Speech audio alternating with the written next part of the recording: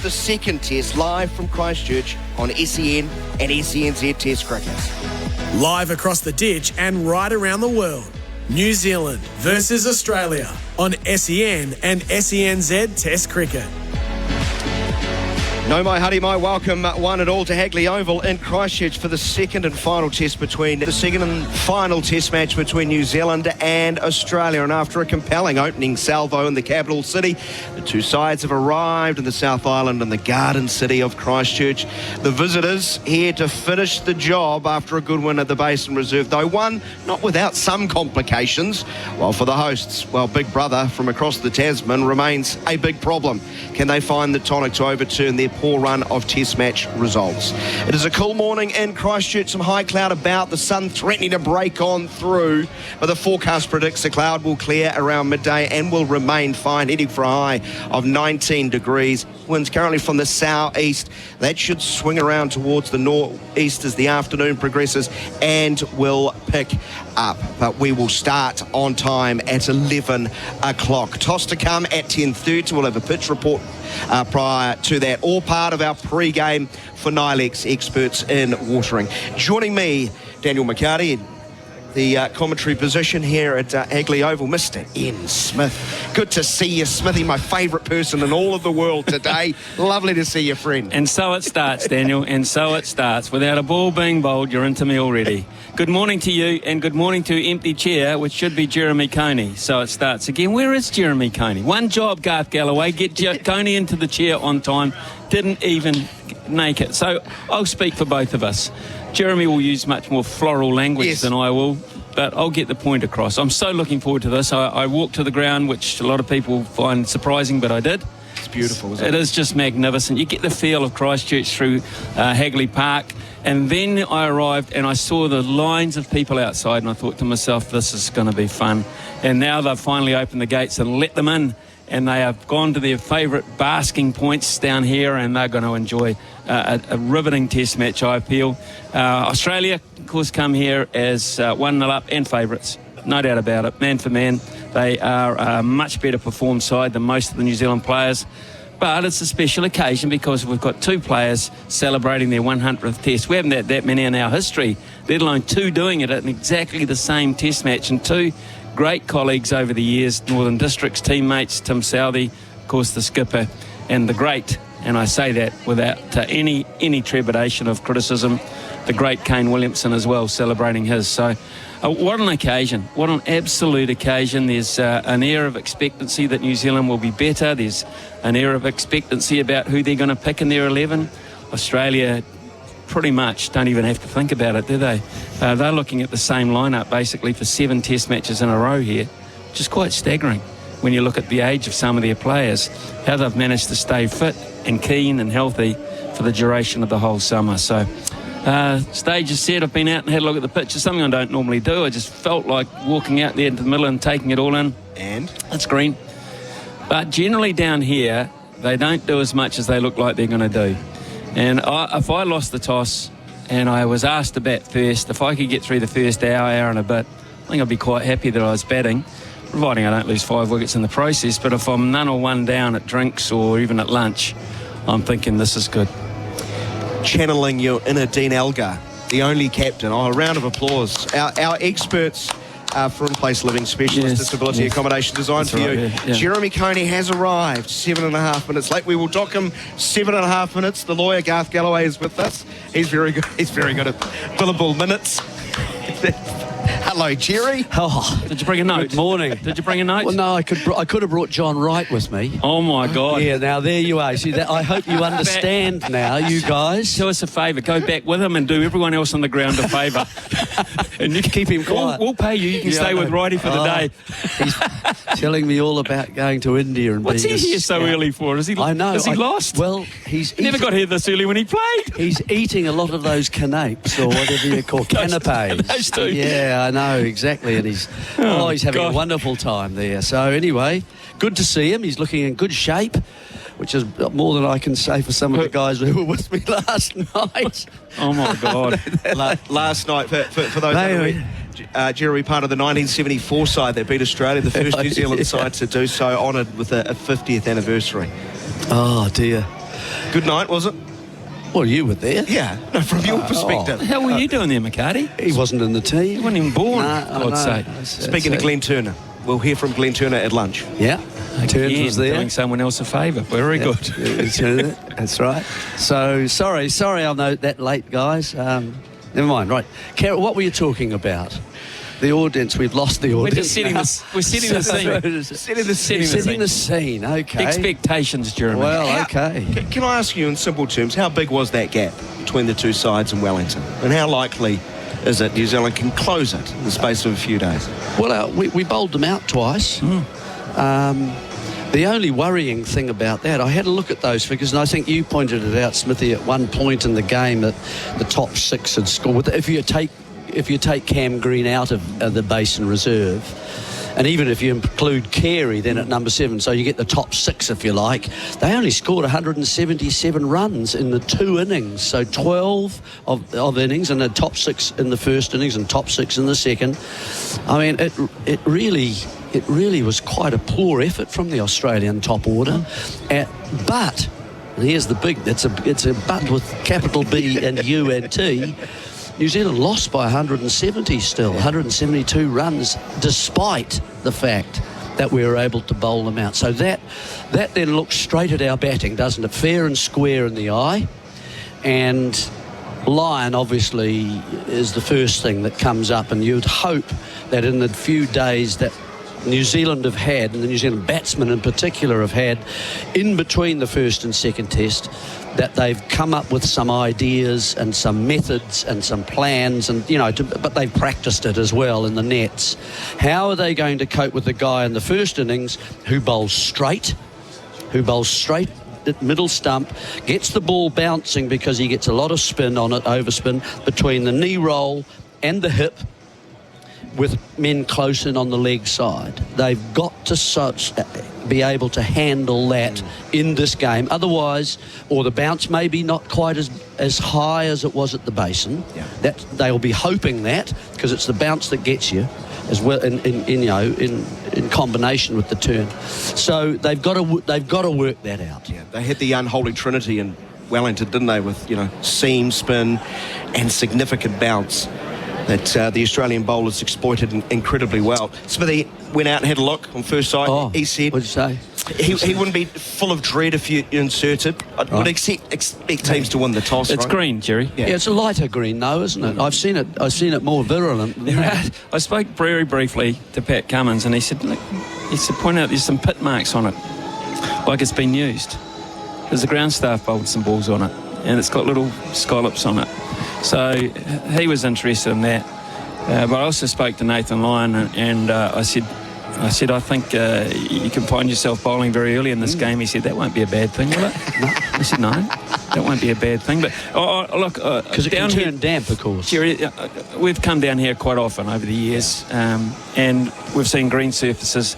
And more often than not, they don't do as much as they look like they're going to do down here. I don't know whether it's the thickness or the texture of the grass. It just doesn't... We need braces. He'd tell us all about it, the grass, wouldn't he? He's a grass man, actually. He is a grass man. Yeah, he's right every way, shape, all form. Yeah. History tells us this. 349 test wickets taken by seamers at this ground, 34 by spinners. So it's essentially a 10-for-1 ratio. But looking in the history books hasn't really helped New Zealand this summer.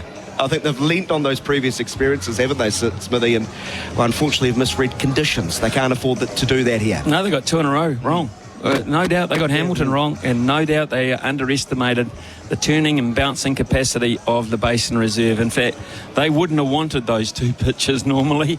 They weren't what was on order, and they got them. So we'll just see. Gary Stead's a local, of course. Tom Latham's a local. There's a lot of Canterbury influence around this team. Whether they're able to get what the kind of surface they want here, and what they really want, from my point of view, is a slow seamer. A slow seamer that seems for most of the game.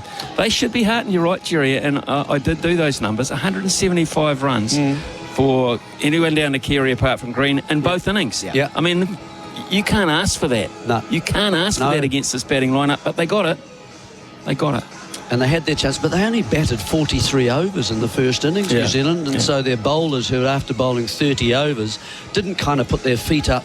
I think they would have liked a bit more than a session and a bit, because that's all it is, 43 overs. And Australia get to roll out their frontline seamers for a 7th straight test? Well, what they have is they have Lyon at one end, and their seamers, the other three main seamers, just pack in rotating at the other end. And so you're only bowling maybe 5 over spells, and it's much easier than running into the breeze bowling 7 or 8.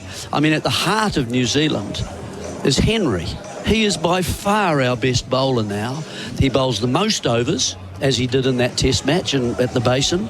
He gets the most wickets, and he looks the most threatening. No doubt about that at the moment. Players are completing their warm-up with Ream. Ream, Australia's favourite hot water. That's steady, hot and strong. I see both sides have had a bit of football. The rugby ball, or I'm not sure if it's an Aussie rules ball over there they've been throwing around, but it's now cricket-specific work for the vast majority of the players out in the middle, as the cloud is starting to sort of burn off, the sun coming through. It's still a coolish morning, heading for a high of 19 degrees. We'll head out for our pitch report in just a moment, but from Australian perspective, it is the batting. That's the obvious work on, isn't it? It seemed like the coach was a little bit grumpy of that second innings performance especially. Well, it's 3 in a row, because they got rolled by the West Indies to lose the test at the Gabba. So they've had 3 out-and-out failures, the bulk of the batting, apart from Cameron Green, who was going into that test match, the one that was on the shaky ground, standing on shaky ground. So he's solved that issue. There's no doubt about that. But there are serious issues. I mean, the whole of Australia is talking about the move from Smith to go from 4 to 1. And they're now leaving Cameron Green alone. And now, of course, who else is under fire? Marnus Labuschagne. Absolutely. Big team, Jerry. And you know, when you set such high standards and you underperform for so long, you can only be carried for so long while you're losing. While you're winning, you can be a little bit more generous. Yeah, you can. And they're getting out defending. It's not as if they're getting out caught deep square or on the drive or thing. They're getting out in the slips and round the bat, you know, a lot. Or they're missing it, they're getting bowled, they're playing on, they're unusual dismissals for the quality of player and the number of runs that they score. Have we got time, Daniel, to ask you a question? Have we? Oh, you've got about 30 seconds. Yeah, but not the answer. Oh, okay. So the question is this. Tell us in 23 seconds, Ben Sears, good selection? He provides a point of difference, genuine pace, bowls into the surface, you know, tall action. There's so few options, Smithy. I poured over the domestic scene scorecard. There is a disturbing amount of right-arm medium-fast bowlers on our circuit at the moment. There's hardly a left-armer amongst them. Ben Lister's the only one, well, really. He's taken one first-class wicket this summer, played one game. Well, he's been injured, hasn't he? He took 6 last season. So I don't know if it is injuries or is he becoming more of a white ball specialist. So Ben says is a point of difference. Whether or not it works, I'm uncertain. He's 58. He's a smart boy. 58 first-class wicket. He's a lawyer, He's got Wellington. Lawyer? He's a Wellingtonian. Oh, thanks, so mate. There's that. Oh, we're all got that in favour. Yeah. That ticks a few boxes. Yeah. Absolutely. Are there any Hadleys coming through? Certainly not through Wellington. Bless. Let's head down for our pitch report. Thanks to PGG Wrights and Turf, New Zealand's industry-leading turf experts. Adam Collins is out there with Mr. Chris Harris. Out of the middle, Adam Collins with former New Zealand all-rounder Chris Harris. Beautiful morning here in Christchurch. 14 degrees at the moment. I'm told we'll get to about 20. As for the 22 yards that matter most behind us, your first thoughts, Harry, having taken a look before? Well, it looks as I'd expect it to. It looks, for the average punter, really, really green, but it always plays so much better than it looks. I still have a feeling the team that wins the toss will probably bowl first, because there is a wee opportunity in that first sort of hour and a half to get early wickets and get amongst it. But if you don't get early wickets, the batters are going to prosper on the surface. Yeah, Cummins has been a bit of a bowl-first captain when conditions have allowed it through his captaincy tenure so far. The other question this morning is, how will New Zealand line up? Do you think this is the kind of pitch where, with runs likely to be in it, that Sartner might get that final bowling spot? Yeah, he might, just because of what's happened in Wellington, obviously, with O'Rourke out, so it may create that opportunity for Santner to come in. We know that spinners generally don't do that well here and don't get a lot of wickets. So it's very much a seamer-friendly wicket. But what we're going to see in this surface is great bounce and carry throughout, a bit more pace and bounce than we saw in Wellington. So I think the batters are really excited to get an opportunity on the surface to get in and try and make some big runs. So the green tinge isn't likely to last for long. Looking back at the test match here in 2016 as evidence of that. There's been test matches here where batters dominated ball and vice versa. So the toss will be important. The Australian Brains Trust have been out there. A couple of marks on the pitch. Not a used pitch, but there have been some traffic through it already. So it is a huge call. It feels a bigger call than normal. It could be a real 50-50 one. Yeah, it is. And a lot on the stake for New Zealand. Obviously, they're desperate to try and win this test to even the ledger. But the great news, as you mentioned at the top, is we're going to have spectacular weather for 5 days. It's a perfect day for cricket today, and hopefully that continues for the next 4. But the weather's looking amazing. It's going to be a packed house. It's going to be a great atmosphere. It's always brilliant playing test cricket here at Hagley. Yeah, the grass banks, the pavilion, it's a stunning place for it. Cannot wait to be upstairs, looking forward to the toss and seeing what they do on this pitch. Thank you very much, Adam. Thank you very much, Harry. That was our pitch report. Thanks to PGG Wrights and Turf. Ian Smith and Jeremy Coney, the former New Zealand Test captains, alongside me, our experts for in-place living specialists. Disability accommodation designed for you. Can you make a case for Santner here? Not really. I think if, of course, it was dry. Yeah.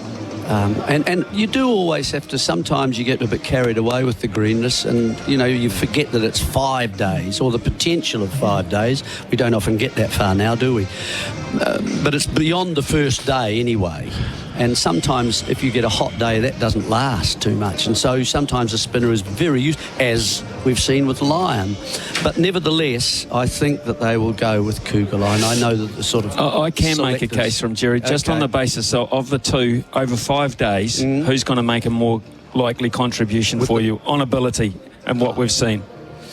Well, I think Santner may be going to contribute a wee bit more. Well, then, I'm not saying he's going to bowl Australia out, but he might bowl cheaper so overs. we'll he might end get up more then runs. with 3 spinners, sort of, 1 and 2 halves. Yeah, I do. And I'm not sure that says we should. That puts a heavy load on Ben Sears. Tell us the number of spinning wickets here in the past. 34 in 12 tests, 338 to the quicks. It's a ratio of 10 to 1. Well, Gary Stead said during the interim, I think Kugelheim will be better for the outing.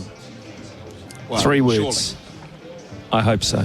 I hope so, indeed. Ben Sears has just been presented his cap. Wonderful moment for the Wellington fast bowler. Of course, Tim Southey confirming his selection yesterday. Australia, an unchanged 11. Pat Cummins confirming that our pre-game is for 9 experts in watering. Shortly after this break, Adam Collins will be in the chair alongside Smithy. We'll head back out to the middle for toss and team details. Stay with us. Plenty more to come on SENZ and SEN Test Cricket. For Zing, quality paint and colours perfect for your summer projects. And GJ Gardner Homes, New Zealand's most trusted home builder. This is SENZ Test Cricket. The Black Caps against Australia, the second test, live from Hagley Oval. Save with PowerPass this tax time at Bunnings Trade. PowerPass members have saved thousands of hours skipping the registers using self-checkout on the PowerPass app. And they've saved more money on a huge range of products with exclusive PowerPass pricing. Apply for PowerPass today at Bunnings Trade. Hey cricketers, don't get caught at the crease this summer. Pad up at Cricket Express, New Zealand's trusted specialist cricket store. Their staff play and love cricket, so you can relax knowing you'll get the best advice. Visit any Cricket Express store and their experts can help fill your kit bag with the right gear for you. Whether you're a batter, bowler or a keeper at any level. Now that's worth some runs. Visit Cricket Express's 6 pitches around New Zealand or cricketexpress.co.nz. Is your business on a busy road? Maximise your location and elevate your presence with a vast digital billboard. And not just any old billboard, an LED billboard. Showcase your brand and products up in lights, bold and bright, 24/7 with Vast. Sizing to suit from 2 metres to 10 metres. Be seen and increase sales. Contact Vast Billboards to BYOB. Buy your own billboard. Think big, think vast. Vastbillboards.co.nz. Imagine a deck where you can invite people around to enjoy the afternoon. The deck looks good and no one slips on the mould. Are you putting off your painting project because you're not sure how to do it? Ask the team at your local Resene colour shop for all the help you need on the best wood stains, prep and staining techniques for your project so you can get your DIY to-do list done. It's time to get decorating this summer with Resene.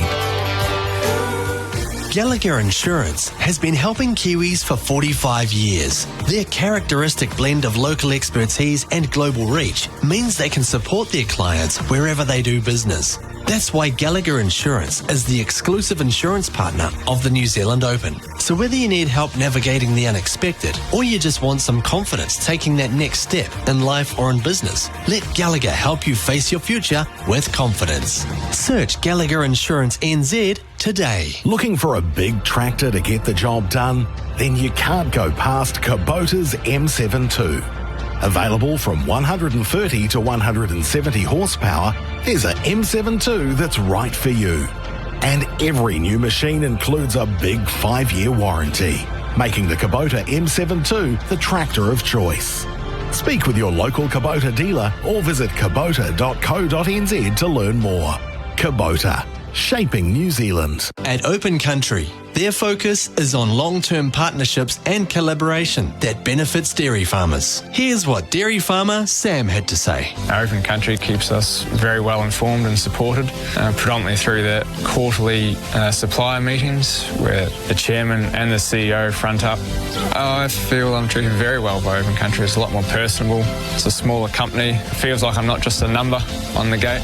Open Country. It's a partnership by choice. We hope you're enjoying the cricket on SENZ. There's plenty more sport where that came from, like SENZ Breakfast. Start your day right with the very latest breaking news in the world of sport with Israel Dag and Ricardo Ball. Do you want to give us the news, mate? Phil Jordan, Crusaders All Blacks fullback. He's going to be out for 2024. It's going to be fireworks, Rick Dog. I'm absolutely pumped for this series against the Australians. Join us every weekday from 6 a.m. SENZ Breakfast with Izzy and Ricardo. Racing season starts now. Charge out the gates with $50 in bonus bets on us. Join the world at pretty much all forms of the game, but this one in particular, the traditional, which is so important to all of them.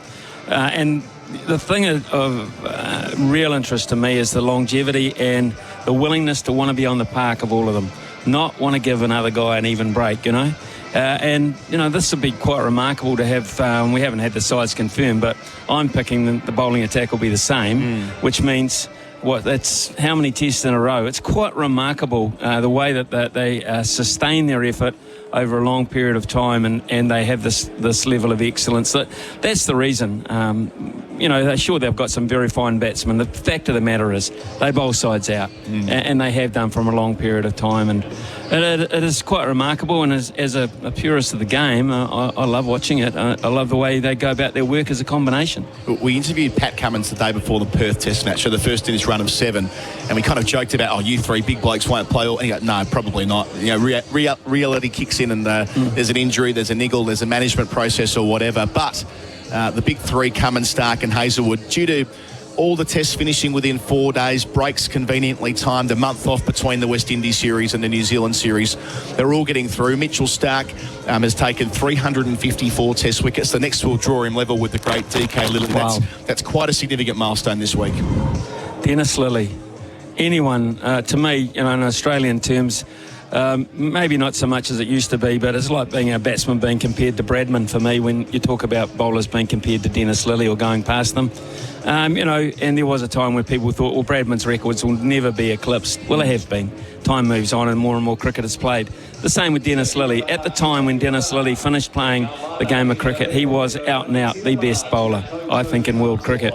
You know, he's been eclipsed, his numbers have been eclipsed, but his legacy and the standards that he set will never change and will never be diminished in that regard. So, to go past DK Lilly, Mitchell Stark, wow.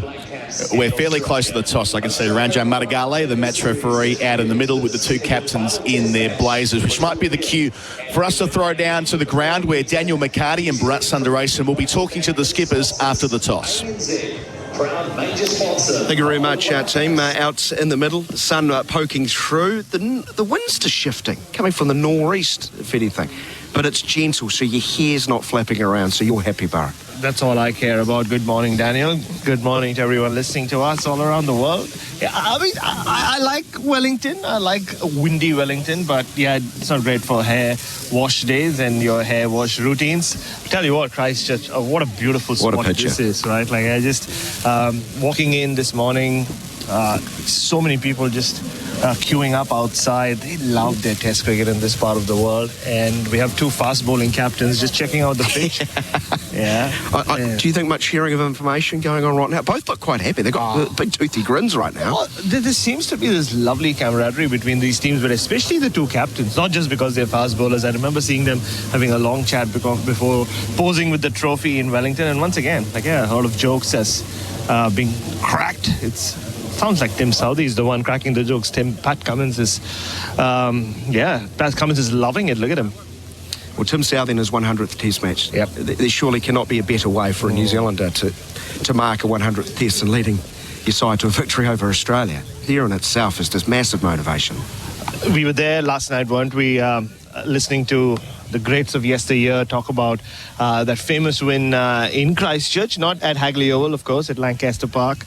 First ever New Zealand Test win over Australia, and just listening to them kind of tells you how much it means to the people of New Zealand to beat Australia. They haven't done it very often in the last 30 years, but maybe they can take some inspiration from that last night. Just 8 times, as someone pointed out to us last night. The two captains now are ready for the toss of the coin alongside Craig McMillan.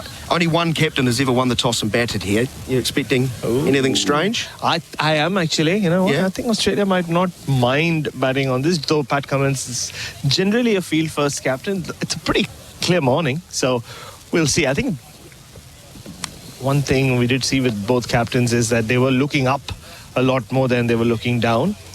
And just speaking to some of the Australian support staff as well, they expect this pitch to play truer than what we saw at the Basin Reserve last week. Indeed. Green looking surface always is the case here. Predominantly the seamers have done the job, but I'm sure if you can get through Channel Una, Cameron Green, I thought he was excellent outside of off stump. That ability of knowing when to soak up some pressure, not too, he wasn't full of hubris throughout. It was a fine innings, a match-defining innings, of course. And there are players are capable of it, and there's a lot of batsmen who are smarting after both missing out. Oh, very much so. New Zealand failing to make 200 across both innings. And so many of those batters, I can see Rachin Ravindra just in the background there, shadow practicing. He's had a long hit yesterday. He looked really good in that second inning, but someone needs to go big for New Zealand. As big as that coin in match referee Ranjan Madhugale's hand. It's like chunky old coin. Yeah. It's like, I want to get this on. Yeah. Why the delay? As far as New Zealand is concerned, a lot of bowling done by Scott Kugelheim. Daryl Mitchell too. Daryl Mitchell just a few overs in Wellington, so you'd expect Scott Kugelheim to be in that lineup as we are just mere seconds away from the toss of the coin. It's the two captains out in the middle. The sun now starting to beat down, which is lovely. It's a cool day, 19 degrees is the forecast, but look at the fans have filled in. Oh yeah.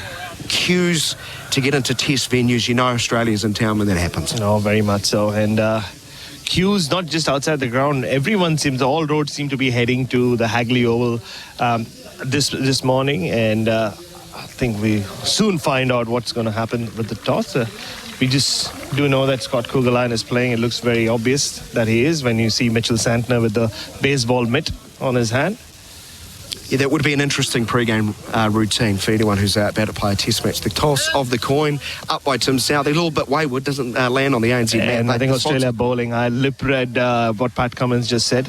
Australia finally won a toss in this time. Oh, that's true. I'll be happy with that, so not surprised, although you felt there was a possibility. I just thought maybe just speaking to some of the batters, well, obviously the batters and some of the coaches that could have happened, but Pat Cummins is stuck with his guns, and it didn't take him more than half a second to say ball as soon as that coin went, and it was tails like it called. Impressive that three-pronged pace attack has been able to play every test this summer. It's the greatest pace triumvirate Test cricket has ever seen, most successful anyway. And Pat Cummins said this before the first Test of the summer, way back when, it feels like, in Perth against Pakistan. And even he at that point wasn't confident that it could happen, but they pulled it off. But just playing 7 Test matches is one thing. They'll want to just bring that same energy that they have across the last 6 Test matches and finish big. And from a New Zealand perspective, well, they've just got to sharpen up. And Kane Williamson, we might just hold your thought on that. Pat Cummins, the Australian captain, to join us. Really appreciate your time, Pat. Any hesitation in deciding to have a bowl? No, not really. It's a touch of green. I've seen it greeny here before on TV, but hopefully a little bit of help there today for us. Yeah. What do you know of the surface here and how it tends to play? It's normally pretty high scoring across the 5 days. So normally a little bit earlier and then gets better and better. How have you been able to maintain that 3-pronged pace attack all summer? 7 straight Test matches. It's impressive. Yeah, a bit of luck along the way. Having a couple all-rounders chip in helps, and obviously Nath Lyon bowling plenty of overs. But been really proud of how everyone's stuck at it, and still feeling all right somehow. For all that you have achieved with this side, winning away from home hasn't come easily. So completing the job, that's clearly front of mind here. Absolutely, that'd be huge. I think for any Test side, the biggest challenge is always winning away from home. So, that's the opportunity for us this week. It's not going to be easy, but lines up pretty well for us. How's the batting group feeling? Cameron Green's side is obviously feeling $1 million. Yeah, they're good. They're all-season pros, played a lot of cricket. So, obviously would have liked a few more contributors last week. A few of the guys would have liked a few more runs. But, they've worked pretty hard over the last few days, and they've got a pretty good body of work behind them to call on. Pat, appreciate your time. Go get ready. Big day out. Congratulations for winning the toss. Cheers, Pat. That is Pat Cummins, the Australian Test captain. Now, the New Zealand Test captain, Tim Southee, 100 Test match appearances. Congratulations, Tim. Heck of a milestone. What would you have done here today? We would have had a bowl. I think it's what you sort of tend to do here at Hagley Oval. But we've seen in the past it isn't the worst thing if you're able to get through that sort of first hour or so without too many wickets down. What has your batting group learned from Wellington specifically about dealing with this very impressive form four-man attack with great balance to it? Yeah, it is. I think just being able to build partnerships. I think any match you go into, any opposition you go against, you look to build partnerships and keep them coming back. So the guys obviously we weren't at our best in Wellington, but there was still some good things to take out of it, and hopefully we can keep building and put in a strong performance here to finish the home summer. What about the side? You confirmed Ben Sears making a Test debut is an exciting prospect, but as far as who's chiming in at number 8? Excited for Ben to make his debut. He's obviously had a little taste in the other formats and gets a chance in the Test stage. So he's got a bit about him, a bit of pace, and looking forward to seeing what he's got over the next few days. And the rest of the side's unchanged from Wellington. Yeah, but Scott Kugelheim, you feel will be better for the run? Yeah, I know everyone sort of looks to get better, and Scott's still contributed in a couple of important wickets there in Wellington. Obviously the wicket of Marnus in the first innings, and Alex Carey, a dangerous player as well. So it's I guess everyone's looking to improve and looking to get better, and Scott's no different. 100 Tests for you and Kane. How special? Yeah, it is special. It's nice to do it alongside a good mate and a guy that played a lot of cricket with. So it should be a great week and a special week. But we know we've got a job to do and a focus to shift towards what's needed from the team over the next 5 days. Well, congratulations on that number. Go put your feet up. Hopefully you're off your feet for most of today. Thanks, Daniel. Tim Southee there, Pat Cummins. Tim Southee a little bit envious of your blazer. I think he was trying to swap it with you, Bharat. I think he was going for that mark on my chest that Chris Harris has given me. Right. I'm sure we won't mention that in commentary. You just had to listen to both of them. What stands out? What stands out is both captains know pretty much what they want out of this game and what they need to do. Like Pat Cummins said, and both Tim Southee said, fielding first in these conditions just seems the most natural thing to do, even though some captains might want to take a risk. Like you said, it hasn't happened very often before. Look, he defended Scott Kugelheim's selection as well, 2 wickets he took. But obviously, you just know that he needs to get more out of Scott Kugelheim, especially with the ball, but maybe also with the bat towards the end. So that's the news from the middle. We'll hand it back to you, Colo. The cloud has just gone across the sun. That wind, though, definitely shifting to the nor'east and getting a little bit stronger as we head back to the main commentary position. Thank you, Daniel McHardy and Bharat Sundaresan and the captains for joining us. The coin coming down in the favour of Patrick Cummins and electing to field. Australia unchanged, New Zealand one change from Wellington. Ben Sears, the debutant, in for Will O'Rourke, and Scott Kugelheim winning the last spot in the 11. We'll be back in a moment with Garth Galloway, who's joining our commentary team this week, alongside former New Zealand all-rounder Chris Harris. Our pre-game is for Nilex, experts in watering. New Zealand will be batting first when the first ball is bowled in 20... We're right there with you, powering your DIY journey. With over 100 tools for your home and garden, all powered by one battery to make it happen. Because when it comes to getting things done, this is your moment. Do it yourself. Do it with a Zito. Do you? When choosing insurance, especially life and health insurance, New Zealand's #1 insurance comparison website has got your back. At lifedirect.co.nz, you can compare and buy your life and health insurance products with confidence from New Zealand's top insurance companies. And as a major sponsor of the White Ferns and Black Caps, Life Direct has all Kiwis covered with a 30% cashback on your first year's premium. T's and C's apply. Ask about a free will with any new policy taken out. Get started today. Visit lifedirect.co.nz. The team at PGG Wrightson Turf are all about the delivery of high-performance turf grass solutions. They've been in the business for over 40 years, so they know what it takes to deliver a top-quality result for your needs. From pro sports turf and turf landscaping through to revegetation and erosion control, their highly skilled team knows every aspect of the turf and environmental markets. To find out more about how they can help with your turf grass solutions, visit pggwrightsonturf.com. Hi, Paul here from Waterforce. Keeping your lawns, gardens, parks, subdivisions, sports fields and golf courses looking green and lush is what we do best. We're also experts in improving water quality so it's safe to drink and use. We help a wide variety of residential and commercial clients around New Zealand to use their water as efficiently and effectively as possible. Waterforce offers custom designed solutions for your individual needs and supplies the best quality products and equipment for the job. Download our home irrigation planning guide to get started at waterforce.co.nz. Coming up live on Sky Sport, the NRL is back and the One New Zealand Warriors are ready to take on the Sharks in their first game of the season. Is this our year? Find out from 7:30pm tonight, live on Sky Sport. After Waz. It's going to be built on. Bowling to Jerky. Coming in from the northern end. Pitches this one just outside off. There's a loud appeal for caught behind. And they're taking it upstairs. Let's look at Snacko. There's certainly a faint edge. Jerky's nicked it. And it's another wicket for Canterbury Biltong. No denying Snacko. A beaut of a delivery from Canterbury Biltong. Canterbury Biltong. Air-dried beef and venison snacks. Available nationwide or at canterburybiltong.co.nz. Explore your limits.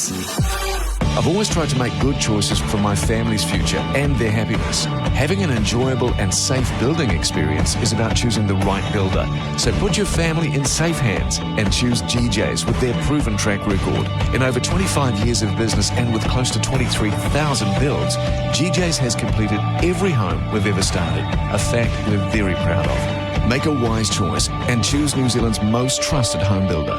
GJ's, here today and tomorrow. The land of the long white cloud, home of thoroughbred champions and the Karaka experience. New Zealand Bloodstock's iconic sales has for years unearthed the next generation of racing royalty. From blue blood thoroughbreds to other exceptional types, buyers converge on Karaka each summer seeking their next champion. Let NZB open the door to Karaka and experience the passion and expertise of New Zealand's top breeders. Your winning journey begins at Karaka, nzb.co.nz.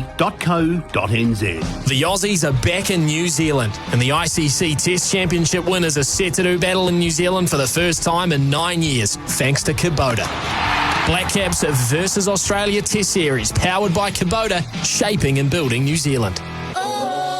For Razine, quality paint and colours perfect for your summer projects. And GJ Gardner Homes, New Zealand's most trusted home builder. This is SENZ Test Cricket, the Black Caps against Australia, the second test, live from Hagley Oval.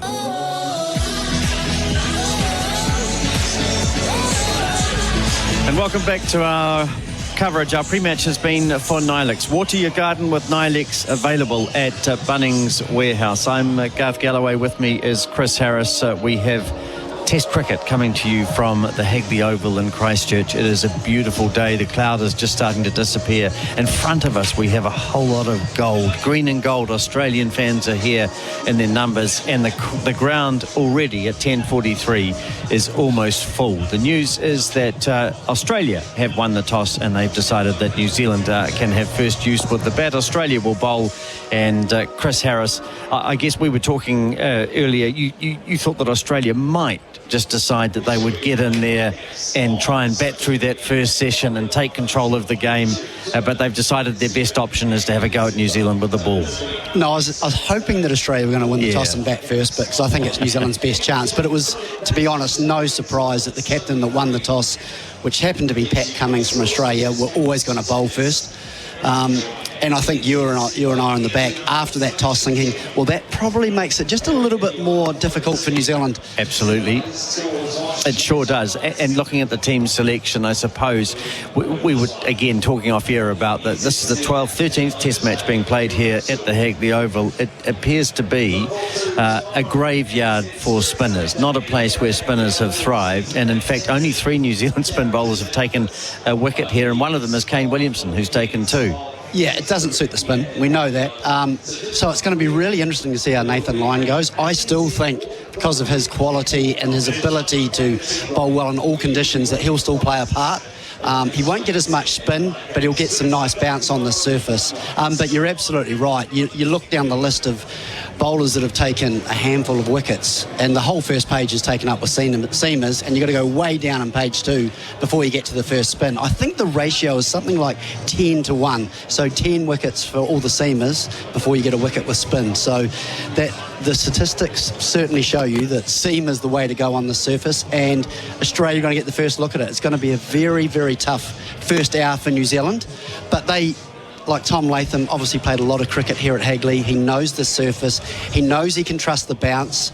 And I feel that he's due, really. He's due for a big one. He's a very good judge of where his off-stump is. He made that mistake in Wellington. I think he would have worked very hard in the gap in between on just getting back to knowing exactly where his off-stump is. And I think if New Zealand can be positive in their defence and leave well in that first hour, that's a very good chance for New Zealand to get back in this competition. And obviously, from New Zealand's point of view, they're desperate to win this test match to even the ledger. In Australia, the luxury of an unchanged team yet again. Well, it's just, I've heard Smithy talking about it. It's phenomenal. I mean, from a batting group, yeah, that's fine. It's changed. There's been a little bit of change up and down the order, but it's more the bowlers, you know, even the age they're in and the pace that they bowl, to have that same bowling lineup. I think it's for the 5th test in a row. Incredible. You go back to the last test against Pakistan, 2 against West Indies, and the 2nd against New Zealand. To have that consistency and the way that they've been able to consistently come in, bowl pace, and knock teams over in both innings has been incredible. And it's going to be a very, very tough ask for New Zealand in this first session. Our pre-gamers for NILEX, experts in watering, will be back after this break. The anthems will be taking place shortly, and we'll have live cricket with SENZ in about 10 minutes' time. For a theme, quality paint and colours perfect for your summer projects. And GJ Gardner Homes, New Zealand's most trusted home builder. This is SENZ Test Cricket, the Black Caps against Australia, the 2nd Test, live from Hagley Oval.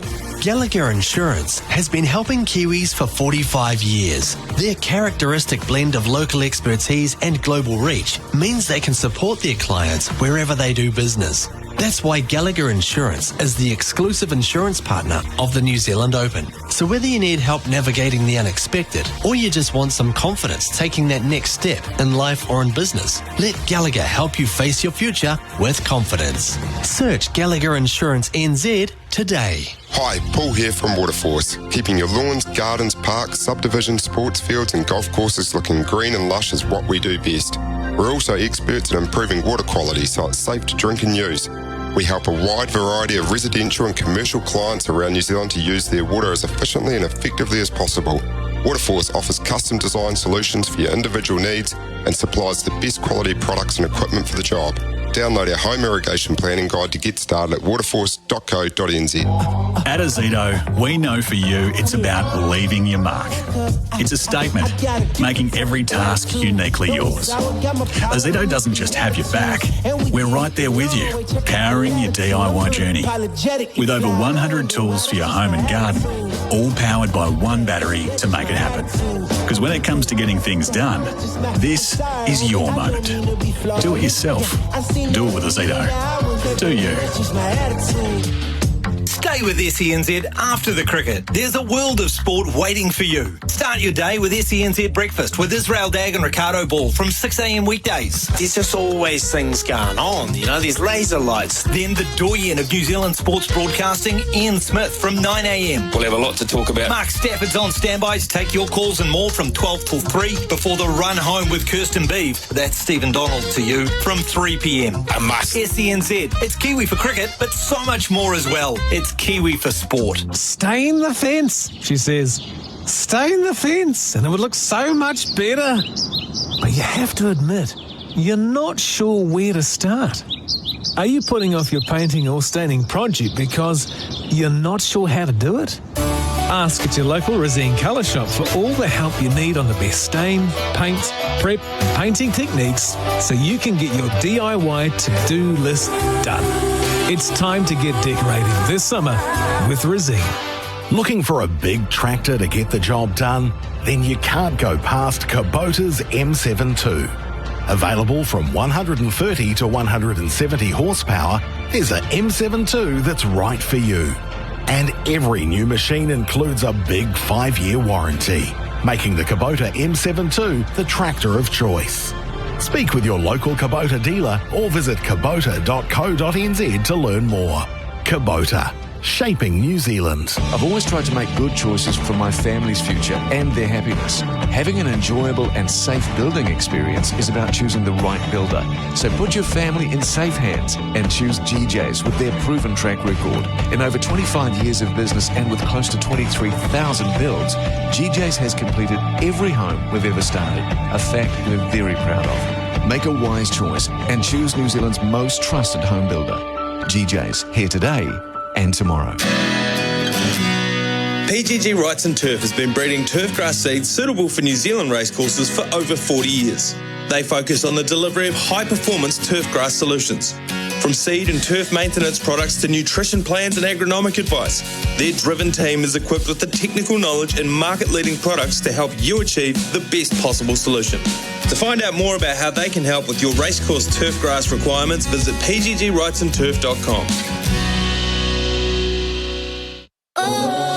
For Resine, quality paint and colours perfect for your summer projects. And GJ Gardner Homes, New Zealand's most trusted home builder. This is SENZ Test. For nearly a decade now, Smithy, they've done a wonderful job here at Hagley. They just keep developing it bit by bit. That's the nature of this ground, Colo. You can't do a heck of a lot to it because it's protected. This is a wonderful part of Christchurch, the Hagley Park, which you've had a look around and you probably will again. But it's very protective in terms of what you can do. You can't be over the top in terms of your buildings, etc. They've preserved it beautifully. What a wonderful site that is. You very seldom see Kane Williamson with his family. He's a very private man. He keeps them to himself, but to see him walking out holding the hands and carrying his children, as Tim Southey as well. What a really special time for the pair of them. 100 test matches. Total respect. Yeah, cricket does this really well in the modern game, acknowledging the contribution made by families. We saw 2 test players in Dharamshala play their 100th tests last night, Ravichandran Ashwin and Johnny Bairstow, and 2 more joined the 100 club today, players 5 and 6 for New Zealand. Kane Williamson and Tim Southey, the captain, joining Ross Taylor, Daniel Vittori, Stephen Fleming and Brenda McCullum in the 100 club. The players now following the 2 Centurions, both sides filing out alongside the umpires. Murray Erasmus, his 82nd and final test this week. We thought he finished last week, but we were misled. We'll celebrate him again on the coverage, I'm sure. Nitin Menon from India, officiating his 23rd test match, the TV umpire Michael Goff, and Ranjan Madagale, the match referee. So not far away from hearing the 2 national anthems. The news from the toss, to recap that, Pat Cummins won it Australia are going to field first, as is the custom here at Hagley. Only on one occasion has a side won the toss and batted here. So that is the form, Smithy. It is the form. You think about it. You think about batting first and then you bowl, which is the exact opposite what Australian teams have done over the years, Colo. So here are the national anthem, starting with Advance Australia Fair.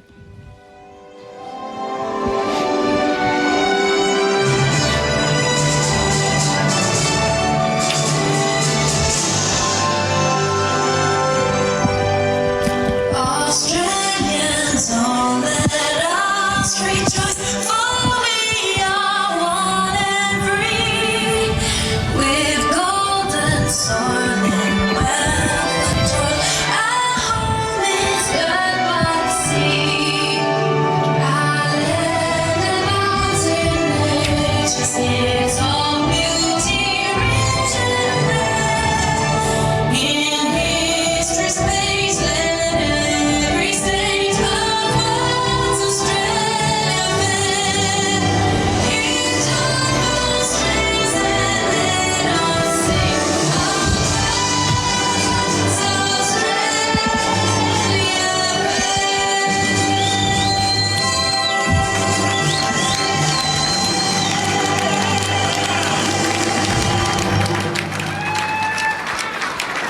New Zealand anthem, God Defend New Zealand.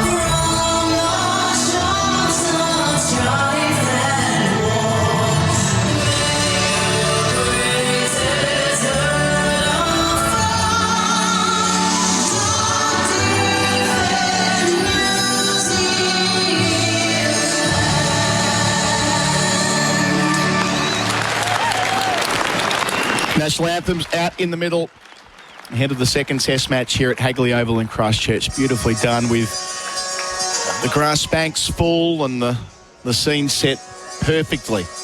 Mentioned before that Australia have won the toss and done as captains do here at Hagley with a pitch that looks green. It won't be green for long, but taking advantage of the psychological edge they earned at Wellington last week, bowling at the home side for sub 200 on both occasions. Sorry, Smithy. Absolutely, Colo. And they'll take a lot of confidence from that. Every test a new test, so they'll start afresh. But when you start afresh with the kind of record that each of them has had as an individual bowler, and then as a combination as well. And let's not deny the fact that how well they bowl as a combination. They sink themselves in nicely, and they're comfortable bowling as the unit that they are. So, and that gets you, out of the starting blocks really quickly. Pat Cummins couldn't get across to say we'll bowl quick enough. I was out there when he had a look at the pitch this morning, and just to privy to a little bit of conversation, he was always looking to bowl, I think, and so would Tim Southey has been as well. Now the Australians are giving Murray Erasmus, whose last test match this is, a guard of honour. And how special do you see that? That is just, I can't remember seeing that as in a test environment. That is just great respect. I'm sure they did it for Dickie Bird and some of the great umpires over the old ship. But to be perfectly honest, Colo, that's really cool. Yeah, Murray Erasmus, 82 test matches. His first was in 2010 between India and Bangladesh at Chittagong, a test match that Bharat Sundaresan was in attendance of. He's overseen a number of World Cup finals, both men and women, one-day internationals, T20 internationals around the world on the elite panel for so long now. It's fitting recognition for a man who's been a great umpire.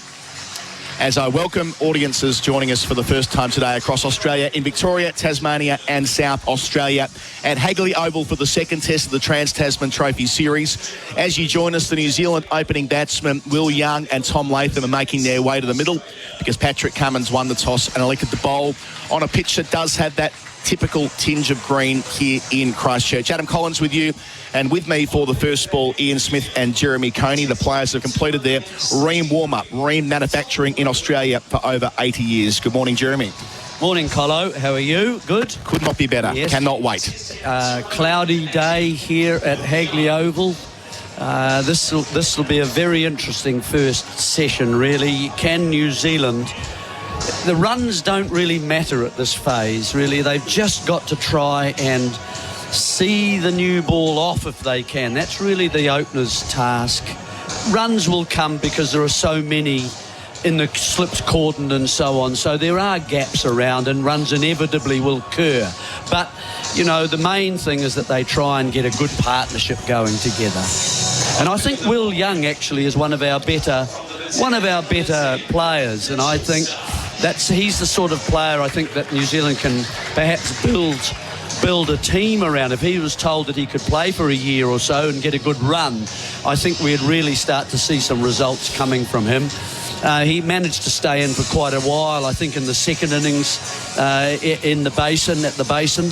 Didn't get a big total, but he looked relatively secure, I thought. So let's hope he has a go. And, of course, Latham is an experienced player. So one right hand, one left hand. Let's see how they go. An experienced player desperately out of form. He's averaging just 16 across the 5 test match season for New Zealand in 23-24. That horrible run that continued last week out in single digits in both innings. Mitchell Starc will take the first over in the first dig and Nathan Lyon in the second, although Hagley is a ground that he really has enjoyed over the years, Smithy. He has, but this is a very stern test for him.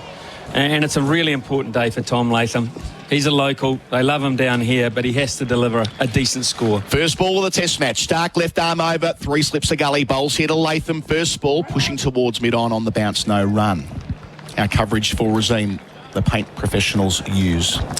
Should swing a wee bit, Jerry. Just a wee bit, I think. Not a heck of a lot. I mean, I wouldn't, if New Zealand, as you say, if New Zealand can just survive and occupy for this session, that's their target.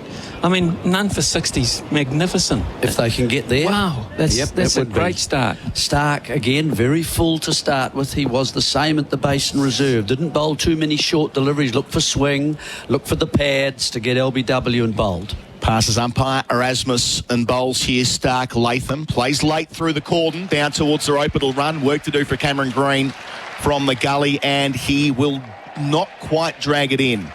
So a boundary second ball of the test match. New Zealand none for 4. Latham off the mark. Soft hands, nice soft hands. Didn't go after it. So that's also a secret to batting well at the top of the order. Don't force yourself on the ball. The ball's brand new. The surface is new. Soft hands there. Didn't push out too far away from his body. But by the same token, he did play at a delivery he could perhaps have left, and Starc will be interested in that. They'll be very, very wary, I think, of the amount of bounce. That's what really created problems for New Zealand at the Basin Reserve. Might not get it here. Starc up again. Northern end bowls here. Latham leaves into the gloves of Carey. Next to him, Kawaja, Smith and Mitchell Marsh. The 3 slips to Gully's Green. Nathan Lyon at point. They've got a mid-off Labuschagne. Mid-on Patrick Cummins, the captain. Travis Head at square leg. And beneath us at fine leg, Josh Hazlewood. Starc, who's taken 21 wickets at 28 through the season. It's been a story of the big 3, Smithy. They've just been a machine. Starc, 21. Hazlewood, 29 at 15. His season figures. And Cummins, the ever-reliable, 25 at 19. The envy of the world of cricket. They are, this bowling attack. The envy. So Starc up again. Latham faces up, plays late once more, but Green has enough time to work to his left. No run there. Yeah, but don't forget the role that Lyon plays in all this. He just ties up one end, even if he doesn't get people out, which he normally does. The scoreboard hardly moves. And to have the other three seamers bowling and rotating at the other end, maybe 5 over spells, I mean, they hardly bowled at the Basin Reserve. The three of them hardly bowled. Lyon, a 10-wicket bag last week. 24 wickets in the season for him. So as a group, they've done brilliantly, playing all 7 test matches. Stark up, bowls to Latham, leaves alone on length through to the gloves of Carey again, swinging away towards the cordon. So. I agree with your sentiments too about Will Young. He looks the most organised in terms of technique, but again, organisation has to turn to profit at some point. And profit means a decent score. Yeah, the trouble I think for Young is that he just hasn't had a bit of a go for it. You need, to suddenly play one test match. It's pretty tough. And then out you go again, and then come in another 10 tests later. Stark to finish the first over of the test match. Delivers here, and Latham plays on the front foot, pushing past mid-off. There'll be runs there beyond Labuschagne. Down towards the rope again, nicely timed, and it will reach the rope too. Well played. Good confident start from the man who's been under pressure, Tom Latham. He's 8. New Zealand 8 without loss after 1 over. They were sent in at the toss. Full ball again, isn't it? I mean, that's a full over. Every ball he's bowled there, he's looked to try and get into the stumps. A little bit of swing, not much. I've got to say for Stark, a wee bit there. That one was a full toss, a very low full toss that Latham was just a bit wary of and came forward at the last moment. Got enough bat on it that it just beat Labuschagne diving to his left, and had enough that it got through to the boundary. So a couple of boundaries, all played from the front foot from Tom Latham, and now it's going to be Hazelwood from I don't know, what do we call that end? We're calling this the Port Hills end, I believe, the southern end. Would that be fair? Okay. I'll just turn around. Garth Galloway's at the back. He's the expert. with us. Port Hills end, Garth? Port Hills end. Yeah. Botanic Gardens end at the north and the Port Hills at the south. So Josh Hazelwood mentioned before, 29 wickets at 15 across this 7-test stretch that all Australian quicks have been available for.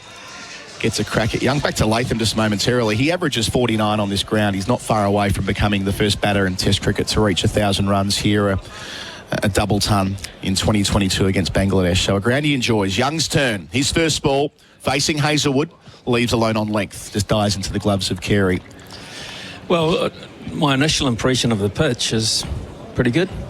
Well, we haven't quite seen it only yet, 6 have we? deliveries. Yeah. Yes. And they've all been full. And my other thing is that Latham has got a good bat. That was a low full toss. And it whistled past Labuschagne, who is very, very good at mid-off. So, nice timing. Those 2 boundaries are significant for Tom Latham because they just get you underway and you feel like it might be your day. It just might be your day. They've also got a short leg in for Young. Hazelwood away from us towards him, delivers here, and he drives as well, but out the middle of the bat, Labuschagne straight to the fielder at mid-off. Speaking of Hagley, for our listeners who are in Australia and won't be as familiar with the local train, so 10 years they've been playing Test cricket here. Jerry, Lancaster Park was the Test ground before that, and this development in a park in the middle of town. Yeah, it was a little bit controversial, I think, in using this area up for the Cantabrians. Some people didn't like that so much, but it's certainly become, the venue now down here in the south. There's not another, really. Hazelwood delivers to Young. 3 slips, leaves alone. That's come back a little bit off the seam.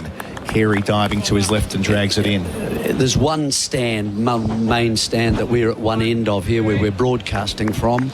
The rest of the ground really is just banking, and it's full at the moment. There's a very good crowd in here this morning for the start of this test match. There's some sort of tents and so on at various points around the ground. There's places to eat and so on, tucked over the hill, if you like, on the downside away from us.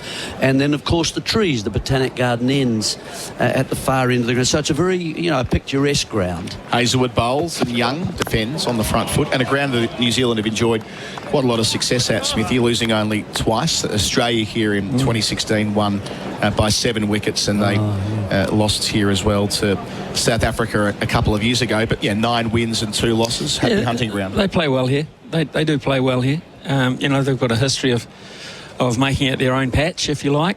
A lot of Canterbury influence has been around this side for a long period of time, too, in terms of playing personnel. So they feel comfortable. It's their backyard for a lot of them. Hazelwood on the approach. 2 left in the over. Bowls to Young, who leaves again outside the line of the off stump. Better carry that time through to Carey. All they're thinking of at this stage is just get himself in as the batsman. That's all they want to do, just to feel the bat on the ball, leaving a good leave. Actually gives you a little bit of confidence as well. So we've seen that from Young. We've seen a couple of boundaries from Latham. So as good a start as you could say. It's very early on, of course, and they've got a lot of work to do yet. But, you know, the ball doesn't seem to be all over the place at the moment, you know, and dominating. Hazelwood finishing his first over. Young inside part of the blade, not far away from short leg, but he'll get off the mark with a single. Young retains the strike. 9 without loss. He's 1, Latham 8. That's on the Kubota scoreboard, shaping New Zealand and Australia. Bunnings Trade is here to help you this tax time with 134 Trade. Call 0800 134 872 for on-the-spot product inquiries, fast quoting and on-site delivery. Tax time sorted. Bunnings Trade. Helping business is our trade. Busy making a crease in the sofa as you watch batsmen at the crease? Well, you won't want to risk leaving the couch because you might miss this ball, the next ball, or the delivery after that. Best get your dinner delivered instead. Macca's, we deliver. Our first session on this beautiful morning is for Before You Dig Australia, our coverage for Azine, the paint professionals use. Thank you. A couple of boundaries for Tom Latham, and it's going to be Young facing Stark for the first time. The field remains broadly the same, but no short leg for Stark. They've got the square leg instead. Well, he'll be targeting the front pad here of Will Young. Jeremy pointed out the length was very full. It won't change here. His variation will be the ball that goes across, but by and large, targeting the front pad of Will Young. Young facing Stark over the wicket, bowls here, leaves. Nice carry to Carey. Young, who looked at times last week as though he was pretty organised. He only made 15 in the second dig, but batted for a lengthy stretch of time and was the 5th man out in the first innings, albeit in the middle of that collapse. But he didn't look out of place. Well, he does. I mean, he looks to me to be a test batsman. And there's been a lot over the years that have looked like they could be test batsmen, but haven't fronted up with a number. So Will Young needs this opportunity to cement himself and the side. Of course, Conway out of the side, so Will Young gets another opportunity, Jerry, as you point out of default, really. Stark on the approach, delivers here, and Young leaves a ball way wide of the off stump. But I like him. I like the technique. I like the way he goes about things. He just looks like an organised batsman out there. So, and doesn't seem to look the pace worries him. He just looks where his off stump is pretty much under control. Just those trademarks, almost old-fashioned in some respects. Yeah, he got himself out in the first innings, didn't he, at the Basin Reserve with a little edged outside his pad. And then the second one, he kind of, to an off-spin ahead, he got out. Stark up to him here. Young waits and leaves. And on a surface that was turning quite prodigiously, actually, for the Basin Reserve. It surprised, I think, everybody, including the players. To get one that just carried on straight and got a little in, an outside edge through to slip. It's kind of the way you get out to an off-spinner if there is a way, that just doesn't turn and just carries straight on. And it was a good catch from Smith as well, down low to his left. So, I don't think they were awful dismissals, put it that way. Young thudding his bat into the turf. Stark on the approach from the Botanic Gardens end, leaving alone again. Similar line, about 5th stump, and he's able to shoulder arms nice and early. Young has 7 half-centuries in Test cricket, yet to convert a century across 15 matches. He's made a half-century here at Hagley against Bangladesh in 2022, and it's rare for him to get 3 Test matches in a row, Jerry. He's usually in and out, but he played the second Test against South Africa in for Daryl Mitchell in the middle order. And got a 60, and he helped Williamson, in a partnership, didn't he, where New Zealand were just a wee bit under pressure on that last day against South Africa, and he responded. He is a middle order player, isn't he? He's been adapted himself to opening. Stark up again, passes umpire Erasmus, bowls here. Young leaving a bit shorter. Same line though, 5th stump line, just trying to tempt him out there. No real swing, which they're looking for at the moment. 140 kilometres an hour. So you have to really crank it up as you get stuck. You can get up to the high 140s on a good day. I thought he bowled well at the Basin without great reward. His rhythm looked good.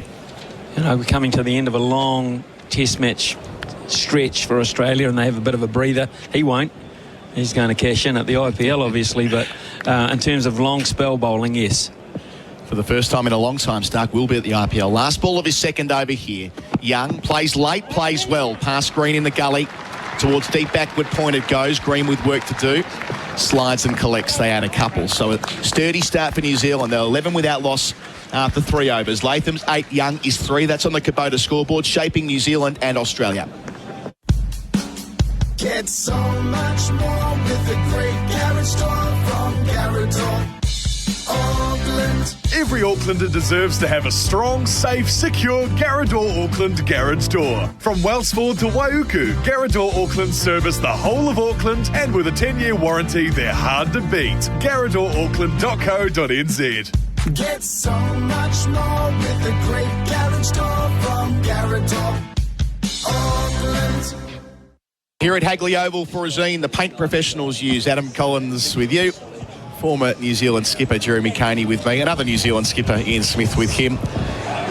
We recognised an important milestone last night, the 50th anniversary of New Zealand's first ever Test victory over Australia. That Test match started on this day in 1974, the 8th of March, up at the old Lancaster Park in Christchurch. Jeremy played in the team as a youngster. Just out of school uniform. Hazelwood over the wicket, bowls here to Latham, who plays off his front pad down towards fine leg.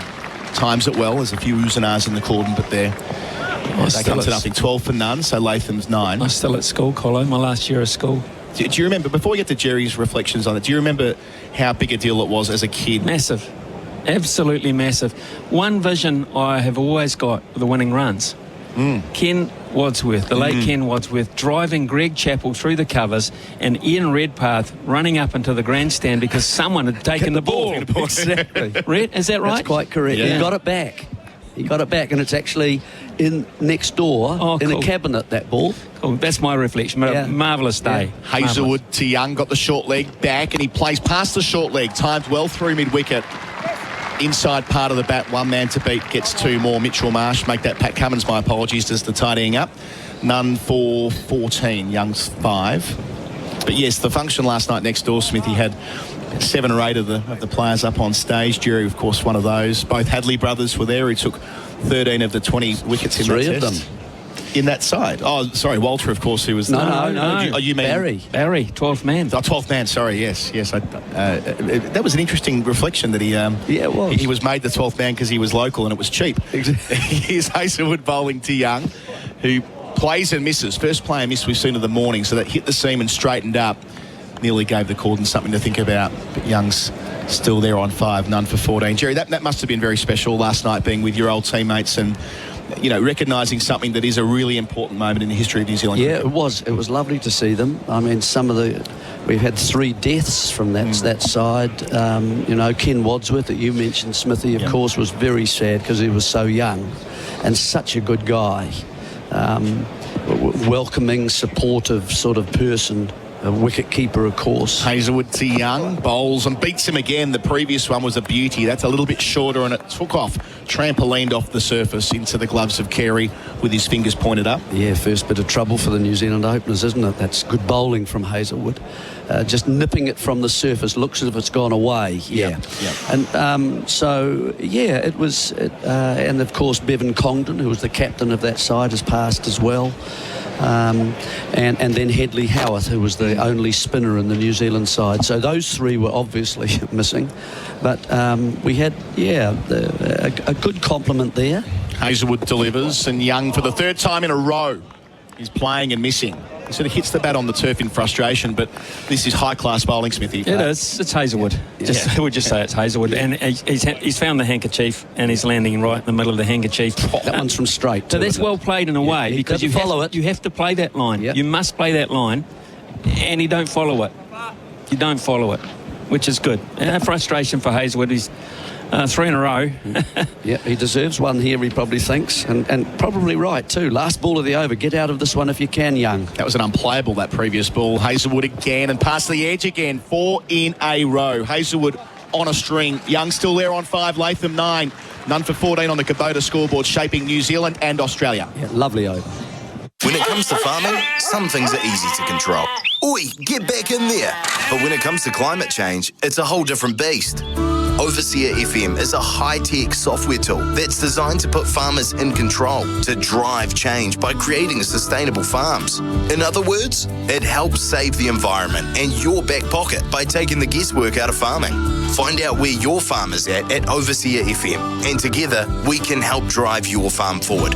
Overseer, choices for farmers. Round of applause from the Aussie fans on their tour in the yellow caps. How do they Gold get caps. good seats like that?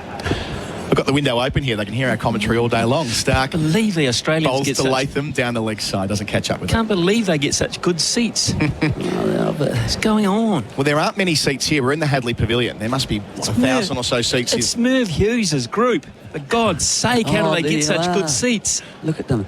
The value of the Australian dollar, it's so strong at the moment.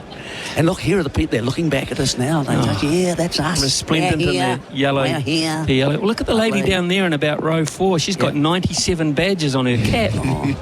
Okay. Yes, she has. Oh, yeah. She's seen a few test matches, I'm tipping. Stark, 3 slips. No short leg to Latham. Botanic Gardens end, left alone. So hasn't quite got his line right yet as Stark. And Merv's up the top. Big Merv, 2 a leader up the top. Just to our left. He's got he's got the tiniest man he can find in the group sitting next to him, so Merv can have a seat and a half.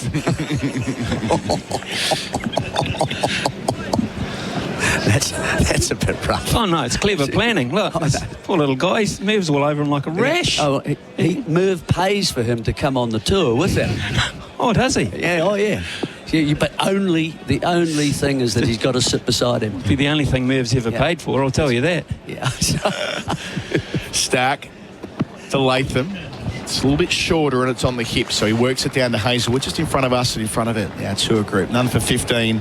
Latham into double figures. He's 10 from 10. Couple of boundaries in there for a Zito. Do it with the Zito to you. So a few tour groups around. I caught up with the, I think they're called the Australian Cricket Tour earlier this morning. They were queuing from 8 a.m. That's an original name.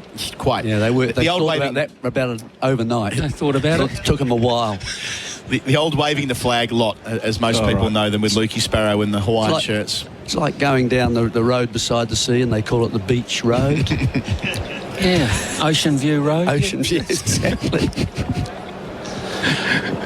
Oh, I bet the text line's going berserk now. Stark in. Bowls to Young, the right-hander, leaves alone across him. Carey over to his right, taking it in front of Khawaja at first slip. So they waited at 8 a.m. until 9 a.m. to get in and sprinted around to the best possible vantage point next to the sight screen on the grass bank. Yeah, good on them. So they've done their thing. I've often wondered whether you should have sort of areas. I know you're all on the bank as you go around, but from square on, from side on, I would have thought that might be just a little bit cheaper. And you encourage different people to go into that area there, whereas the ones by the sight screen... They don't have those kind of people in Christchurch, Jeremy. Oh. Forgot where we were. Gosh, we've attacked the Aussies. Now we're into the Cantabs.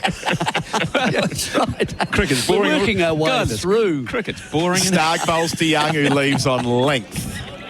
Jeremy Coney and Ian Smith with us all week for in-place living, specialist disability accommodation designed for you. Yeah, right. We'll start on you soon, Colo, don't you worry. I know it's coming. Don't worry. On your back. Waitley's, we got rid of Waitley. Only took us one test. We got rid of Waitley. That was easy. And the producer, Mitchell Scott. He's gone. Yeah. Saw him off. Yes, I'm sort of the away captain, if you like. Jared, the number one, calling the footy this weekend, of course. Stark up. 3 slips, bowls to Young. Leg stump line down to deep backward square for what will be a couple. Taking on Hazelwood, doing it comfortably. Good batting. Young 7 to complete the 5th over. New Zealand 17 without loss on the Kubota scoreboard, shaping New Zealand and Australia. Sports fans rejoice. The voice of sport in New Zealand has his own show. Brilliant. absolutely brilliant performance. That's right. You can catch Ian Smith every weekday on SENZ from 9 a.m. For God's sake, how many hints do you want? That's right. Cricket, rugby, even rugby league. You better believe he's on the WARS train. Tune in, all right? We'll be tuning in. Look, Kevin. Mornings with Ian Smith, 9 till 12, weekday mornings on SENZ. First session for Before You Dig Australia. My fellow Australian Bharat Sundaresan jumping in for Jeremy Vernon. Coney, Smithy's sticking with us. We've got a strategic decision to make here, Baz. We're outnumbered this week, clearly outnumbered. We're in New Zealand as well. Hazelwood new over, bowls to Latham, leaves a lane outside the line of the off stump. Are we not duty bound to read the score 17 for none? Not none for 17? I feel like we might be. Oh, really? Are we already succumbing to them this early, Adam Collins? I don't know. I just feel like if we try and work against the grain, it might stand out across 5 days. Well, one thing Merv Hughes told me 3 years ago is he'll have my back. And I'm sure he'll have your back as well. Yeah. Now, but you're right. I mean, they have been very kind to us, haven't they? They've been so hospitable, the Kiwis. We've had a great start here in Christchurch. Terrific place to watch cricket. Clouds back. Hazelwood bowls, Latham plays under his eyes, out to backward point, no run. A message in on 0433 98 11 16 from Gavin in Albury asking about the nature of the toss and games and the way it usually works here. Only one side has ever batted first here upon winning the toss. And yes, we mentioned before, New Zealand, a lot of success, 9 wins, and the majority of those have been batting second. So in terms of sides batting first and winning, that's happened on a couple of occasions. Just one draw, so it's a results pitch. Hazelwood started so well. Bowls to Latham across him. Here, leg stump line, not far away. Had head been at short leg, Smithy, as he was at the start for Young, he might have been in the frame there. Instead, dot ball. Yes, well, they sort of using the old in and out theory here, depending on who the batsman is, but I would be thinking that's a real possibility. That may have stayed in the pitch momentarily for Tom Latham, to be perfectly honest, because that ballooned off the bat. It wasn't just an inside edge onto thigh pad, it was off the flush off the bat. So Travis Head is so damn good under that helmet. So it's a square leg still, no change. Hazelwood approaches and bowls, and Latham leaves through a ball that dies to Carey's gloves. Another message here coming in asking about that test match 40 years ago, noting that Kerry O'Keefe didn't bowl a single ball. They played 2 spinners, Mallet and O'Keefe, and Greg Chappell was the change bowler, bowled 40 overs, so they didn't quite get selection right. Skull was still dark on it. Speak to him about it every now and then, because he thought he had the wood on Turner, you know. Yes. Glenn Turner got 100 in each innings and Skull never bowled a ball. He said, I know how to get him out, Captain. I know how to get him out. Hazelwood operating away from us at the southern end. Bowls here, and Latham, outside part of the bat again, checks the shot to Nathan Lyon at backward point, no run. He did get him out, didn't he, when he got his chance soon after. So he was on to something, okay. And Turner was there last night, you say the twin tons, and in his sort of reserved way, Smithy, he still fired a few shots at the Australians who weren't in attendance. Really? That does surprise me, Colo. He's still a little bit unhappy about some sledging he copped when he was batting. It's only, 50 years ago, did you say? 50 years ago this day. Still got the moustache as well, Turner. Hazelwood delivers, and Latham plays straight, plays well. Lovely off drive. That'll be his 3rd boundary.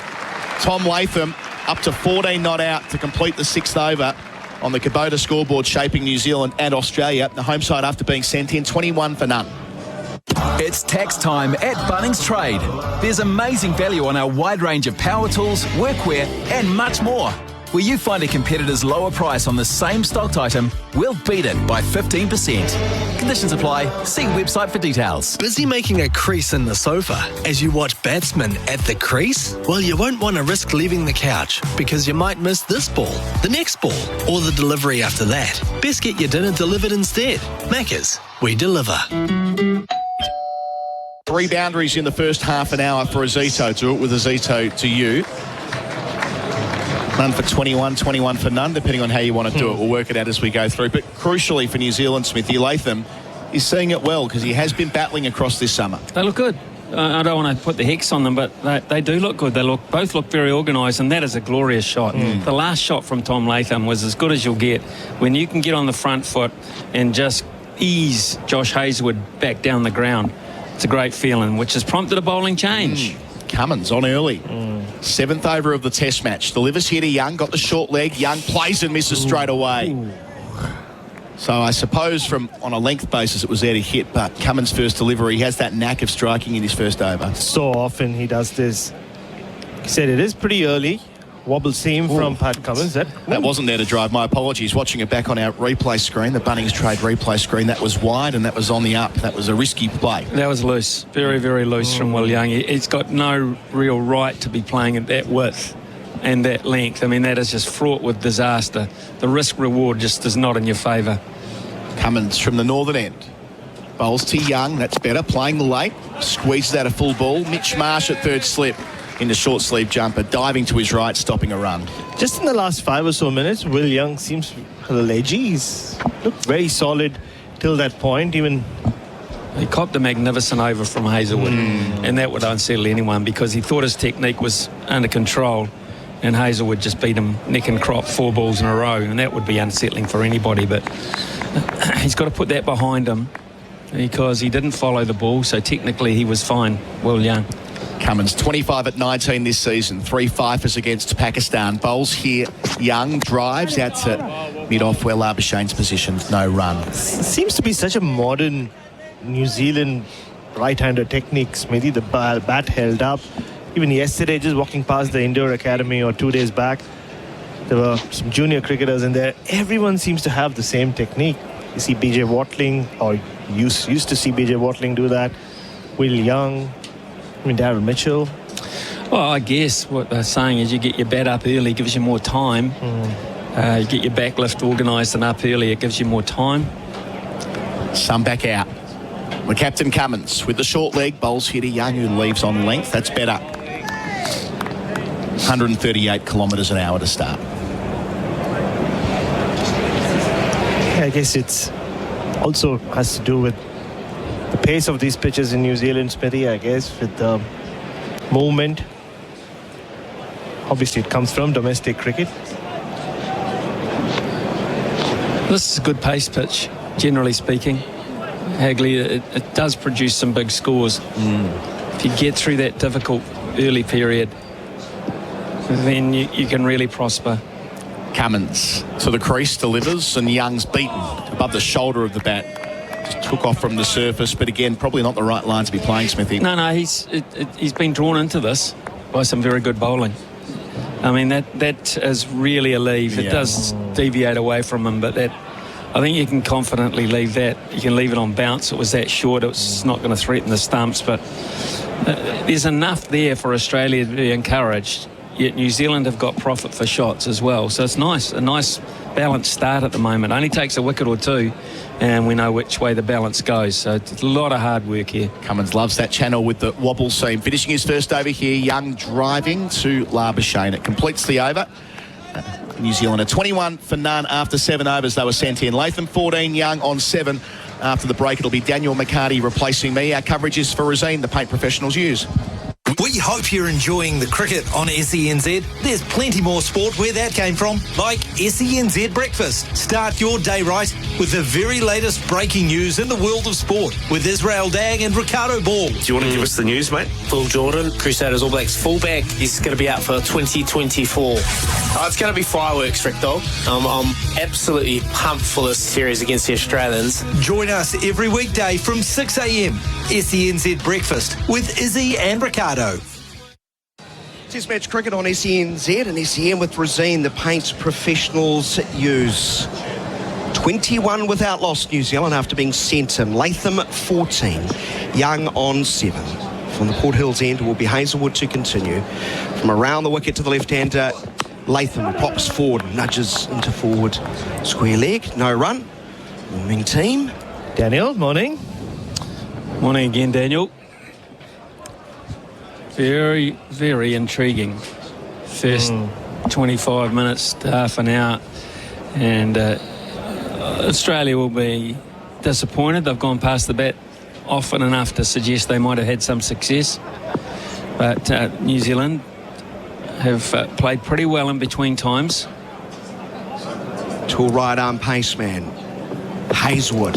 He's a hard length outside of off stump and through. It's gone round the wicket all of a sudden. He's frustrated that Latham's played him pretty well across. So now he's gone round the wicket to angle back into him. Still maintained the 3 slips, the gully, Nathan Lyon at point. Starting to limber up already. Spoke to Nathan Lyon just very briefly when I had a quick little glimpse at the pitch. I said, "You'll be on before lunch." He said, "That can't be a bad thing, can it?" 3 slips and a gully behind, waiting eagerly. Fuller this time, keeping quite low as it reaches Kerry. No stroke from Latham once more. Quite a few deliveries that Alex Carey has taken near his ankles, yeah. Ankles even, yeah. I was going to say shin. A few balls have died to him, but another thing we've already seen at this venue, Smithy, is a quicker outfield. The balls, you're getting full value for your shots. So Richard Hadley next to Dale Hadley.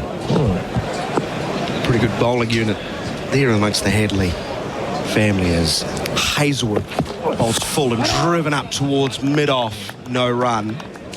The great Canterbury men just came up on the television screen, a shot. We'll see plenty of those throughout the day of the Hadleys. So I always look at these pictures over here, Bharat, and say, gee, paddles would have gone. How do you reckon Richard Hadley would have bowled on this? Dale would have been short of a length, knee nasty into the rib cage. Richard, line and length, line and length. Must have been so much fun to keep too. Not when you drop one.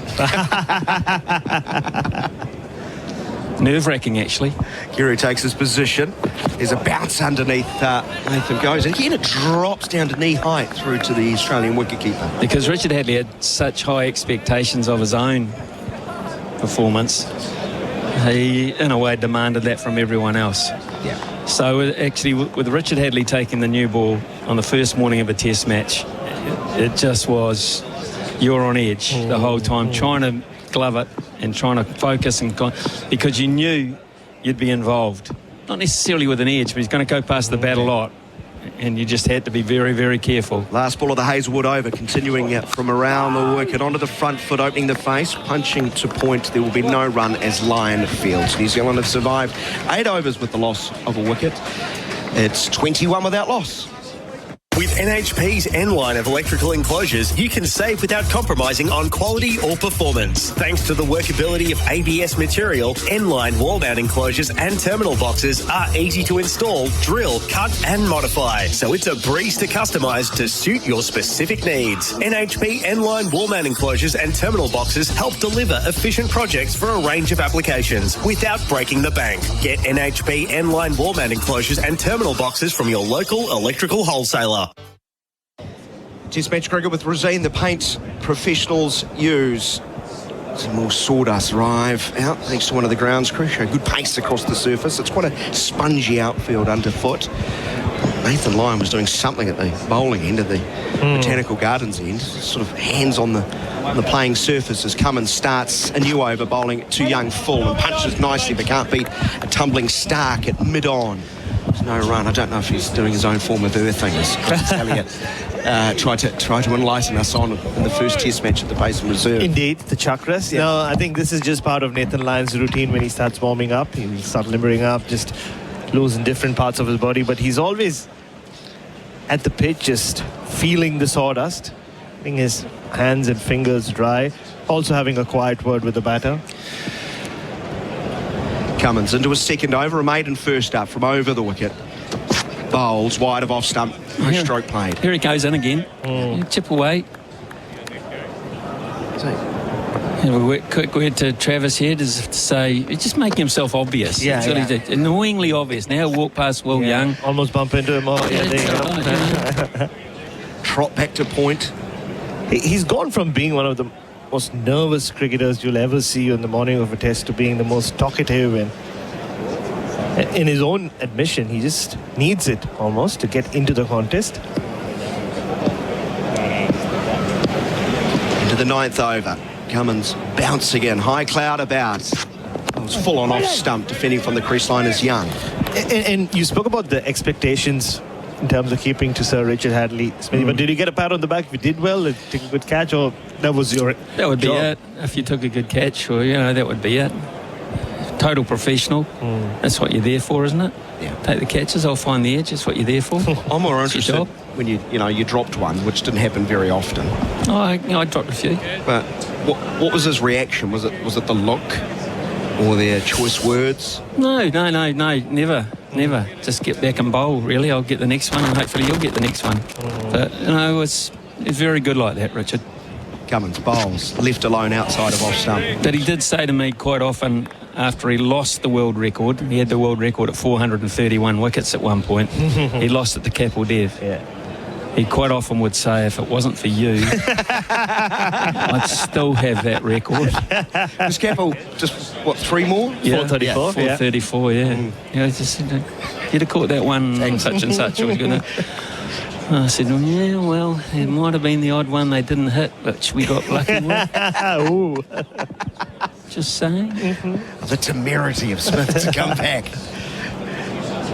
Cummins moves past the umpire. There's a flick attempt down the leg side. Great stop. Carey diving a long way to his left. Takes it 2 hands. Little nod from Ian Smith, appreciating the wicket keeping.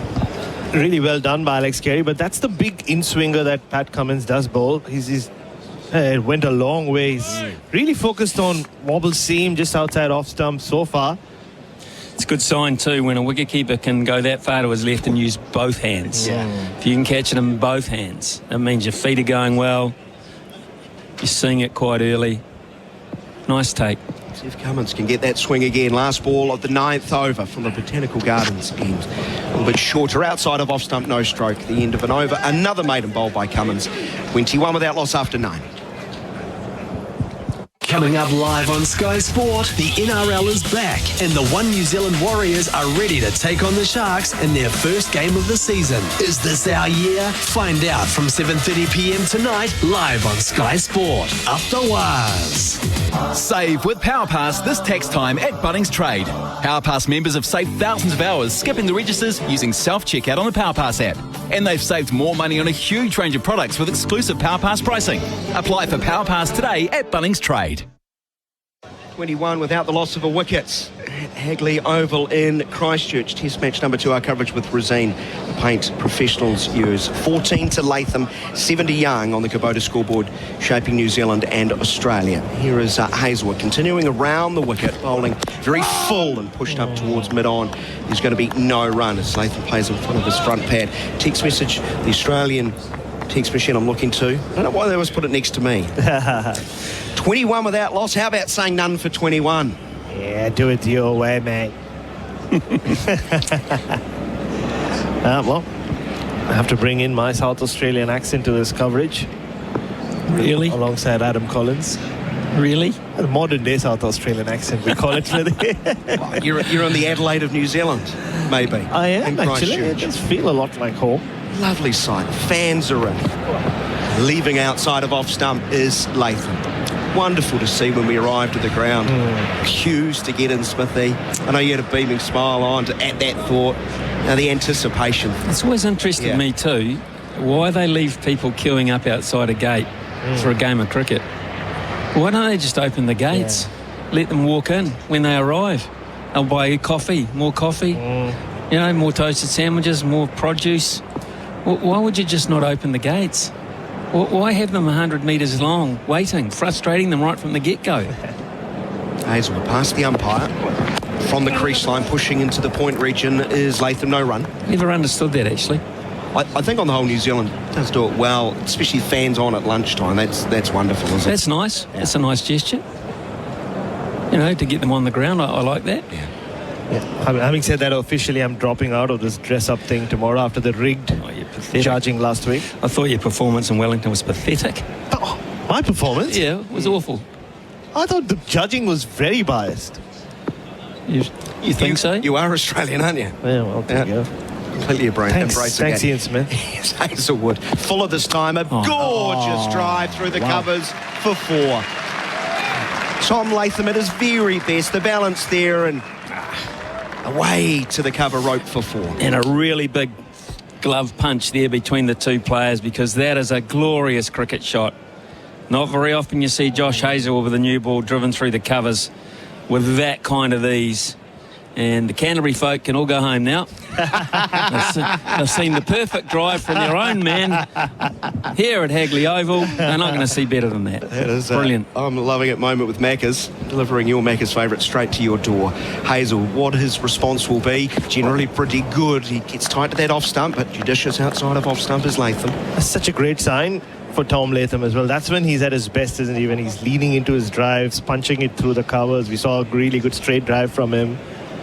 Trusting his technique and the pitch and the bounce and the pace. He looks so much better when he's playing in this fashion. What is a ground that generally provides a good scoring rate? Yep, there's pace, bounce, seam generally. If you're good enough with the ball, you can have great days out, but batsmen get full value. Beauty from Hazelwood as he goes past the outside edge, propping just half forward was Latham. Again, almost didn't carry to the keeper behind the wicket. At the end of the over, none for 25. Stay with SENZ after the cricket. There's a world of sport waiting for you. Start your day with SENZ Breakfast with Israel Dag and Ricardo Ball from 6 a.m. weekdays. There's just always things going on, there's laser lights. Then the doyen of New Zealand sports broadcasting, Ian Smith from 9 a.m. We'll have a lot to talk about. Mark Stafford's on standby to take your calls and more from 12 till 3 before the run home with Kirsten Beeve. That's Stephen Donald to you from 3 p.m. A must. SENZ. It's Kiwi for cricket, but so much more as well. It's Kiwi for sport. Test match cricket on SEN and SENZ with Resine quality paint and colours, perfect for your summer projects. 45 minutes into the opening session, New Zealand must be happy. They've been sent in, they've negotiated through the opening 10 overs. Young 7, Latham on 18, fresh off a glorious boundary through the covers. Boundaries with Azito. Do it with Azito, do you. Cummins bowling to Young. Gets an inside edge into pads. He tries to turn it backward as square. Ball trickles down towards long leg for a single. 26 without loss. Young gets a run moving to 8. Chris Harris joins. Morning, Harry. Morning, Daniel. Bharat, listeners. Great to be here. Love the first morning of a test at Hagley. There's nothing better. Full house, good weather. New Zealand batting well. Tom Latham batting well. He's looked comfortable today, hasn't he? We talked about, I think he would have spent a little bit of time working on just discovering exactly where his off stump is from Wellington, and I think he's done it really well. What I've been impressed with is not only his judgment in leaving, but his solid defence. And then when he's got the opportunity when Australia have overpitched, wow, I've seen some beautiful drives. Generally a pretty good template. Different angle for him as Cummins around the wicket from the Botanical Gardens end. A short one is pulled through mid-wicket forward as square. Might not get out to the long boundary at deep mid-wicket. There's Stark sprinting. He'll get there just in the nick of time, and they'll comfortably complete 3 runs, 29 without loss. Very nicely played by Tom Latham. Wasn't the shortest of deliveries from Pat Cummins. He's not always the easiest bowler to pull. Yeah, all I can say... There's a Chris Harris-like pull shot. Much better than the pull shot Chris Harris played a couple of evenings ago. This really is the matchup of the test. It is. And we're not talking about what's happening in the middle. No. The animosity between these two is very clear. I felt terrible as well. Even though we're in opposition teams, I still feel like he's a teammate. Please explain. For those who don't know, I'd like to get both verdicts. Yes. Both versions. And the truth will be somewhere in the middle, I assume. The very quick version, New Zealand media versus Australian media. Bharat obviously playing for Australia. Being a proud... I think I was out first ball, but third ball I pulled straight to Bharat at square leg, hit him straight in the chest. Here's Cummins over the wicket to Young. Backhand chance taken, is it? No. I'm not sure if it carried. 2 noises. Cummins was ready to celebrate. Head diving away to his left, and we know how good he is in that position. He's pulled a couple of buttes and has it carried. We'll check the replay. Clearly inside edge. But it went close to Travis Head. Oh, he's put him down. Oh, he got his left hand to it. Just the tips of his fingers. Took a great catch of Nathan Lyon in the previous test. Very similar to this one. There was a lot of hang time, wasn't there? There's the one at short leg that you want because it hung in the air, but it was just fingertips, just couldn't hold on to it. Cummins in again, past the umpire. Fuller this time, driven up towards mid-on. There is no run. Yeah, just checking the replay, the Bunnings Trade replay screen. Like, he hasn't had to jump. It's sort of, imagine falling over in full extension. He got the fingers. Yeah. Would have been a good one. And a chance nonetheless. It's really getting that in-swinger to go, Pat Cummins. And because he's bowled majority of his deliveries outside off stump, tested Will Young's outside edge. A couple of times Will has been a little late on these deliveries, the in-swingers. Cummins over the wicket once more, goes past the outside edge of Young, and that stood proudly as it whistled past, slapped into the gloves. Just bowls an immaculate length, doesn't he? And the ability, as you said, Bharat, that one that comes back at Will Young is forcing him to play the balls that aren't coming back, and that was just a great example around about fifth stump and just climbing and just going away from the outside edge of Will Young. So you're absolutely right, he's testing both edges, and I feel that's why Will Young is perhaps playing at more balls than he should be. He's clearly not sure which one's going where. Smith, the slips, rubs his hands together.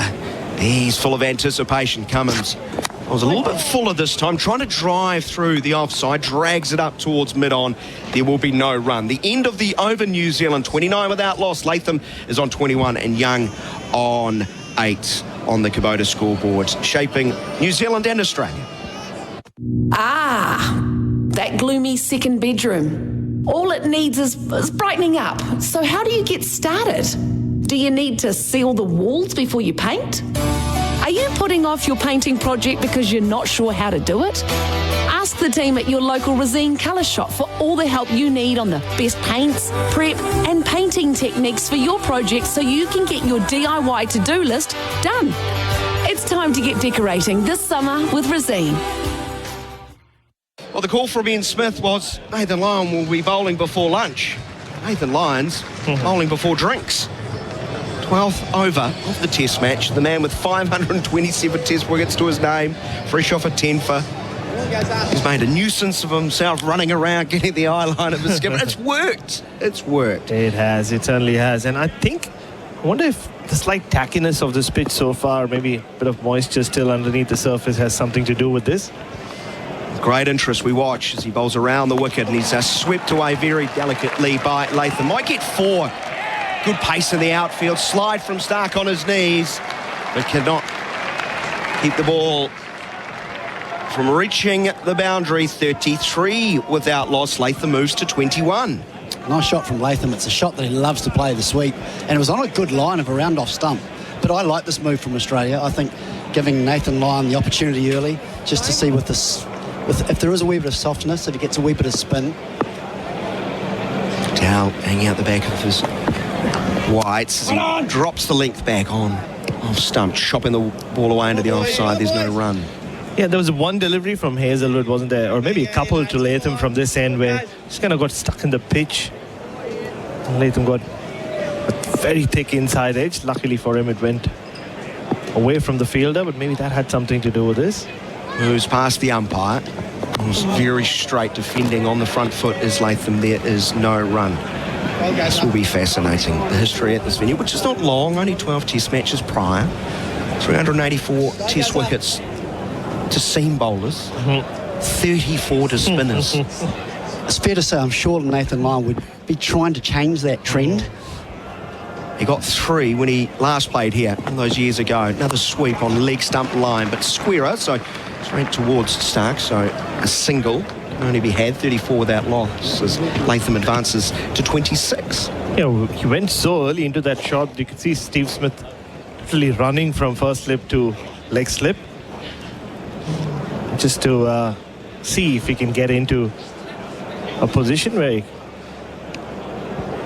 catch him around the corner, but he plays that shot with such confidence, and already good sign for Tom Latham. We saw him being so conservative with his footwork and got out to a nothing ball from Nathan Lyon in the second innings. Yeah, it was a rank short one outside of off stump, and you saw his head sort of rock back when he edged But the keeper really should have been put away to the boundary. Back over the wicket to Young, who too had his issues with off spin in the first test. He defends, rolling the wrists with the turn and bounce to short leg, no run. I'm quite intrigued by how deep Travis Head is at short leg, isn't he, Harry? It's just where you would be for a fast bowler almost. Line shorter outside of off stump, going back and comfortably nudging to the cover region to end Lions' first over. 5 runs off it, 34 without loss, New Zealand after being centre. Bunnings Trade is here to help you this tax time with 134 Trade. Call 0800 134 872 for on-the-spot product inquiries, fast quoting and on-site delivery. Tax time sorted. Bunnings Trade. Helping business is our trade. Racing season starts now. Charge out the gates with $50 in bonus bets on us. Join TAB, deposit $10 and get $50 in bonus bets. Sign up at tab.co.nz. New customers only. T's and C's apply. R18, bet responsibly. New Zealand batting first after being sent in at Hagley Oval in Christchurch. Our coverage with Rosine, the paint professionals use. And as we approach drinks, it's 6 minutes away. New Zealand through 12 overs going at 2.83, 34 without loss. Latham on 26 sees the Australian skipper from around the wicket, bowling overcast conditions now. Waters nips back from wide of off stump and tumbling down the leg side. Gary, he makes a good stop. Are you done with your version, Chris? Can I jump onto mine? Or Yeah, no, I did love the honesty of he should have been out first ball. Yeah, he kind of played Plum LBW. Oh, it wasn't Plum, but I think close. Yeah, Jim Maxwell was umpiring, obviously. Yeah. They would have. That's a surprise. They would have gone DRS. They should have. I thought we should have. I thought it was umpire's call. What, not out then? Yes. Not out. Give him not out of the Harry. field. Yeah. You're a nice guy, Harry, but you're taking that to a whole new level. Cummins, and again. Once more, good leave. The ball sails over off stump. So a wonderful catch, was it? It was a tremendous catch. At square leg. And he's at square leg? He'll explain. He's got, was it square leg or just behind? And he's got a badge of honour to... I do. Yeah, I mean, the fact that I called it, I told the square leg umpire 2 balls before that. I spent 20 years of my life watching Chris Harris bat. And I was boring life then. No, it was a good, fun life. It was the coloured Chris Harris and the white yeah, Chris that's Harris. true, yeah. The coloured one, magnificent players. Here's Cummins. Bowls full and driven. Beautiful fielding from Lyon, though, at point. Gets down and to his right. Stops a certain boundary. Excellent. Yeah, look, he played a lot against India, and growing up, obviously that's the cricket I was exposed to the most. In India, against India. And I told the square leg umpire, I know one thing about Chris Harris, the moment someone pitches short, and at those games the bowler will pitch it short, I'm in the firing zone, it's coming straight to me. So it did. Thumped straight off the middle. Oh yeah, Harry felt good about how it fouled off the bat. Cummins continuing around the wicket to Latham. Good leave outside of off stump. Again, the ball sort of swings as it goes past the stumps. Cummins, big smile on his face. Gary going down leg side to gather.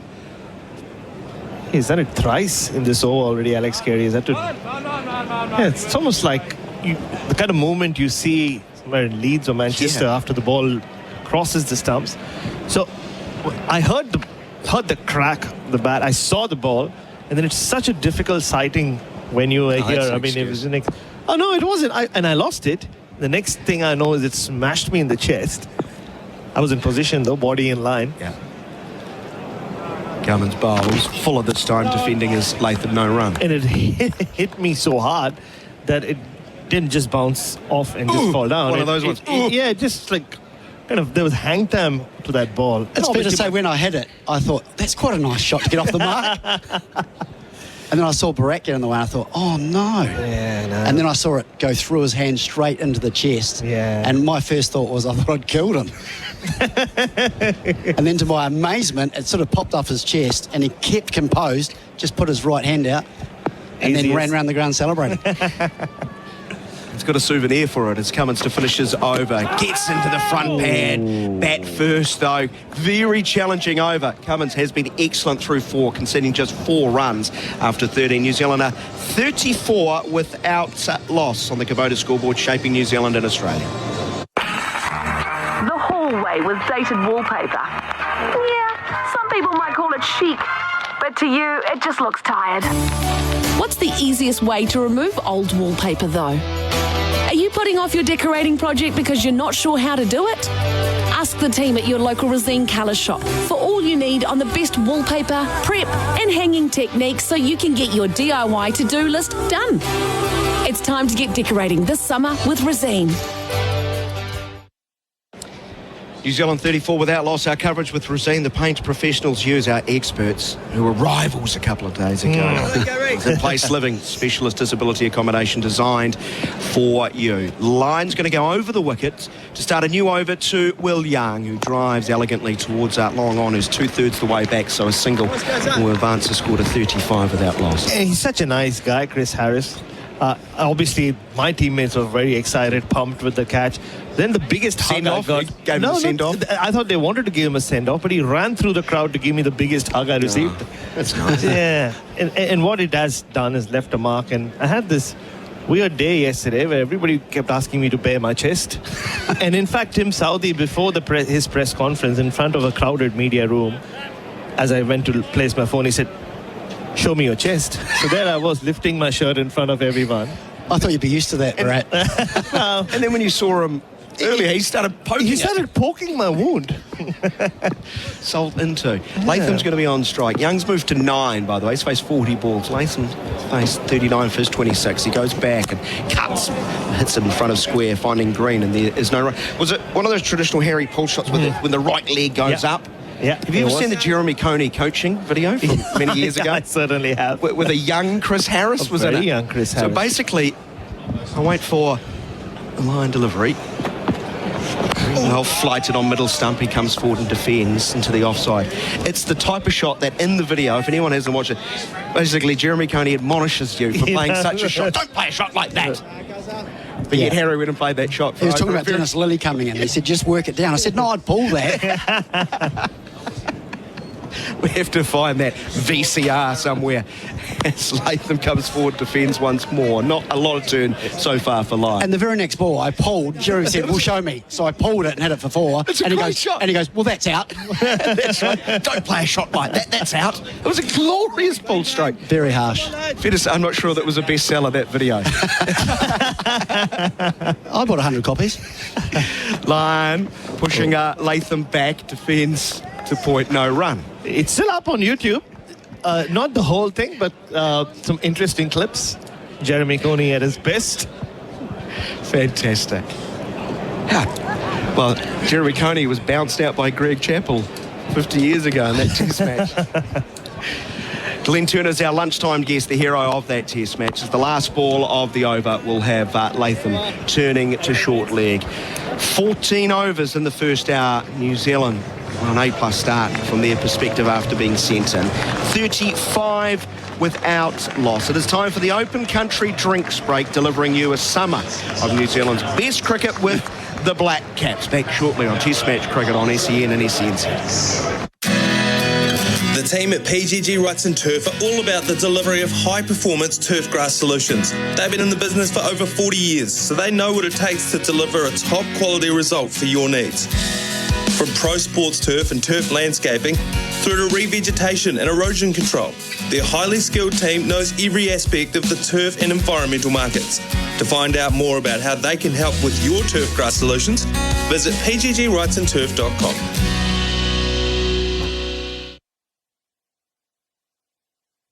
There are plenty of challenges currently in farming. And with Farm IQ and FarmX, you can trust your gut feeling and make the right decision sooner. How do we know?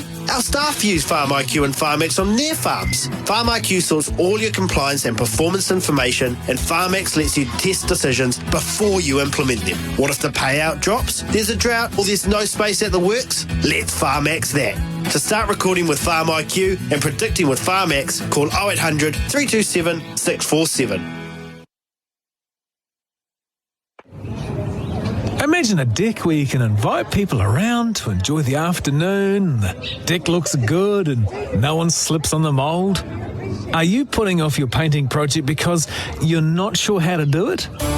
Ask the team at your local Resine colour shop for all the help you need on the best wood stains, prep and staining techniques for your project so you can get your DIY to-do list done. It's time to get decorating this summer with Resine. Here, Stark Latham plays late through the cordon, down towards the rope. It'll run. Work to do for Cameron Green, and he will not quite drag it in. Hazelwood delivers, and Latham plays straight, plays well. Lovely off drive. That'll be his third boundary. Full at this time. A gorgeous drive through the covers for 4. Tom Latham at his very best. The balance there and way to the cover rope for 4. An impressive and productive first hour for the home side. Sent in at the toss, 35 without loss. Tom Latham, 26 from 44 with 5 boundaries. And Will Young hanging in there. He's 9 from 40. He was beaten repeatedly by Josh Hazelwood, but didn't nick any of them. Our coverage is for Resine, the paint the professionals use, and we're just exiting the drinks break thanks to Open Country. Adam Collins with you. Jeremy Coney's jumped in with myself and Chris Harris, our experts for in-place living, specialist disability accommodation designed for you. Jerry, you said at the start New Zealand need to find a way to lay a foundation and these two to bat as long as possible. Well, box check so far. Well, they're halfway there, aren't they? I mean, when you get to lunch, certainly you've done a decent job, because there will be about sort of 25 to 28 overs bowled. So I think the Australians have responded as well to the surface. They've said it's more Cummins and Hazelwood. Here is the captain, Cummins, bowling to Young. 3 slips to short leg as well. Down to Gully, deflecting here. Green does the fielding, no run. Both run in quite hard and hit short of a length, don't they? And so they're looking to hit the seam and get it to move from there. So they're looking basically for catches in the cordon and perhaps in a bat pad if the batsman pushes too far. We've seen one chance. Young, who started well, judged the ball nicely, has had a slightly more loose last 20 minutes. He's been beaten consistently outside the off stump, and he's given a chance at bat pad. Cloud covering up the sun as Cummins bowls to Young, and he beats him. Bit of extra bounce in that channel that Cummins loves just outside the off stump. And so he's had a little bit of fortune, you know, so he's got to gather himself. He's not following the ball. I will say that's an important sort of feature, to play the line of the ball, the initial line, and don't adjust when you see it move. That's when you nick it. So Latham, by contrast, has been pretty tight right throughout. I think he's played the ball quite late under his eyes. We've seen him driving the ball nicely through the covers, straight a couple of times, past mid-off. So he's looked in reasonable order. Cummins bowls to Young, who works it behind square off his hip, down to long leg for a single, into double figures from his 43rd ball, none for 36 the score. So, openers have got a hard gig. Let's be honest about it. I mean, it's a new ball and fresh pitch. You've got new bowlers, and the ball is going to move, and so you've got to just find ways to stay in if you can. And you want to you need a little bit of good fortune now and again. It doesn't matter whether you're playing for New Zealand or Australia. Both sets of openers, it's not an easy task. So that can happen. And so New Zealand will be relieved because of that. Cummins to Latham, looked really good so far. Enjoys this ground. Leaves alone outside the line of the off stump, and it flies through to Carey, takes it fingers up. Harry? Yeah, and I think part of the reason that Tom Latham's possibly summed up this pitch and got used to the pace and the line of the Australians, obviously a local boy, so he's played a lot of cricket here. He's used to these conditions. He's used to batting first on what you would call a green surface, but we've talked a lot about it, that it never quite does as much as it looks. And I just think he's lined up the Australians. I think you touched on it, Jerry. He's played the ball very late. He's left very well, and he's forced them to bowl his areas, and he's driven beautifully down the ground. Cummins to Latham, leaves fourth stump line, swings after passing the stumps. Carey moves to his right to take it. Lyon's an interesting experiment, isn't it? And quite often that can happen on the first morning of a test match if it is a little bit green and the skipper of the fielding side feels it's also a little bit damp, and you get it what we call turn damp. So it will grip, because it's slightly softer, it will hold in the surface a bit more. It will grip and turn for the first thing, and the second thing, because it's on the surface, it actually lifts as well, so you get a wee bit of bounce. Yeah, Cummins likes to use line in the first hour of a test match. He finishes his over here, and it's edged to slip, and it's not quite carried to Khawaja up to his right, but Soft hand from Latham saves him. Number 36 at the end of the over. He's 26, Young's on 10 on the Kubota scoreboard, shaping New Zealand and Australia.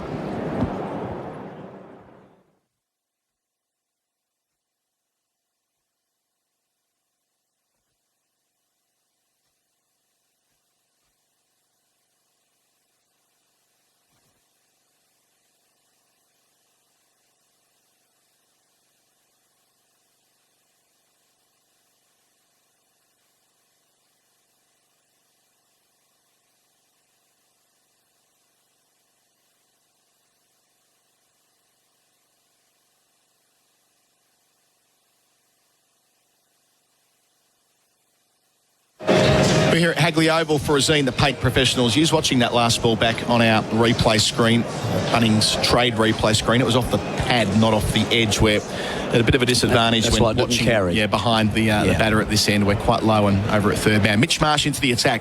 Bowls here to Young, who leaves alone outside the off stump. So Marsh, the fifth bowler used inside the first 65 minutes of play. And so the experiment of having a look at Lyon, well worth a go. You can easily pull them out early if it doesn't work and say, OK, let's get back to the seamers while the ball's still new and there's still a bit of green. So that's fine. It looks like a no ball that Marsh is going to start with.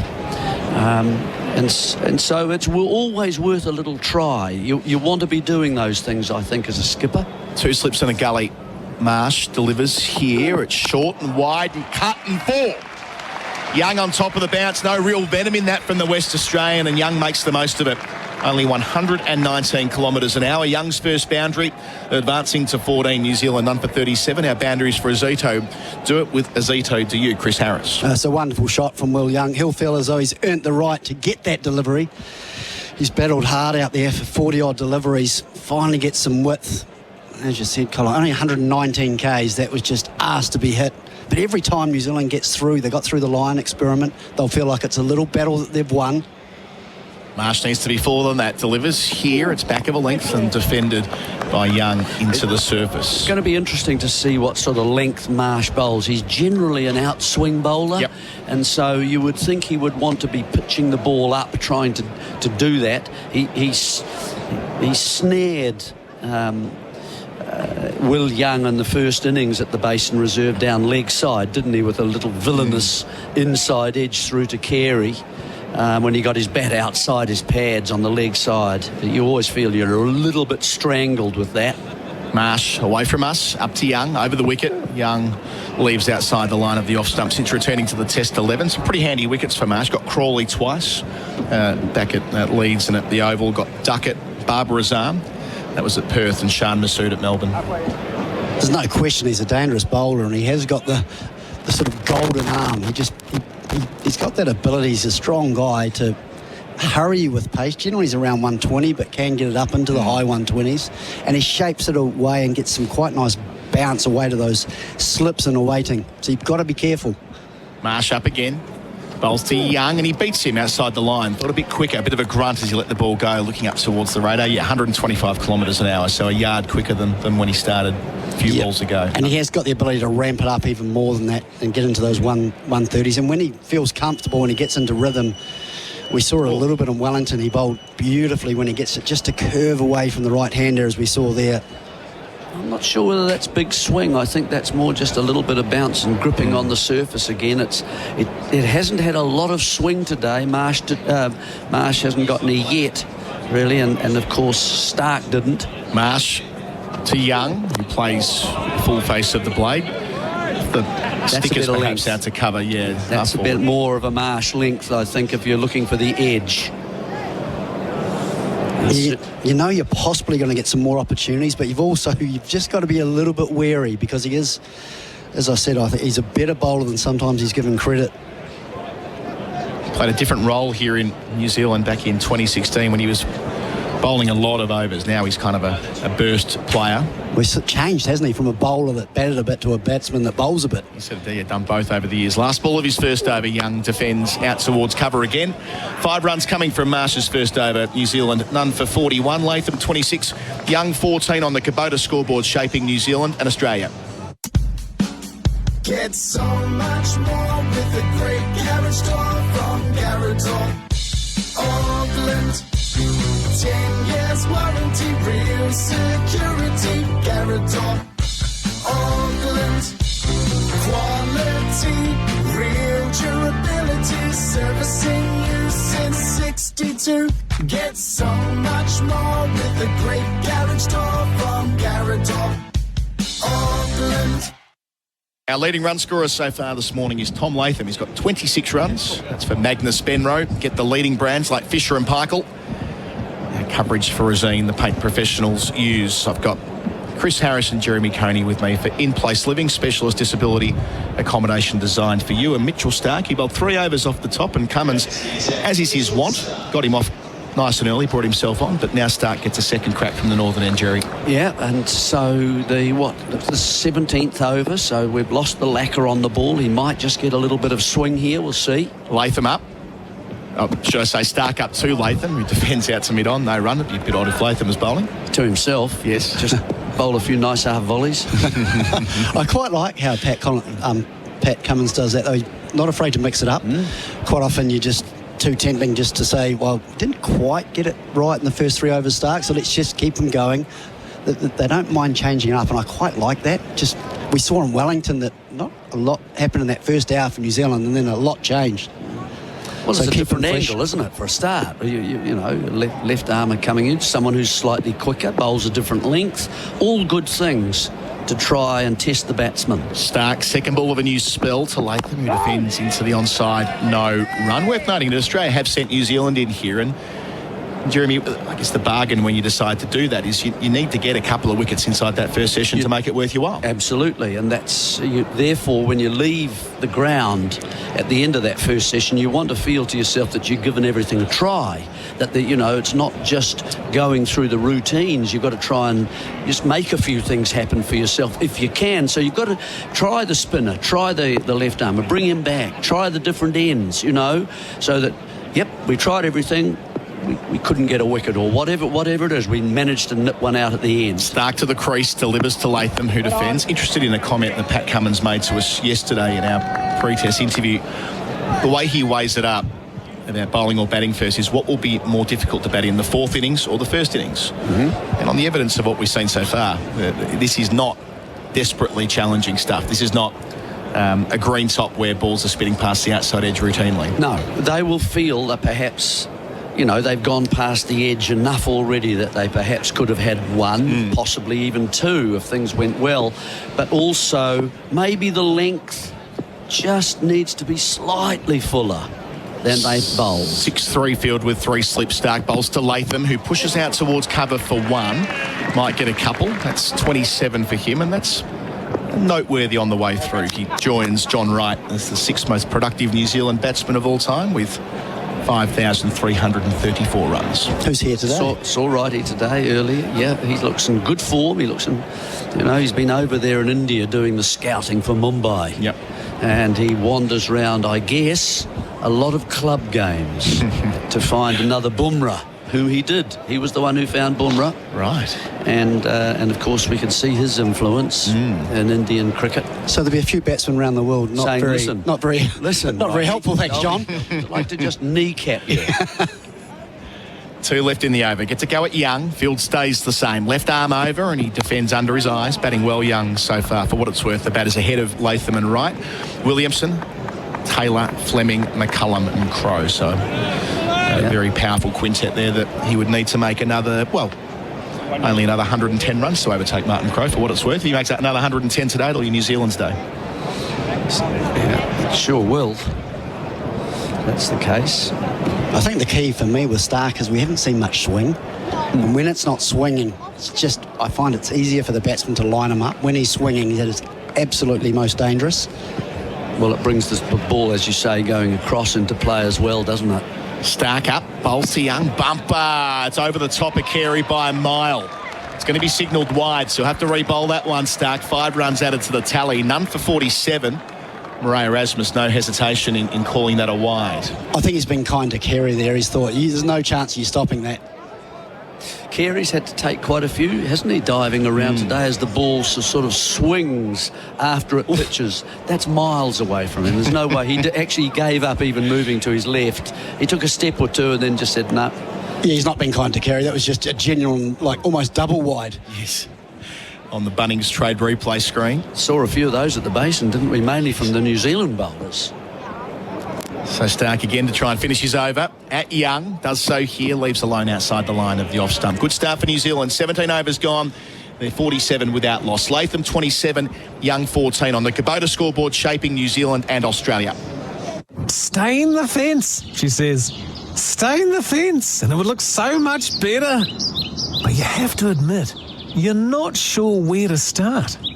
Are you putting off your painting or staining project because you're not sure how to do it? Ask at your local Resine colour shop for all the help you need on the best stain, paint, prep and painting techniques so you can get your DIY to-do list done. It's time to get decorating this summer with Resine. Here with Resine, the paint professionals use. I heard you two fellas talking before about the Jeremy Coney coaching video, which you both featured in. Please. 19. I can inform you that it's now been archived by the New Zealand government. It's in the National Library. Would you believe? It's a 2-minute supercut on YouTube is about as good as the internet gets. They're obviously a little bit short of content. We'll run through a few of the particulars if we can this over. Marsh bowls to Latham, 2 slips of gully, leaves alone outside the off stump. It was 128 minutes long. How old would you have been? I think I was about 14.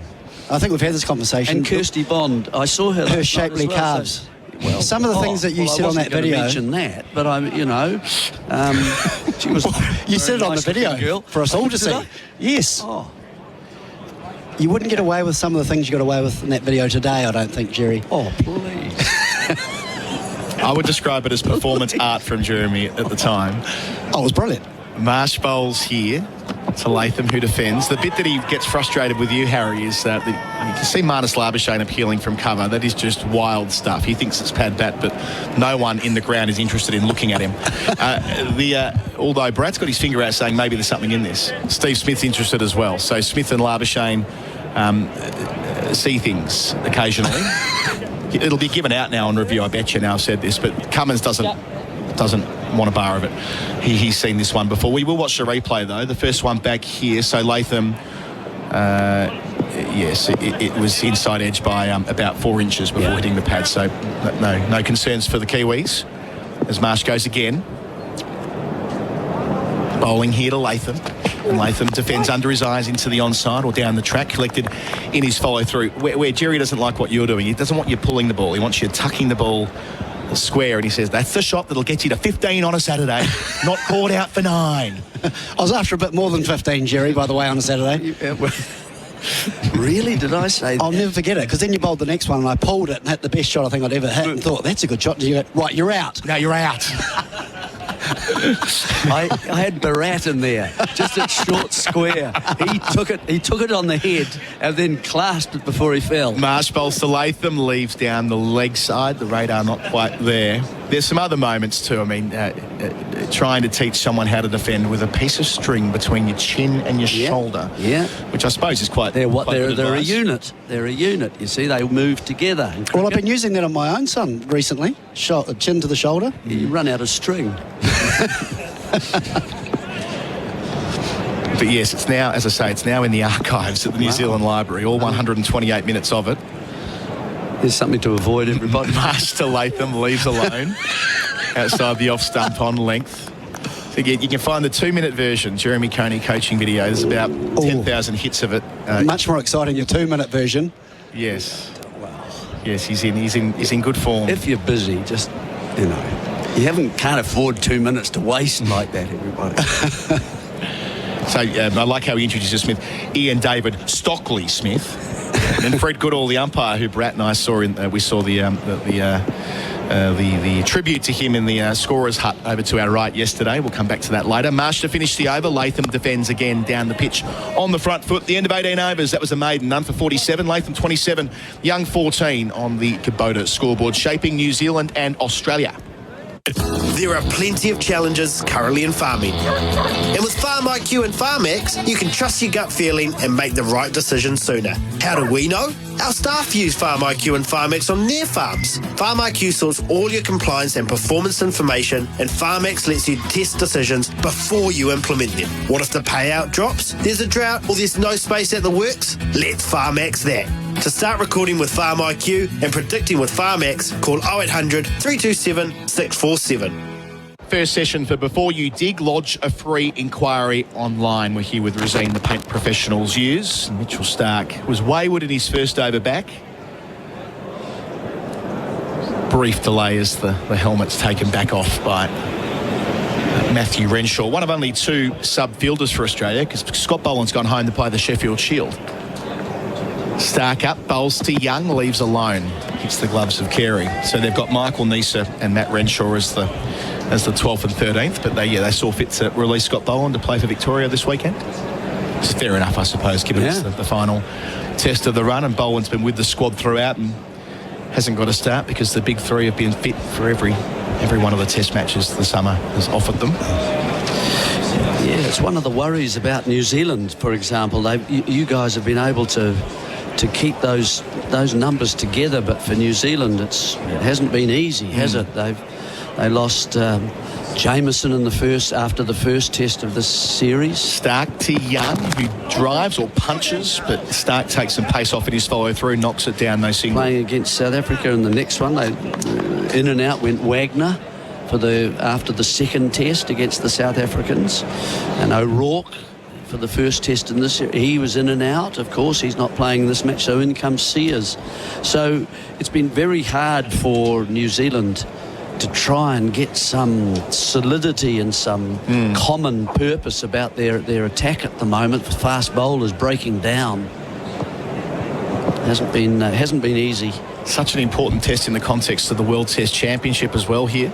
Stark bowls to Young, who leaves alone outside the line of the off stump. And I appreciate this can all feel a bit odd this far out from the final, but the way it works is in a two-test match series, there is extra weighting because it's done on percentage terms. So Australia currently sit behind New Zealand. New Zealand 60%, Australia 50.09 coming into this. That includes some deductions on over rates in England. India are leading 64.5. So if Australia win this, and bearing in mind they've only won one series away from home since 2016, that was in Pakistan, but if they do get the job done here, they'll be back in the top two with that long wait before India arrive in November. Stark up with the three slips to Young, and he doesn't quite play, leaves it alone the last minute down the leg side. But if New Zealand get up here, they'll be back into back to the top of the tree or near enough because of the extra weighting in a two-test series, as opposed to India-England, where those wins are worth a fraction less. Yeah. So what do you mean with the 5 tests? That's right, yeah. A rare 5-test series that we're seeing over there at the moment. So for New Zealand, who made the final because they did well in those 2-test series the first time around, they made the most of home conditions, winning 3 series 2-0. It does rather reinforce that they need to step up here. They've done a good job of it so far after being sent in. 120 points, is it, per series? Yeah, then they divide it afterwards. Yes. Stark bowls here, Young down the leg. Oh, edging, and it reaches third slip. Leading edge, nicely taken. Great work from Mitchell Marsh. He was trying to work that into the onside, Young. But the edge ends up with Marsh instead. Australia get their first breakthrough with the score on 47. Young's gone for 14. Stark is in the book. Just took a little moment to wait, didn't it? Look, it's the one where he's cut. He used a lovely cutter, and it's a slightly slower ball. He's looked to play it leg side, and he's looked to play it in, and he's got an outside edge. It's just carried through to Mitch Marsh at third slip, who's actually hung on to it. He's dived away with 2 hands to his left. He's obviously staggered, and Young has dismissed. Caught Marsh, third slip, and bowled Stark. Lovely delivery, change-up delivery. Before we come to the dismissal in greater depth, a moment to acknowledge Kane Williamson as he enters the field here at Hagley Oval. All the New Zealand fans on their feet on the grass banks. A tremendous career, especially at home. What he would give to make a mark in this test match against Australia, walking in at 1 for 47. He looks up and towards the sun, and he adjusts his eyes and punches gloves with his old teammate Tom Latham. Kane Williamson a stunning career, 32 Test centuries, an average of 55 more runs for New Zealand than anyone in Test cricket. And he's there due to a fabulous catch from Mitch Marsh watching it back, because he would have been watching leg side. I mean, that was on the leg stump, leading edge out to Marsh, who went to his left and took it lower. Macca's catch of the summer. Cricket, I'm loving it. And Stark gets the first wicket with a delivery of the day. Don't miss a single delivery with McDelivery. Yeah, a slower delivery, a cutter, so it's actually rolling and it's actually gripped as well. So a well-pitched, slower delivery. It did respond from the surface of the pitch and got the outside edges. Young didn't quite cover it to get it into the leg side. And you're right, it would have been seen late by the third slip, coming from an area you wouldn't expect. And Mitchell Stark as well pulls level with Dennis Lilly. 355 Test wickets, equal fourth all-time for Australia. His first ball here to Williamson is played late under his eyes out to the gully, where Matthew Renshaw is sub-fielding. End of a successful over for the Australians. It's 1 for 47 New Zealand after 19. Williamson yet to score. Latham is 27. That's on the Kubota scoreboard, shaping New Zealand and Australia. Looking for a big tractor to get the job done? Then you can't go past Kubota's M72. Available from 130 to 170 horsepower, there's a M72 that's right for you. And every new machine includes a big 5-year warranty, making the Kubota M72 the tractor of choice. Speak with your local Kubota dealer or visit kubota.co.nz to learn more. Kubota, shaping New Zealand. First session for Before You Dig. Lodge a free inquiry online here with Rosine. The paint professionals use Adam Collins and Jeremy Coney. Australia getting their first wicket in the previous over. Young caught at third slip for 14 from the bowling of Stark. It's that man Marsh bowling here to Latham, who defends under his eyes out to the onside no run. Just been slowed down a wee bit, Latham. He raced to 20. Now he's 27 from 58. And now with that wicket, of course, and the introduction of Williamson, such a key component in the New Zealand batting lineup, that this becomes a very important half hour, doesn't it? Now these next 5 overs, say, will determine, I think, whether it's been worthwhile for Australia to do this. If they can pick up another one, they'll feel they're very much in this game early on. Marsh over the wicket from our southern end, bowls to Latham on his hip, chooses not to try and catch up with it. Into the gloves of Carey. Australia picked up 3 wickets in the first session when electing to bowl first here in 2016, and then there was the Brendan McCullum intervention, the 54-ball 100. I don't think we get anything like that today. I think Williamson must have batted 70 balls for about 8 or 7 or 8 at that time when McCullum was going mad at the other end. I do remember that, 2016. Yes, and then Corey Anderson came in and joined the party. Very exciting partnership. Cummins, Marsh, my apologies, bowls here, pushed out to Cummins. 28th run for Latham, 48 for 1 the score. It's interesting that Stark found a way to get that wicket. It was a cutter. In other words, it's rotating complete. It's not a seam delivery, it's a cutter, and that rotates in the air as it goes down to the batsman, like a fast spinner, if you like, and it did respond. It gripped and took the edge of Young's bat. So we might see a couple more of those early on. So Marsh's turn to get a crack at Kane Williamson, who was out cheaply in both innings last week. Run out for a duck calamitously in the first innings and out to Nathan Lyon in the second, caught in the leg side trap. So we may see Lyon brought back soon. Williamson, a couple of test tons on this ground where he averages 50.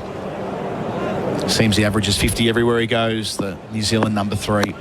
Split cordon, 2 slips and 2 gullies. Bowls here and through to the keeper past the outside edge. He did play at that, bit of movement away and a little bit quicker as well, 129 kilometres an hour.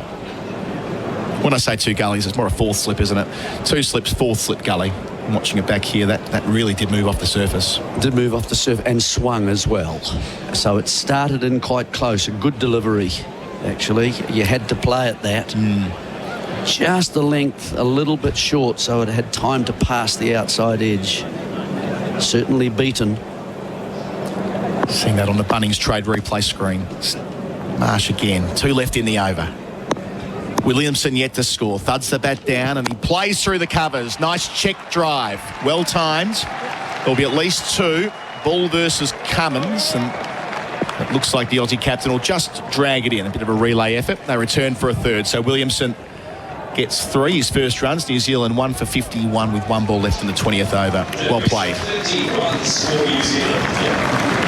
50 acknowledged by the crowd, realising just how important it is, having only seen New Zealand win 1 time against Australia since 1993.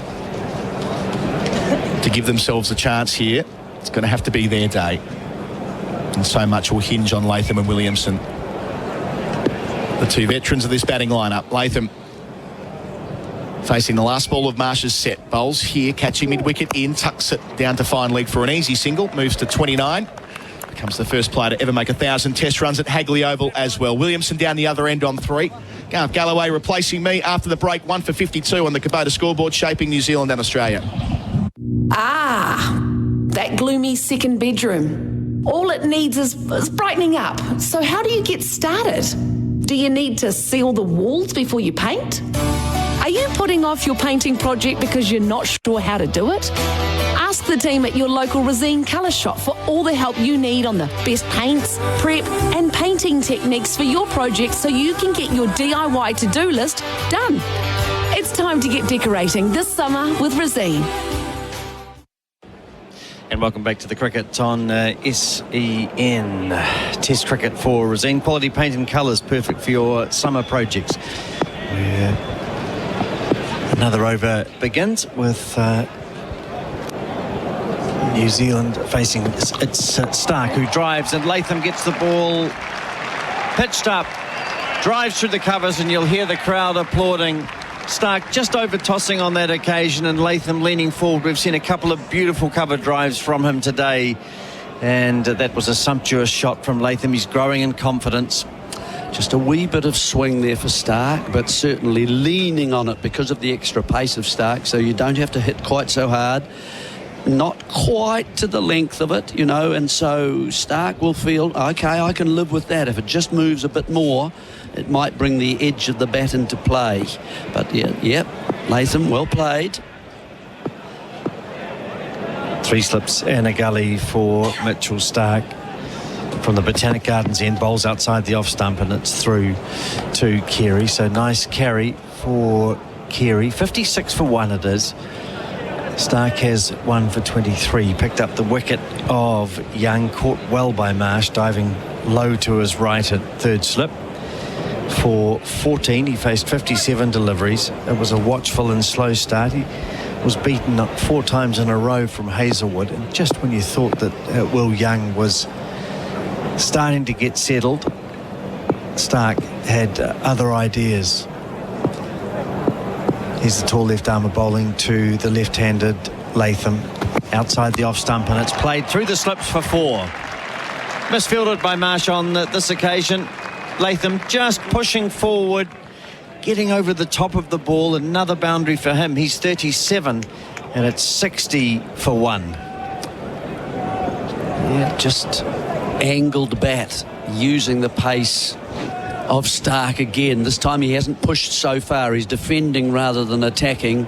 It is wide of Marsh, just wide and of I don't think he perhaps could have got to that. Whether they are going to change, they've looked as though they've got green in there now. It's sort of the first gully, and then Stark's gone outside now to the second gully, has he? Yeah, so Kawaja at first, Smith at second, and then a couple of gullies as he bowls now to Stark, and a good diving save made at mid-off by Labuschagne. 60 for 1. Latham 37, Williamson 3. Well, as you say, Jerry, just a little bit of movement there for Stark in that last delivery. Yeah, what's interesting is he's pulled his pace back a little bit. He's not really striving for the 140 plus and a lot of pace. I think Stark has realised that I can get some movement here if I'm bowling at 138, that kind of pace, which is where he is operating at the moment, and he is getting some response. Beautiful conditions in Christchurch as Latham faces again. He plays off his pads to head at square leg, about 30 metres in from the square leg boundary, and Latham ambles through for another run. 61 for 1. Latham 38, Williamson 3, and New Zealand just within awkward spell to negotiate until lunch. 23 minutes away. And you just feel both of these players looking, obviously, to improve their performances against Australia. Latham averages just 22, and Williamson, whose record is so magnificent, averaging 37. What, here at the park? Or? No, against Australia. Oh, okay, righto. So I feel he has a point to prove as Stark runs in now and bowls, and Williamson is caught on the pads. Appeal by Stark, which is stifled as I think possibly an inside edge, played into the onside, and no run. The end of the over, 61 for 1. Latham is 38, Williamson is 3. Stark has bowled 6 overs and has 1 for 28. Looking for a big tractor to get the job done? Then you can't go past Kubota's M72. Available from 130 to 170 horsepower, there's a M72 that's right for you. And every new machine includes a big 5-year warranty, making the Kubota M72 the tractor of choice. Speak with your local Kubota dealer or visit kubota.co.nz to learn more. Kubota, shaping New Zealand. And welcome back to the cricket on SEN Test Cricket for Rosine. Quality paint and colours, perfect for your summer projects. You can probably hear through our sound effects the buzzing of the crowd. They're enjoying an intense morning of Test cricket. New Zealand looking to be competitive. Australia won the toss today. They come in with an unchanged 11. New Zealand bringing in Sears for O'Rourke. Here's Hazelwood back into the attack, bowling, and Latham is playing into the onside. Yeah, I think so too. There's been plenty of movement, hasn't there, from Cummins today with the way that he's swapped his bowlers around. We've seen all sorts have a 3-over spell, and then if someone else comes in and has a go, and then the spinner pops in, and now we're seeing a second go for Hazelwood, who bowled 5 overs in his first spell and just 12 runs. He started to hit this pitch hard. He's the sort of bowler, I think, that you'd probably, not want to face on a surface that's just nibbling a bit.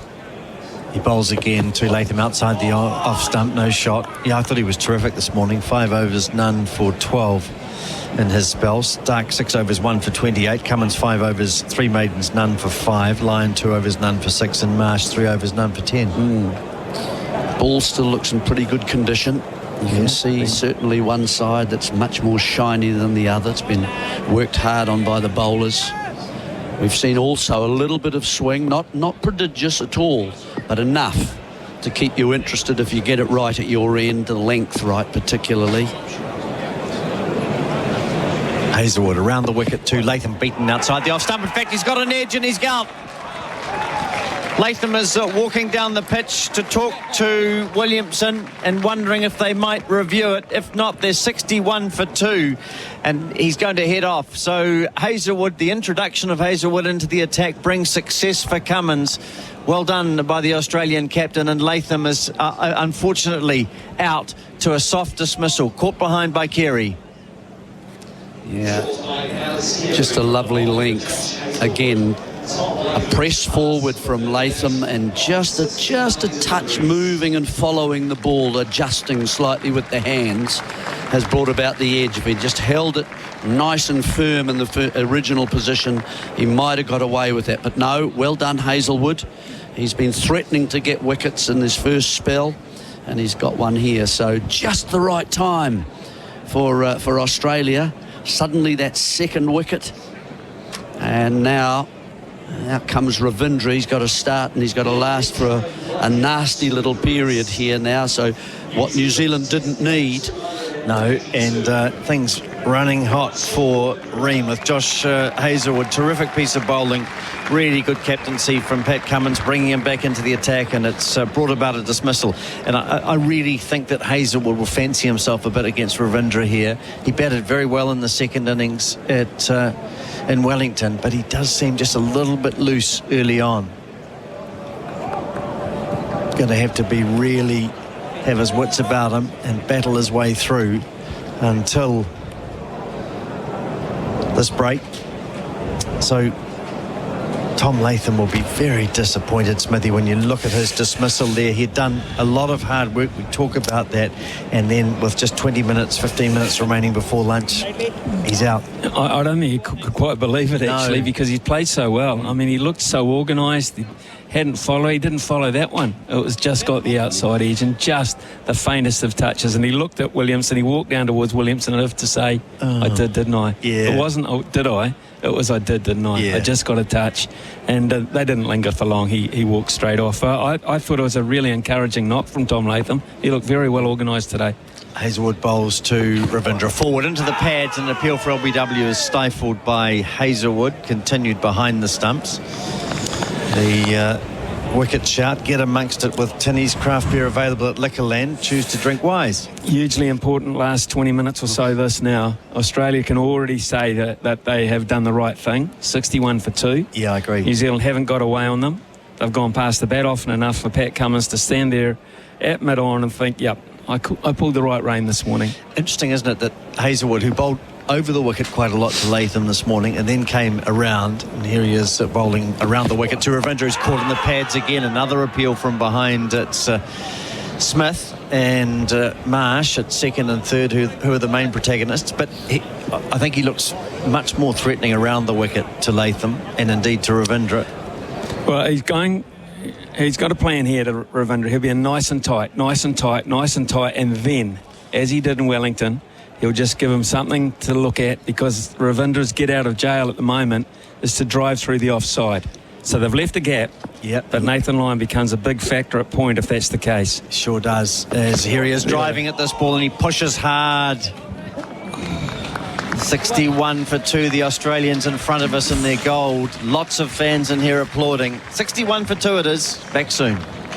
I've always tried to make good choices for my family's future and their happiness. Having an enjoyable and safe building experience is about choosing the right builder. So put your family in safe hands and choose GJ's with their proven track record. In over 25 years of business and with close to 23,000 builds, GJ's has completed every home we've ever started, a fact we're very proud of. Make a wise choice and choose New Zealand's most trusted home builder. GJ's, here today and tomorrow. Yeah, 61 for 2 it is. Cricket being brought to you on SEN with Resine. Quality paint and colours, perfect for your summer projects. A really enthralling period, as Ian Smith says. 15 minutes remaining before lunch. New Zealand started well, but they're now 61 for 2. Young out for 14, Latham out for 38. Hazelwood and Stark have the wickets. Here's Stark bowling outside the off stump, and Williamson thinks about playing and then pulls the bat away, and just a little bit more pace, Bharat, from Stark. Yeah, good afternoon, Garth and Smithy. A lot of pace from Stark. Obviously the wicket has just lifted his spirits, lifted his energy, and he's just charging in. You can see it in his follow-through, but just seeing that Rachin Ravindra shot, we've seen him play some pretty ordinary shots in this series already. Yes, he's so talented, and he's had this lovely run of scores across formats in the last 4 or 5 months, but not a bad time for a coach to just pull him in and say, rein it in. Yeah, he's got to pull it in himself, hasn't he? He really does. As it's Williamson on strike, he comes forward and drives. Nice shot, gets to the pitch of it. And there's a chase out towards the mid-off boundary. It's retrieved there by Labuschagne and returned, and Williamson has a couple of runs to get off the mark, to get to 5 rather. 63 for 2. Yeah, well, I think, these are the sort of periods that New Zealand, if they want to be competitive against a team like Australia, they've got to get through undamaged from here through to lunch. A great piece of fielding that from Labuschagne too, because they know that Williamson is a key before lunch, an absolute key. So Labuschagne chases after that to keep Williamson on strike. So Stark, he really is in good rhythm, can really continue to attack him. I think he looks in much better rhythm in this spell than his first, as this is outside the off stump. It flies through its shoulder height to Carey. Smashing into Alex Carey's gloves, you can hear it. Do you think he looks quicker and more rhythmical this time round? I think both tests, I thought he looked pretty good at the basin at times as well, Garth, to be perfectly honest. And there have been times when he's lost his radar throughout the Australian summer.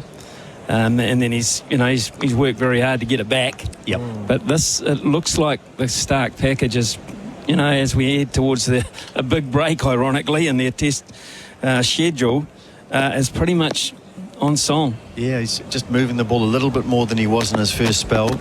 Into the right-hander, away from the left-hander. Here he is bowling from the Botanic Gardens end, and Williamson is watchful as he lets the ball through. You know who's going to benefit from this rhythm? Ian Smith. Kolkata Knight Riders have paid nearly $4 million for him. I'll be hoping so, Bharat. Keep the rhythm. Yeah. Box it up and take it over to India. It'll be quite a challenge for Mitchell Starc. Yeah. Go back to the IPL after so long. Smithy, it's a difficult tournament to be a part of the travel and not just what happens on the field when you've been away for it from so long. Yeah, 4 million content to make it just a little bit easier, though. You think so? Yeah. 2 slips and 2 gullies for Starc as he bowls to Williamson outside the off stump, and he plays defensively, and you'll hear his call. Wait. Isn't this beautifully set up now? Yeah. Sunshine. The ground looks an absolute picture. Just sounds like a corny thing to say, but it damn well does. No, say it as often as you like. There was a drone shot of hovering above the ground before. It just looked absolutely magnificent. And now we've got New Zealand's champion batsman against this prize Australian attack. If he can get through to lunch, the prospect in his 100th Test match. I mean, goodness me, who writes these scripts? It's fantastic. Sure is. You can hear his bat tapping. He's working hard as Kane Williamson. Starc bowls to him. He's forward driving. No real timing. A full delivery outside the off stump. It ends up with Lyon at point. The end of the over, 63 for 2. Starc has 1 for 30. The hallway with dated wallpaper. Yeah, some people might call it chic, but to you, it just looks tired. What's the easiest way to remove old wallpaper, though? Are you putting off your decorating project because you're not sure how to do it? Ask the team at your local Resene colour shop for all you need on the best wallpaper, prep and hanging techniques so you can get your DIY to-do list done. It's time to get decorating this summer with Resene. And welcome back to the cricket from the Hagley Oval, brought to you with the SEN Test Cricket for Resene. Quality paint and colours, perfect for your summer projects. Here's Hazelwood bowling. Ravindra is forward. He'll pick up a run. He thinks about a second as he suddenly realises that the ball's gone a bit squarer. But Starc picks it up at long leg and rifles in the throw, and that means that Williamson will remain on strike. Ravindra is 1. Just going back to our chat about Ravindra with Smithy and Garth, I guess it's also a case of him making this constant move from white ball cricket to red ball cricket, because he's learned in white ball cricket, especially since he started batting at the top of the order for New Zealand, that he has to really make his presence felt, impose himself on the opposition, which is exactly what you don't need to do always in Test cricket. Well, that's why we always, when he first came in, we were a little surprised, I think, Garth. You were there too at Mount Maunganui when they gave him number 4. Yeah, absolutely. We were a little surprised at that. I mean, hey, he answered it pretty well, didn't he? 240. But we knew there would be sterner tests ahead. And there's one right now as Hazelwood bowls to Williamson. He defends. And we sort of thought, well, that's really not an easy introduction. No. That South African attack was, but this is now the real test of a genuine international number 4 coming in at an awkward time, hopefully getting through to lunch, then having to reboot after lunch and get everything back in against an attack that you will get very few freebies. You just have to genuinely earn everything that you get, and that's why I thought Latham had played well this morning. I thought Latham's innings was as good as I've seen for quite some time, and it was a shame from his point of view that it was curtailed. Hazelwood bowls, Williamson defends off the front foot into the offside. Yeah, no, Ravindra I always felt looks more like a 6 or a 7 really at this the stage. moment. Even, at the very highest I thought a 5. Yeah. Just a right-hand, left-hand combination as such. So I just thought it might have been asking him a little too much, but we'll see. It's 240. He's averaging 39, but that's because of the 240 at this stage. Lovely conditions. It feels almost autumnal in Christchurch today. It's a forecast high of 16 degrees, but it's much nicer than that, it seems, as Williamson plays into the onside. He'll have a run as he turns it square of the wicket to head, picks up one more. Williamson is 65 for 2. Much better from Kane Williamson. You can hit the ball sort of straight to Travis Head and still get across for a single. Don't do it to Marnus. And that's his big blunder in the first innings in Wellington. I think, not very often Kane Williamson and fails 3 times in a row. In fact, he's only ever done it once before. 3 scores under 10. What's he got? 8 centuries in his last 10 matches? Oh, it's incredible. It's phenomenally good. Yeah. Here's Hazelwood bowling around the wicket to Ravindra, beaten outside the off stump, just dangling the bat.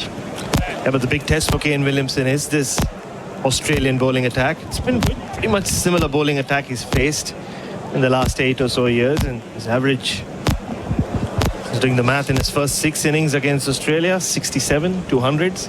Ever since, it's 22 in 13 innings and just 1 score over 50. The 97 he made here 8 years ago, and only gone past 33 times in the last 13 innings against Australia. Hazelwood bowls. Ravindra is playing with bat and pad close together, driving to mid-off. End of the over. 65 for 2. Ravindra 1, Williamson 6. Hi, Paul here from Waterforce. Keeping your lawns, gardens, parks, subdivisions, sports fields and golf courses looking green and lush is what we do best. We're also experts at improving water quality so it's safe to drink and use. We help a wide variety of residential and commercial clients around New Zealand to use their water as efficiently and effectively as possible. Waterforce offers custom design solutions for your individual needs and supplies the best quality products and equipment for the job. Download our home irrigation planning guide to get started at waterforce.co.nz. Welcome back to the cricket being brought to you on SEN with Resine Quality Paint and Colours, perfect for your summer projects. It's going to be Mitchell Starc bowling to Williamson. Some audiences in Australia are going to be leaving us for the regular programming at the lunch break. For those audiences to keep listening to the cricket, download the SEN app or head to SEN Fanatic on your digital radio. Here's Mitchell Starc from the Botanic Gardens end, bowling to Williamson. Short, and he ducks underneath it, 65 for 2. So we've got 6 minutes, a couple of overs before lunch.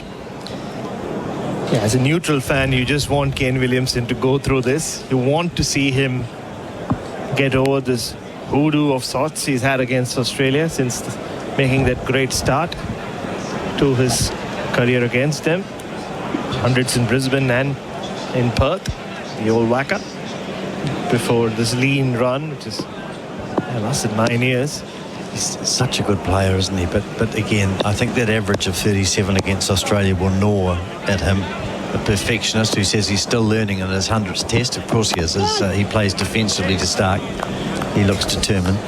What a classic Kane Williamson press conference it was the other day. I tried my level best, as I always try to do with him, to help make him break his character a little bit. I said, one thing you've done, Kane, successfully in your career is you've turned the expression "it is what it is" quite sexy. And he just said, well, that's the only thing I've turned. He didn't even say the word. He didn't even say the word. That's Kane Williamson. It's quite a good answer though for him. Yeah, it is. He got the response, I think, that of course that you wanted. Yeah, that's all you look for. Doesn't give you much, does he? It's almost funny. Almost. Dry. It's Williamson drives. Can't beat Labuschagne. It covers another at mid-off. Lovely piece of fielding. He did make it a point later on in the press conference when he was answering somebody else's question about something else, and he was like, and then he pointed at me and said, "It is what it is." So he's got a sense of humor, Kane Williamson. It doesn't come through the way you think it would. He doesn't give much away. I think that's one of the reasons New Zealanders love him. Is he seems to be a modest person, just a player who tucks away his performances and gets on with life. Steady the ship. Absolutely. As Starc bowls to him over the wicket, and it's outside the off stump. No shot from Williamson. I remember when I was here 4 years ago and covering a game in Mount Maunganui or in the area. He actually sent me to this cafe where he said one of his closest friends runs a cafe. He said he should go there, have the flat white and the food. And I met his friend, the manager and chef, and he said, "Oh, has Kane told you about how well he cooks? Because he cooks for me all the time." I said, "Oh, really?" So I went back to Kane and he said, "No, I'm not that good." That's it on the beachfront? Yep. Yeah, I know the one. Yeah. I know the one. You walk down a couple of stairs from the pavement to Absolutely it. That's right. it, yeah. Williamson faces Starc, playing into the onside. He's going to pick up runs as he turns the ball in front of Head at square leg. It's out towards the boundary. Head retrieves the ball now, and they run a very comfortable 3. Nice shot from Williamson, 67 for 2. And, of course, that's the beach he surfs across the road. Past the very long beach at Mount Maunganui. He'll find a spot and find some waves. But So can he cook or not? Apparently, according to the chef, he can. He puts on a great show every time he has him over. Puts on a barbecue. But Kane Williamson, obviously, just like, he's the chef. I'm not that good. I imagine he's one of those cooks that uses a temperature gauge and likes to get everything perfect. Eh? Surely. Yeah, good point there. You know what I mean? He's going to be, is it 50? Precise. Yeah. Very precise. Whereas I like to wing it. Yeah. And make a few mistakes. Here's Stark bowling, and here's Ravindra. Gets a thick outside edge. It flies away. And away to the third man boundary. They picked up but 2. They'll come back for a third. But again, Ravindra playing away from his body just a little bit and not totally over the top of it. 71 for 2 it is. 25 overs have been bowled. The end of the over. It's no secret there's challenges in farming right now. But with FarmX, you can trust your gut feeling more and make the right decision sooner. FarmX lets you test decisions before you implement them. What if the payout drops? There's a drought. No space at the works. Let's FarmX that. FarmX shows you the potential effects on profit, production and sustainability, helping you get the balance right. To start testing new scenarios and exploring new opportunities on farm, call us on 0800 327 629. Let's FarmX that. Cricket being brought to you on SEN with Resine quality paint and colours, perfect for your summer products. It's a beautiful day in Christchurch. Doesn't feel particularly summery, as I was saying earlier, just a little bit autumnal this morning, but still very pleasant conditions indeed, as Hazelwood is around the wicket to Ravindra, who's forward and pushing the ball to mid-off. It's unlikely, just going back to the barbecue situation, unlikely that Kane Williamson would be consuming a thick end of a nice bottle of red while he's barbecuing, unlike yourself. You've never seen me barbecuing, but when I do, it's on charcoal. Well, you did invite me, so I'm intending to perhaps make it this trip, which would be great. You're very welcome. The team is welcome. Oh, thank you. Well, don't think me until you've seen it. Here's Hazelwood bowling. It's caught at first slip. Ravindra so loose for a number 4 in the over before lunch. He's flashed at a ball from Hazelwood and been caught by Khawaja at first slip. He holds his head back, and well he might. 71 for 3. Did we not script this? It's so wrong, and whoever's coaching this guy have got to get inside his head. I mean, that's 1.5 feet to 2 feet wide of off stump. And what is effectively done is gifted Khawaja a comfortable catch, gifted Hazelwood another wicket, and gifted Australia definitely the session. Definitely the session now. Cummins winning the toss. You get 3 wickets before lunch. You get the 2 openers in your number 4. You have owned the session. And now it's a sort of a forlorn-looking Kane Williamson walking off behind Rachin Ravindra, knowing now that so much is on him this afternoon. He's done it before, but Ravindra kicks the turf. He's only got one person to look at, and that's himself, and he continues to do that. That raw talent, he gives it away. Yeah, it doesn't look like a test number 4 as he retreats. 71 for 3. So Young out for 14, Latham 38, and Ravindra, as we've just described, caught by Khawaja at first slip from Hazelwood's bowling for 4. The bowling figures for Australia: Stargate overs 1 maiden, 1 for 36. Hazelwood 7 overs and 2 balls. They've taken lunch now. 7 overs and 2 balls, 2 maidens, 2 for 14. Cummins 5 overs, 3 maidens, none for 5. Lyon 2 overs, none for 6, and Marsh 3 overs, none for 10. And Bharat, your thoughts on the session? Ian Smith saying that Australia now have won the session. Hard to disagree. Yeah, I can't stop shaking my head. I mean, as number 4, test number 4, your job is to take onus of the game and, give your team the initiative. And Rachin Ravindra has just happily handed it over. Terrible shot. And yes, we've seen him do this in the previous test as well, but in this innings, a couple of times he had flashed at a couple of wide deliveries. Poor game awareness as well. I know he's young, I know he's talented, but I don't know when New Zealand are playing their next test, but if he gets out in a similar fashion again, maybe test number 4 is not for him at this moment. And after such a strong, solid start from the Kiwi openers. All of a sudden, Pat Cummins has been more justified than ever for having won the toss and elected to field. And Smithy, we just saw that sort of metronomic performance by the Australian seamers. For me, Stark has been impressive, Cummins very good, Marsh useful, but the pick of them, Hazelwood. Hazelwood on the spot again this morning. He's found a likeness for this pitch. He's found a zone that he wants to operate on. He'll sit there, he'll camp there, he'll wait there, and he'll wait for the mistake. And New Zealand have obliged on a couple of occasions. Latham played well this morning. New Zealand in their opening partnership looked as if they have withstood this opening blast. He used a number of bowling options, Pat Cummins, without success, but in the last 40 minutes it's come to fruition, and Australia will do that to you. There's no secret, Garth, why they're the best. And the people in the green and gold in front of us, and there are plenty of them, and Merv Hughes looking much happier indeed. They were quite quiet during that first hour as New Zealand batted away, but they're looking cock-a-hoop now and will enjoy their lunch, I suspect, more than the New Zealand fans. 71 for 3 it is. The scoreboard with Kubota scoreboard. Paint and colours perfect for your summer projects. An opening session where New Zealand was sent in by the visitors after Pat Cummins won the toss, decided to have a bowl. And through the opening hour, New Zealand made a very positive start. At drinks, 14 overs were bowled, 35 without loss. But since then, the hour heading into the lunch break, all Australia.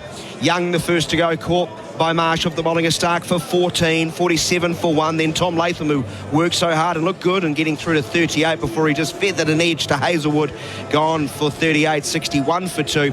And then a very loose stroke from a promising but player in the form of Rachin Ravindra, who will be hugely disappointed when he sees the replay of his dismissal. Wafting about outside off stump. Big edge, Kawaja taking the catch at first slip. Hazelwood had a second. 71 for 3 at lunch. New Zealand, Hazelwood 2 for 14, while Stark has 1 for 36. Those are the wicket takers for the visitors.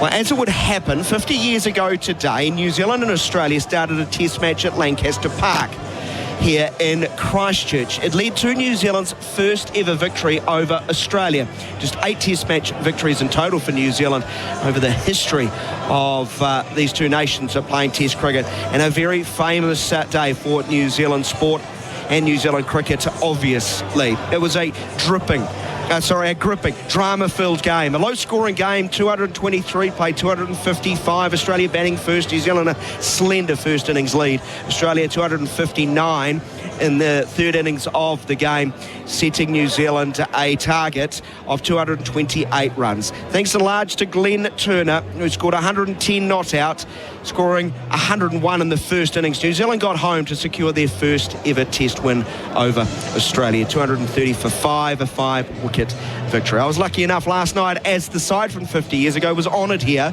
by the Canterbury Cricket Trust, and it was great to see so many faces from that side in 1974 at Hagley Oval, answering questions from the MCs and also from the floor. Amongst them was the hero in the form of Glenn Turner, a truly extraordinary trailblazing New Zealand cricketer.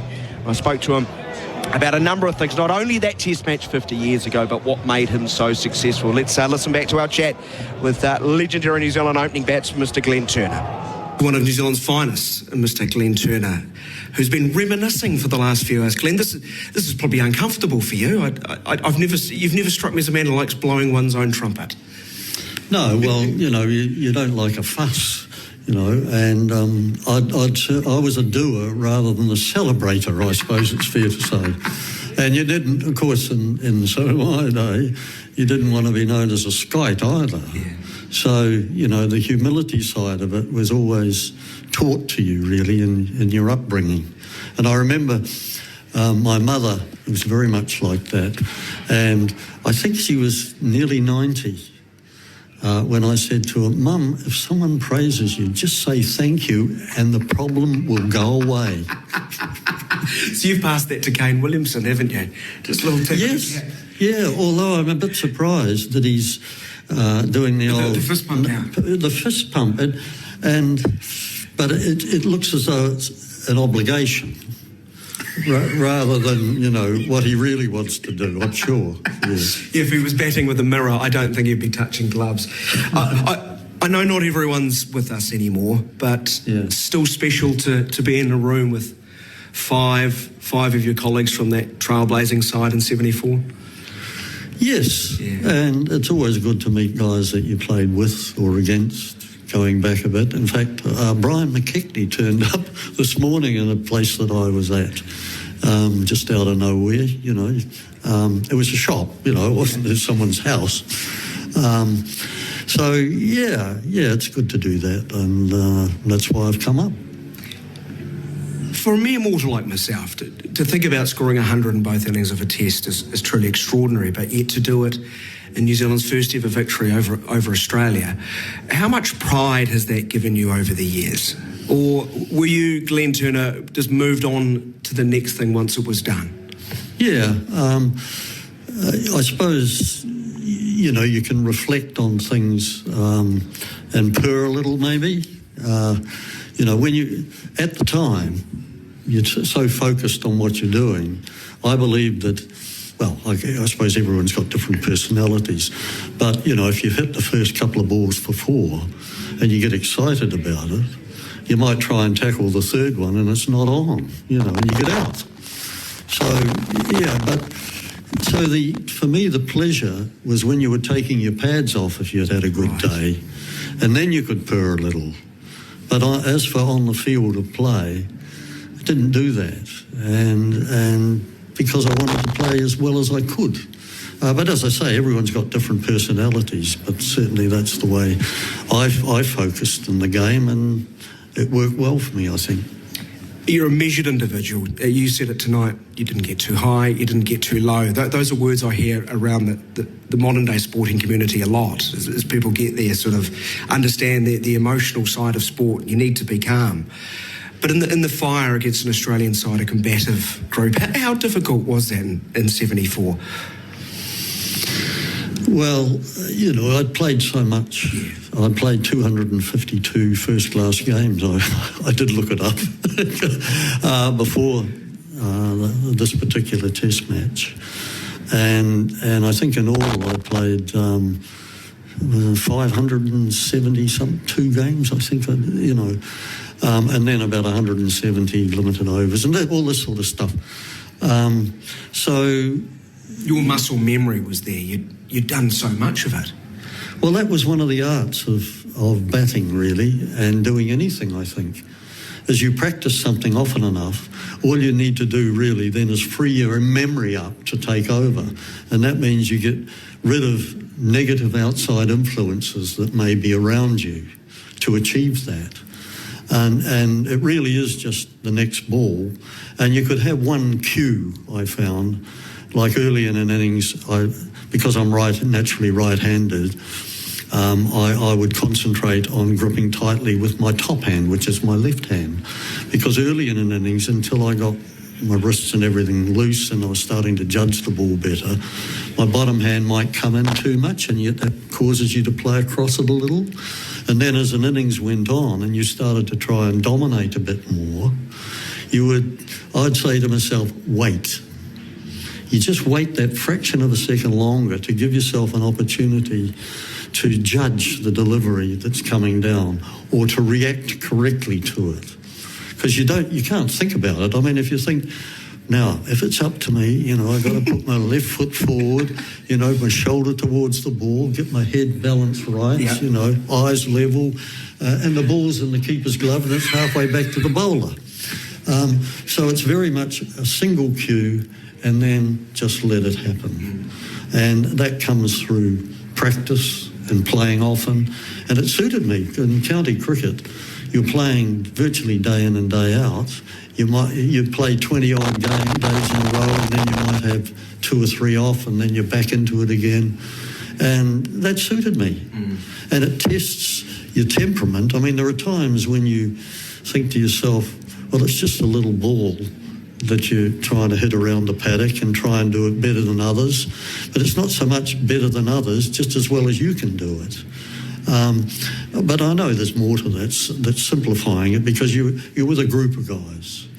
And the big thing that I got out of playing county cricket was that not just meeting and playing against people from different cultures, but living day in and day out with those people.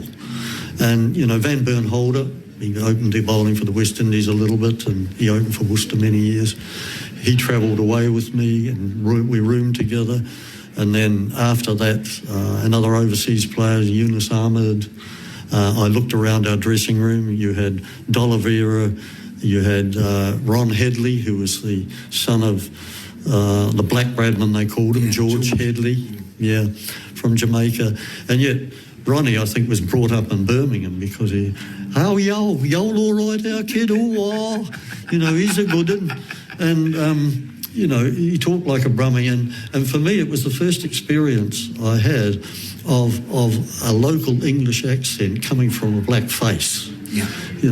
And then there was another Indian off-spinner who was, for a while, he played a few games for us, that was there. So we had this variety of cultures in our team, and you're virtually living with them 7 days a week. And that for me educated me to more broadly. And so that when you come back to a place like New Zealand, which is changing and getting more cultures and so on in, it gets rid of stupid prejudice, You just treat people as you find them and just give respect and hope you get respect back, and that's that. This is SENZ.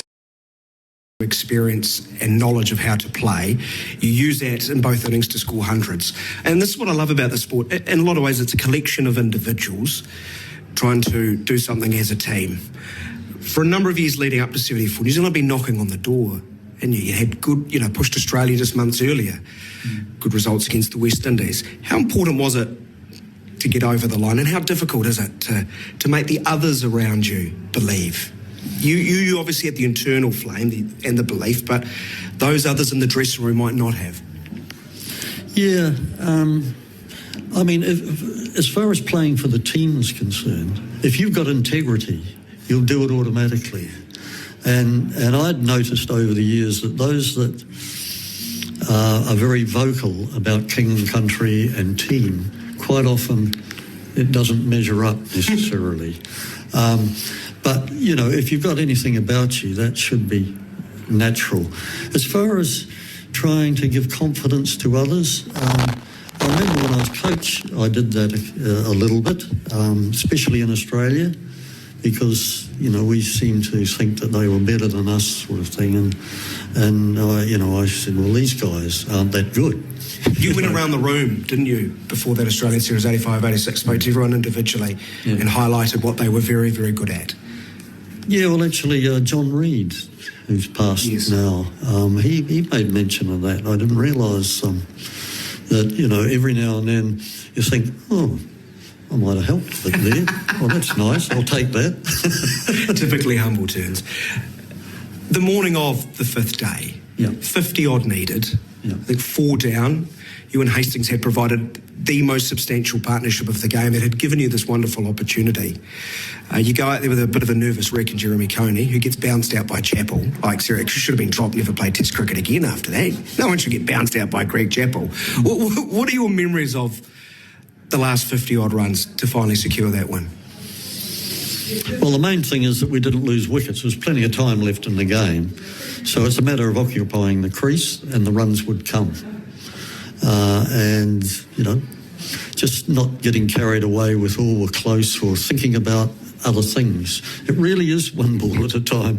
And it sounds cold, and why don't you do yourself a favour and enjoy the moment more? Sorry. I'd sooner enjoy the result and the moment afterwards. I remember, I'm not sure if it was the first innings or the second innings 100, the fans come streaming out, and you react by walking them off the pitch. Is that how much of a bubble you're in, that I need the fans not to run on the playing surface? Well, exactly. Yeah. You didn't want them to damage that. So you're thinking of, that was the right thing to do, I thought. But now, of course, they don't allow people to run out and so on. They stop that. I remember an occasion in Auckland, the left-handed opening batsman that I opened with. Rodney Redmond. Rodney Redmond, against thank Pakistan. you. Yeah, that's right. But he got 100. And after he got the 100, they swamped him. And he got a bit roughed up, people belting you on the shoulder and that have nothing to do. Rugby players, when they have success, they beat each other up. But we're not used to that. Anyway, so I said to Rodney, look, just the next couple of overs, just settle yourself down and look to defend and get yourself back together again in case it had upset him, you see. But at the end of the game, when he was asked what I said to him, he said, he just told me just to not play too many shots. And I thought, come on. It made it seem as though I wanted to slow him down, or I don't know. That downward turn, trying to put me in a shell. Trying to get him to change the way that he had been playing. But, anyway, because that shows you how upset or taken he was with the moment as well, combination of those factors. And then you run for the hills when Ken Wadsworth thumps it through the covers as the fans come running on once more at the end of the game. There's a lovely little anecdote about every man and his child wanted to be at that game, claims they're at the game, including some who left cars running outside. Yeah, actually there's a guy I play golf with now, and I've only known him for about 5 years. And he said he was at the game. And he's one of these guys who, he's a real, loves to see New Zealand do well, and is very parochial in those senses. And being at events like that, he's really chuffed about. And so, he's one guy I've come across in that category. Yeah. But so the story goes, is someone drove their car up to Lancaster Park. I know, and left it running. That shows it really mattered, because it seems people like to experience a significant moment. I was there stuff, I was there on that day when this happened. And that's great, Whatever makes you tick and whatever gives you pleasure, get on with it. Glenn, I'll wrap this up, and you've been so generous with your time, and I know it's been a very long night and you've got friends out there to go speak to. It's been too long since New Zealand's tasted success against Australia on New Zealand soil. If you were in that New Zealand changing room, what advice, if any, would you give them? Well, it's a new game, it's a new day. Just believe in yourself. I think they showed in the last test, or should I say the Australian showed, that, if without Green's 170 odd, there wasn't so much in it. I think tactically I didn't like the way they bowled to get the last wicket. Yeah, on day 2, yes. I thought that was a mistake. So tactically that was wrong. I'd like to think if I was coach that wouldn't happen in the first place. But of course, these sort of things are starting to happen more now because of the 20 over stuff and that, bowling different licorice all sorts. Yeah, it was a very modern approach. And to their credit, they've admitted they got it wrong. Okay, yeah, well, don't get it wrong again. Everything you can simplify it. And you need to focus on what really makes a difference. If you're not careful, you put in front of people a dozen things, and that's not the way it needs to be. And when you're at a certain level, you shouldn't need that anyway. And, so that should be about it, I guess. Innings. And we've already seen Daryl Mitchell walking at Hazelwood, trying to take him off his length and being beaten by a terrific delivery. Hazelwood up again, halfway through the set. 3 slips to gully, bowls to Mitchell, in behind it, defending out to mid-on. Jeremy Coney, New Zealand won the first hour. They made their way to 47 without loss, but then Young was caught at third slip off the back of the bat, almost a leading edge out to Marsh from the bowling of Stark for 14. Then it was 2 for 61 when Latham was caught behind from the bowling of Hazelwood round the wicket, one of 2 wickets for the man who's bowling at the moment. And Ravindra, a shocking shot, caught it slip on the stroke of lunch, also to Hazelwood for 4. So they went to lunch at 3 for 71. And I suspect a lot of people over their sandwiches on the banks were talking about the suitability for Ravindra batting at number 4 in Test cricket with a shot like that. Hazelwood here, Mitchell leaving a lane outside the off stump. Well, it's not the first time, is it, Adam? You have to look at the first innings at the Basin Reserve too. A rather loose sort of shot outside off stump, looking to drive the ball and hitting it square and picking out sort of a man just in front of point or in cover, that sort of area. And again, he was drawn to a wide delivery here. And you know, what could have been a good session for New Zealand, say at none for 40 after the first hour, to then be 3 for 70. It's all turned to custard, hasn't it, as far as they're concerned? Beautiful afternoon. Barely a breath of air. Hazelwood to Mitchell. So important, this partnership. In behind it again, defending to mid-on. No run. Cummins does the fielding. 3 for 71 at the end of the over. 9 for Williamson. Mitchell yet to score on the tyre power scoreboard. Your trusted tyre experts, Jeremy Coney. So often this happens. The pitch looks green in the first session and you have to work pretty hard to get through it. And if you can, then it's all out in front of you, because now the clouds seem to have dispersed a little bit. It's not as heavy or set or thick at all above the ground. It's away to our left at the moment, but above the ground is pretty clear. And suddenly the surface has dried a little bit, and it's not, the ball comes on a bit more and it doesn't seem quite as much. And so it can suddenly be a different game after lunch. It's only 40 minutes, I know, but it can actually feel quite different as a batsman. You're not having to work so hard all the time to maintain your defence and so on and be tight. You can just start to pick up some singles and twos and so on, and the game moves along at a different kind of pace for you as a batsman. So, it's so important you don't lose those wickets in the first session. Cummins from the northern end to start. 5 overs for 5 runs for him so far. Bowls to Kane Williamson, who deflects out to Cameron Green in the gully. No runs. I don't know whether you've had that experience, Harry, where that's happened for you. No, absolutely. That first session is always difficult, and you feel you get through that first session. That session after lunch is one you feel like you've got to get in again, but you feel it's a session where you can prosper. And I mean, for me, at 2 for 71, it was sort of 50-50. Australia will be happy. They put New Zealand in, they got a couple of wickets, but New Zealand have done well. But then 3 for 71, for me, Australia definitely ahead. Cummins to the crease, right arm over, bowls to Williamson on the back foot, cutting to point, no run. It looked pretty average cricket, didn't it? I mean, let's be fair. But the next thing is that you don't want to completely crush a young, enthusiastic, player who can play aggressively and is looking to score, but at the same time, and that's when people start to say, hey, I don't think quite he's a number 4, especially if we lose 2 wickets and we need to have him a little bit lower down. 5 or 6 at the moment in the way that he's playing sounds a better number.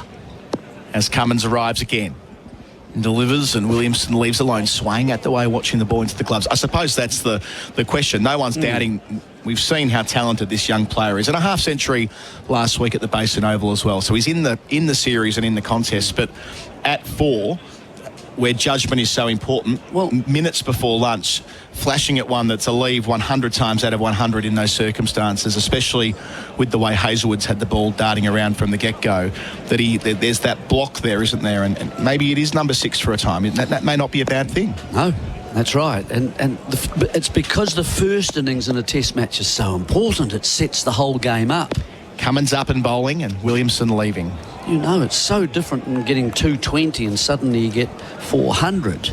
And you've got options. You've got options about who to bowl. You've got your men are in catching, your positions for longer, and you can support your bowlers for longer. It is an entirely different game if you're able to get a big first innings. And psychologically as well, that Australia sent New Zealand in. I mean, if they're none or 1 down at lunch, it may feel like it's the wrong call, but 3 down, well, sure, it validates what Cummins did, and they would have ate lunch feeling pretty relaxed about their situation, knowing they're 1 wicket away from really opening New Zealand up.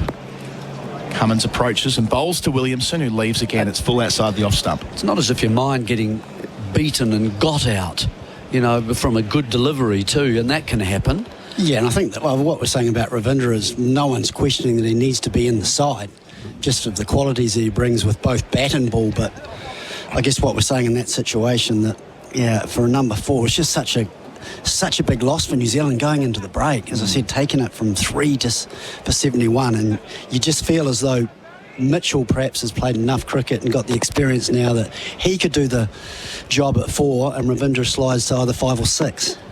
Last ball of Cummins over. All dots so far. It'll remain that way. A maiden with Williamson in behind it, defending down the pitch. Stays at 3 for 71, which was the score at lunch. Williamson 9. Mitchell yet to score on the tyre power scoreboard. Your trusted tyre experts. The hallway with dated wallpaper. Yeah, some people might call it chic, but to you, it just looks tired. What's the easiest way to remove old wallpaper, though? Are you putting off your decorating project because you're not sure how to do it? Ask the team at your local Resene colour shop for all you need on the best wallpaper, prep and hanging techniques so you can get your DIY to-do list done. It's time to get decorating this summer with Resene. SENZ Test cricket for Resene. The Paint Kiwis trust Josh Hazlewood to continue brilliant before lunch. 8 overs, 3 maidens, 2 for 14 his figures so far. Wickets of Latham and Ravindra, the two left-handers. Bowling to Mitchell here, yet to score wide of the off stump, leaving alone. Looking at some numbers at lunch, Hazlewood's now got 269 Test wickets at 24.9, so that's the ninth most ever for Australia. But in this season alone, he's taken 31 wickets at 14.5 across 7 matches. I mean, New Zealand's a good place for bowlers like Hazlewood, a tall bowler, strong, into the pitch. He's going to get some seam because, you know, he's hitting the pitch relatively hard, and so he's a very awkward customer. You don't give him wickets with one hung out wide outside your off stump. Delivers to Mitchell here, and he beats him in that way that Hazlewood does so routinely. Had to play at it from that fourth stump line. It moved away off the seam. Beautiful. He's not right arm over, he's right arm discomfort. That's what he is. And again, just landing on the stumps nice and straight. You've got to play at it and then have it nip away, threatening the outside edge just over the top of the stumps. So it's just slightly short, but not much. Not much. It's a beauty. It's gone over the off bail by about a ball or two. The replay for Bunnings, our trade replay screen for them. Hazlewood once more bowls, and Mitchell leaves a wider delivery. The thing with Hazlewood as well, Harry, is that he barely played for 2 years. He missed the majority of 2 home summers, and he said at the start of this home run, the 7 Test matches, he wanted to play all of them to kind of make up for lost time, and so it's proved. Oh, and it's amazing that the level of fitness, not just of Hazlewood, but the whole seam attack. The fact that they've been able to play so many tests together in a row and have no issues. And you go into the next test and it will just be the same team. But for me, Josh Hazlewood, this is the type of wicket that suits him probably more than any of the others. Just that lengthy bowls. This is perfect for his type of bowling. Delivers to Mitchell, yet to get off the mark. He plays late to Green in the gully on the bounce, no run. I just feel he's slightly fuller than Pat Cummings and obviously no Stark with his ability to swing it, but the line and the length that Hazlewood bowls is just enough nibble to go past the outside edge and just enough bounce, and he's the one that I think most of the New Zealand batsmen will be most worried about, because he will force you to play the most deliveries and there's just enough movement to make it difficult. He's a tall Chatfield. And a little bit quicker. And a wee bit quicker, yeah. It's not a bad thing to be. Two good reasons. Hazlewood with a packed cordon to Mitchell again, leaves on length. The other aspect about the dismissal of Ravindra is that New Zealand really at 6 down are into the tail. You know, New Zealand have got Kugelheim at number 8, and then it goes Henry, Southey, Sears. And so, you know, they can ill afford to be doing those sorts of things. Everybody knows that. So Mitchell, home ground here at Canterbury these days, Northern Districts. Got a couple of test tons here. His only test centuries in New Zealand have been here at Hagley, including one last year against Sri Lanka. Hazlewood to him, and he's in behind it, defending to mid-on. No run. End of the over. No run since lunch. Nothing going on at all. 3 for 71 New Zealand. Mitchell yet to score. Williamson stays on 9 on the tyre power scoreboard. Your trusted tyre experts.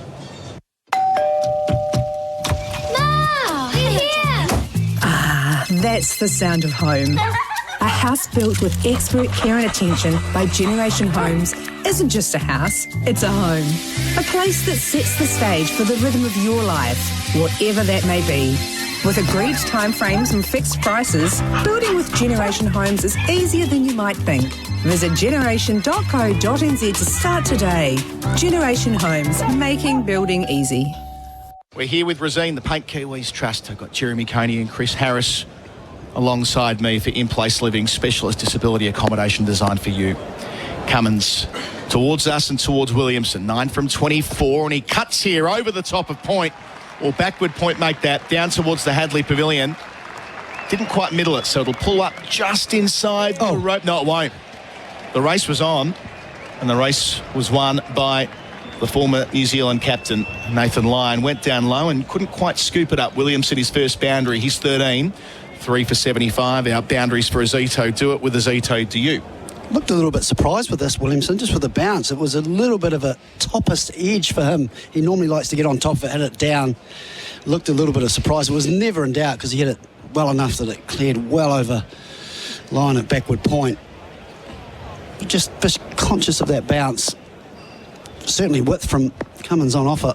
Cummins bowls and Williamson back to leaving alone, which will be the theme, I suspect, with Cummins out on the fifth stump line to the discipline number 3. Well, don't like to say it, touch wood, but Williamson's looked pretty good since he's been out there. He always plays the ball late. He's left well. And you made that point about Daryl Mitchell. For me, one of the players that's looked the most comfortable out there today has been Tom Latham. We saw him get a terrific delivery, but Daryl Mitchell's played a lot of his club cricket or first class cricket here, so he hopefully will know this wicket better than most as well, and what's going to work. Cummins, northern end. Williamson here ducking the short ball, and Carey does pretty well to his left. That was really moving. So he ducked early, but the ball was angling down the leg side. Stays at 3 for 75. And I'm interested in watching Mitchell's innings. He had. It won't be the sort of innings that he's accustomed to playing, being very aggressive. He's going to have to earn his runs, as he did in the second innings at the Basin Reserve.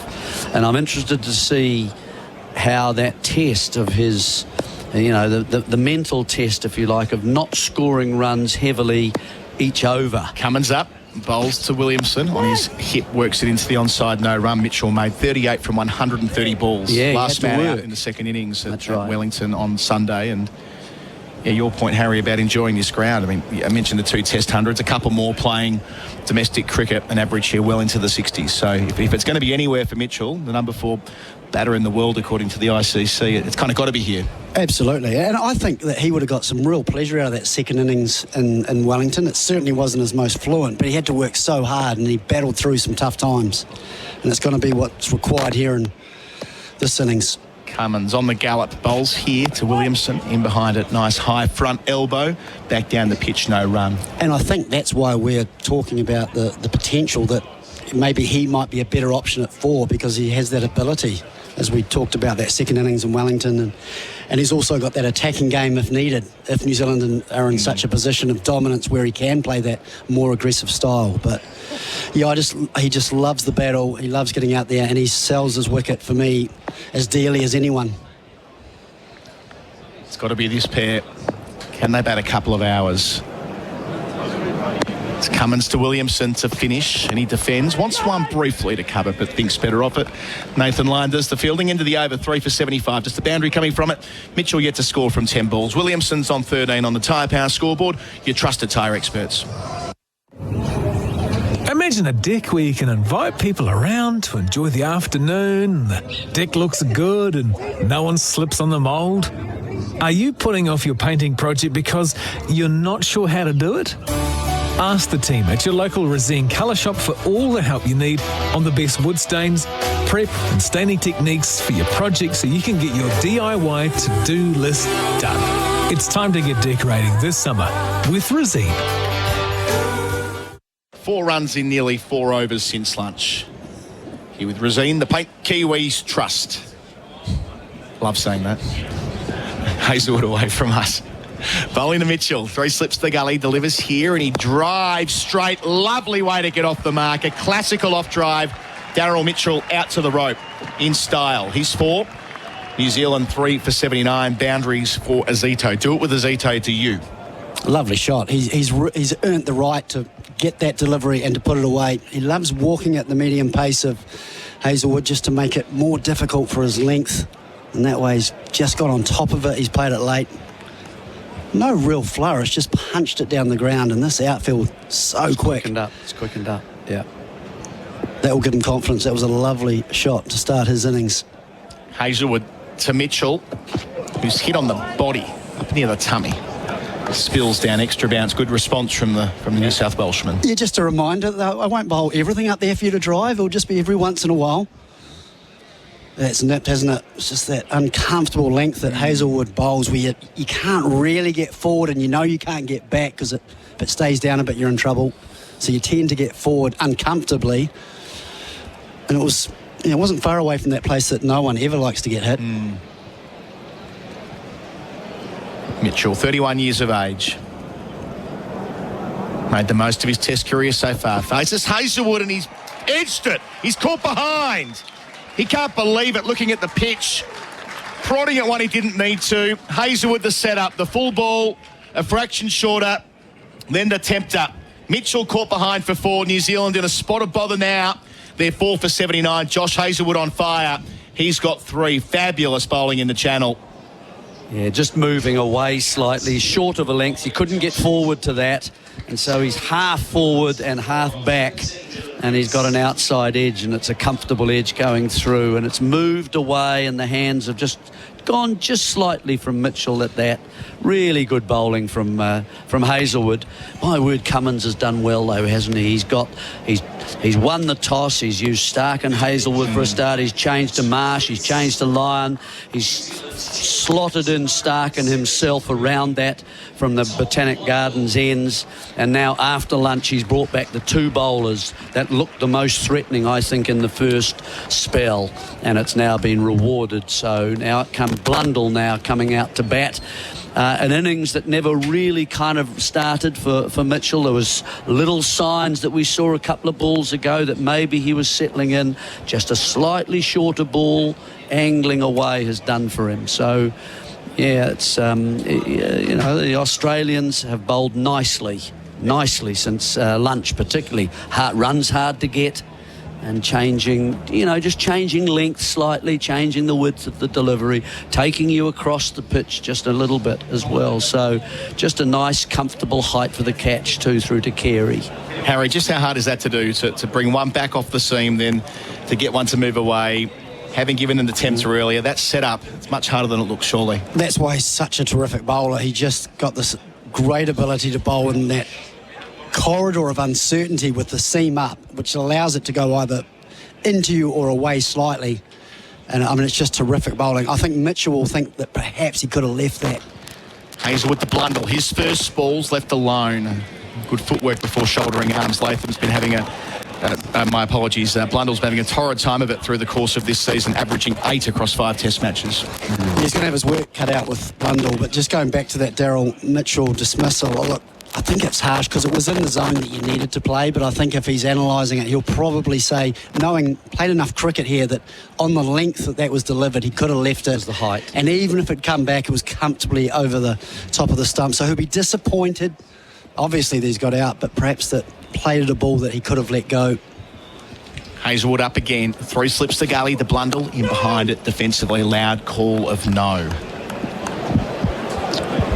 Yeah, I think they'll look to bowl as straight as they can to Blundell. He is very strong off his pads, but always tough when you get out there and you're getting balls around that off stump just to get your feet going. But good positive start for Blundell. He's always positive and generally with his feet movement and with his calling. He normally yells out no very loud, and that generally is to get him going and just to let everyone know that he's in the battle.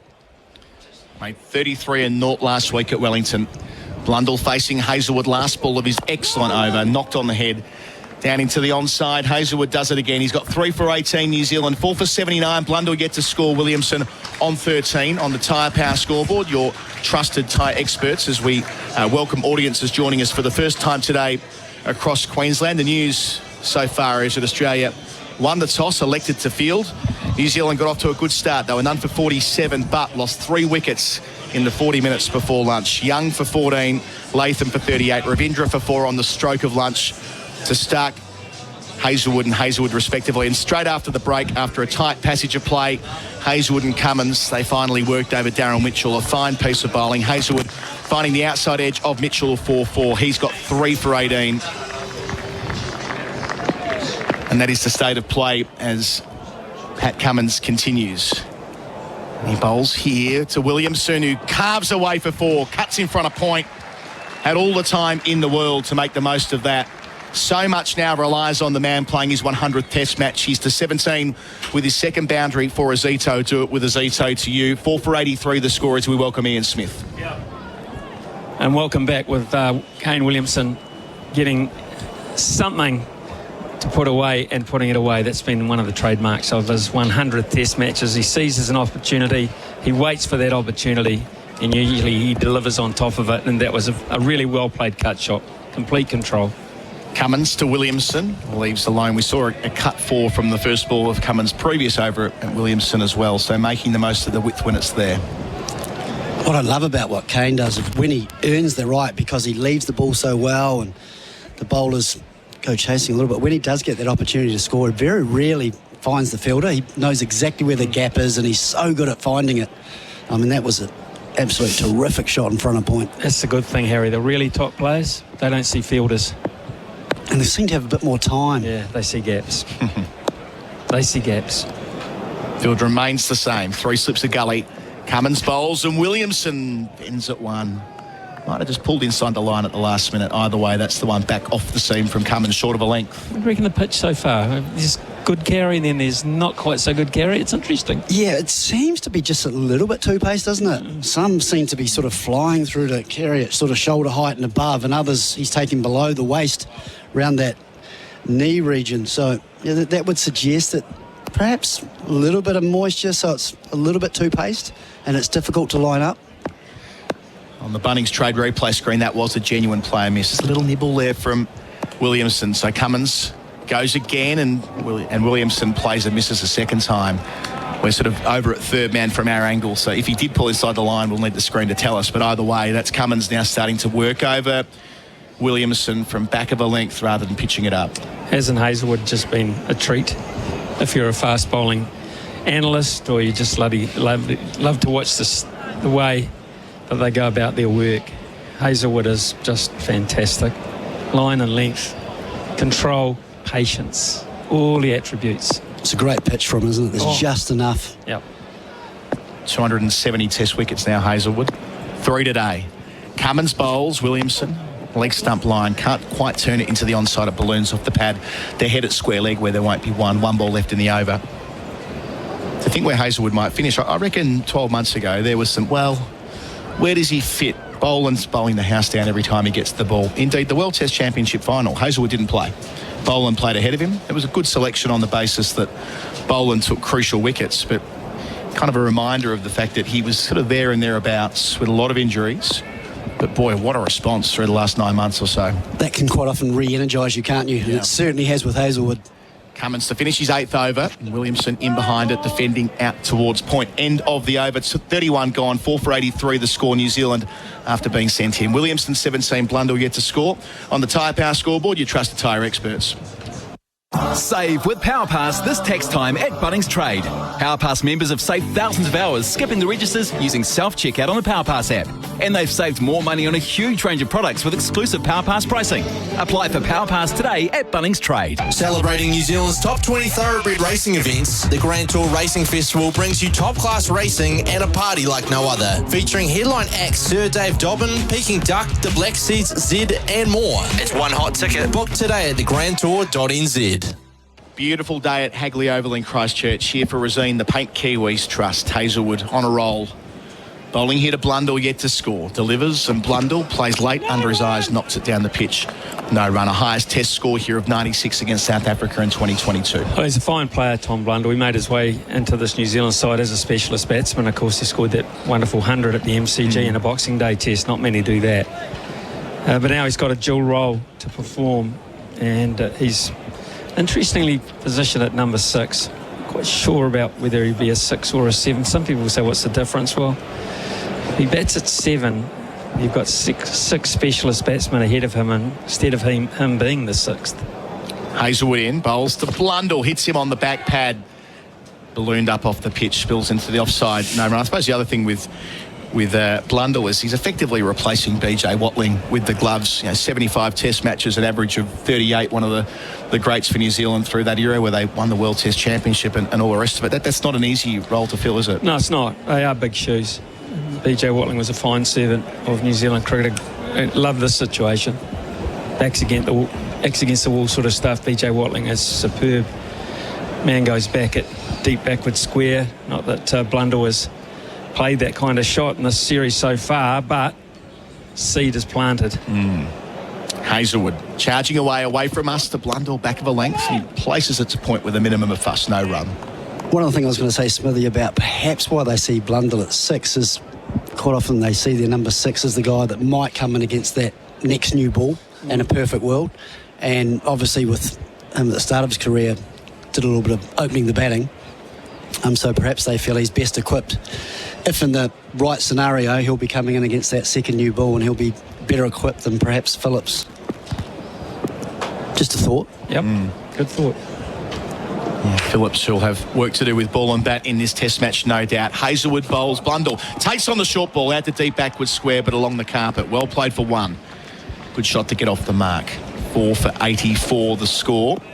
Couple of balls left in Hazelwood's 11th over. It might be the final over of his spell, but boy, how well he's bowled either side of lunch. Well, he just is. He's metronomic in terms of what he does. There's no variation. There's everything about him is rhythm. He's a real rhythm bowler, and it's just it's enviable really to have a guy like that in your side. Most captains would absolutely love him. It doesn't matter where he's bowling because his line and length is just dialed in. He's in again. Bowling to Williamson. Hits him on the pad. Shout for leg before. And it's given. Caught on the crease. Back off the seam. Hazelwood so good. Will Williamson go upstairs? That's the question. All eyes on the former captain. Playing his 100th Test match. He doesn't really want it. Has gone upstairs with 1 second to go. It suggests to me, as you're going to say, Smithy, that he didn't really have his heart in this review. No, he's resigned to this, Kane Williamson. Body language says it all. Honestly, body language says it all, and it's Hazelwood again, and it's that machine-like precision accuracy. It just probing away.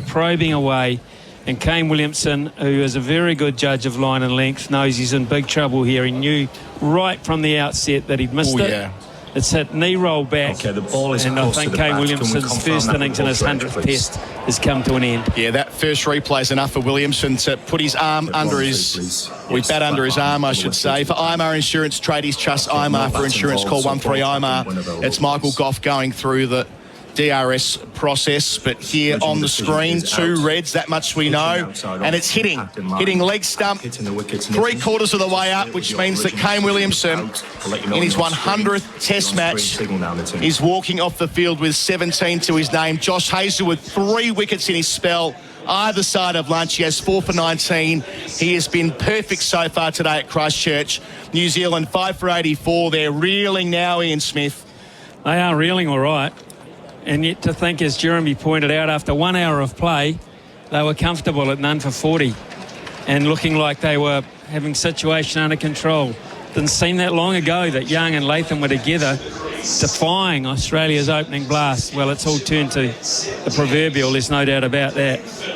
And now we find a situation here at Hagley Oval that Glenn Phillips comes out. He'll be ebullient, he'll be busy, he'll be loud, and he'll try and counter-attack as he did at the Basin Reserve, Harry. But against this relentless accuracy, that's a task. He'll certainly thrive in this opportunity, Glenn Phillips. But, Adam, you touched on it could have been Hazelwood's last over. I don't think it will now. I just feel he's re-energised. But I think it was only 20 minutes ago I was on with Jerry and we were talking about how important the Williams and Mitchell partnership was with Cougar line at 8. And all of a sudden, New Zealand have just been opened up by just a superb spell of bowling from Josh Hazelwood. He's asked all the right questions and New Zealand just haven't had the answer. I love the body language from the Australians in the huddle, by the way. As soon as he reviewed, they thrust their arms up in the air. They knew that was going to be given out eventually. The shout, how's that? Get amongst it with Tinny's Craft Beer. Available at Liquorland. Choose to drink wiser. LB shouts through the series. I think they knew from Williamson's reaction. Yeah, he knew, didn't he? Oh, they all knew, yeah. I mean, he just didn't want to use a review. I think Blundell said you've got to use it. It's your 100th test. Yeah, good. And I've no problem with him using it, but he knew, didn't he? I do slightly have a problem with that, you know. Time will tell. It's not what the system's for. What's that old thing with Joe Root, the L'Oreal review, because he's worth it. Last ball of the over. First ball here, a fend and a miss there from Phillips outside the line of the off stump. There's going to be a change in commentary at the end of a busy over. Back-to-back wickets for Hazelwood. 5 for 84, the score on the Tyre Power scoreboard. Your trusted tyre experts. Daniel McHardy in for me. Stay in the fence, she says. Stay in the fence and it would look so much better. But you have to admit, you're not sure where to start. Are you putting off your painting or staining project because you're not sure how to do it? Ask at your local Resene colour shop for all the help you need on the best stain, paint, prep and painting techniques so you can get your DIY to-do list done. It's time to get decorating this summer with Resene. SENZ and SEN Test cricket with Resene, the paint Kiwis trust. Who will the New Zealand fans trust from here on in? Because Australia, absolutely outstanding, thanks to Josh Hazelwood, who has 4 wickets. It's 84 for 5. It is Blundell on strike as Cummins was full into the pads, clipped away nicely through mid-wicket. So good on the onside as Tom Blundell. He'll pick up a boundary to move to 5.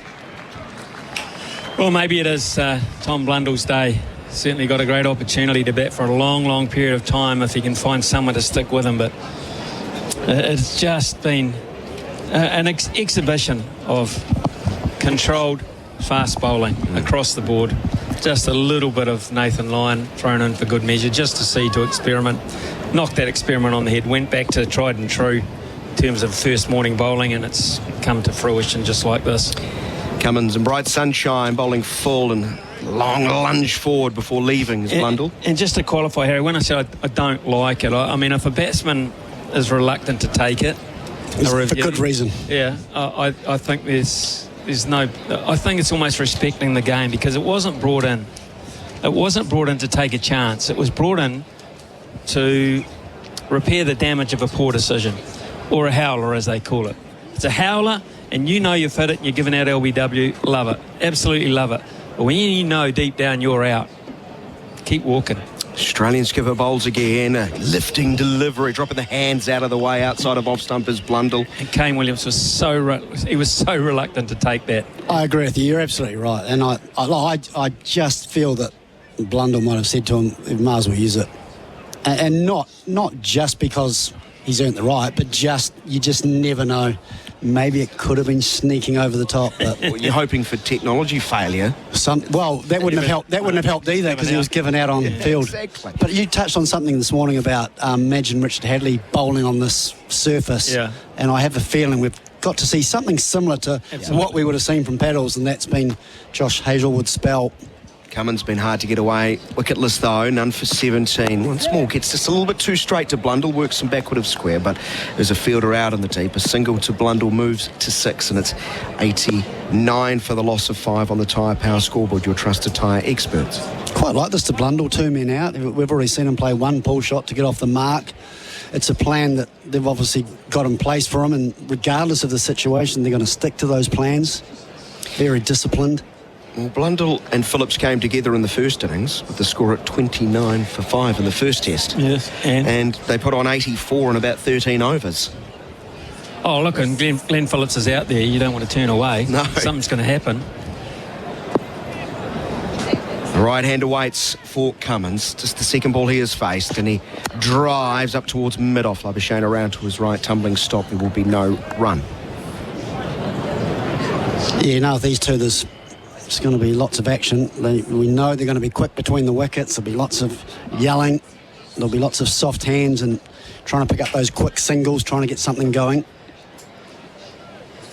New Zealand sent in what drinks in the first hour. Thrilled, 35 without loss now. Here's a stat for you. Hour and a half later, 89 for stats. You'll like this one. Last ball of the over. Hold it for the next one. Here's Cummins. Phillips comes down the wicket and gets beaten on the inside edge, and that thumps into the thigh pad, and he spins away in a bit of pain. The end of the over, New Zealand, 89 for the loss of 5. It's the Black Caps and White Ferns Summer of More. More action, more vibes, more epic crowd energy, more sixes, more catches, more good times with your mates, more culture, more fans, more you had to be there moments. 32 matches, 9 cities, and 6 international touring teams, including the England women's team and the Aussie men's team. Don't miss the Black Caps and White Ferns Summer of More. Get tickets now at nzc.nz. New Zealand in a spot of bother in the middle session on day number 1. Thanks in large to Josh Hazelwood, who continues. Brilliant bowling. 11 overs, 4 for 19. The Cordon weight eagerly. 3 slips in the gully as he bowls and goes, through Blundell inside edge, past leg stump, down to the fence for 4. He didn't know much about that. Blundell, he gets 4. 93 for 5. Off Hazelwood too. Could have been 5 for... look, inside edge. Again, that relentless spot that he just aims at, which gets you crease bound and you go searching for the ball. That's a beauty. Got a very big part of the inside edge, which saved Tom Blundell. But it's just there, and you've got to trust your ability to counter it for quite a period of time, but it's just so hard. Just so hard.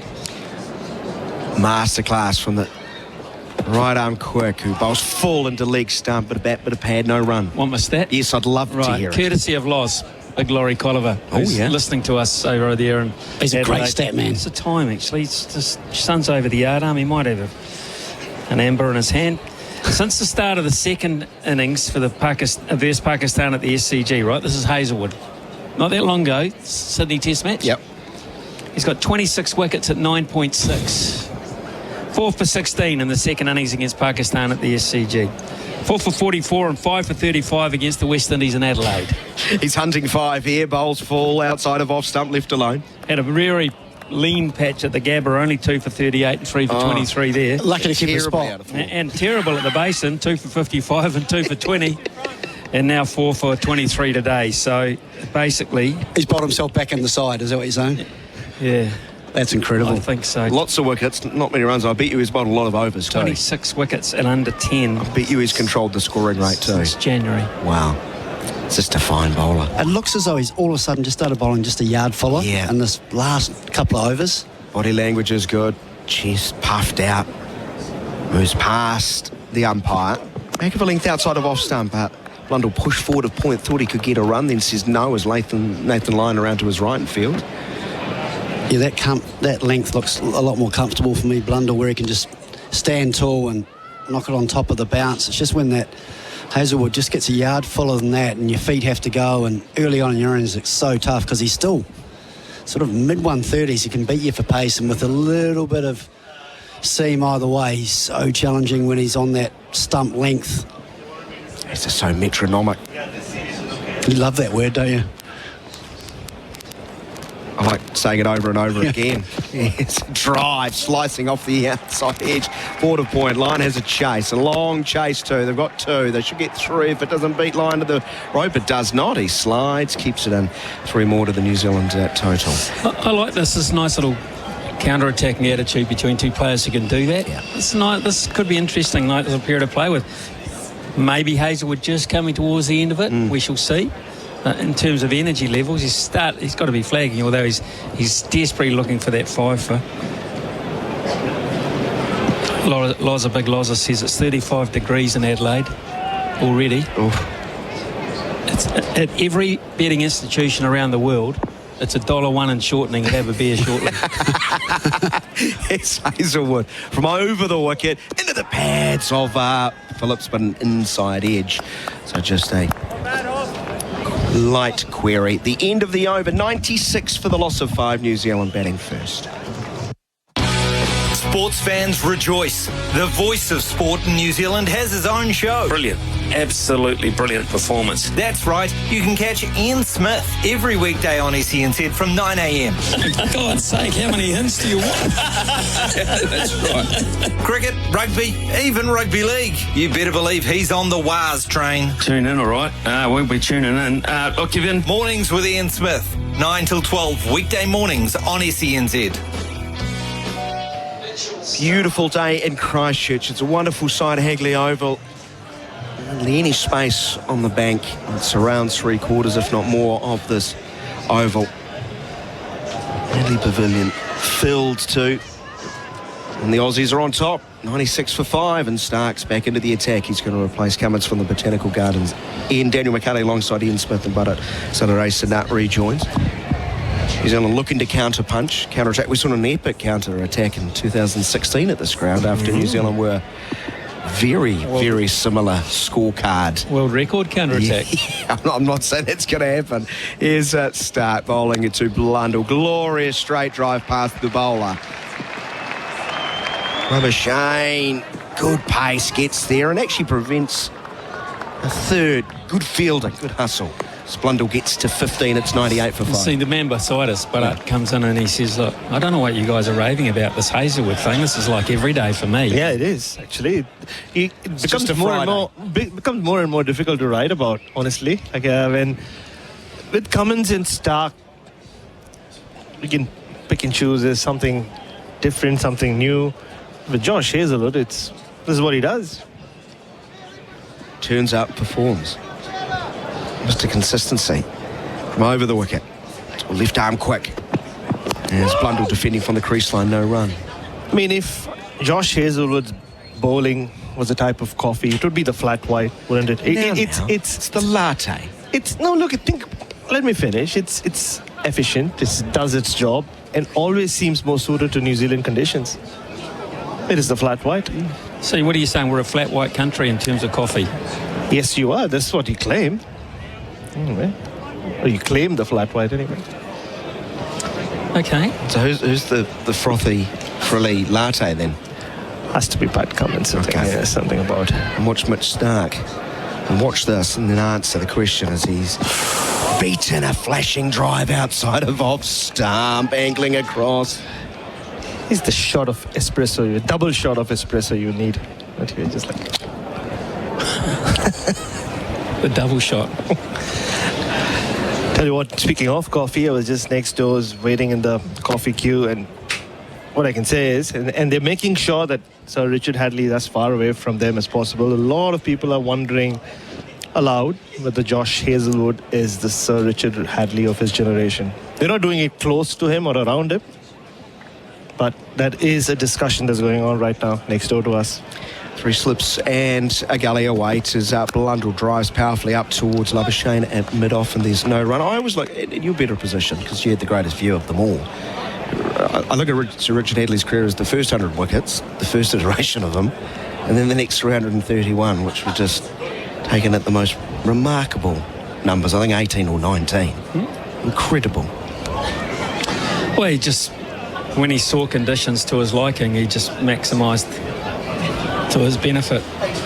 It's just brilliant, and to do that you need discipline and accuracy, and that's and rhythm to go with it, and that's perfectly what we've seen from Hazlewood today. Stark as Blundell slashing a cut towards the gully. Cam Green has gone down very quickly, got his left hand down and suffered a bit of a painful blow. He's wringing his hand. That went quickly. Was maybe a bottom edge, under edge. Good fielding. The albatross, they call him. He's getting a little bit of care and attention from those around him. Not more good-natured or fun sympathy than anything else. But he is brilliant. I mean, that's 4, isn't it? I mean, he hit that well, timed it well. Stark appreciated that. Keeps Blundell on strike in aggressive mood. I think it's fair to say. It's very, very interesting. And these two trying to play their strokes as they did in Wellington. Here's a shorter ball outside of off stump that maybe just came back as Blundell's looking to rock back and play a cut stroke. Hurried him up. Jams down on it in the end. The end of the over. 98 for the loss of 5, New Zealand. Get so much more with a great garage store from Garage Auckland. Every Aucklander deserves to have a strong, safe, secure Garrador Auckland garage door. From Wellsford to Waiuku, Garrador Auckland service the whole of Auckland, and with a 10-year warranty, they're hard to beat. GarradorAuckland.co.nz. Get so much more with a great garage door from Garrador Auckland. Test match cricket with Rosine, the Paint Kiwis Trust, and the Albatrosses into the attack, it would seem, from the Port Hills end. Cameron Green, New Zealand, a 98 for the loss of 5 on the Tyre Power scoreboard, your trusted tyre experts. Having lost Young for 14, Latham for 38, Ravindra just before lunch, loose stroke outside of off-stump, caught at first slip for 4. And since the resumption after lunch, Mitchell caught behind for 4, and Williamson, Plum LBW for 17. Hazelwood has 4, Stark the other. Right arm, medium fast from over the wicket into the pads of Phillips, turns to mid-wicket, no run. Now, this will be interesting because the Hazelwood factor's just disappeared from the bowling crease across the mid-on. But does this mean a release of pressure? Some may say yes. He's, the 5th or 6th choice bowler in this Australian side behind Marsh. And, of course, we've seen a bit of Lyon as well. But not necessarily. Not necessarily, because he's not a bad foil, because you do relax. You do just unwind just ever so slightly. Slower approach than Hazelwood. Bowls wide of off stump and pushing into the gap at point. Lyon had been pushed out to the deep. A single, 99 for the loss of 5. 33 test wickets at 35 for Cameron Green. And that average. Not your typical sort of change bowler, because he has genuine pace about him. And even that average is going to drop as his career progresses. I mean, we've seen what Cameron Green can do with the ball. And there were periods in time he could play purely as a bowler for Western Australia before his injuries. But he's come back beautifully from those injuries. And he's got a lot of skill and pace, bounce. He's replacing a big figure in this game. He bowls short and it's pulled away powerfully forward of square. Out to the long square leg boundary for 4 runs. Tom Blundell got on the top of that one sweetly, swivelled it away to move to 19. The 100 is up for New Zealand. There's the applause. That's a Macca's I'm Loving It moment. Get your Macca's favourites delivered with McDelivery. It was played well because he actually rolled his wrists over the top of it. There was no danger in the shot, and it's down on pace compared to what he was copping from Josh Hazelwood. Field not set for that at all. No man back. Just 2 slips and a gully for Green from over the wicket. He moves past the umpire and gets a ball past the inside edge, hitting the back thigh area of Blundell. 135.7 Ks, but he's replacing Hazelwood, who bowled 7 overs, 3 maidens, 4 for 14. Or a Friday, as Bharat calls it. Just a Friday. Chilled out Friday afternoon session for him. Travis Head is going back at square leg. Slowly. Like most things Travis Head does on the field, except when he bats. He's not going all the way, at 2/3 the way, and square leg.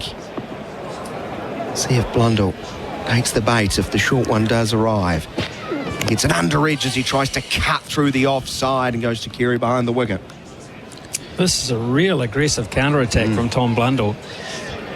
Every shot, or every intent here, is to play aggressively. He's not leaving. He's taking it on, whatever length it is.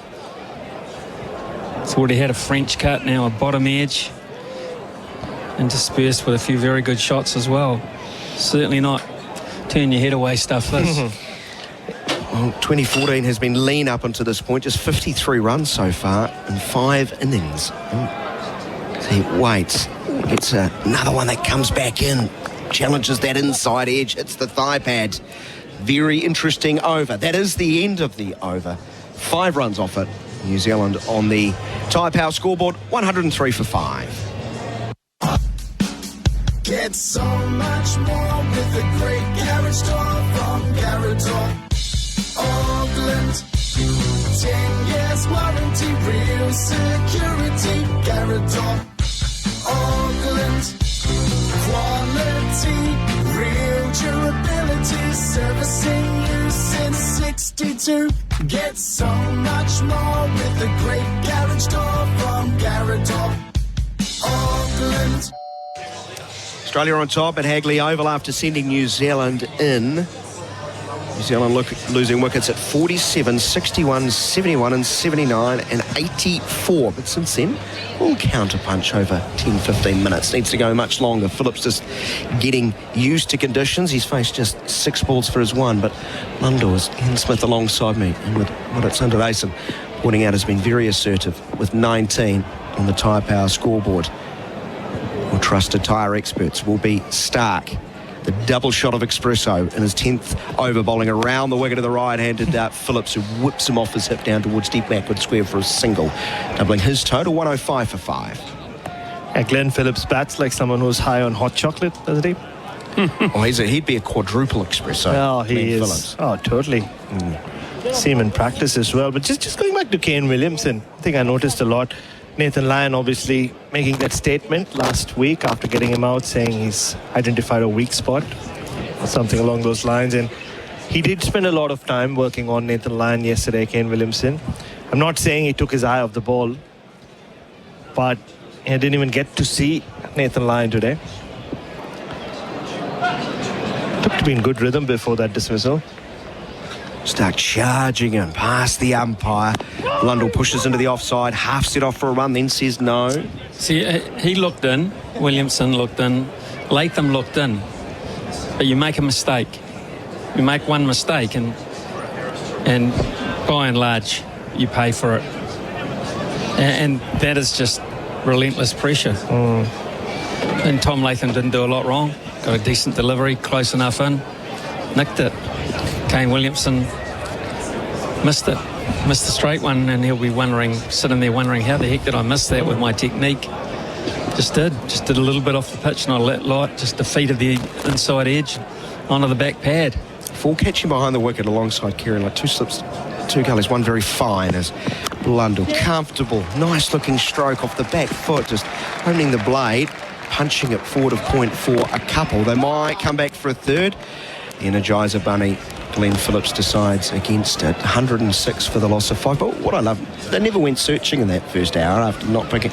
We've seen touring sides come here, get sort of carried away at the green nature of the surface.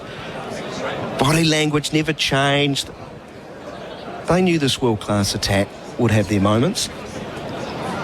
Just, I think, comes from playing so much cricket with each other, not just at international level, but over the years, New South Wales, and just the unspoken trust that they have with each other.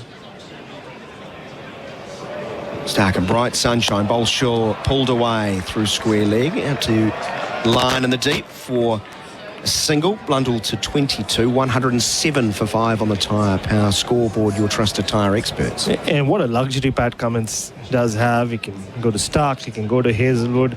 Nothing works out, he can go to Cummins, which is him. And just bring himself home whenever he wants to. And then he always has Nathan Lyon. It's just a good time to be Australian Test captain in that sense. And Josh Hazelwood facing him is almost like facing a bad cop in an inquisition, right? You won't get away with it.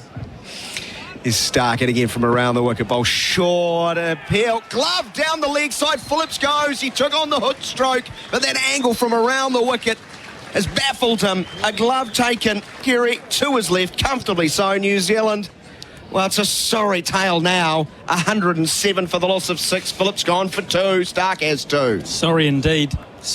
He walked down the pitch towards Stark.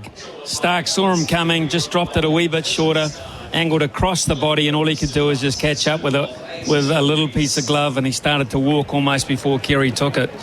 So the counter-attack from Phillips did not happen today. 2 from 8. And now New Zealand are in all sorts, if they weren't before, 107 for 6. And it's been quite the collapse, to be perfectly honest.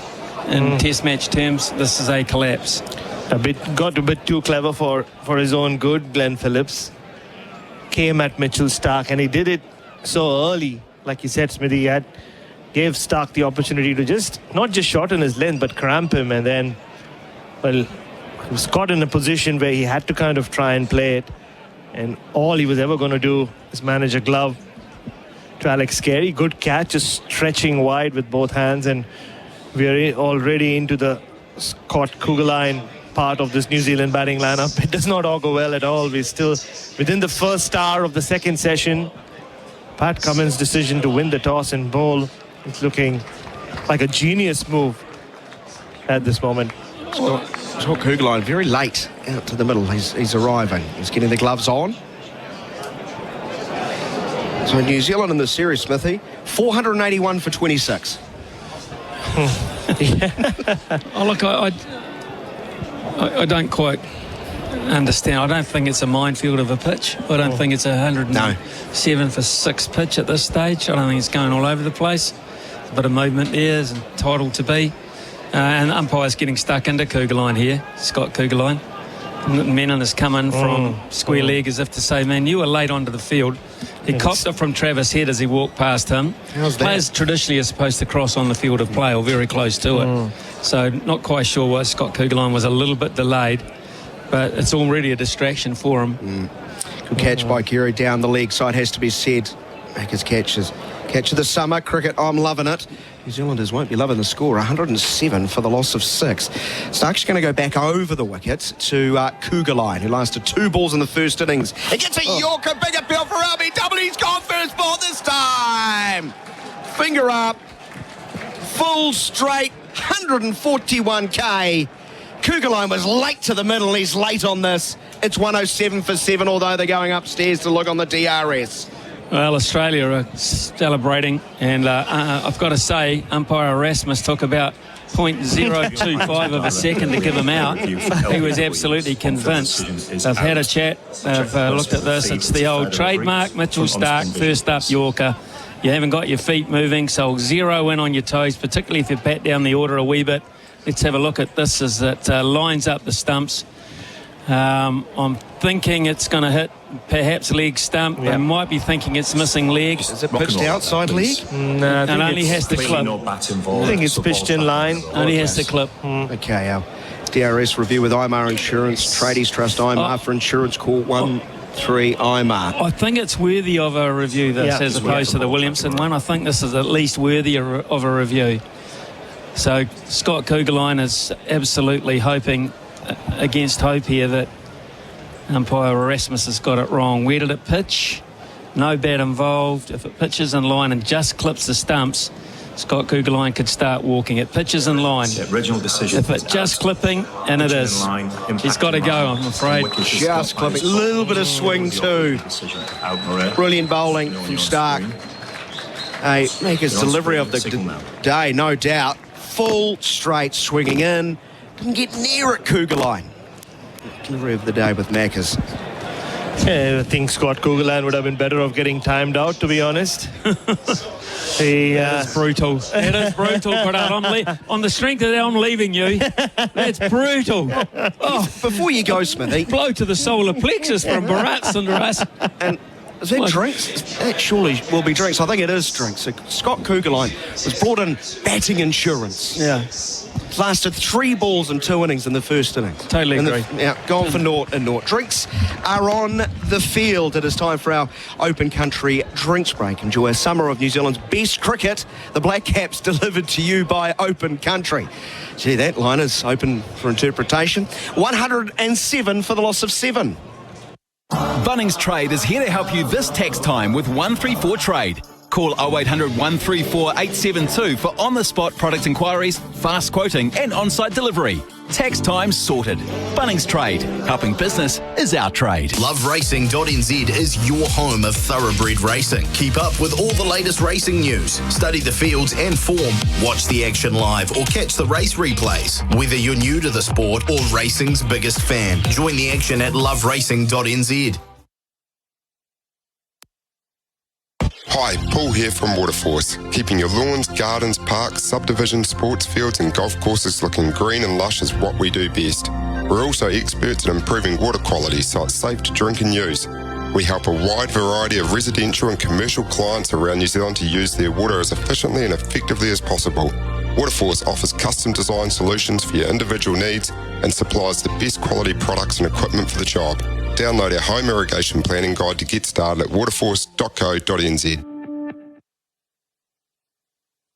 Racing season starts now. Charge out the gates with $50 in bonus bets on us. Join TAB, deposit $10 and get $50 in bonus bets. Sign up at tab.co.nz. New customers only. T's and C's apply. R18, bet responsibly. It's tax time at Bunnings Trade. There's amazing value on our wide range of power tools, workwear and much more.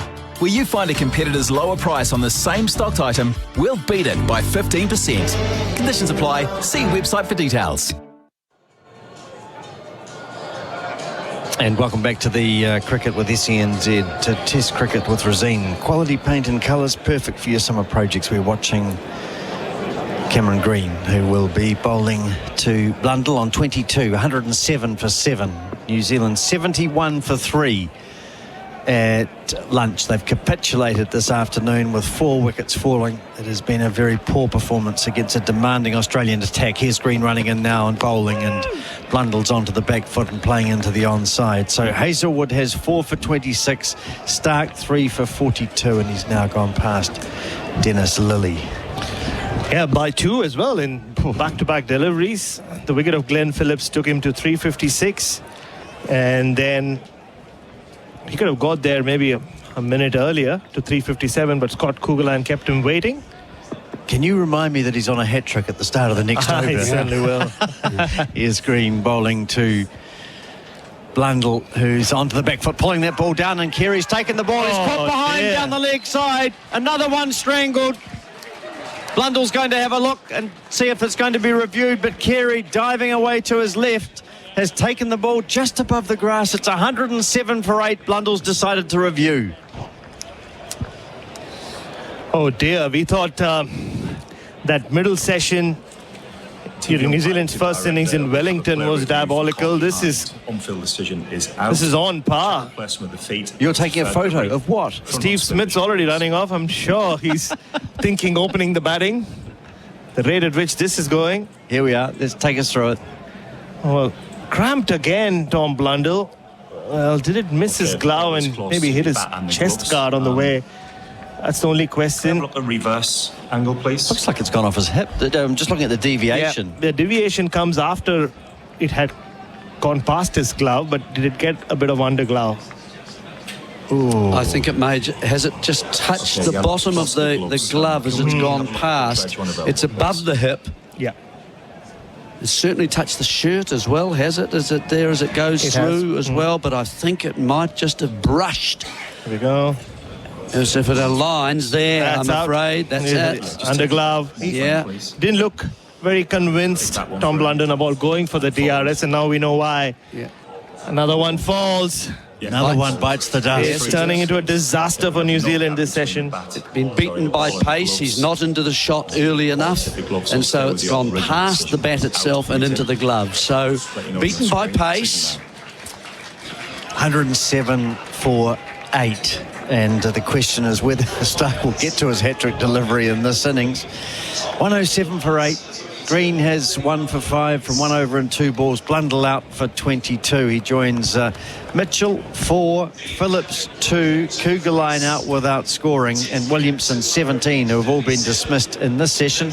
And in the first session it was Young 14, Latham 38, and Ravindra just out just before lunch. Before Tim Southey in his 100th match comes to the crease, gets a good round of applause from this knowledgeable Canterbury crowd. Some people standing to applaud him in his 100th match. A wonderful achievement. The only fast bowler to do it for New Zealand. And I think it might be a long time before we see someone else doing it as well. 107 for 8 it is. And I just look back at that Kugelan dismissal as well, that lovely swinging Yorker into him. It was almost like Kugelan reviewed because he had to, but I just almost thought he wanted to get off. Yep. He wasn't in any hurry getting in, and he was in a hurry to get off. Yeah. Another good catch by Alex Carey. Had to dive to his left. That's a really neat catch. I mean, we were so focused on the DRS. Yeah. All right, well, it's going to be Green bowling to Southey. I just think that, and it's I think a sign of the stroke play that players play now, that a lot more players do seem to get caught out, strangled down the leg side than we used to see. Here's Green bowling, and Southey's off the mark, comes forward, plays a lovely drive, and you'll hear the crowd applauding him as he pushes it into the vacant cover and has a brace of runs. I still can't get your head around how well the New Zealand openers had played. Saw off that first star and everything looked in control. It's been a pretty embarrassing collapse for New Zealand from that point on. Do you know about it? When Jerry and I walked in this morning, and it's lovely coming around. We park on the northern side of the ground over at the Botanic Gardens end. We come in, and there's about I don't know. We would have walked past a couple of hundred people queuing up, and they're all optimistic coming in. His green bowling Southie steps away, and it's through to Carey, but they're saying but things all their to us. fingers were crossed at the same time. Yeah, and their toes, that was the thing, they could barely move. I know, you could tell because they were in jandals. That's right, yeah. But one of the last person we spoke to, who I thought had a lovely aftershave, and I said, you smell good. He said, we just want to see a bit of fight from New Zealand. Well, I don't think we've seen that, have we? He won't be that happy, will he? And the men's urinal, which is generally a great point to pick up conversation in the men's urinal. Yeah, and the mood of the crowd. Yeah, I was in there. Well, let's go there. Yeah, tell us about Nothing like the sound of rushing water. It's green bowling. Southie plays outside the off stump and misses it. No, I was in there in the members area. We're getting to use it this time. The members area, the urinal. Members area urinal, and just the conversation around me was all about how New Zealand have lost the fight back then. It's a good place. You can gauge the mood of people, Jeremy. What, they're talking at the same time? I have to concentrate. You do at your age, don't you? Yeah. Everything happens a bit more slowly. Yes, I've got quite a bit of time. In fact, you talk to yourself a bit, don't you? Come on. No. Here's green bowling to Southie onto the back foot, and again plays an extravagant shot, and again it's through to Carey. We must stop talking about it. You who took us there, Bharat. Into the urinal. The end of the over, 109 for 8. Southie is 2. Henry yet to score. At Open Country, their focus is on long-term partnerships and collaboration that benefits dairy farmers. Here's what dairy farmer Reese had to say. Yeah, we're treated great by Open Country. Love supplying them. As I said, you're not just a number. You feel like you are a true partner in the company, which is, it's really cool, enjoyable to supply. Open Country. It's a partnership by choice. Not easy listening to the producer as you welcome back to Cricket SE and Test Cricket for Razine. Quality painting colours, perfect for your summer projects. We've got, of course, gap between the bat and the ball, but can we just confirm when Ultradge please one available? Oh, for some reason we're seeing it. Have I missed something? Oh no, Australia did review it. Just pass it back, please. Sounds of it. The last ball of the last over. Yeah. Okay, no bat involved. None of us picked up that, but you've got no bat involved. The players have gone into position, and we're ready to see Stark, who's bowling for a hat-trick. On screen. And our Australian producers saying they can smell the hat-trick coming. You're a long way away over there. You must have good nostrils. Well, he wouldn't get a better chance than this, Mitchell Stark. He's got Matt Henry facing his first ball. Matt Henry is in the worst, number 9. 3 slips and a gully. Head in its short leg. Here's Stark on a hat-trick, bowling to Henry's hit on the pads, an appeal from Carey only, and some of the crowd as well. They're the yellow shirts in front of us, but not out. 109 for 8. Yeah, Stark wasn't very confident at all. But actually, I can see one of the guys I saw in there. Anyway, we'll move on from there. We just had a lovely moment out the back, but with Jerry and meeting Ken Wadsworth's wife and daughter, Jaina. And Jerry brought them in here.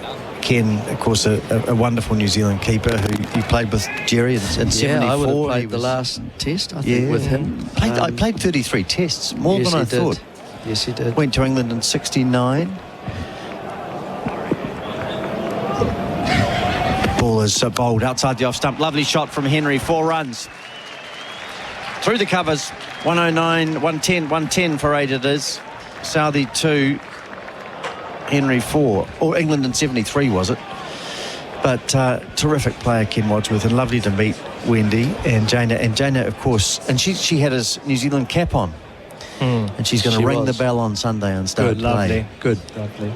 Oh, he's a lovely man, Ken Wadsworth, and a hell of a good player. Great keeper, good mover, good gloves, and moved nicely generally from standing back. In those days we didn't have loads of spinners. We had Headley Howarth. Yeah. Who was quite quick through the air, Headley. So just so sad he died so young. He got melanoma. And when you say died within 6 months of being diagnosed, here's Stark bowling, and it's driven through the offside again. Another nice shot by Henry. Chase for Labuschagne, and they'll pick up another couple of runs. So it was lovely to see them. Of course, Jana was only 18 months old when her father died, so never knew him, but she is apparently, from everyone who sees a spitting image of the old man in terms of personality.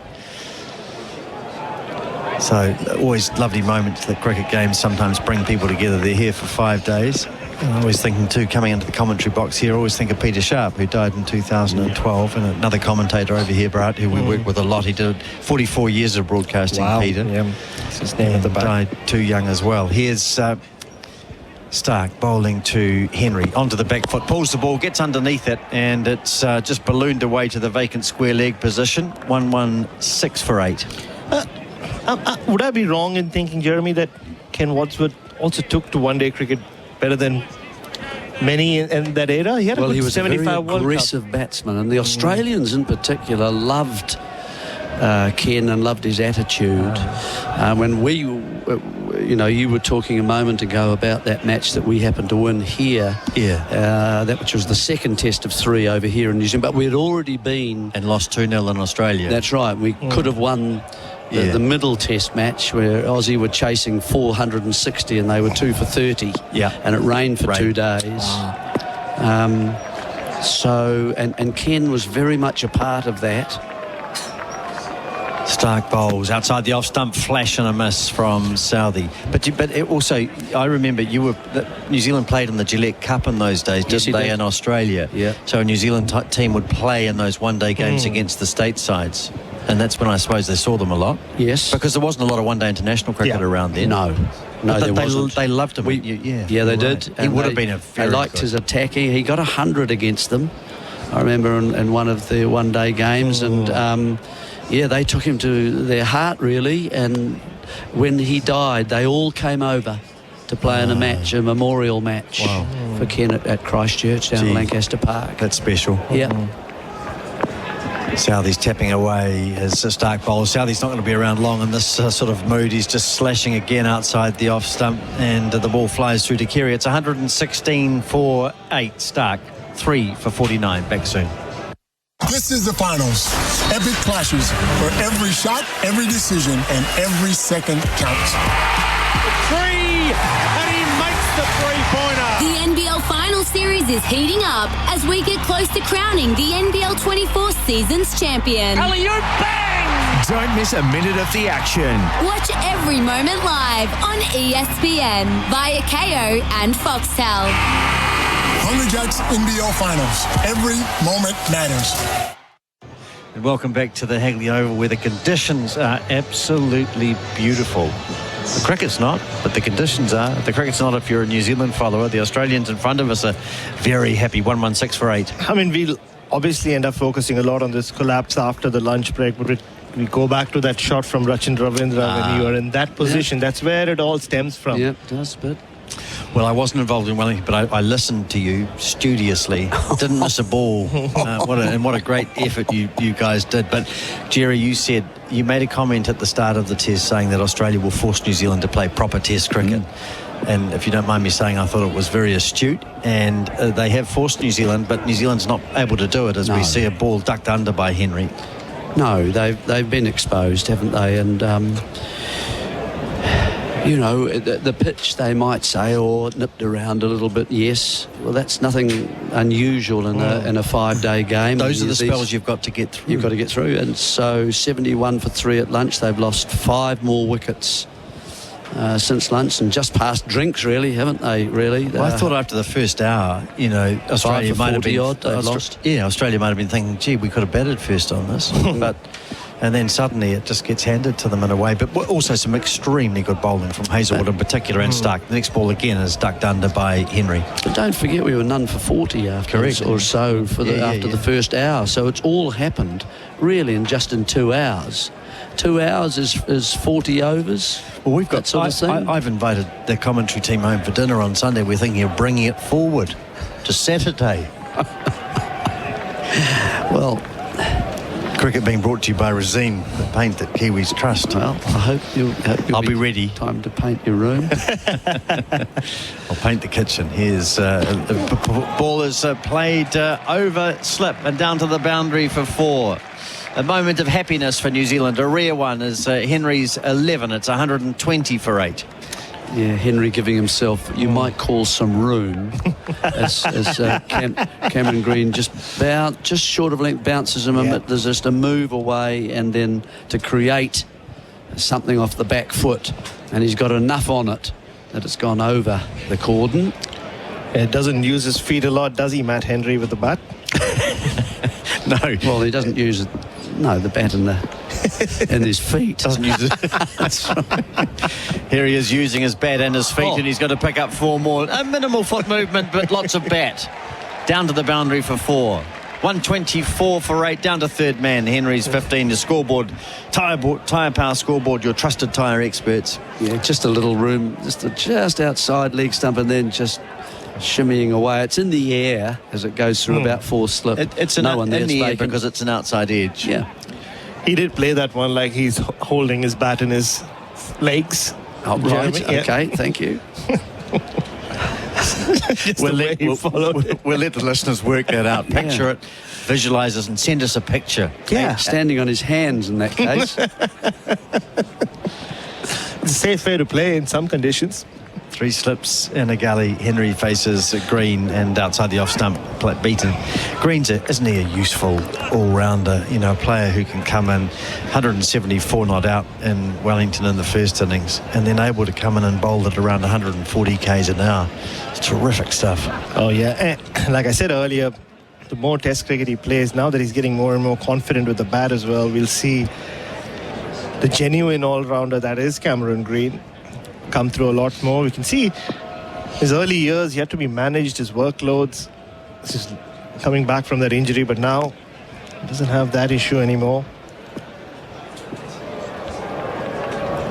Green bowls, and it's another boundary down to third man. Henry is playing away from his body. He's got another thick edge. Might have just gone off a bit more of the face of the bat, and he's actually just going to pick up a couple. Not so much pace on that one. So Henry takes 10 runs off the last 3 balls. 126 for 8 it is. 40 overs have been bowled in New Zealand's innings. Southee is 2, Henry 17, Green 3 overs, 1 for 17. That gloomy second bedroom. All it needs is brightening up. So how do you get started? Do you need to seal the walls before you paint? Are you putting off your painting project because you're not sure how to do it? Ask the team at your local Resine colour shop for all the help you need on the best paints, prep and painting techniques for your project so you can get your DIY to-do list done. It's time to get decorating this summer with Resine. 126 for 8 it is. Cricket being brought to you by Resine, the paint that Kiwis trust. And TV's James Tito has come down in front of us and has sat down in amongst the Australian fans. I'm not sure he's safe. He's going to interview them. I think he's switching sides. They're in good a mood, though. They're in a pretty good mood. They are, actually. They're not. Yeah, they're very pleasant as well. They might be. As here's a drive from Southee. I did almost say that the tail's wagging just a fraction as Southee doubles his score. He's 4, 1, 2, 8 for 8. But you just feel it might not be too long. Yeah, they are just throwing the bat at everything. That's how Tim Southee's batted for most periods of his career. And Matt Henry just dropped his bat. Happens when you're not holding it in your hands, Jeremy. That can happen. It's hard to between the first and second toe. He's looking at the Australians on the field. Jeremy, you spoke about how Australia will make New Zealand play some hard Test cricket in Wellington. Southee faces, gives himself a lot of room outside leg stump and flashes and misses. Carey is again working. And Australia have done really well with the ball in this series already across 3 innings, but you do wonder if New Zealand have really pressed them. They've got them into their latter spells and made them really work for their wickets. Just looking at Josh Hazlewood now on the outfield, looks like he's just a man walking his dog without the lead. So relaxed, and that's how they've not really made Australia work for it, have they, Jeremy?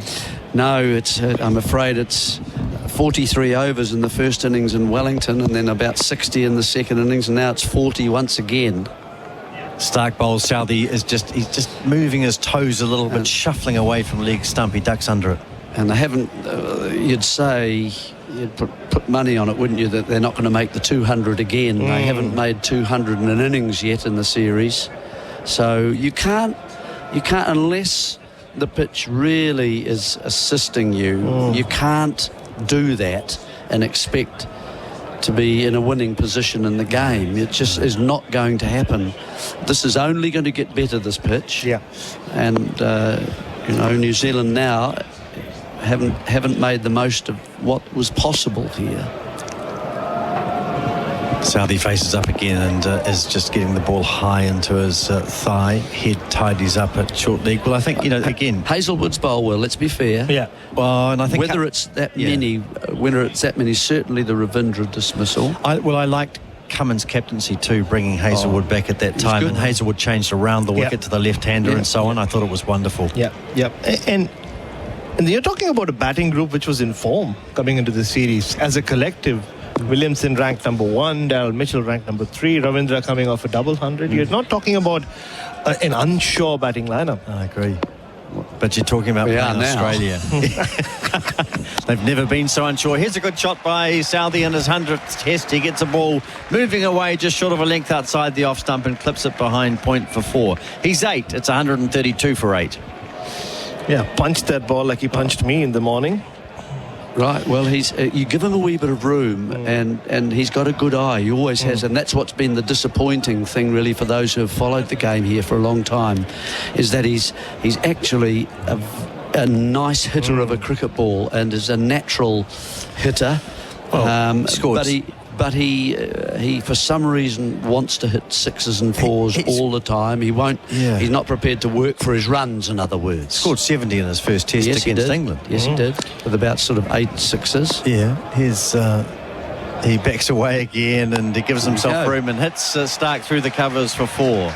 He's 12, 132 for 8, 136 for 8 rather. And the end of the over. 3 for 59 for Stark. Southey's 12. Henry's 17. New Zealand 136 for 8. Back soon.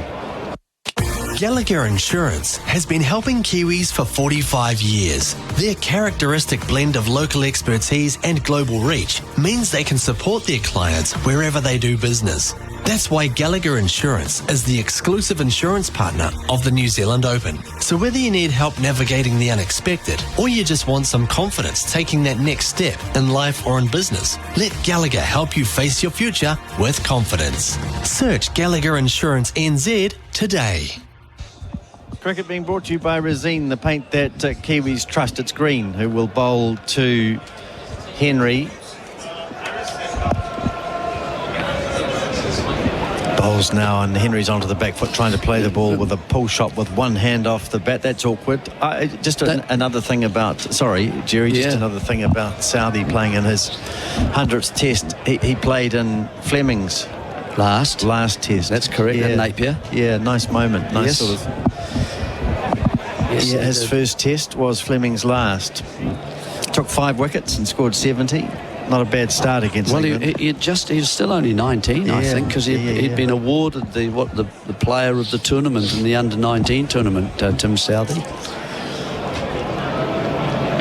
Henry faces screen again and is playing back on the back foot. It just feels like it's only a matter of time before a wicket pops here. They're too consistent. Yeah, they are. And that's what I say. They make you play proper shots and expose you if you don't.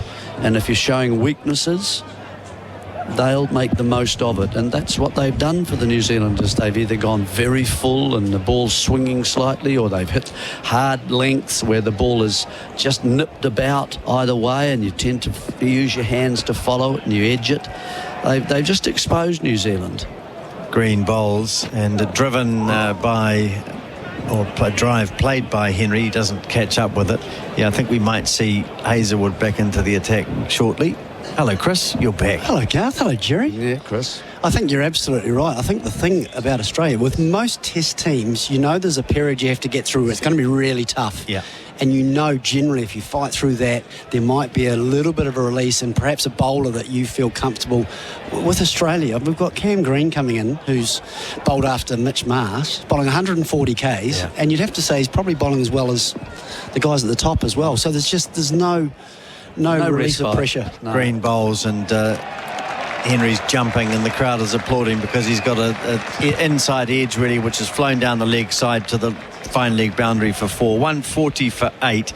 Henry is 21. Well, Green's actually moved the ball around a little bit in the air and off the pitch. Yes, he has. Well, that last delivery was 141 Ks, and that's not what you want to do after you've just battled through Stark, Hazelwood and Cummins. You want it to be a little bit easier, but unfortunately it's not. There's just no release, and that's why this Australian side is so good, particularly with ball in hand.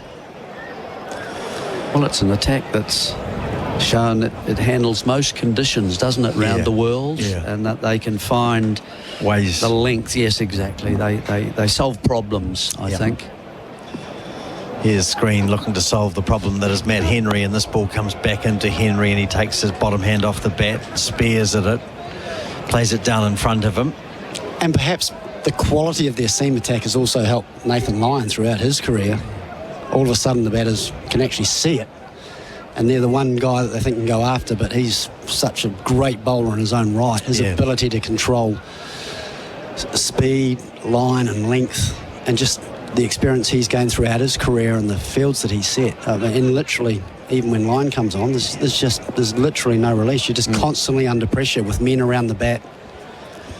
Henry faces Green and he jumps again and plays the ball back down the pitch at the end of another over. 42 gone in New Zealand's innings, and they're crawling away at 140 for 8. Southeast 12, Henry 21. We hope you're enjoying the cricket on SENZ. There's plenty more sport where that came from, like SENZ Breakfast. Start your day right with the very latest breaking news in the world of sport with Israel Dag and Ricardo Ball. Do you want to give us the news, mate? Phil Jordan, Crusaders All Blacks fullback. He's going to be out for 2024. It's going to be fireworks, Rick Dog. I'm absolutely pumped for this series against the Australians. Join us every weekday from 6 a.m. SENZ Breakfast with Izzy and Ricardo. Cricket being brought to you on SEN with Resine, the paint that Kiwis trust. It's 140 for 8 scoreboard with tyre power. That big Easter sale is coming up. We're looking forward to that. So changing the bowling, it is Cummins who's going to come in and bowl to Tim Southey. So captain to captain, and the first delivery is just outside off stump and played by Southey off the front foot to Green at gully. Quite a lot's changed since you and I were last on the air together, Jerry. I think it was 5 wickets. Yes. Well, we were both half an innings, Harry. And it came a little bit quicker than we all sort of hoped for, really. I think we were talking about how important the Mitchell-Williamson partnership was. And since then, which was only, what were we on, 50 minutes ago? Yeah. 5 wickets have fallen. How quickly the game has changed. Cummins bowls to Southey onto the back foot, pulls the ball over the square leg boundary for 6. Well, that's a serious shot. A wonderful boundary from Southey, 146 for 8, giving himself a little bit of room and pulling the ball over the square leg boundary for 6. Magnificent boundaries with Azito. Do it with Azito. Is that just, it's in front of square too? Yeah. So he's picked it up very quickly. As I say, he's got a good eye. Be great if he could play both sides of the wicket and then just defend the good deliveries. Here's a ball which is outside the off stump, and Southey gives himself room again outside leg and plays the ball away towards the cover boundary. He's going to pick up 3-2. In fact, he sends Henry back. Henry thinking about a third. So New Zealand flourishing a little bit by their standards. Southey's on 20. Wouldn't it be lovely? I mean, you just talked about his first test, which was Stephen Fleming's last test, I think, in Napier. I mean, wouldn't it be lovely if he could match that innings? Because I think that day he got 70-odd. His first test, 77. Yeah, he did, and 5 wickets, so not a bad start to his test career. Hasn't really got close to it since. No. No. He's thrown the willow lustily. Here's Cummins bowling, and he throws it again this time, and it's gone up in the air. Green is chasing from gully. It lands harmlessly at point. The crowd has a moment of joy. 149 for 8. Well, it's because they've spread the field so much because of his hitting and in some quite unusual places. So they've got a deep third man. They had a sort of a mid-off. They've got no one else on the offside other than sort of Green, who's at gully. So that's landed a very sort of comfortable catch for sort of point. It would have hit cover on the head, wouldn't it? Cover, a normal cover point, yes. Henry on strike now. They're in a single as he's spearing at the ball outside the off stump. Green picks it up at gully, running to his right and throws at the stumps at the non-strikers end. Another run. Southey 21, Henry 22. One ball remaining in the over, and New Zealand's 150 up, and a generous applause from this very parochial crowd.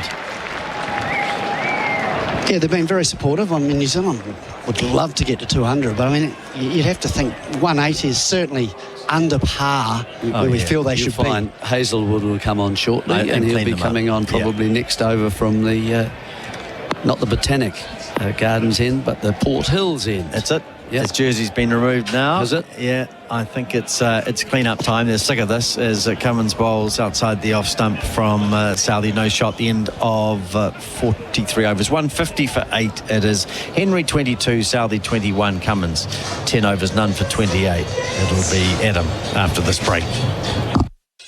Need a taxi? Call Auckland Co-op Taxis 09 300 3000. Catching up with friends. Entertaining with colleagues and clients. Need a safe ride home after the party? Do it all with one call. 09 300 3000. Auckland Co-op Taxis. Part of Blue Bubble nationwide. Safe and reliable. So book your Blue Bubble. Auckland Co-op Taxis. 09 300 3000. SEN Test cricket for Rosine. The Paint Kiwis trust SENZ as well. Adam Collins jumping in with Jeremy Coney and Chris Harris. The collapse after lunch was 5 for 28. A reminder that last week at one stage New Zealand were 5 for 29. So on brand there. 8 for 60 considering they were none for 47. About an hour and 10 minutes into play. And yes, 8 for 107 the score. But this partnership has been worth 43 so far. Henry 22 back on strike, but the problem for New Zealand, Hazelwood back into the attack. 4 for 26. First ball here. Henry swings out through point, gets a decent chunk of it for 4 it goes. Out to the rope, so signalled by umpire Menon. Henry to 26 from 18 balls, 8 for 154. They're running hot for Ream. At least we can take that from this so far. They're trying to give themselves something credible to bowl to later today, Jeremy. Yeah, well, it's enough width there that certainly would encourage Henry to have a crack at that. Well, you're talking about Tim Southey having a great eye. Yeah. Matt Henry has as well. Is he? Yeah, anytime they get a little bit of width, they're happy to throw the willow, and both have been very destructive to anything wide. And Henry loves batting on this ground. Hazelwood to him here, and he plays it late and awkwardly, but gets it down into the offside. So at Hagley, he's played 5 test matches, and 3 of his 4 half-centuries in test cricket have been at this ground. 72 from 73 balls against Sri Lanka last year in that thrilling finish, although that was in the first innings. 58 not out against South Africa in 2022, and 66 against the Australians in this corresponding fixture 8 years ago. And what New Zealand wouldn't give for a 4th. About now. So on this ground, he's something of an all-rounder. I'm trying to give you something here, Jerry. Thank you. You just need to keep going. Thank you. No, that's all right. Still the 3-slip gully configuration. Hazelwood to Henry. He wants to lift it over the top of the keeper. Sway so far that he can't make contact over the blade into the keeper's gloves. He's the leading run scorer in the session for Magnus Benrow. Get the leading brands like Fisher and Paykel, I can tell you that much. I think this is a leading partnership for New Zealand as well so far. Yep, it will be now. This pair of high 40s by this stage. 47, so equal to what the first partnership was worth between Young and Latham. I think Henry got some runs in the first innings, didn't he, at 42? At Wellington? Yep. Yes. Yep, got a 40. Backing his swing so far, Hazelwood was immense either side of lunch. He's up here away from us. Henry backs away and defends into the covers, no run. That spell was 6 overs, 3 maidens, 4 for 7 picking up Latham, Ravindra, Mitchell and Williamson in a ferocious spell. What you're basically saying is for the first hour and 10 minutes, New Zealand got it right, and then it's been Australia ever since, really. Yep. Josh Hazelwood has been phenomenal. I like what this pair have done, though, because they've been aggressive. You feel as though Hazelwood's bowling shorter than his natural length. He doesn't, like most bowlers, doesn't like getting hit. But you feel his best chance is pitching it up. Yep, totally agree. Searching for a fifth. Arrives and delivers and swinging and missing is Henry. He was outside the off stump. He was trying to pop it over to us at deep mid-wicket in the Hagley Pavilion. Didn't make contact. They're much better length. That's the length I like to see him bowl. That length that's going to hit the top of the stumps. You just feel as though that's bringing in so many more modes of dismissal. With the short stuff, you're just relying on either Southey or Henry generally getting it wrong and either getting caught in the deep or behind. You just feel as though if he pitches it up, it just brings so many more forms of dismissals in, especially bowling to the tail. Last ball of Hazelwood's 13th over. Got the man back at deep point in front of the umbrellas. Bowls here and Henry plays late and defends to mid-off and takes a single. Retains to strike as well. Henry 27, Southey 21. 8 for 155 the score on the Tyre Power scoreboard, your trusted tyre experts. The land of the long white cloud, home of thoroughbred champions and the Karaka experience. New Zealand Bloodstock's iconic sails has for years unearthed the next generation of racing royalty. From blue blood thoroughbreds to other exceptional types, buyers converge on Karaka each summer seeking their next champion. Let NZB open the door to Karaka and experience the passion and expertise of New Zealand's top breeders. Your winning journey begins at Karaka, nzb.co.nz. Our coverage is for Resine Quality Paint and Colours, perfect for your summer projects. And yes, confirming this is the biggest partnership of the day, worth 48 for Magnus Benroe. Get the leading brands like Fisher and Peichel. Cummins to continue from the northern end. No wickets, surprisingly. None for 28. His analysis so far. He's bowled better than that. He's gone past the outside edge and the inside edge on a few occasions. Generally, for me, he's bowled a little bit shorter than Hazelwood, and I think because he's been shorter, he's missed out. They've had 3 slips all day at Henry. Cummins jumps over to the offside and works it into the leg side where they're a 2-man back. He gets a single. Henry 28 from 24, 8 for 156 over to Tim Southey, who has now registered his 88th 6 in Test cricket. I took a look before jumping on. That takes him beyond Chris Cairns, equal with a bloke called Brian Lara. You might have heard of him. He's 3 away from Saywag, then it's Callis, Scale, Gilchrist, McCullum and Stokes. So right up towards the top. But that did generate some criticism during the week, Jeremy. Ross Taylor did note that the Southey 6 hitting might be a bit of a distraction. Oh, you mean the way that he got out in Wellington? Yeah, that's right. Facing Cummins here, playing into the onside along the ground. No threat of a 6 here.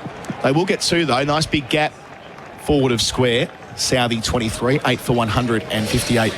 The score, like the broader criticism of the dismissal in the second dig, getting caught in the deep, he just hit a 6, hadn't he? Yes, and he sort of nodded towards. That's the 50 stand, by the way. They put on 50 in a hurry. Just 42 balls. That's the way this pair bat.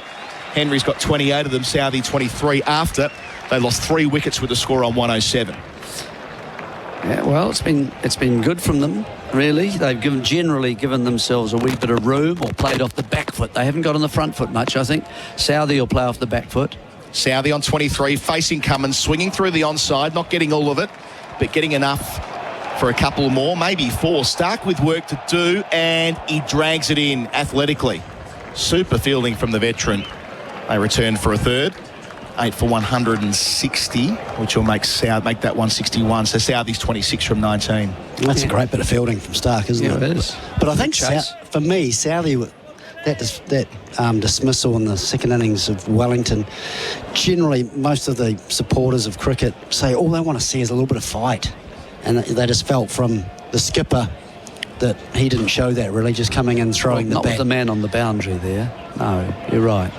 There were a couple of interesting answers that Southey gave yesterday as Cummins bowls here to Henry, tucks the short ball awkwardly. He said that, Ross hasn't been involved with him or the team since he left the dressing room. Obviously, it's Ross's job to offer comment in the media, and Tim acknowledged that. But, yeah, like 2 guys that have played a lot of cricket together. A former captain that since sort of leaving the stage after the World Test Championship final and that home series against Bangladesh that It's not really had a lot to do with the Black Caps. So make of that what you will. Fair point. Yeah. Maybe there's nothing in that. Maybe it's just the fact that he wanted to get away from the dressing room. Cummins bowls here and Henry pushes into the offside, gets one. He's 29, 8 for 162 with one left in the over. And I think Australia will be getting frustrated with this partnership from Henry and Southey, because what we do know is that, as we've already seen, this 50-run partnership, they're going to score quickly. All of a sudden, you felt as though Australia saw the opportunity to bowl New Zealand out for sort of 140, 150. All of a sudden, it's just become a little bit of an annoying total, I think, for Australia, and a little bit of frustration. Well, that's why Cummins and Hazelwood are back, really. Cummins finishing the over to Southey here, swinging, top edge, down towards fine leg, hanging underneath it. It's taken.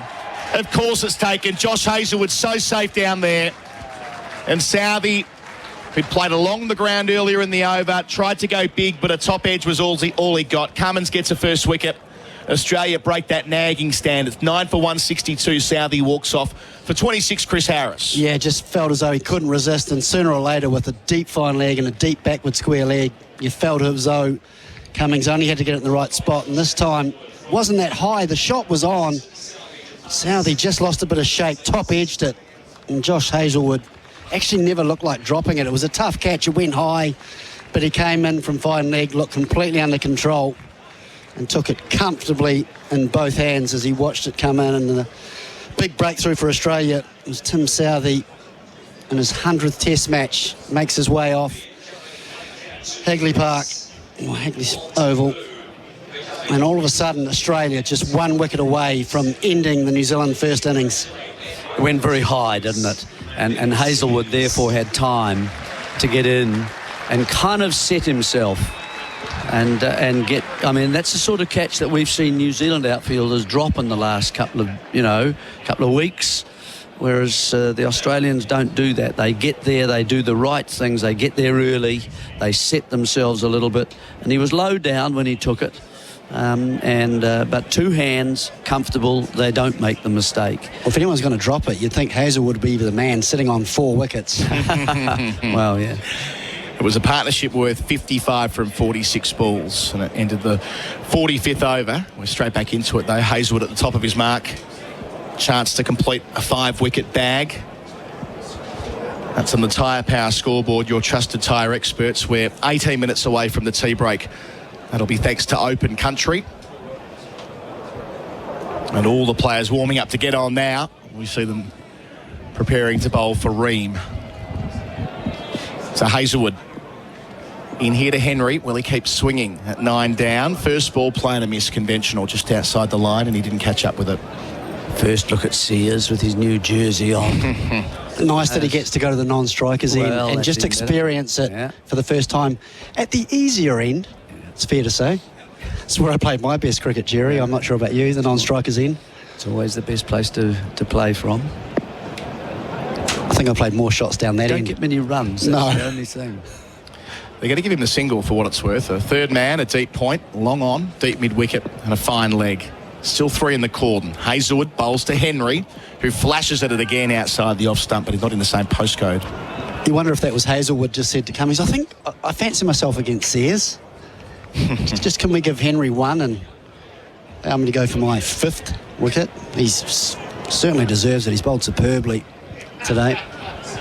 Yeah, he has. He's been the pick of the bowlers, hasn't he? He's got the main wickets. And right through the heart of the innings, he was the one who started the rot and kept it going too.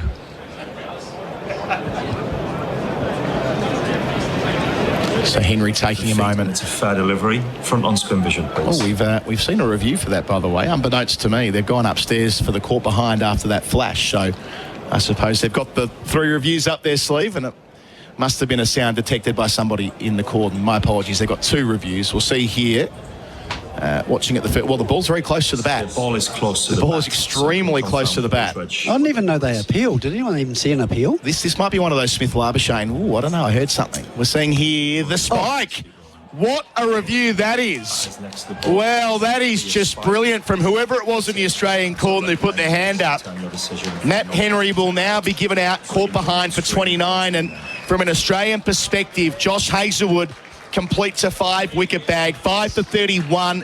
His analysis with New Zealand dismissed for 162, but Hazlewood, who was probing early on, bowling without luck, came back for a second spell that was worth 4 for 7, gets the 5th wicket that he so richly deserves, and Australia have bowled out New Zealand within 2 sessions for 162, Jeremy Coney. Well, it's thoroughly deserved from Hazlewood, really. Once he settled into his work after the first hour, he really got the ball to move around either away or into the batsman from a very awkward length, and he troubled all the New Zealanders. Even in the first hour, he beat, I think, Will Young 4 times in an over quite early on in his spell, but he's really bowled well today, and since lunch he's also happened to pick up wickets, and so it's, it's 5 for him. I haven't quite got the figures in front of me exactly 5 for what, but he's thoroughly deserved them. 5 for 31.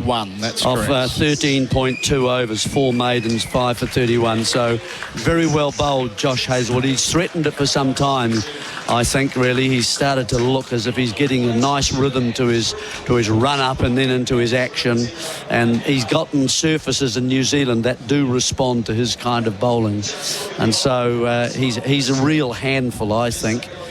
Now, what's the total? What have we got for that New Zealand can actually go to, So 162 is the total. They have taken tea early because we're within half an hour of the scheduled break. So, yes, Josh Hazlewood collecting a 12th 5-wicket bag in Test cricket, a second against New Zealand. He now has 272 Test wickets and 34 of them at 13.5 in this season. He's been truly outstanding. We are going to go to a break. In doing so, I'll throw to you, Chris Harris, to get your prevailing thoughts on New Zealand's first innings. All out 162. Well, I think we touched on it before. The first hour and 10, New Zealand looked as though they had the opportunity to be in control, and then it just all changed. Hazlewood got it right, started bowling fuller, asking the right questions, and then I thought all the bowlers were just relentless. We even saw a wee bit of Nathan Lyon. That experiment didn't work, but just the ability for Pat Cummins to throw the ball to a different member of his side, and they come in and just put so much pressure on New Zealand. We saw at times we got through the likes of Stark, Cummins, and even Hazlewood, and then they throw to Cam Green. Mish Marsh got a wee bowl, but it was just all I can say is they're just relentless. They're brilliant in the field, they catch well, and there's just no release. And again, I'd have to say there was a couple of shots. I mean, Ravindra's one that we'll talk about a lot that was just very, very loose. Most of the other batsmen, they were just asked the right questions and unfortunately didn't have the answers because there was just no release. So relentless spell from Australia, nothing that we wouldn't expect. Now, I am being urged to take a break because tea has been taken. I'll confirm that Josh Hazlewood took 5 for 31, Mitchell Stark 3 for 59, Pat Cummins 1 for 35, Cameron Green 1 for 21, Nathan Lyon none for 6, Mitchell Marsh none for 10. That's all on the Tyre Power scoreboard. Your trusted tyre experts. Top scoring for New Zealand was Tom Latham, who made 38 and 3 other scores in the 20s. Thank you to Chris Harris and Jeremy Coney, our experts for in-place living, specialist disability accommodation designed for you. And we will go to the break at tea with New Zealand. All out for 162. Our coverage for Razine. Quality paint and colours. 78 wickets at a touch under 30. 15 5-wicket bags. And 59 of those wickets here at Hagley Oval at just 21. He's been the most productive bowler at this ground since it started hosting Test cricket in 2014. Never missed a test here. Can he get one early? Bowls to Smith in the short sleeve jumper. Smith plays late. Won't get it past point. No run. Hello. Good afternoon, Ian Smith. Good afternoon to you, Colo, and to you, Bharat. Yes, Tim Southey is also playing this test match as captain as well, though. And what he knows is his side of under-delivered, grossly under-delivered with the bat. And the only way out of this, and to be fair, the batsmen shouldn't sleep that well tonight anyway, but collectively as a team, the only way out of this is to get Australia about 4 for 80 in this session. It's as simple as that. Got to turn it on. Got to have one of those days, Southey. Bowls to Smith here and beats the edge in quintessential Southey fashion, playing from the crease, bit of movement away from the right-hander Baz. He just has to do a Hazlewood. Might sound very simple. He's done it. It's a venue that Like you said, he takes a lot of wickets, and just looking at Steve Smith again, ending up well outside off stump. Not what he does a lot at training. Put him out there against the new ball. Look how far outside off stump he ends up. 3 slips of gully. Mitchell, Latham, Williamson in there. Southey away from us, bowls to Smith, who plays at the middle of the bat, squeezing it through point. Played late, played well for 2. Australia's first runs, both coming to the former captain. Despite New Zealand's collapse in that middle session, there's no real indication from this pitch or the conditions that batting so difficult, so challenging. It looks like a beautiful day to be out there batting. The sun's out. It's pretty warm out there. That's a good first day pitch. You want a pitch, a test cricket pitch, to give bowlers assistance on the first day to test the batsman. That's what traditional good test pitches are like. Southey up to Smith, bowls here. Smith leaves on length. And that's why it's so satisfying from a batting point of view to come through that, to be tested and to win the examination. Well, they didn't win the examination today, not one of them really. They showed signs of doing it. I mean, none for 47 after the first hour. Things on track to have a pretty good day, aren't they? You've denied everything that Pat Cummins and co have come at you with. You've forced them into a number of bowling changes, even Nathan Lyon, for goodness sake, that early on in the piece. And then all of a sudden, it just turned to absolute mud from a batting perspective. Just poor. Something going on behind the bowler's arm. Nitin Menon, via the initiation of Steve Smith, is he's pointing towards what someone's wearing on their head, perhaps. Could be a hat, Is probably. there a reflection? No, I mean, like, what I mean is, like, is they there call a them reflection? hats, Collar over here. No, it's actually the grounds. Is that a vehicle? I think there's something near the steering wheel of that little vehicle there. And had a bit of sheen. Well, Steve Smith can spot the oddest of things. The last ball of the first over of Australia's reply. Southey to Smith defending on the march out to mid-off where Henry does the fielding. No run, end of it. None for 2 Australia. They trail by 160. Smith as well, he's gone 19 test innings without a century, which is the longest drought in his career from the time that he started, other than when he took 22 innings to get to his first century at the Oval in 2013, which is a long time ago now. He's down to number 3 in the ICC rankings, which is a bit nebulous, but it's worth noting that it's the first time he's been under 800 points on that measure since 2014, and has averaged 38 across the 2023-24 season with a high score of 91 not out at the Gabba. Yeah, that last 100 came in his 99th test. Yep. At Lord's. And he spoke, didn't he, after Leeds, when he played his 100th test match, that everything around that 100 tests had gotten to him. So he was happy to get that out of the way. Yeah, but really hasn't got the big score. Obviously, this is a new chapter in his career. His 7th innings in as a test opener. Henry also got a good record on this ground. Bowled well last week. Bowls to Khawaja here. First ball's full. Pushed into the onside, no run. Just looking down in front of us, gentlemen, we're at, I guess you'd say it's fine leg collar, aren't we, really? Yep. And right outside our window is a young Ben Sears with his brand spanking new test cap on his head. Brand spanking new sleeveless pullover and all his clothes there, dreaming of this occasion. Well, it's about to happen, Ben, at some point. Henry delivers over the wicket. Khawaja leaves. Yes, on the back of that cap, 237, and brought it into it. 237th man to play for New Zealand. Did he face the ball? No. No, he didn't. Faultless with the bat then. Good start. Good start to your career. Confidence. So, yeah, I wonder what's going through his head. He'll be nervous. He hasn't got a lot to bowl at. You know, he'll be bowling in probably 35 to 40 minutes. And a lot expected of him. Khawaja played on this ground in 2016. Got a couple of starts. Facing Henry here, who leaves alone outside the line of the off stump. It's been a handful in practice sessions. Smithy, both in Wellington and here. It's an interesting action. Chris Harris compared him to Hamish Bennett, who played a bit of international cricket for New Zealand. Jumps with both feet up in the air and just jumps into his delivery stride. So looking forward to some zip and nip when he does get that ball in his hand. Henry from the northern end, away from the Botanical Gardens, bowls to Khawaja, but it's wide of the off stump and he leaves it go. It's important New Zealand use this new ball very well. I mean, that is stating the obvious, but they've got to make Australia play. Khawaja now, while he spent the whole of that New Zealand innings. There wasn't a lot of it, but he spent the whole time at first slip. He will be analysing this pitch ball after ball as he looks down the pitch from that position at slip.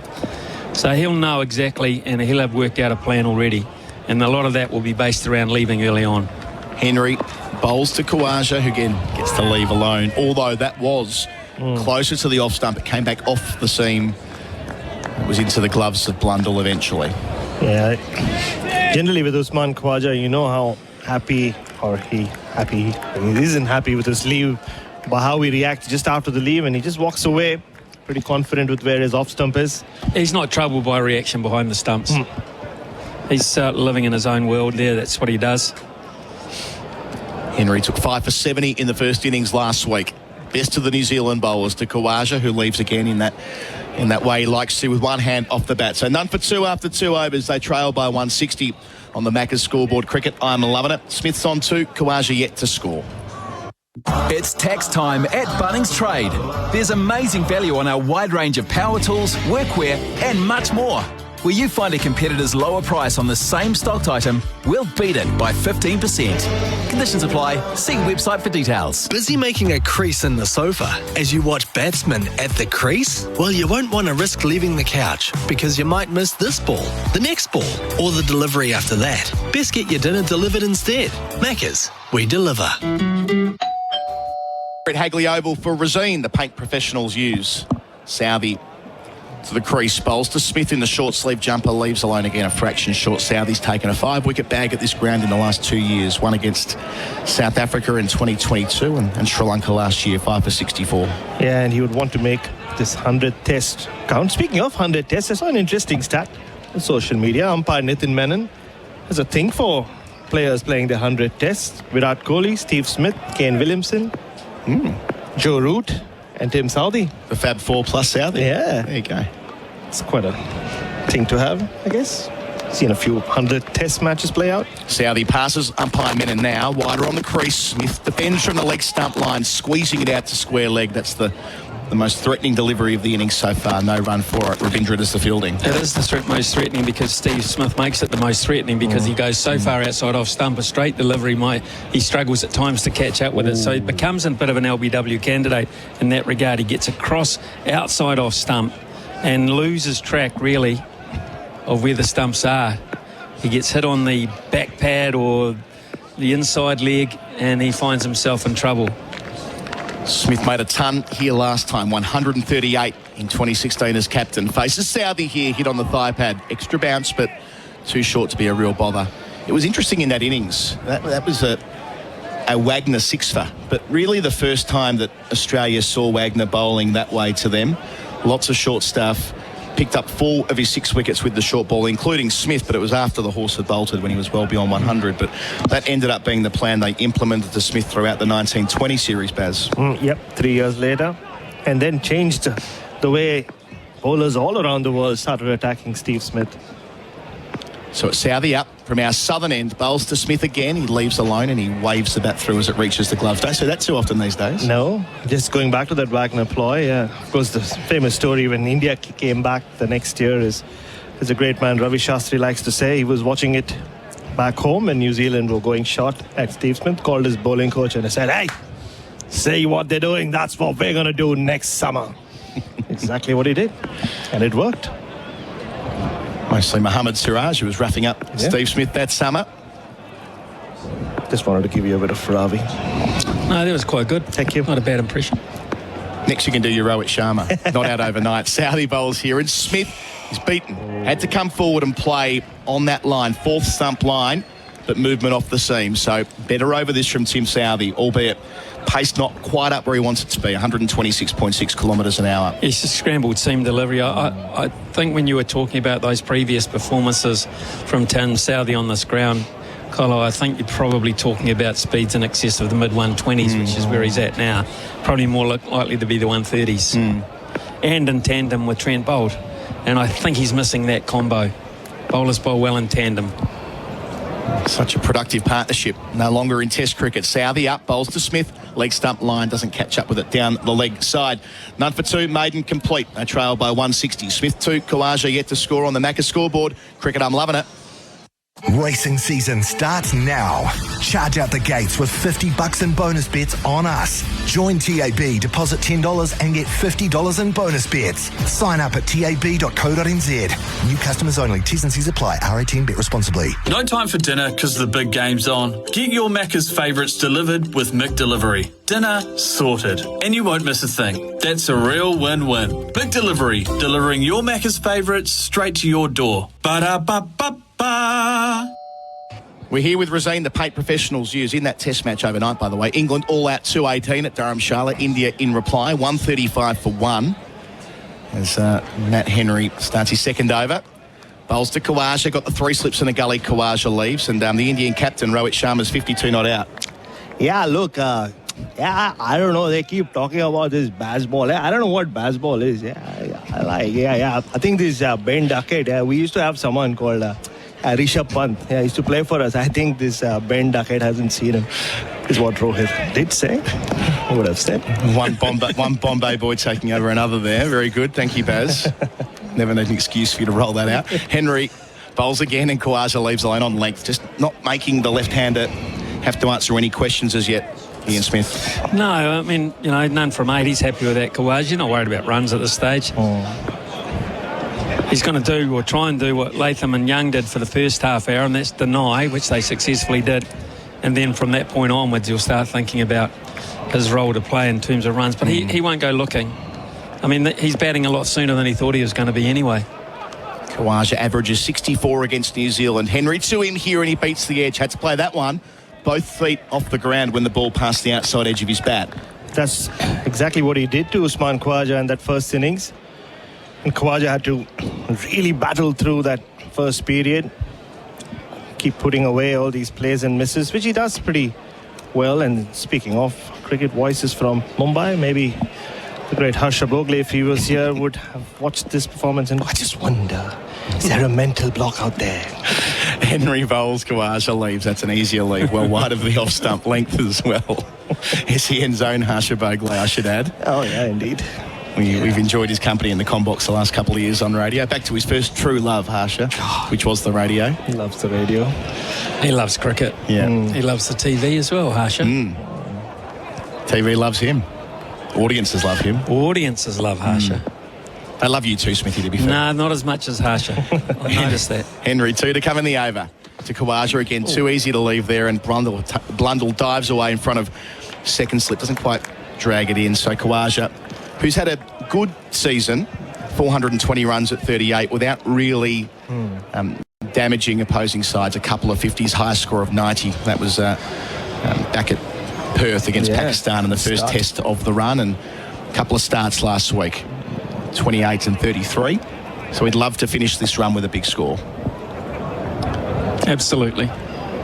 Round the wicket, change of angle for one ball here. Khawaja had to use his bat and gets off the mark from his 12th ball, squeezing it between backward point and gully, just for 1. So he'll retain the strike. Khawaja 1, Smith 2. Australia trailing by 159. And number 3 on the Macca's scoreboard. Cricket, I'm loving it. Daniel McHardy in for me after the break. PGG Wrights and Turf has been breeding turfgrass seeds suitable for New Zealand racecourses for over 40 years. They focus on the delivery of high-performance turfgrass solutions. From seed and turf maintenance products to nutrition plans and agronomic advice, their driven team is equipped with the technical knowledge and market-leading products to help you achieve the best possible solution. To find out more about how they can help with your racecourse turfgrass requirements, visit pggwrightsandturf.com. 4 o'clock local time in Christchurch. Great to have your company. Australia are 3 without loss, trailing by a huge 159 runs after New Zealand sort of waving the white flag in some way in that middle session. 7 wickets falling. Hold out for just 162. And bright sunshine. It's a glorious day. Southie bowls to Khawaja. Gets the ball past the inside edge. It's high under the thigh pads, sailing over, so no appeal. So tidy enough start, Smithy, but not the most threatening 4.1 overs we've seen. Well, it's been good in that Australia haven't picked up boundaries. They haven't damaged them early. They're making them work, but Australia are leaving pretty well too, so just need to keep it tight, and hope for what happened to New Zealand. If they don't strike early, make sure New Zealand don't get away, or Australia don't get away on them. 2 slips in a gully behind the wicket as Kawaja gets to it wide. Delivery outside of off stump, leans forward, doesn't overhit and punches it through the covers. Got 2. They should turn and come back for a third, and will do so as Kawaja moves to 4 himself. Like we've seen Usman Khawaja do so often throughout his career. No extravagant footwork. Front foot stayed, or both feet stayed in the crease, just leant into it, just pushed it through the covers for 3. And New Zealand can't forget that they have a under pressure number 3 in Marnus Labuschagne to come. It's not really got going in the last 6 innings. Smith waits, full wide of off stump, no stroke. It's remained 6 without loss, and a very inexperienced opening partner to Usman Khawaja too. Very much so. Thousands upon thousands of test runs. Yeah, and Adam was talking about no big hundreds or no hundreds for Usman Khawaja. He spoiled us, didn't he, for like 2 years where he stopped scoring big hundreds. Waits at the non-striker's end, leaning on his bat. Smith, all action. Chris, he waits for Southey from over the wicket. Smith comes forward, pushes into the covers, thought of taking a run, says no. Just saw a clip on television with, firstly, Australia's security head, Frank Damasi, who's been around with the team for so long, but also in the foreground, all of Steve Smith's gloves. You'll see he's been out there for 4 or 5 overs. He'll ask for that first change of gloves, I think, if I know him well enough, at the end of this over or maybe the end of next over. Goes through a lot of gloves, does Steve Smith. He waits, he's on 2 off 14. Southey goes wider of the crease and beats him, all ends up. Tim Southey at his best, moving the ball away from the right-hander. Over 130, so that's what Tim Southey needs to push that up, mid 130. So when it reacts off the pitch, it reacts a little bit quicker. That bounce that missed the Steve Smith bat by quite some margin, actually. A lot of encouragement here for the New Zealand opening bowlers, as there should be on the first day of a test pitch. It's just that they've got not much to bowl at, and if they don't strike early, Tim Southey will have to go semi-defensive relatively early, a lot earlier than he wanted to. He's got 3 slips in a gully to the right-hander, moves in again, playing in front of his front pad on the walk as Smith pushing to the onside as Southey does his own fielding. 5 overs in. Australian reply to New Zealand's total 6 without loss on the Macca's scoreboard. Cricket, I'm loving it. Stay in the fence, she says. Stay in the fence and it would look so much better. But you have to admit, you're not sure where to start. Are you putting off your painting or staining project because you're not sure how to do it? Ask at your local Resene colour shop for all the help you need on the best stain, paint, prep and painting techniques so you can get your DIY to-do list done. It's time to get decorating this summer with Resene. Will be Matt Henry to continue from the Botanical Garden end. Starts from over the wicket to Usman Khawaja. It leaves alone. The northeasterly has picked up and on the far side of the ground on the scoreboard, huge big sort of waves of dust being kicked up around the ground. Yeah.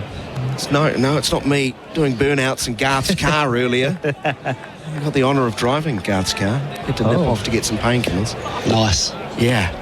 That 5-minute drive turned into about a 25-minute drive. I'm surprised you came back. Yes, so am I. Here's Henry beating Khawaja. He's squared up, both feet pointing back down the wicket as it goes past the outside edge. There's been some positive signs, haven't there, from New Zealand? We've gone past the outside edge of both batsmen, both Henry and Southey. Well, Henry's beaten Khawaja, I don't know, what, 20, 30 times? Easily, yeah. Across the last 3 innings, he's bowled really well to Khawaja. It's been a game within a game.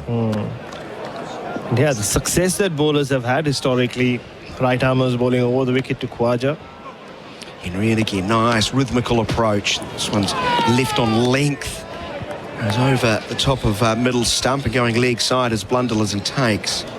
But you do wonder if that has to do with maybe him bowling half an inch shorter than he should. Maybe He needs to bowl that. We saw that with Josh Hazlewood when he came back in his second spell. He beat the bat a lot in his first spell, but the length was slightly fuller, and then the edges suddenly were being found. Change of approach. We'll go around the wicket now, moves past the umpire, and again catches the outside edge of Khawaja's bat. It goes straight to ground though.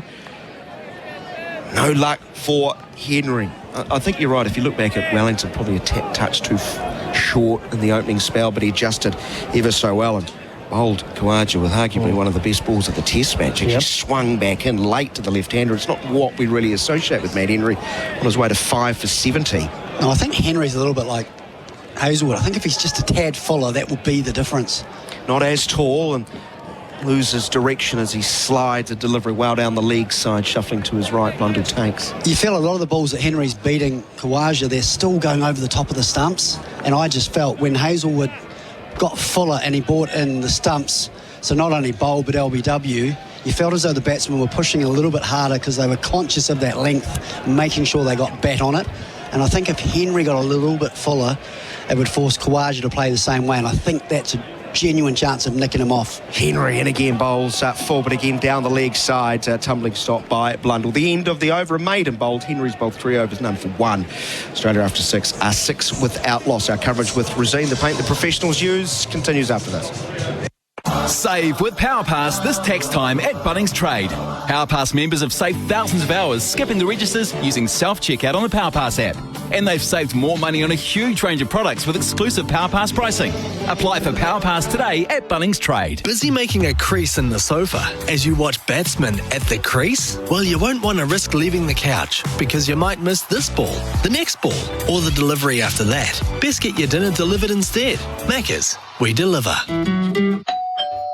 The New Zealand captain sets off from the Woodhill end, starts over the wicket and the ball hits Smith. He's trying to leave. It's high on the back leg and balloons into the gully region, and he goes all walkabout. A little bit more of an effort ball from Southey as well. He's been in that mid-120s. That was 130 Ks. Just that little bit more zip just makes it more challenging. That's something Grant Elliott spoke about a lot in Wellington, how it's almost swinging out of the hand, and that makes it easier for batsmen to adjust when you want Southey to move the ball a little bit later, and pace might be that key component in that. He's in again, number 38 on the back. He bowls fuller this time, and it's punished through the covers. Lovely stroke. Again, not trying to overhit. Smith so good through that region. He picks up a boundary, moves to 6. It's 11 without loss on the Macca's scoreboard. Cricket, I'm loving it. Steve Smith at his best, and you know when he enjoys a cover drive and he immediately nods. It's like, yes, I've hit it. Because with him, it's so much about precision. It's not just about executing the shot and the placement. He sees spots on the ground and he has to hit it exactly there, and he loved it on the up as well. Square leg goes back, 3/4 of the way to the boundary. Rachin Ravindra. Southey wide of the crease, he bowls on off stump, dropping the ball into the cover region is Smith. I know it's not been a great day for New Zealand, and I don't know how much you pay to get a membership here, but I can see a gentleman from where we sat. He's turned his back on New Zealand cricket. He's had enough. I think the image I remember most is the rather large, tall gentleman who's lying on the couch in the members area of the Hagley Pub. He's asleep, snoring. The guy that's back to us, though, has also got quite a nice view as well, though, of a different variety. That is a nice-looking red wine, isn't it? It is a lovely-looking red wine. Southey moves past the umpire, short, and it's pulled away down towards fine leg for a single by Smith. 7 to Smith, and just the scorecard. They gave him 5 for that boundary on the main scorecard. It's now 11 without loss. I quite like Smith being at Henry's end just for a little bit. Just feel if he can get that length right and just a little bit of nibble, he's a good chance against Smith's early on in his innings. You feel if he gets in, there's just so much more, and he becomes comfortable, he's so much more difficult to bowl to. But just before he's got completely used to the pace, I just really like Henry to Smith. That's a great point. Southey continues. To Khawaja, the left-hander, very straight bat, turn to mid-wicket, no run. And you remember the first innings, Daniel, when we spoke about Henry beating Khawaja's bat in Wellington. He barely bowled to Steve Smith. Yes. And then he came back in his second spell, and I think it took him just 3 or 4 balls to drag Steve Smith out, just like Southey had done, but just bowl that a little bit fuller and get the edge. So, yeah, it's a matchup that just hasn't happened. Listen to SENZ. And SEN Test cricket, we're into the third session with Liquorland. Cheers, choose to drink wise. A monster session, I think 44 overs. Remainder of the day's play. Oh, if that's not punishment enough for poor batting. I don't think we'll get through them all, though. Somehow, I think you're right. Round the wicket now for Southey, past the inside edge, too high, would have sailed over the top, so optimistic little shout from behind the wicket. The end of the over. It's 11 without loss. Our coverage with Rosine the Paint Professionals resumes after this. The Grand Tour Racing Festival is bigger, brighter, bolder and louder than ever. LoveRacing.nz together with TAB brings you New Zealand's top 20 thoroughbred racing events, celebrating all the action and entertainment both on and off the track at the biggest and best race days across the country. Featuring headline acts Sir Dave Dobbin, Peking Duck, the Black Seeds, Zed and more. Eat, drink and get racy at New Zealand's ultimate thoroughbred racing festival. It's one hot ticket. Book today at thegrandtour.nz. Matt Henry to continue our coverage with Rosine. Quality paint and colours, perfect for your summer projects. New Zealand searching for the first wicket. He starts a new over to Smith, and this one leaps back, seaming back, and diving a long way to his left as Tom Blundell gets a hand on it, but will concede another bye as he's done a fair bit in this series. And it's 12 without loss. To be fair, we saw that a little bit in the Australian innings as well, with Carey balls from Pat Cummins particularly, just seaming and almost swinging after they go past the batsman on the stumps, and he's dived all to his left from a ball outside off and ended up, it was possibly a couple of metres down the leg side. It's just Henry has the ability to hit the seam after it goes past and then swings after it goes past the batter. He's it again to Khawaja, into the pads of the left-hander, turn to Ravindra. Square and there's no run. We've talked about that length to Khawaja, and for me, the length that Henry's bowling to him is his natural length, which is around the top of off, but the way Khawaja plays, he likes to play from the back foot. He doesn't like to come forward. So I think Khawaja particularly, you've got to be even fuller than your natural length. And I just think he's just relying on his natural length, which isn't quite full enough. Glorious conditions, not a cloud I can see right now as Henry bowls short outside of off stump, sailing high over the stumps. Chris Harris leans back in frustration. I'm not sure he's got more sort of movements. Is it Steve Smith in the middle, Harry during commentary? Yeah, he always is. a perfect seat, like perfect wrist position when he's talking about the bowling. Hands go forward when he's talking about the batting. Leans back, love it. That's how it should be. Cricket rat. It's just so frustrating. It's quite often it's so much easier to read the game from afar. Short approach, Henry. Bowls angling across the left-hander, and Khawaja, as he's done ever so well in the series, leaves alone. You speak about the lengths you bowl to Khawaja, but that is Khawaja's strength as well, isn't it, Harry? Where he makes you come to him because he's ready to just leave balls and can bat all day long. What he says is, okay, fine, you can bowl your best ball over and over again. I'll just leave it alone. I won't get out and then force you to come at me, and then I'll put you away and score runs off you. Well, Henry came at him and got him in the end. First, he bowls full of targeting those stumps, and Khawaja nicely pushes the ball through the cover region. Saunter back for two. Might consider a third. No, the hands go up, say no thank you.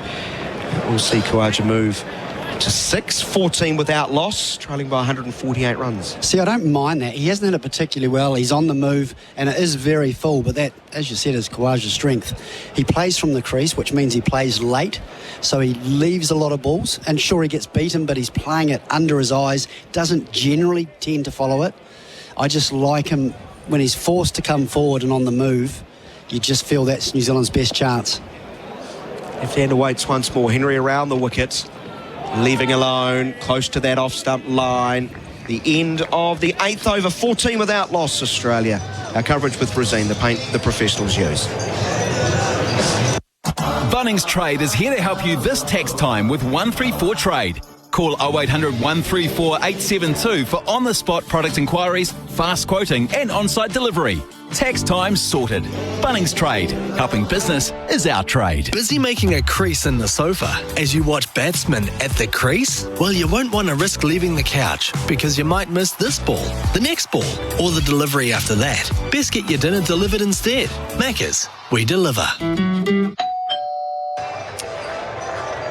Australia 14 without loss. The smattering of applause will mean acknowledgement of Ben Sears. About to bowl his first ball in Test match cricket. Received his cap early this morning in a proud moment. It's a player who Gary said a couple of weeks ago he'll be a Test player. He's nearly ready. Well, he's got to be ready here. He's in a starts full and he's worked away from leg stump out towards the square leg boundary. Long chase. It's creeping to the rope and it will get there. Stephen Smith welcomes Ben Sears to Test cricket with a fluent-looking flick away. He's 11, it's 18 without loss. 4 weeks ago, Shamar Joseph had Steve Smith out with his first ball in Test cricket. So slightly better delivery than what Ben Sears dished out to Steve Smith, full on his pads. But such an exciting moment. I just had an eye on him throughout the previous over when he got the nod from Tim Southee that he's coming on, jumping up and down, warming himself up. What a big moment this is for him. It is. 58 first-class wickets at 27. Lean as far as production this summer for Wellington. Short wide of our off-stump. So a long volley on the pads and then short wide of off-stump. And that's the thing with Ben Sears. He can be a little bit erratic, but he does bowl with good pace, although just warming up at 137. He's at bowling action, right? Harry was speaking about it. You compared him with Hamish Bennett. Jumps with both feet up in the air, jumps into his delivery stride. Looks like someone who will be erratic with that approach. He's very front on as well, isn't he? But he hits the crease hard and he bowls a heavy ball. That big leap.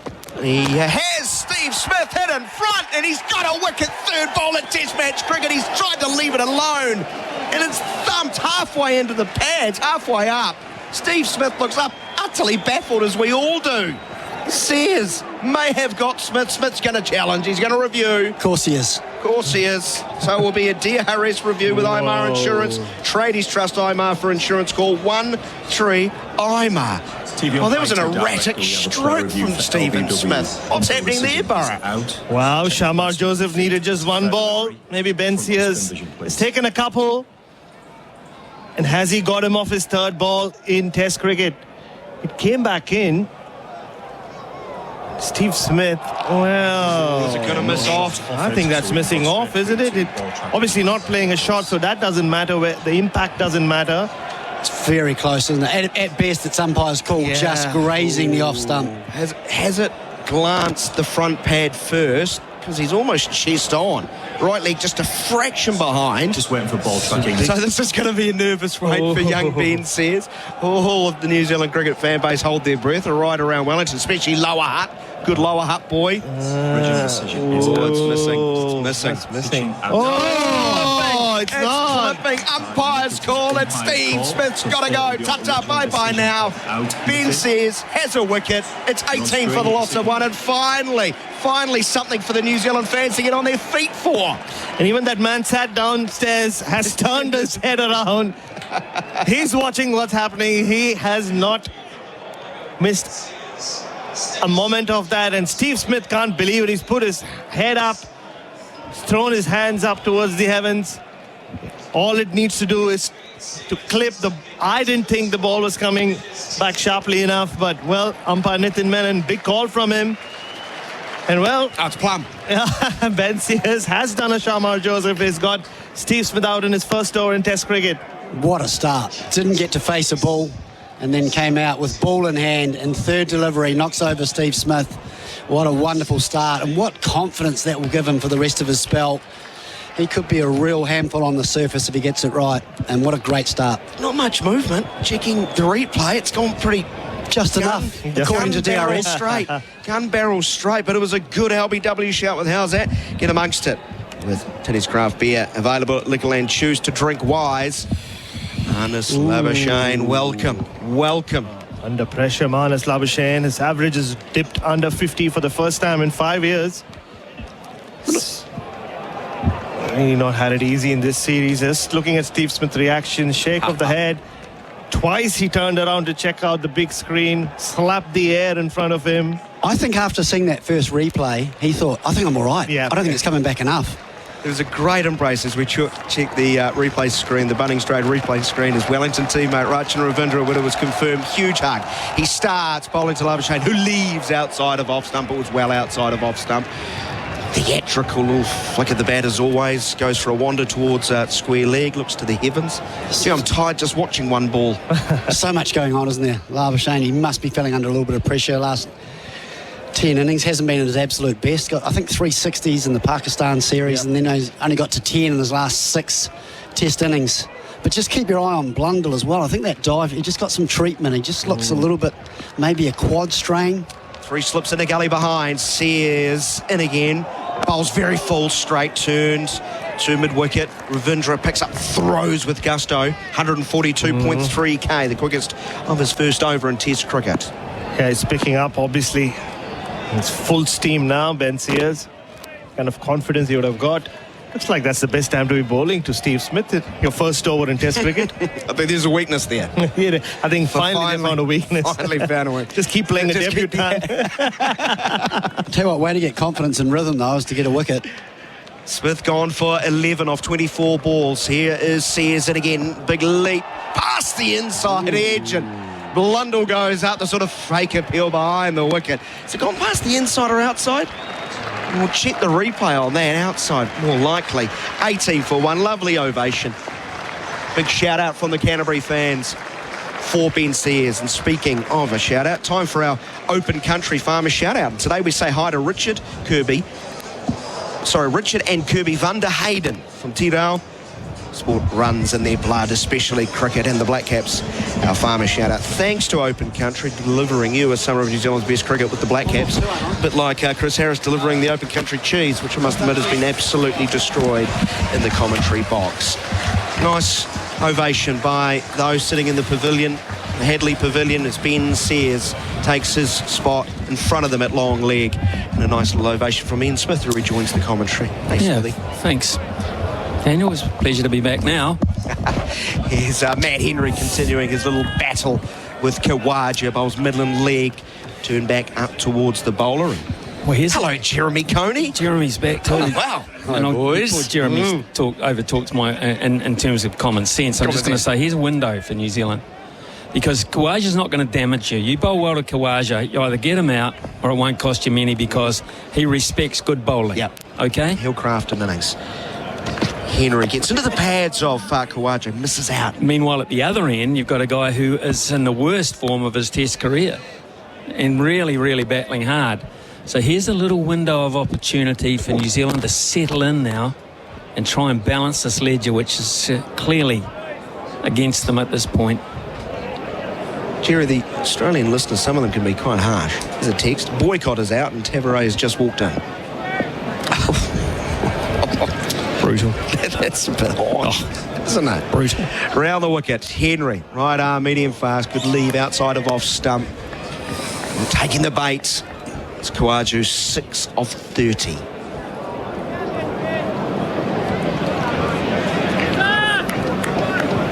Just tuning in.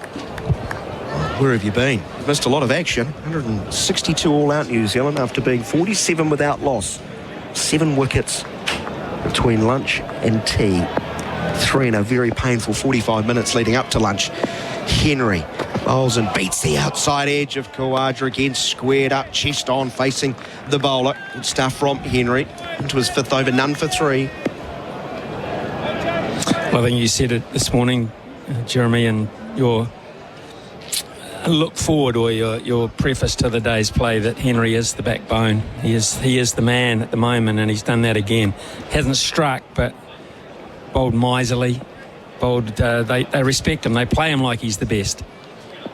Henry in again, shorter this time, riding the bounce, gliding into the gully, straight down by Khawaja. I think because Khawaja plays on the back foot for the majority of time, he occasionally might shimmy forward, but it's not often. And I think that should encourage you as a bowler for your length to go full. And at the moment, Henry's good balls are actually missing the edge of the bat. They could be more full.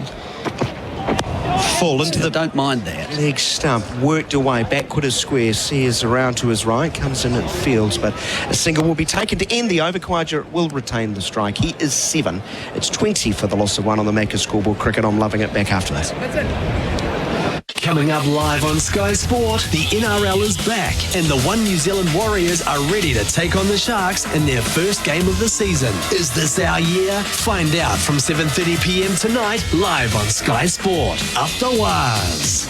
Saddle up for the Grand Tour Racing Festival, a celebration of New Zealand's top 20 thoroughbred racing events, featuring headline acts Sir Dave Dobbin, Peking Duck, the Black Seeds, Zed and more. It's one hot ticket. Book today at thegrandtour.nz. Ben Sears has the ball at the top of his mark, just waiting for Marnus Labuschagne, who's not happy with someone near the sight screen. As he looks down towards Port Hills. It's good. It's a good sign for New Zealand when you're noticing little things behind the bowler's arm. 3 slips in the gully behind. Bright sunshine, the right hand awaits. Sears moves in, having already picked up Steve Smith. Has Labuschagne leaning forward and leaving a ball alone, 142k. It's a text from Joel here. Is there any way or some way we can listen to the cricket, but not these Kiwis that you have doing it at the moment? Literally can't find it anywhere else. Well, Joel, I'll tell you what we'll do. We'll try to use smaller words for you, single syllable words. I know sometimes it's a bit hard for you to understand, but we'll make it as simple as we possibly can just for you, Joel. Sears runs in, bowls left alone. Oh, that's too many. Alone. Oh, yeah. Yeah. I failed. Left. I'll admonish Did you say myself. left? Yes, go and give yourself a good hiding. It's just left. Duly noted. Work-ons. Learnings. Coffee machine. Like the coffee here. It's not a 45-minute wait. Fantastic. Paul Grant Elliott really did suffer. Sears very full on off stump, late in defence as Labuschagne. I was behind the wicket. Gee, the body language. They sense things could happen with Labuschagne at the moment. Yeah, he's outside that off stump, isn't it, really? That's the nick that New Zealand will be hunting for. It's the area that he seems uncertain about. Shall I play? Shall I let it go? He's let it go a couple. But it's that kind of area I think you feel you're in the games. 3 slips and a very fine 4 slips, really. There's big leap on stride, hurls it down wide of off stump, no stroke needed nor played. Yeah, he reminds me of a player who goes searching at the moment. He's searching for his next score. And in the process of that, he's searching in smaller areas, like looking to play, looking to be busy at the crease, as opposed to someone who's in control of their game, maybe the bloke at the other end who's prepared to watch the ball at a particular stage and let it come to him, let him react after it comes to him. Labuschagne is busier at the moment. He's really probing. Sears moves past the umpire. Chance down the leg side, lifting delivery around her behind the fingers, stays down. New Zealand have a decision to make. Blundell looked confident, but now the body language is not as. Tim Southey just asking. 3 seconds on the clock, and no. Obviously a noise, and it's just a question of the gloves, really, isn't it? Round as he looks to play it to the leg side from Sears. So let's just see what sort of height it passes the batsman at.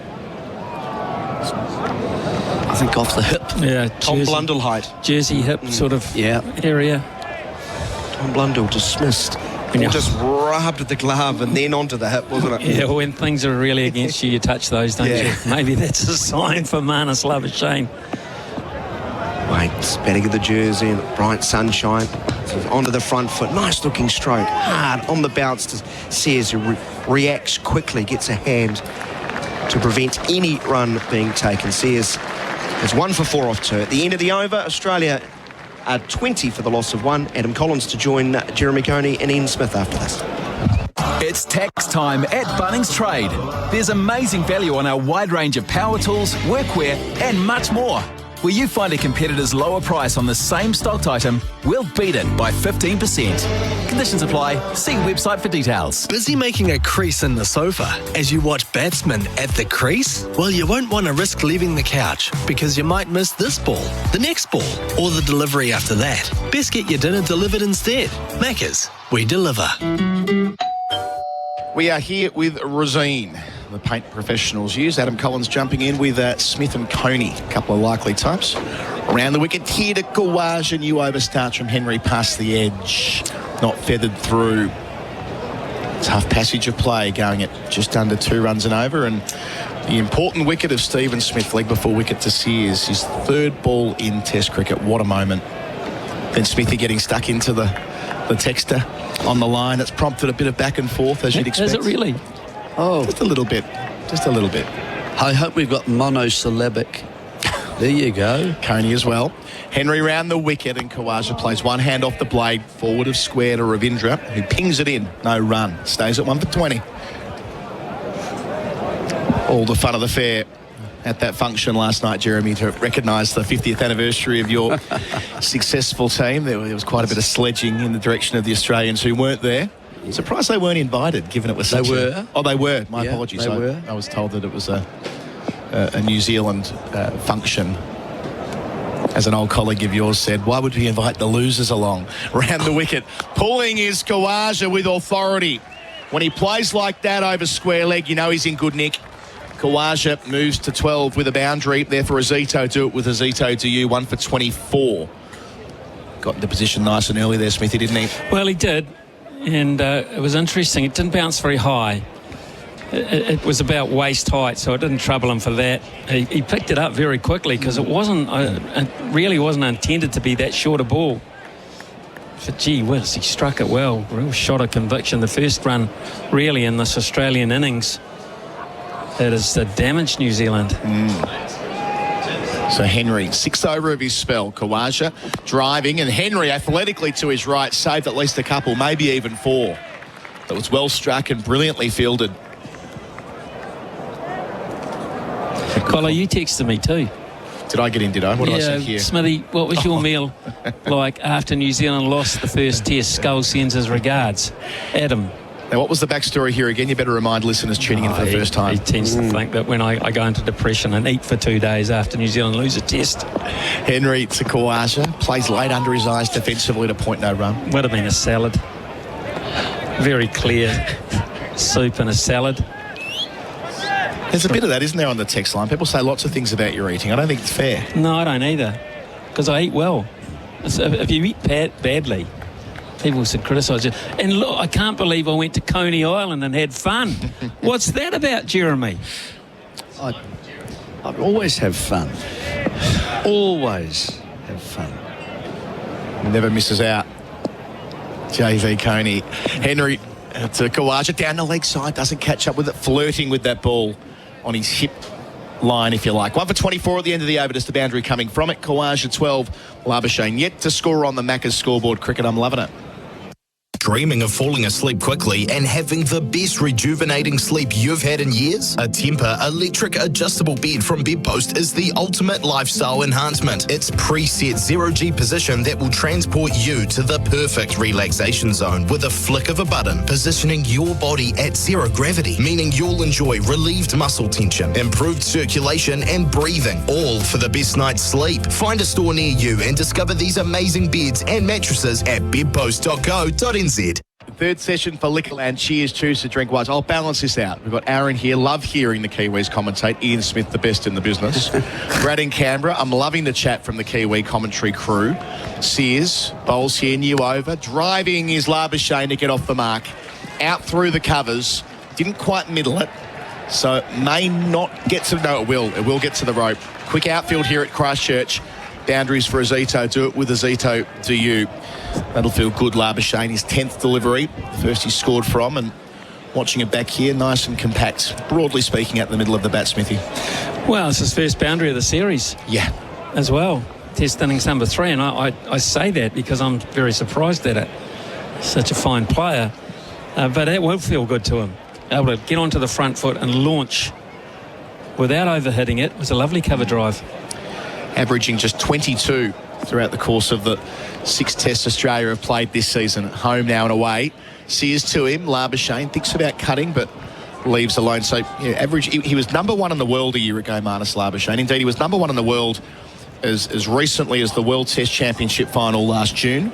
Now he's down to number 13, so his average has plummeted from somewhere in the low 60s early last season, I should say, when he made a double 100 and 100 against the Windies at Perth. Now it's down to 49, and it's the first time it's been out of the 50s or the 60s for 2.5 years. So it sort of tracks this decline. He's desperate to get out of the rut. Faces Sears here. Labuschagne defends under his eyes, out to point where there won't be a run. So a home average of 62 and away average of 36. Again, sort of giving a sense of how tough he's found it when batting away from Australia.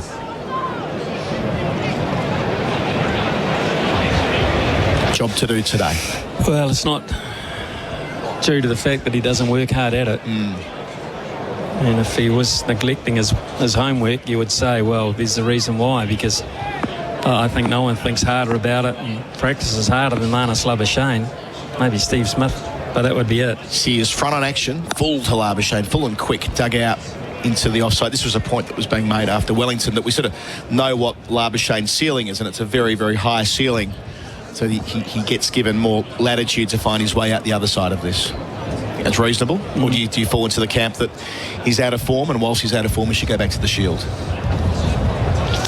Well, it's not a bad breeding ground. It's a high standard. It's what most people have to do when they get dropped. Well, I mean, more to the point, is Sears bowls to Labuschagne and leaves alone. More that are some players good enough, and have they shown enough over an extended period of time that they get more latitude? And I think that's the debate around Labuschagne right now. I think they're doing winning teams too. Yep. Don't you? You're not desperate to make changes because there's not so much pressure on you while the side is performing well around you. And that is the legacy of having a great, I won't say a great career, a really good career. Yep. With good numbers. You make the judgment whether he's actually in decline, or is it just a temporary thing and he's going to come back to what we know already? Labuschagne defends again, doesn't quite sneak it past Gully.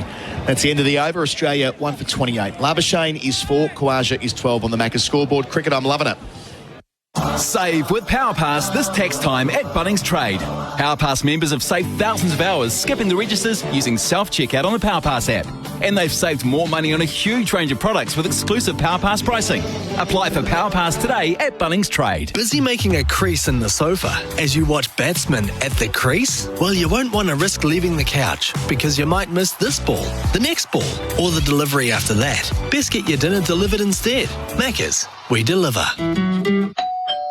SENZ Test Cricket for Rosine, the paint professionals use. Got Ian Smith and Jeremy Coney with me for in-place living, specialist disability accommodation designed for you.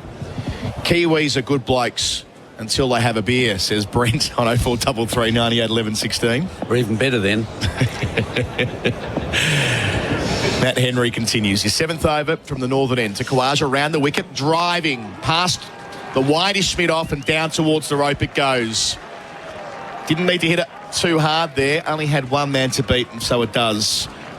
16 for the opening bat, the Queenslander. 1 for 32, Australia. Our boundaries for Azito. Do it with Azito to you. It's a good stroke, Khawaja. He saw the length nicely there, and that's one time that he has got onto the front foot and just timed it nicely. The breeze has got up there too. It is. It's just changed a wee bit out there. A bit more blustery. Also, maybe a sign here that maybe Henry's bowled an over or two too many. He got him off the back foot in the last over, and now he's got him off the front foot in this over. We'll see. It's into his 7th. Staying around the wicket, Khawaja beaten. A ball that angled in, then seamed away. Just what he's trying to do. Bringing him forward. Well, he had quite a lot of luck at Basin, didn't he, Jerry, playing miss? He did. I mean, really, you've got to bowl for that to threaten the stumps in LBW, you've got to be, I think you've got to be straighter. He's starting it at sort of off stump and out, and so it's nipping away outside. I think it's got to be on the stumps more. All eyes on Henry. Bowls to Khawaja, hits him on the pad. Shout for leg before. Umpire Erasmus keeps the finger down. Henry was wheeling back. He was desperate for it to go his way. He was at the batter's stumps by the time it was turned down. 7 seconds left. Tim Southey, decision to make. 3, 2, 1. No, they will not go upstairs. The leg before shout, how's that? Get amongst it with Tinny's craft beer available at Liquorland. Choose to drink wise. Replay will be interesting. Talk us through it, Smithy. Well, I don't think it was bouncing too high, was it? Yeah, I didn't get that impression either. He's on his toes, it's beating the bat, and it started under the pads. I don't think this is that bad at all, actually, to be perfectly honest. Whether it warrants it might have been just going over. He's climbing jumped, over. hasn't he? He was on his toes, so it accentuates the height that he was on, very much on his toes. May well have been passing. There's a little registration on the bat as well. So in the end, very good that they didn't review. And umpire Erasmus, well done him. Good to the end. Yeah. Good to the end. Yep, the best at what he does, umpire Erasmus. Henry bowls. Kawaja hit on the pad again. Henry up again. The finger stays down again. Looked to be trending down the leg side, so there's no real litigation with the captain here, but Henry's right in the frame here. He beat Kawaja with a beauty, and 2 appeals subsequent to that. Just as I was saying, I thought Henry was coming to the end of it. He got driven down the ground. He's beaten him twice. So umpire Erasmus, we'll see how his decision went this time. It pitched about off, and it was going down leg, so a good call. But under pressure, Kawaja facing Henry, leaving alone wide outside the off stump. Ray Erasmus, who turned 60 last week, celebrated his 60th birthday in Wellington, and signalled his intention to stand down from the elite panel. I caught up with him in the airport the other day. He said he's going to do a couple of years of domestic cricket back home where he started, give a little bit back, but he and his wife are ready to basically stop travelling and spend time at home. And of course, the life of an elite umpire, you're on the road for most of the year when you're on that panel, as he has been for 15 years. Henry bowls, and Kawaja's bowled through him. He bends back the leg stump. Super stuff from Henry. He worked Kawaja over. New Zealand have removed both Australian openers in the space of about 20 minutes. They're 2 for 32. They needed a big stack. Kawaja castled for 16, Jeremy Coney. That's the value of bowling outside off stump and worrying a left-hander outside his off stump all the time. You get a little bit far over. He's a little bit unlucky also. I think it's just touched the back leg as well. And whether that slowed it down and changed the angle of the ball, it might have pulled it back towards the off stump, the leg stump a bit.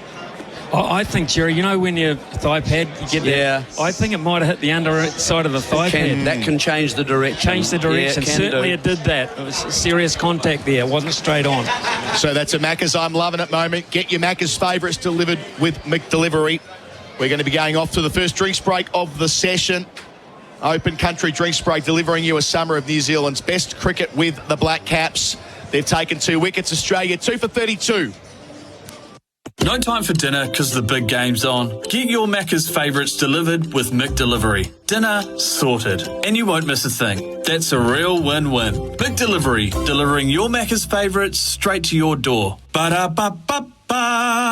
Bunnings Trade is here to help you this tax time with 134 Trade. Call 0800 134 872 for on-the-spot product inquiries, fast quoting and on-site delivery. Tax time sorted. 16, 2 for 32, and it just feels like New Zealand have an opening here. Yeah, look, 2 for 32 represents a good start for New Zealand from 14 overs. Henry has done the bulk of the bowling, 7 overs from the top end, from the Botanic Gardens end. And Sears has picked up his first test wicket from the Port Hills end. So really good last kind of 20 minutes for New Zealand. A decent pace from Sears and Henry probing away outside the off stump. Good to get rid of Kawaja from New Zealand perspective because he's such a difficult man to remove. And so now that brings, of course, a very key component in the game that we've seen Cameron Green in such good form in Wellington, able to cope with all that New Zealand offered, really, and was the difference between the sides in the first test. Now, we're just having a quick little look at that last one. Yeah, I don't know. I'd like to see it from the behind angle to see if it changed trajectory or whether it hit something, but just the one glimpse that I did have from behind, it seemed as if the trajectory went down after it made contact with its leg. And you can do that. The thigh pad is underneath. It's quite thick. And sometimes it changes the trajectory of the ball down if it hits underneath that thigh pad.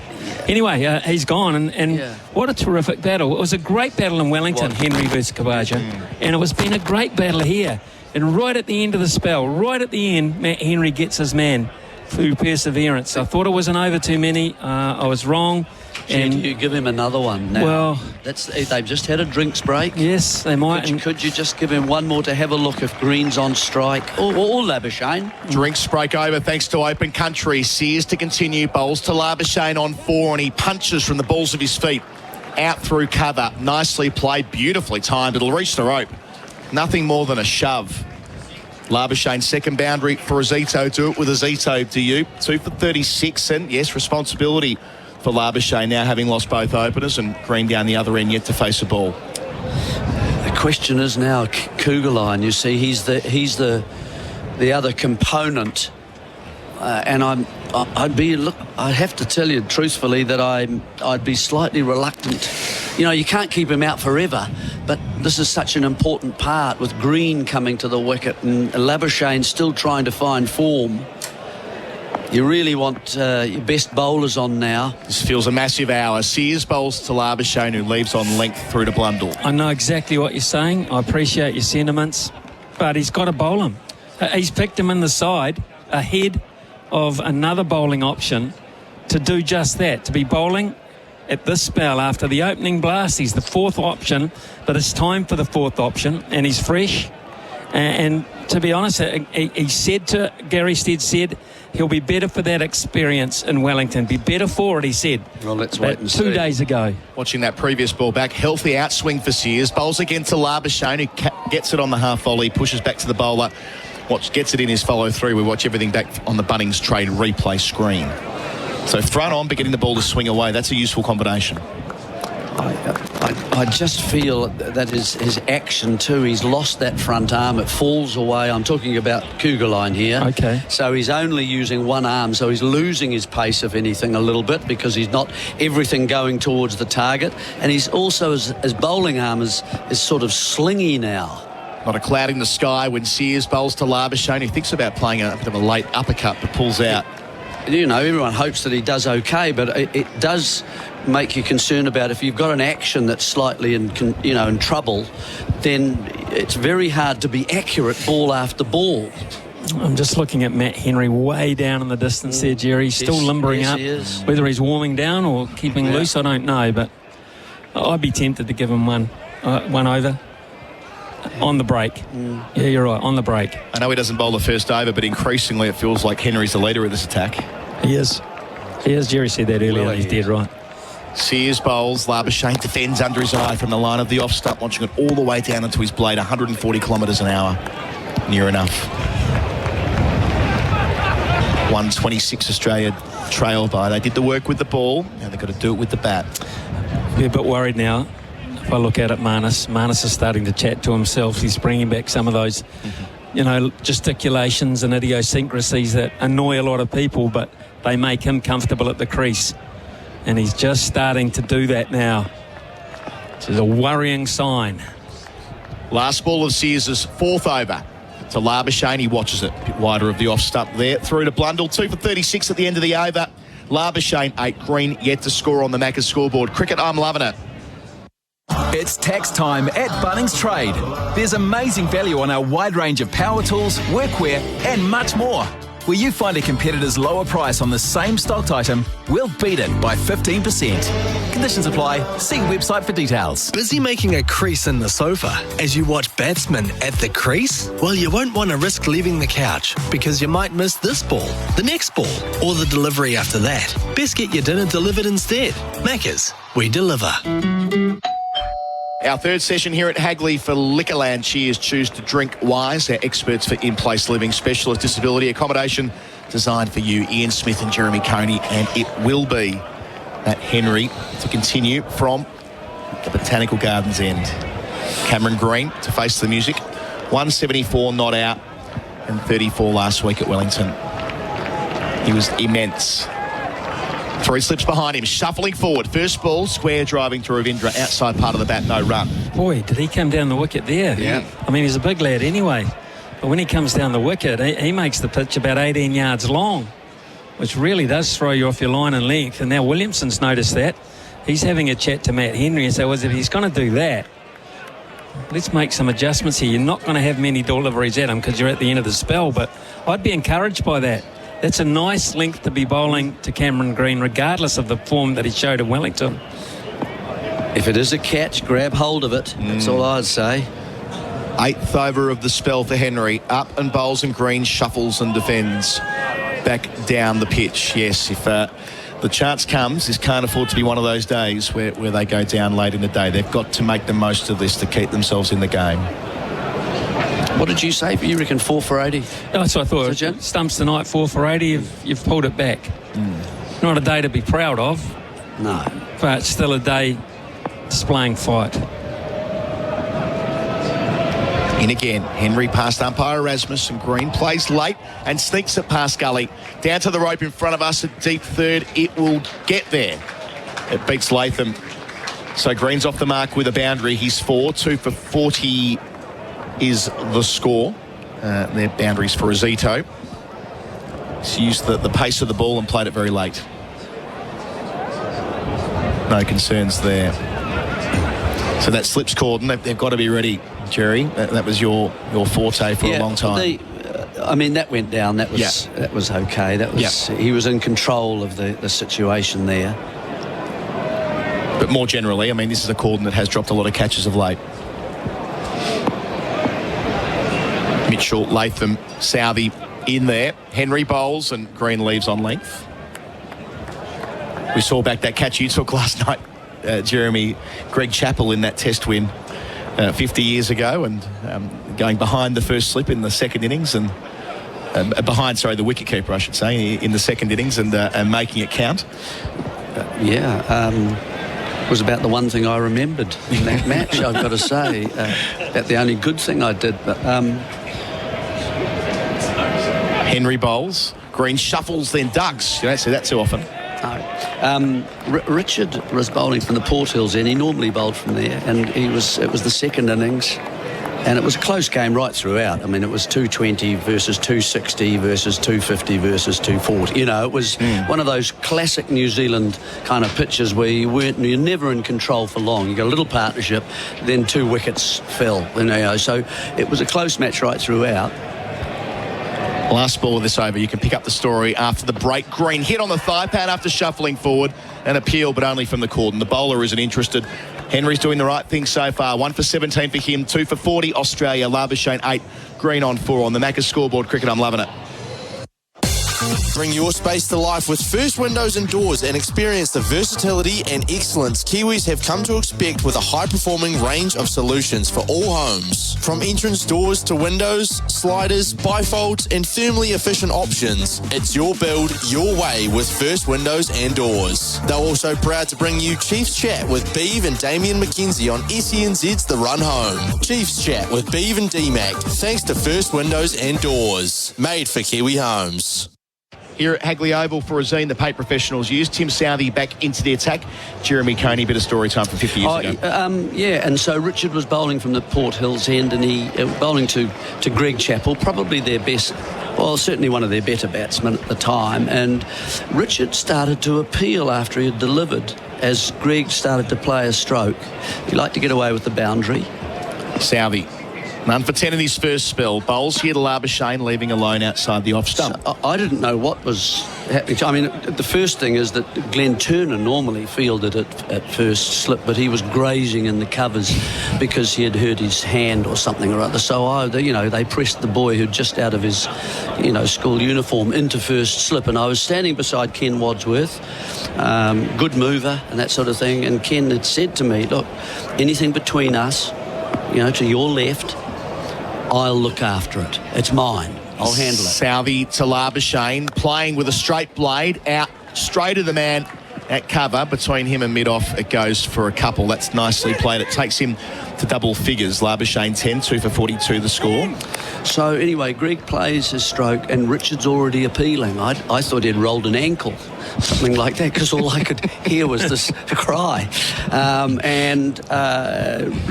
Greg got a little touch and it went to my left, in between me and Ken. Well, Ken, it's a horrible beat in your life when you realise suddenly he's not moving for it. And so... Southey bowls, Labuschagne drives again, square outside part of the bat, no run to Ravindra at point. I kind of went to the left with two hands and luckily it's just kind of the relief you feel when you grab it, and it was held, and the whole of the number one stand behind us just went absolutely berserk because it was a big wicket for the team and it was a critical time of the match. So yeah, I was relieved really, and so that, no more than that. I mean, that's the story. There's no story really, there's no punchline to it. The celebration's not a bad one either. Southey bowls to Labuschagne, clipping, so mid-wicket where there isn't a run.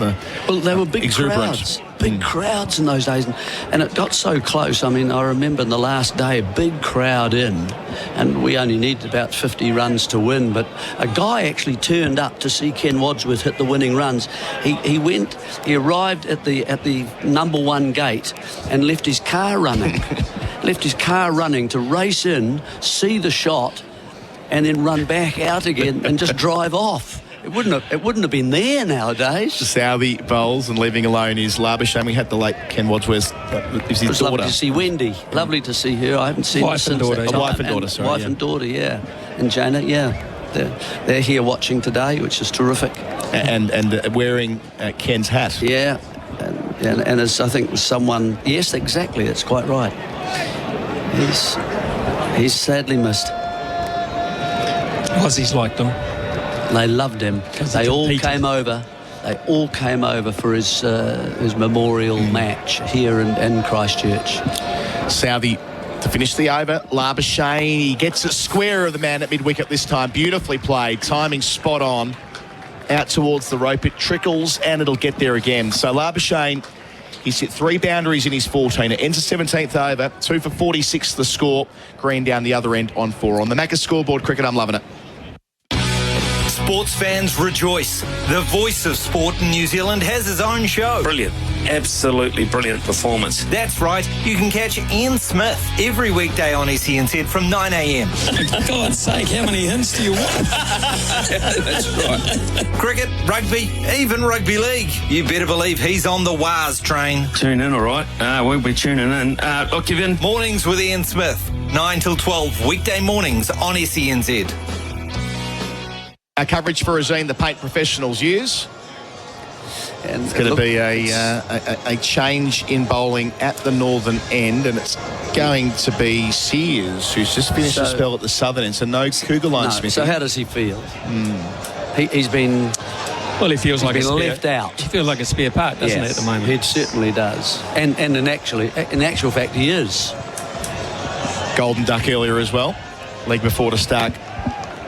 First ball in the middle of that collapse when 3 wickets fell with the score on 107. Different game now, though. Sears spun around. First ball to Green. 3 slips delivers and Green leaves alone. Now, did Green play in the 2020s? T20s? I don't think he did, did he? No, so he won't have seen much of Sears other than on the telly. Yeah, Sears picked up 3 wickets in the T20s, including Travis Head, who he bowled. Yeah. Also got Maxwell and Matt Shaw, but bowled tidily in the context of high-scoring games at Auckland. Looks a likely type. Well, if you're 6 foot plenty, and he is, you've got bounce and pace, you've got 2 or 3 things in your favour before you start. Sears again to Green, yet to quite get settled, and yes, it's better forward and leaving. Must have been a pretty exciting time around Christchurch early 74. I mean, that test was in the March, but the Commonwealth Games here the month before, where New Zealand did really well, and the race of the century. Dick Taylor, of course, starting that whole thing, wasn't it, Smithy? Yeah, Dick Taylor on the first afternoon. The 10,000? Won the 10,000 metres, beat David Bedford and David Black. Fantastic, wasn't it? And John Walker and Philbert Bye. I've got a feeling that might have been the first colour TV. Very close to it. Janie Parkhouse. That's right, the swimmer. And, of course... Sears gets up and bowls, and Green plays and misses outside the line of the off-stump, wayward there. But, No, they were very exciting times for New Zealand. 74. I mean, that 1500, which Roger Bannister described as the race of the century, with Philbert Bayer from Tanzania and John Walker nearly hauling him down, the front runner, going all the way through, and then Walker in the last 50 metres nearly hauling him down. That is thrilling middle distance running. Both of them breaking the world record. Hell of a compliment too. Yeah. By the by. Yeah, quite. Bannister. Great era of middle distance running, Snell and Walker for New Zealand. All those gold medals. Oh, we had Dixon. Yeah. Quacks. Sears again leaving alone outside the line of the off stump, and then Walker going on to win the gold at Montreal. And then there's a cricket link to this as well. He rocked up at the MCG the next year for the centenary test match, Walker, and he ran the centenary mile.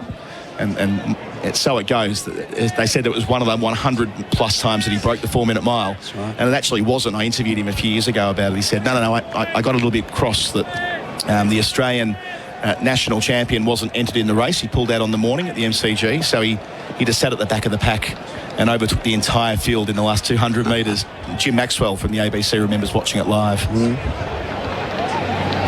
Sears, 2 left in the over. Bowls here, short ball, ducks green. That's venomous. They all were in the Arthur Lydiard school of training, and they used to train out at the Waitakaris. They used to run miles. His law was miles and miles, wasn't it? It was a lot of running. Well, the interesting thing about was it Arch Jelly coach Dick Taylor? Oh, he might have too. They went to a pub anyway the day before. They went to the pub before the race, the day before, had a couple of jugs and talk tactics. That is a dead true story. And Dick Taylor would tell you that himself in his public speaking. Different world. Sears to finish the over, green playing out to point. There's going to be a change in commentary after the break. Garth Galloway replacing me with Australia 2 for 46. They trail by 116. Labuschane's 14. Green is on 4. That's on the Macca scoreboard. Cricket, I'm loving it.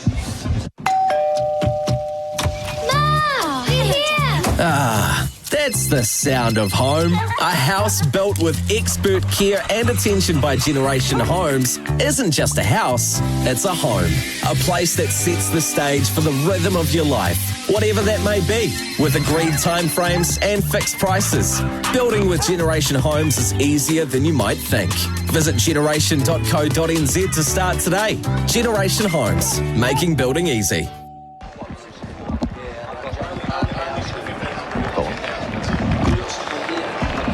And welcome back to the cricket, brought to you by SEN Test Cricket for Resine, the paint that the professionals use. We're going to be seeing Sears again bowling from the... In fact, it's Kugelheim who's going to come into the attack from the Port Hills end. 46 for 2. Australia. New Zealand scoring 162. So here's Kugelheim. That high action running in now and bowls, and the first ball is pulled into the onside by Labuschagne. He picks up a run as Ravindra fields at deep backward square leg. So Labuschagne is 15-47 for 2. Jerry, you've been having a lovely reminisce about the Commonwealth Games and in 74. The chief of the organising committee was Sir Ron Scott. Yes. Remember Ron? Yes, I do. Man. And he had a great involvement in the arts and philanthropy throughout New Zealand. But the thing I remember, you're talking about Janie Parkhouse and of course Dick Taylor, Graham May. Yeah, if you could just see what Jeremy's doing, he's doing sort of bicep curls and things and tricep curls with muscles that are largely unused as this ball is flicked through the onside. In fact, it's down the leg side and it's going to go to the boundary for 4. Wide down the leg side, and Blundell curiously has missed that diving across, so 51 for 2. That's curious. Did that hit it, or was it just bowled straight there? It was bowled straight there, I think. Yeah. Really, and that's what I'm saying about the action. It's very hard to get, I think, nice and accurate every ball. If you're off balance and your arm is slinging too, depending on where you let it go. It can go in all sorts of directions. His second ball is a wild one, isn't it? And not great for his confidence.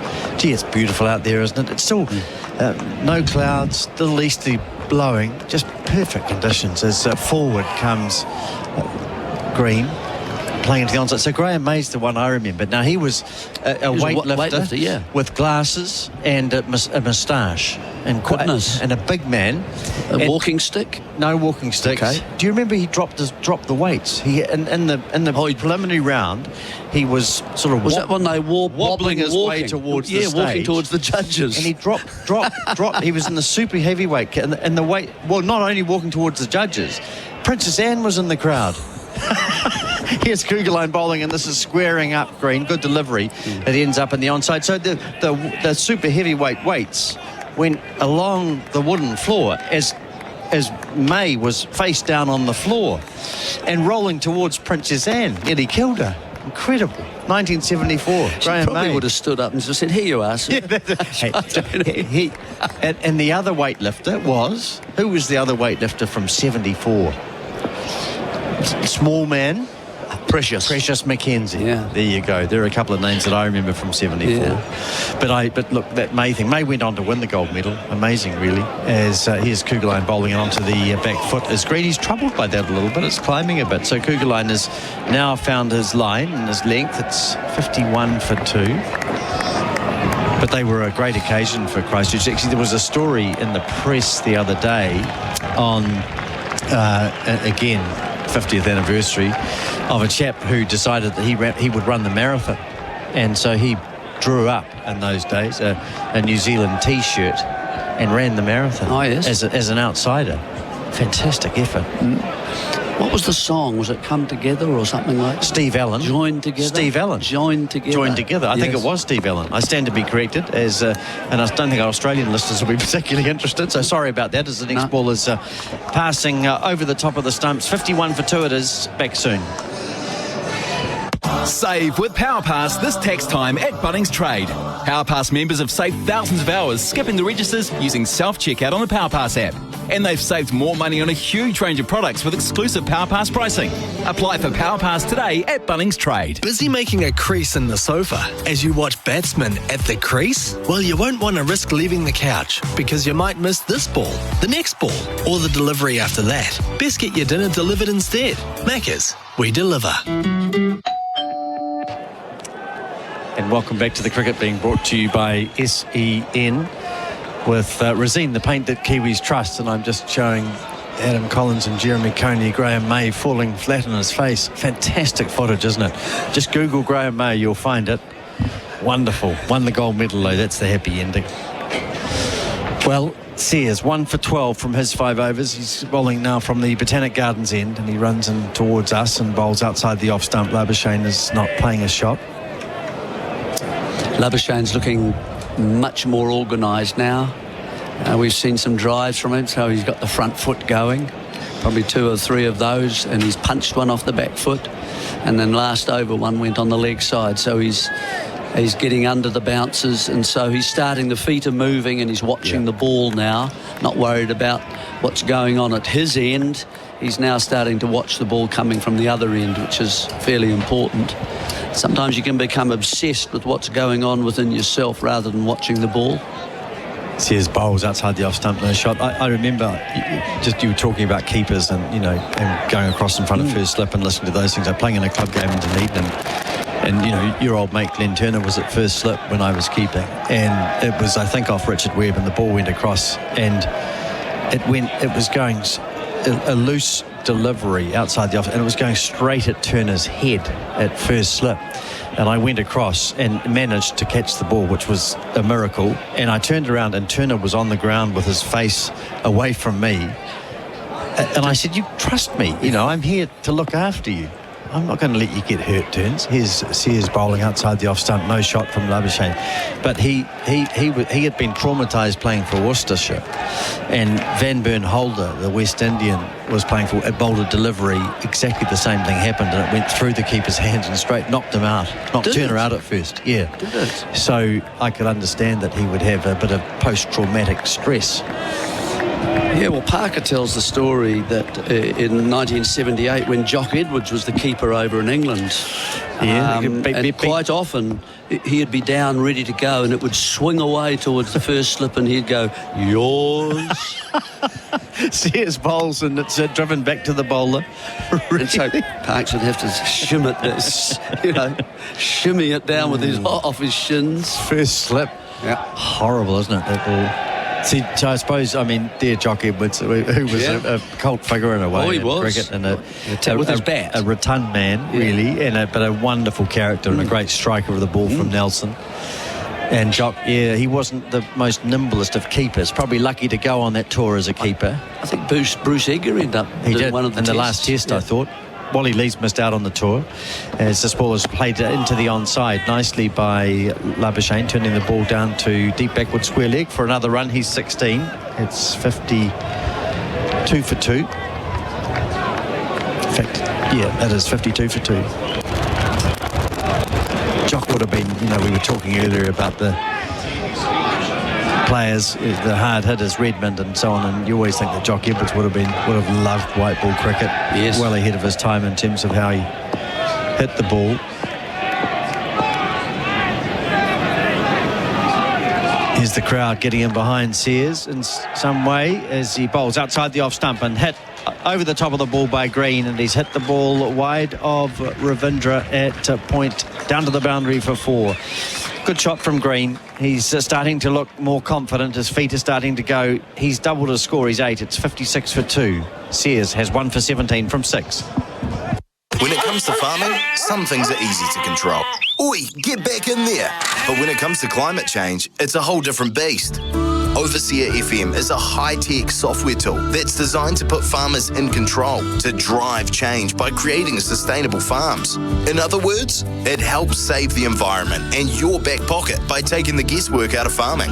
Find out where your farm is at Overseer FM, and together we can help drive your farm forward. Overseer, choices for farmers.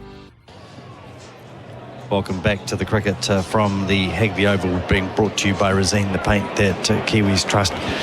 Lovely day here in Christchurch. We're going to see Kugelane bowling his second over, and he'll be bowling to Marnus Labuschagne, who, as Jeremy Coney said in the last over, just starting to look like he's getting into something of a batting rhythm as Kugelane bowling outside the off stump, no shot.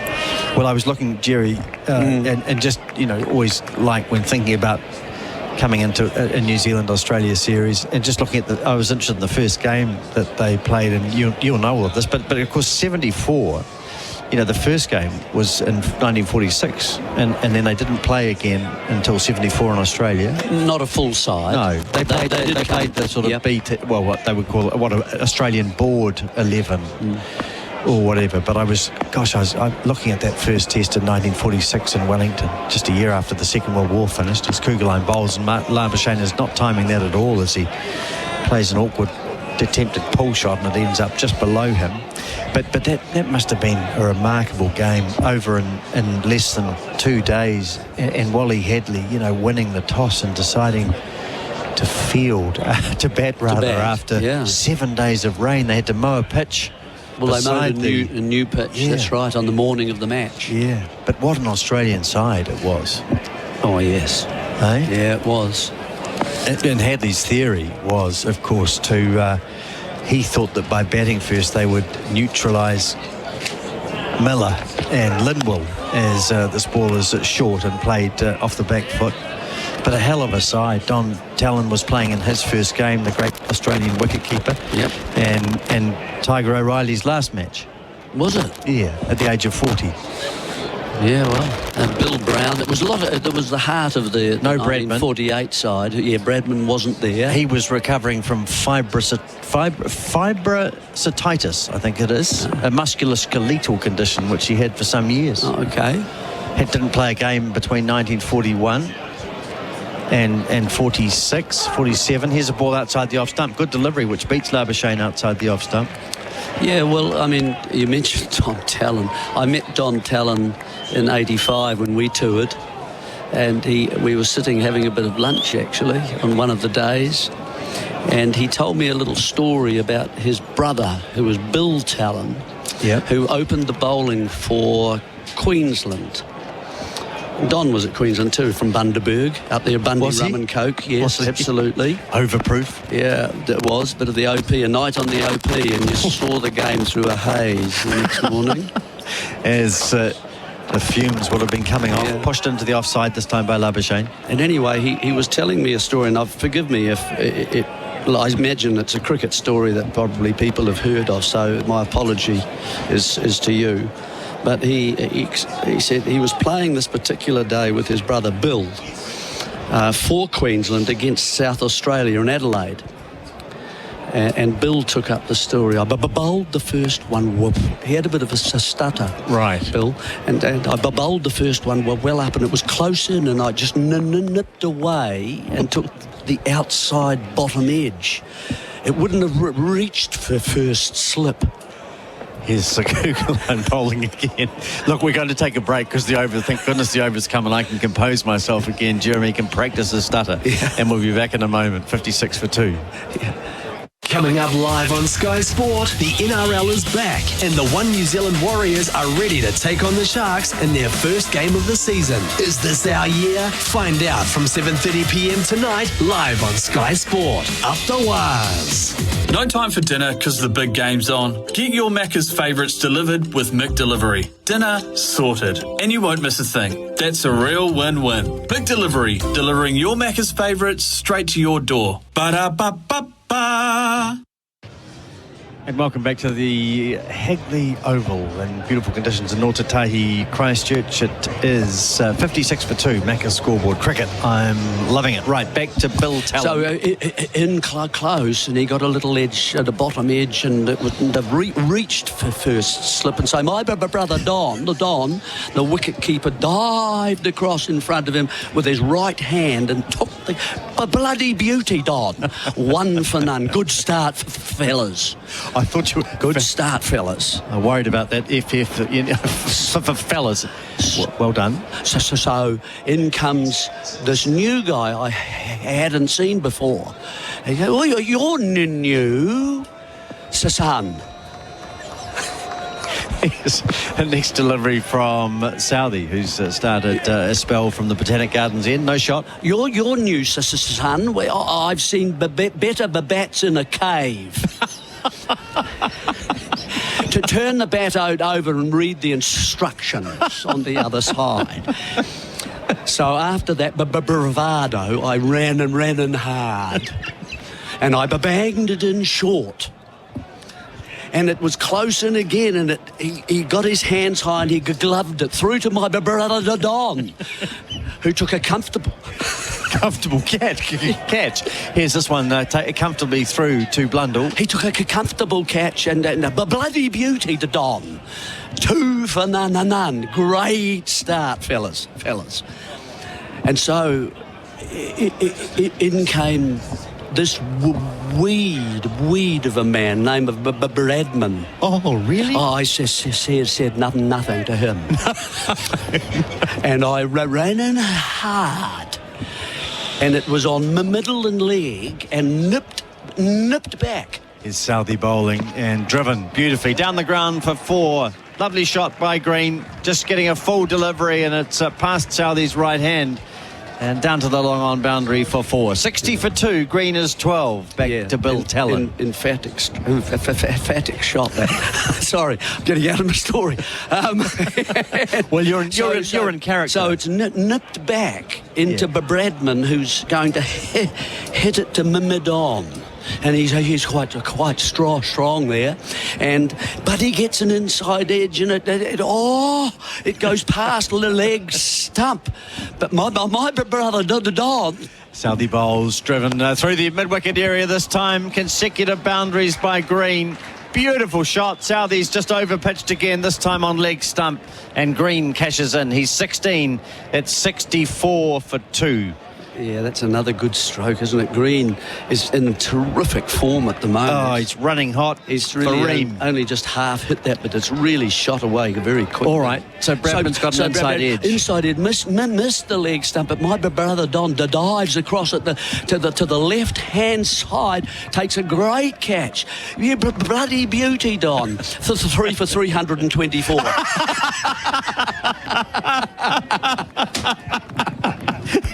Southie's next ball is left alone by Green. I thought they were 3 for not many. No. Oh, that's a wonderful story. Well, Don Talon.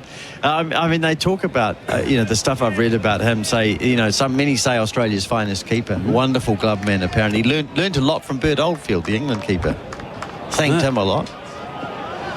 So there you are. Oh, well, I'm just going to come down after that story. My stomach's a bit sore. Here's Southey bowling outside the off stump. No shot from Green. So a good over for the Australians. 2 boundaries coming in at 64 for 2.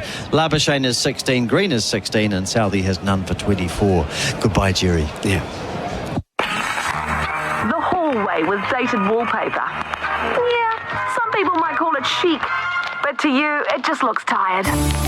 What's the easiest way to remove old wallpaper, though? Are you putting off your decorating project because you're not sure how to do it? Ask the team at your local Resine colour shop for all you need on the best wallpaper, prep and hanging techniques so you can get your DIY to-do list done. It's time to get decorating this summer with Resine. 64 for 2 it is. The Macca's scorecard. Cricket, I'm loving it. And cricket being brought to you by Resine, the paint that Kiwis love. 64 for 2. Labuschagne and Green have 16 apiece. It's Kugelheim beginning his third over from the Port Hills end. He bowls, and it's played very nicely indeed, just into the onside by Labuschagne. They run on the shot, and Labuschagne just sneaks ahead to 17. Bharat and Chris, welcome back. I feel sanity is preserved. Nice to have you here. I wouldn't know about sanity. I don't think we're going to get any stories like Jerry told. That was a lovely story. No. Good story. Exactly. Great story. He said it was a short story. I'd hate to hear one of his long ones. No. Well, it was, of course, the stutter made it longer. When you say a word 5 times. I love those stories that go over 3 or 4 overs. Oh, yeah. Yeah, they're wonderful. Here's Kugelheim bowling, and this is driven by Green, and his feet are starting to work nicely. Down back to Kugelheim. Yeah, not very often in my life, as someone said, sanity is restored when I walked into a room. So, well, I hope they haven't seen you, see. I take that as a very rare compliment, Garth. Absolutely. We've got a big day tomorrow. It's, what is it, dress for colour or something tomorrow? No, I've retired from dressing. I know, but you'll still do. I hope still you make be an me. effort. Yeah. Ian Smith's been very dismissive of my performance last week. I'm going to wear it even brighter. John Bracewell, I'm going to wear a shirt that John Bracewell said made me look like I was wearing a deck chair. Here's Kugelheim bowling onto the back foot. Nicely played by Green. His feet are starting to go beautifully, and he plays this one into the onside, picked up by Ravindra at backward square leg. Yeah, and while Jeremy was entertaining us and everyone around the world, these two have just built into this partnership. Yeah. Just on Marnus Labuschagne. I thought he looked good in his second innings, even though it was just for 10 or 11 balls. And he just got strangled down the leg side. I mean, bowlers will tell you that's not an unfortunate way of getting out. Every batter will tell you, well, that's the worst way of getting out. It's just the way he's been moving. Looks a lot more settled at the crease. Kugelheim bowls, played by Labuschagne to square leg again. It's Ravindra who fields. Yeah, I was saying to you this morning when we talked, and Chris, I'm interested in your views too, I just see more players getting out caught down the leg side now. It just seems to happen a lot more often than it used to. Something to do with the shots that they're playing. Also DRS. I think, before DRS there was a lot of guesswork and things like that. And so there was a lot that were probably given not out where there was a blunder was a perfect scenario. I mean, that potentially could have easily been given not out. Yep. So there's a lot of those. But I agree with you too. These two look very comfortable for different reasons. I mean, Cam Green's obviously in terrific form, so just continuing in that form. Yeah, he's playing away from his body. Balls flying down the leg side to Labuschagne 18, Green 17. And Labuschagne obviously under a lot more pressure for different reasons, but I think I think you're right, Brad. I think in that second innings in Wellington, he started to look a little bit like his old self. Got strangled down the leg side. I mean, that can happen regardless of the form you're in. Yeah. And today, I think he's looked organised. He's left well, and he's just eased into his innings. And when he's got opportunities to score, he's taken them, and he's now working the ball nicely off the stumps, which he does very well at his best. So this partnership looks good for Australia and very dangerous for New Zealand. Onto the back foot as Green. He plays beautifully, but straight to cover. No change to the score. End of the 23rd over. 67 for 2. Labuschagne 18. Green is 17. And Kugelheim none for 4 from 3. Need a taxi? Call Auckland Co-op Taxis 09 300 3000. Catching up with friends. Entertaining with colleagues and clients. Need a safe ride home after the party? Do it all with one call. 09 300 3000. Auckland Co-op Taxis. Part of Blue Bubble nationwide. Safe and reliable. So book your Blue Bubble. Auckland Co-op Taxis. 09 300 3000. 67 for 2 it is. Cricket being brought to you by Resine, the paint that Kiwis trust, and the scoreboard is with Macca's Cricket. I'm loving it. 67 for 2. Smith out for 11. Kawaja for 16. The wickets picked up by Sears and Henry. And since Australia lost their second wicket at 32, we've had a partnership of 35 for the third wicket between Labuschagne and Green. It's Labuschagne on strike to Southey's first delivery outside the off stump. Yeah, in that first innings, Marnus Labuschagne, I interviewed him before the first test, and he spoke about how he's trying to bring more energy to his net sessions, reduce the amount of time he was spending in there, make the most of every ball he faces there rather than just focusing on volume. Yeah. And being more settled at the crease. Walks out to bat and does the complete opposite, as Jared Waitley said. He looked very nervous. He kept marking his guard. He just did not look right, and then he gets out cheaply. Labuschagne faces Southey. No shot. He looks... You like what you're seeing today? A lot. Yeah. And just what I've seen of him in Christchurch, again, it goes back to the amount of Marnus I've seen in my lifetime in the nets and in the middle. But just something about him, he batted for a good amount of time. It wasn't a short session like we saw in Wellington. He must have batted for an hour and a half. Just the way he was leaning into deliveries, and I could overhear him say he was feeling very good, and he said that yesterday as well when he had a hit. So he's felt good about his batting for the first time in a while. And this is outside the off stump again, so Southey's just struggling with his radar a bit in this spell. And this is something he did as well to anyone who, especially against the net bowlers, was relatively slower. He was walking at them. Just that delivery did that to Tim Southey. Was not, but that was in the late 120s, that delivery. So yeah, he just such a field player. And one thing he did say in that interview is he'd become so over-focused on what was happening at his end, his technique, that he lost focus of what you should be focusing on is on facing the bowlers and scoring runs of them. Next delivery is played into the onside, and they're just going to amble through for a single. Labuschagne 19. And that shot always is a sign that Marnus is feeling really good about his batting. He hit a boundary, whipped one off his legs around 20 minutes back. But just like you said, Harry, just the fact that he can walk across and just use his wrists to clip it away to the onside, that means everything is in alignment. And it just feels like everything is in balance. I felt similarly about Latham. Different players, very different players, but having seen Latham out of form for so long, it seems, he looked so good today, and then got out, unfortunately. Outside the off stump is the next one, no shot. Yeah, Labuschagne for me, he hasn't looked rushed today. No. He's walking at Tim Southey, but to me he's walking with control, he's balanced, and he just looks composed. I think in Wellington he was trying to force that a little bit, and he's marking his guard lots, and it was almost quite...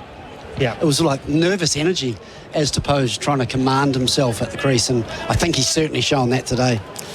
New Zealand made 162 after Pat Cummins won the toss and asked them to bat first. Latham 38 and Blundell 22 the top scorers. Hazelwood 5 for 31 and Stark 3 for 59, the best of the bowlers. Next delivery's outside the off stump, and again no shot, so not a particularly well directed over from Tim Southey. 68 for 2 it is. Labuschagne is 19, Green is 17. After the break it'll be Daniel McHardy.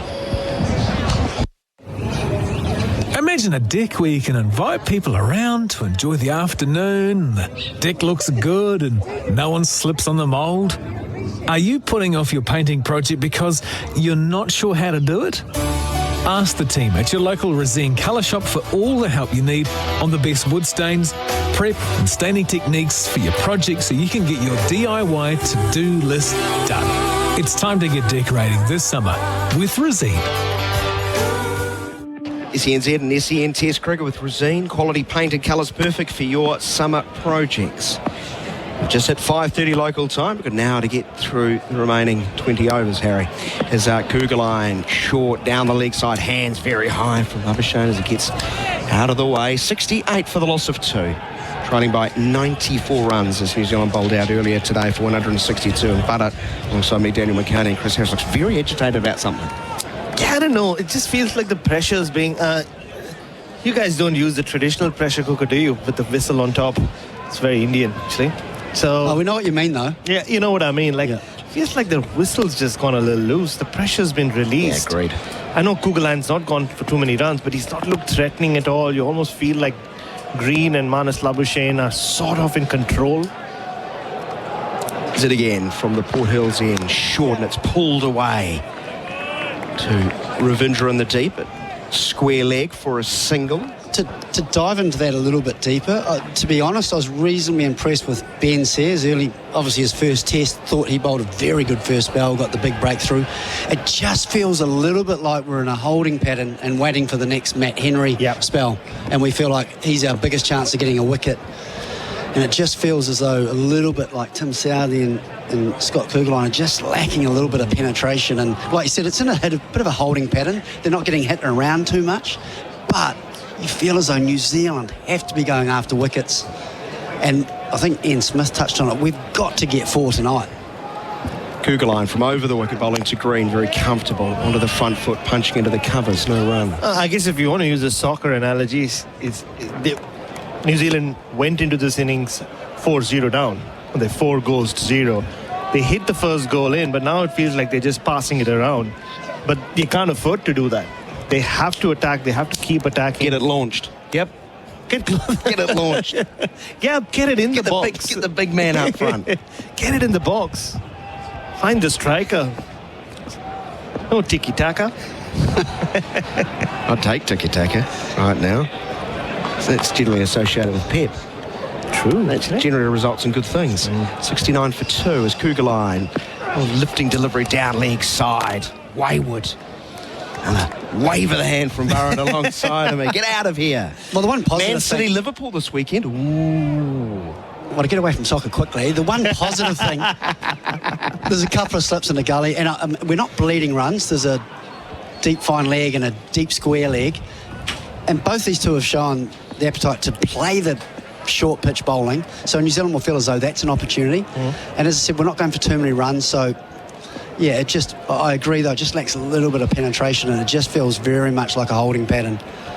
Right, sunshine still. That's nor'easter though. Gusty at the moment. Pulled away powerfully forward, a square out of the fence for 4. He smashed that.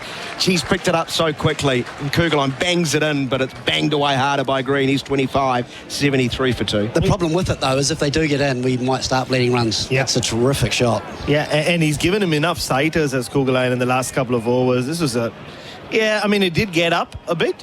It wasn't a long hop, but yeah, enough time for Cam Green in this form to just use that balance. And yeah, you have to get it really high. It's chest height. Yeah. See, for me, Kugelheim, he looks as though his pace is reasonably well, and when he gets it right, he looks handy. It just feels as though he lacks a little bit of ability to bowl consistently in the same area. Last ball of the Kugelheim over once more into the legs of Green. It took him very fine. Down to the fence for 4 more. Very disappointing end to the over. Consecutive boundaries sees the Australian scoreboard reach 77 for 2 on the Macca's scoreboard. Cricket, I'm loving it. Kugelheim now none for 13 off 4 overs in Australia. Trail by just 85 runs at the end of the over. Heading up or standing at the top of your mark with a brand new cherry? From beginners to NZ's elite players, there's something in the Kookaburra range for everyone at Cricket Express. Like the clean look of the Ghost, the iconic nature of the Kahuna, the aggression of the Beast, or the lightweight performance of the Empower. Whether you're a batsman, bowler, or wicketkeeper. Kookaburra gear will help you dominate the game. Visit Cricket Express's 6 pitches around NZ or cricketexpress.co.nz. Test match cricket with Rosine quality painted colours, perfect for your summer projects. It will be the New Zealand captain, Tim Southey, is none for 25 of 7 overs from the Botanical Garden end. Bowls full, straight, walking into a defensive shot is Labuschagne once more. Just telling Ian Smith off air that it's a kind of bowling attack which needs more runs, right? You can't afford to keep getting bowled out. I mean, that's why they pay you the big bucks, son. Well, they better do. Like, what I mean is, with the Australian bowling attack, even if, say, the Australian batting doesn't fire a couple of times, the bowling can still bail you out. Southey. Labuschagne stride down, leaves alone at the last. There's just not enough penetration, like you said, Harry, with this bowling attack, where you can just keep the pressure on. We saw it in Wellington as well. New Zealand got into good positions in the first innings, but Australia kept slipping out. Yeah, I don't think the bowling's been the issue this series. 211 for 7. No, that's what I mean. And yeah, then, so you still need to give them something to play with. Amazing innings by Green. Great partnership. Hazelwood, I just love the intent Hazelwood showed. Just willing to really fight. Bowled out 164 in the second innings as Southey angling one in from wide of the crease. But this continues a worrying trend for New Zealand. Care to guess how many times New Zealand has topped 200 in the last 9 innings of Test match cricket against Australia? Pretty low bar, 200, fair to say. Pretty low bar. I think it's twice. Hang on. And I've seen all 9 of those innings, and one of them was when Tom Blundell made that 100 at the MCG. That is one of the instances where they got... You care to take a guess what the top score is in those 9? Here's Southey moving in past umpire Erasmus. No stroke once more. Very wide of the off stump. As in total? In total. The highest. 265. 256. You had the numbers the wrong way around, but very, very good. So New Zealand, the average score in the last 9 innings in Test cricket against Australia is 184.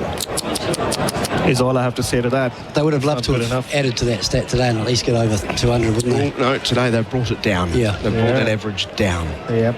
And at one stage they looked like they wouldn't even get to 160. So bad it was. Southey bowls again. Labuschagne walking at him. Gets to the pitch, turns up towards mid-on. There is no run as Henry does the fielding. That's an alarming... It is. Strange. So we don't want to talk about it any longer. So in New Zealand's defence... have to, Chris. I know. You have to. But I was just going to talk about the surface. It just feels like it's lost a little bit of its zip, and it's probably the best it's been for batting, obviously on day one. And it just looks as though the pace has come out of it a little bit, and it's just so... We see how many times the batter's just now walking at us almost to create pace. But it is something we have to talk about, Daniel, you're right. Short a wider of off stump, leaning back and playing a gorgeous... Not a full-blown cut, but just guiding it really down to the third man rope for 4. Labuschagne is just growing in confidence by the minute. He is now 24. Green has one more. He's 25, not out. And it's all looking pretty rosy on the Macca's scoreboard. Cricket, I'm loving it. And drinks are on the fields in this very long final session. We can go through to 6:30. That's 52 minutes away from here on in. Still theoretically 18 overs remaining. I doubt we will get there. We'll take a short break as we head off to our drinks break with Australia. 81 for the loss of 2. Hey, they're halfway there. They trail by only 81 runs. Back with plenty more in association with Rosine quality painted colours, perfect for your summer projects. Got a hybrid or electric vehicle? Hybrids and electric vehicles require regular maintenance. Pit Stop has always been at the forefront of mechanical repairs and servicing, and now they're even further in front by offering a dedicated service package for your hybrid or EV. So maintain your range capabilities, battery integrity, and keep your eco-friendly vehicle running smoothly. Book your hybrid or EV service today at Pit Stop. Pit Stop, you've come to the right place.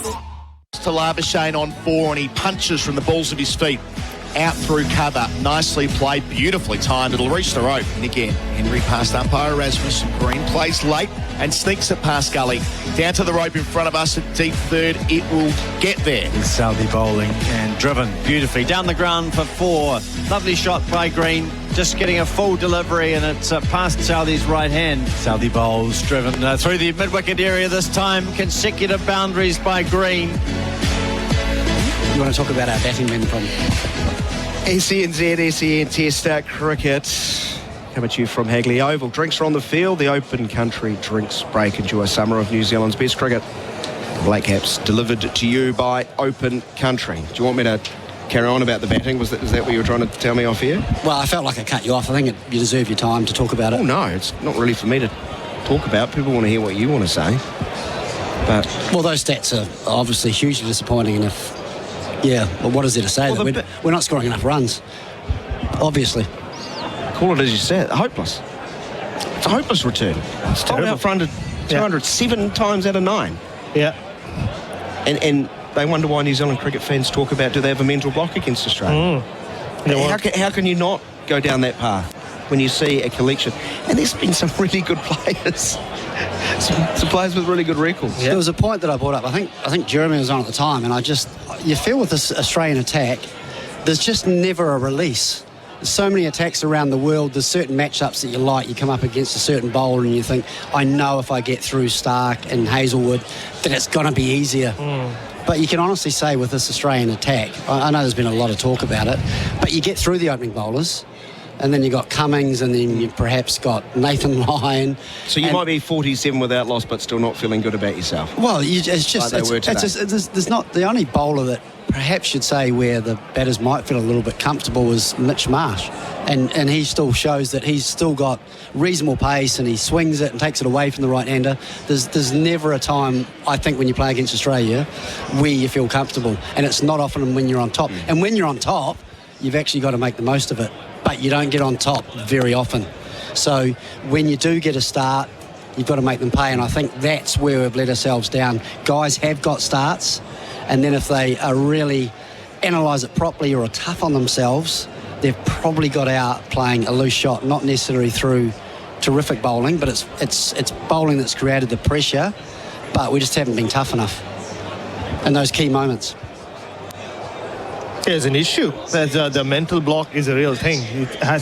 Can't put it to anything else. There's so much talk about Mitchell and Ravindra coming into the series with no baggage of having lost to Australia. Yes, Ravindra got the 50 and Mitchell batted for a while in the second innings.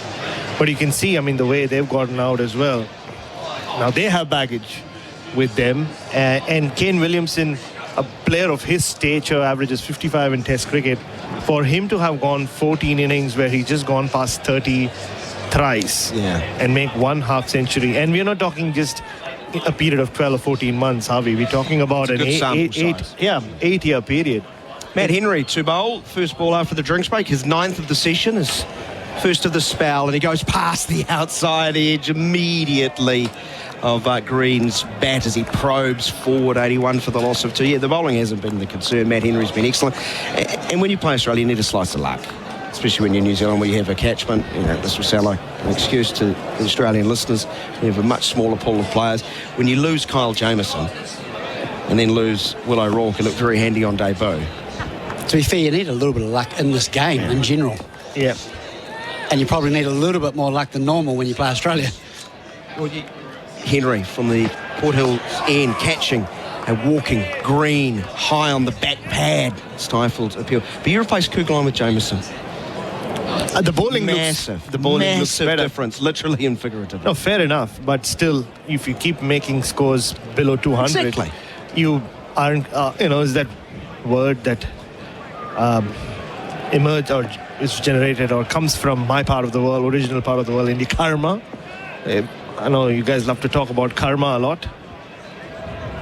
Henry goes past Green, shorter of length, zipping away from the right-hander. Excellent stuff here from Henry. I was just going to say very quickly, this sort of highlights what we were talking about, that Henry's come back, he's bowled 3 balls, and all of a sudden in those 3 balls, it looks a different surface. He's gone past the outside edge. It looks like something's going to happen, and that just that just shows the level that Henry's got to perhaps the rest of the attack.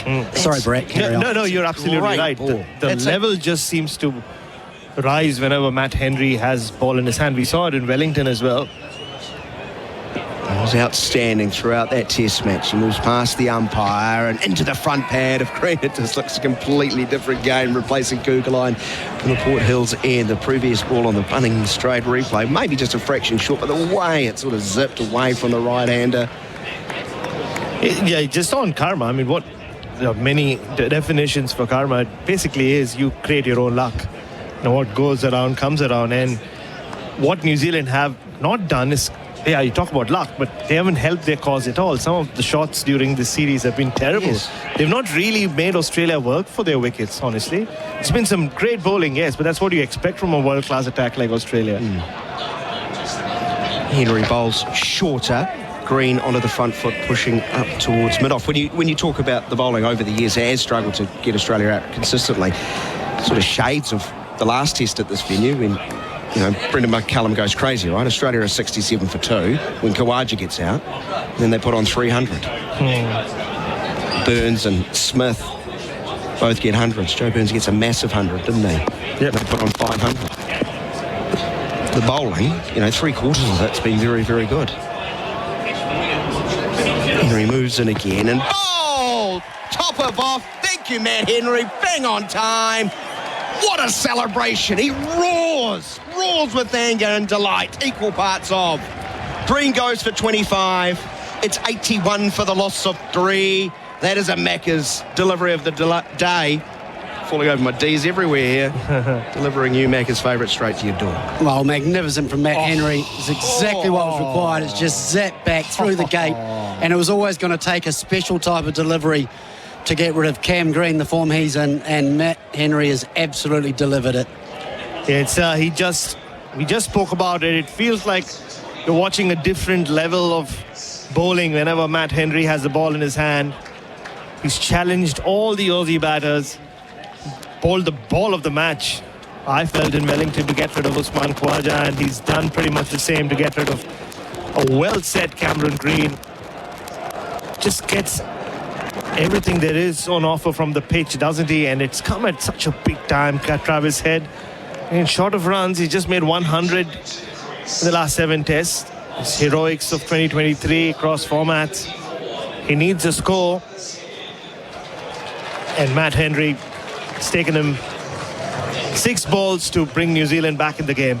Well, it doesn't necessarily, well, the radar will tell you it's not necessarily quicker than anyone else's bowling, but there's just a zip, isn't there? He's in a wonderful channel around that off stump, and it's just zipping, and it just looks to, well, it seems to us that there's just a little bit more zip and bounce, and in that over to Cam Green, he just asked all the right questions, and he looked lightly, and all of a sudden just finished it off with a magnificent delivery, and that was what it was going to take. And now New Zealand will feel, with Travis Head, they know that he's susceptible early. His feet don't go, and he tends to go with his hands early. They'll see it as a wonderful opportunity to get those 4 wickets that Ian Smith said New Zealand will desperately need. And a good bowling change as well. Go to your quickest bowler against Travis Head. It's a tactic teams use around the world. They went to Willow Rook in both innings in Wellington, and you want that extra pace and bounce. Hopefully unsettle Travis Head early. Yeah, my apologies to the production crew. That was the end of the over.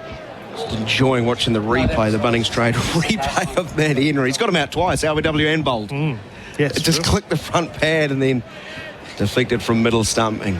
Smashed into the top of off. Matt Henry, 2 for 17 off 9 overs. He's bowled 3 maidens. Southey none for 29 off 8. The other wicket taker, Sears, 1 for 17 off 6. He's now swung around, coming from the Botanical Garden end. He's got 2 slips and a gully. Waiting is the right-hander, Labuschagne, who leaves alone outside of off stump. Yeah, what New Zealand need is, I mean, they'll take the wicket of Labuschagne if they get it, but get him off strike. And Chris Harris is just admiring the work of Matt Henry on the television, just the way he set him up, like he said, in, out, in, again. Bit fuller. And the length. Yep. Oh, that's amazing. It's just how the game's changed. A wicket, all of a sudden, Labuschagne now looks like a little bit more pressure added to him. Sears steaming in. Just an atmosphere around the ground. Right, sunshine still. Pace and carry through, but direction not there, left alone outside the off stump. Bharat, what do you think of Ben Sears, seeing him perhaps for the first time? Yep, I am. Very impressed. I mean, yes, we hear a lot about his pace and his height and the bounce he gets, but lovely outswing to the right-hander.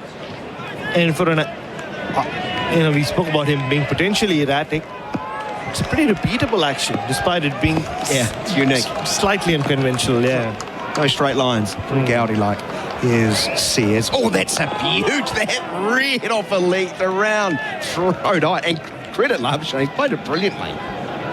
And that's another thing that's been very impressive in this maiden performance from Ben Sears. He's always at the batter. Hasn't bowled too many just outside off stump that they can just leave alone happily. He's always at them.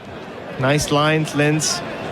It's just great to have that bowler with that little bit extra zip, isn't it? Even when it looks as though it's comfortable, all of a sudden a delivery like that just climbs a little bit.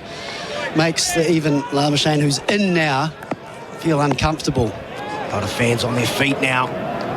The quickest of the New Zealand bowlers. It's wide of off stump left. Hello, we're into the third session, a very long one with Liquorland. To the cricket chairs. Choose to drink wise. Yeah, they need Marnus tonight.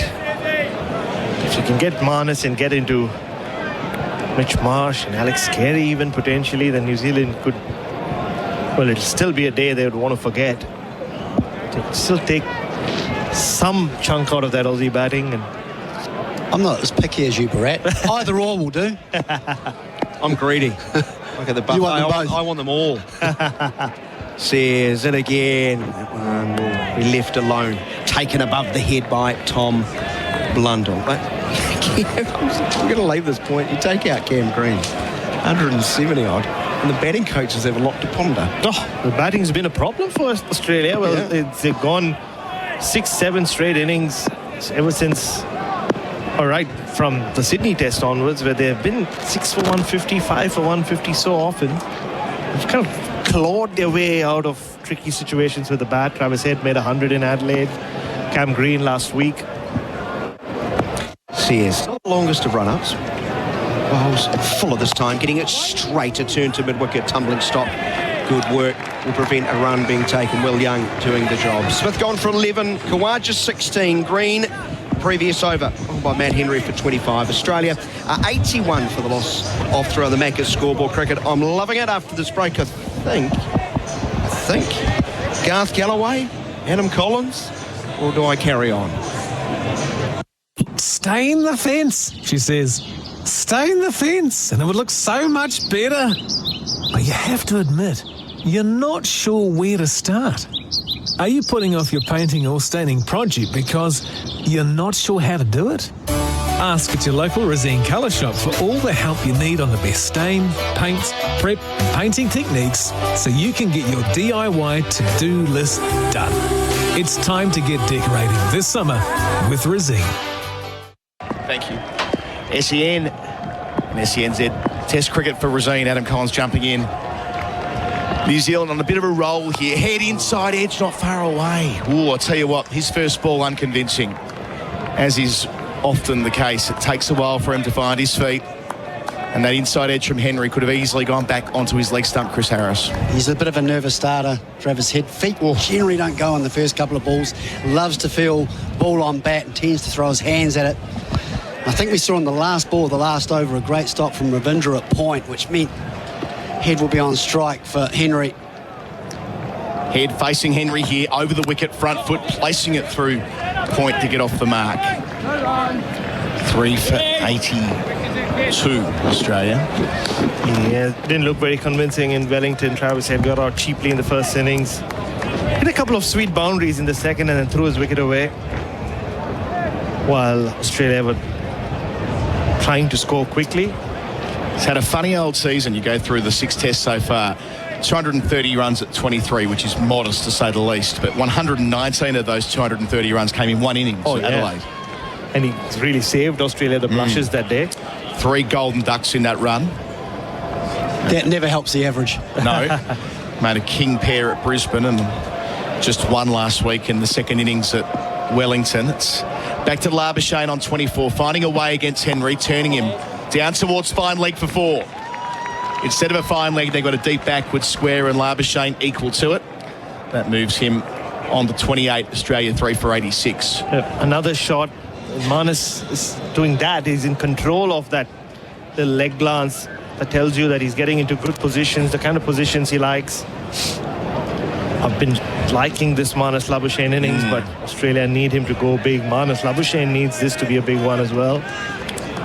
He's Australia's leading run scorer so far for Magnus Benroe. Get the leading brands like Fisher and Peichel. Henry to him again. Labuschagne shuffles forward before leaving. We've seen that quite a bit through the course of the Australian innings from Green and from Labuschagne, wanting to get down the track and not necessarily committing to a stroke, but just to try and get to the pitch of the ball. I think they've particularly done it to Henry because they really see him as a threat and they're trying to throw him off that line or that length they don't want him to bowl, which is that fuller length, and they feel if they walk at him a little bit, he's naturally going to bring his length back. And as you've seen, quite often they're walking down and happy to let it go. It's a good ploy, I like it. Henry away from us, shuffles forward, back of a length, goes back and defends. That defiant call of no run, audible through the effects mic. But he's been I've been very impressed with Labuschagne. He's obviously under a huge amount of pressure. If you look at his last 6 innings where he's got to 10 once and all the rest have been in single figures. But I just like the way you've touched on it, Bharat, how he's gone about it in this innings. He's proactive at the crease, he's composed, he looks compact, and he's just got good balance. And it's been very good 28 so far. Henry to Labuschagne to finish, and he leaves alone a ball that really takes off from the surface. He's bowled 10 overs, Henry, 2 for 22. On the Macca's scoreboard cricket, I'm loving it. Australia 3 for 86, in arrears by 76. When it comes to farming, some things are easy to control. Oi, get back in there. But when it comes to climate change, it's a whole different beast. Overseer FM is a high-tech software tool that's designed to put farmers in control, to drive change by creating sustainable farms. In other words, it helps save the environment and your back pocket by taking the guesswork out of farming. Find out where your farm is at Overseer FM, and together we can help drive your farm forward. Overseer, choices for farmers. Final session for Liquorland to the cricket. Cheers, choose to drink wise. And back to Sears, who picked up a wicket with his 4th ball, that of Stephen Smith, to get New Zealand going. They're not quite running hot as yet for Ream, except nothing less than Australia's best. But one more wicket and they'll nearly be in parity. Nearly. This is the matchup, though. This is the matchup, Adam. Sears to Travis Head. This is why he was brought in, and already the field is spreading back. Fine leg, pretty fine, and oh no, I thought the field was coming back to the boundary. It was just Tim Southee just chucking a ball back into the crowd. I was more worried about how we were going to describe that fielding position. Yeah, a wide sort of long on or straightish mid wicket. I'll tell you what, they don't want to waste too much time. They want to get through their overs here, New Zealand. Just noting that there's quite a few to go. So Sears bowls here, Head, catcher on the leg side, and he clunks it into the offside instead. He nearly had his back pad kissing the turf when contact was made, but not out the middle. They'll get a couple out towards deep point. That'll be enough. Head 3 for 88 the score. Well, you talked about matchups. New Zealand will know how important it is that they've got to get Head early for a couple of reasons. One is because he's susceptible early, but more importantly, if you don't get him early, he just scores so quickly and he throws the bat at the ball. Even we're getting near the end of the day, that won't worry him. If it's in his areas and he gets in. So he's got the opportunity to really put some hurt on New Zealand in this last 30 minutes. Running down from the northern end, Sears bowls to Head again, works it off his hip. There's no single to forward square leg. Ravindra pings it into the gloves of Blundell. And no surprises to see a leg slip in there. It's been Travis Head's travelling companion, that leg slip. Feels like we've gone through periods of time where sides have been convinced they can get him with the short ball, and other times where fielding teams have just given it up altogether. They feel like he's vulnerable and they feel like it's a threat to have runs scored against them. It's not a consensus around the cricketing world whether he can or can't play the short ball, but the leg slip, as you say, always there. Over the wicket, Sears up, bowls, Head hit on the pad, but it balloons away into the offside. There'll be no appeal for leg before, but something there still. 142.8 kph, quick delivery from Sears. Yeah, I think there's something in what you were talking about, Adam, with that short pitch theory to Travis Head. I think sides know they can get him there, but it's how many runs do you allow him to get before you go away from it. And unfortunately, from New Zealand's point of view, they've got no runs to play with. So I think it's something they'll try for a short period of time, maybe 2 or 3 overs. If it doesn't work, I think they'll go back to a more orthodox field. But I think in this situation, you've got to try everything, especially early on.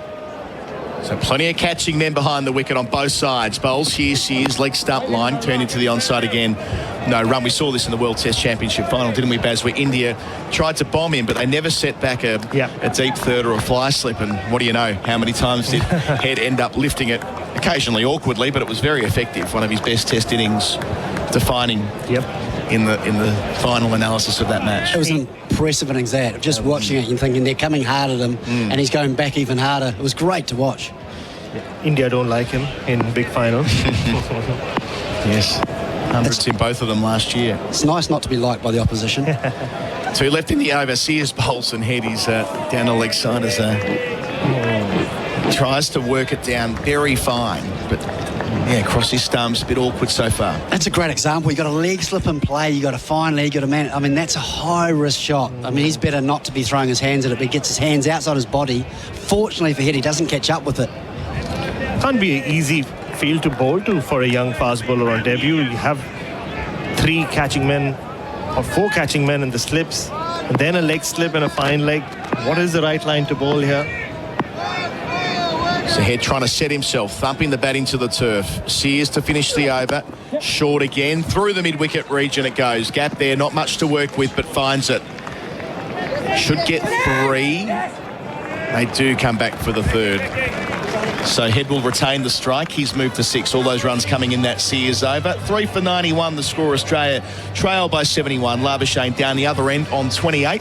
That's on the Macca scoreboard. Cricket, I'm loving it. Hey, did you know about the Night and Day Milk Bar card? It's like a coffee card, but for milkshakes, thick shakes, and super thick shakes.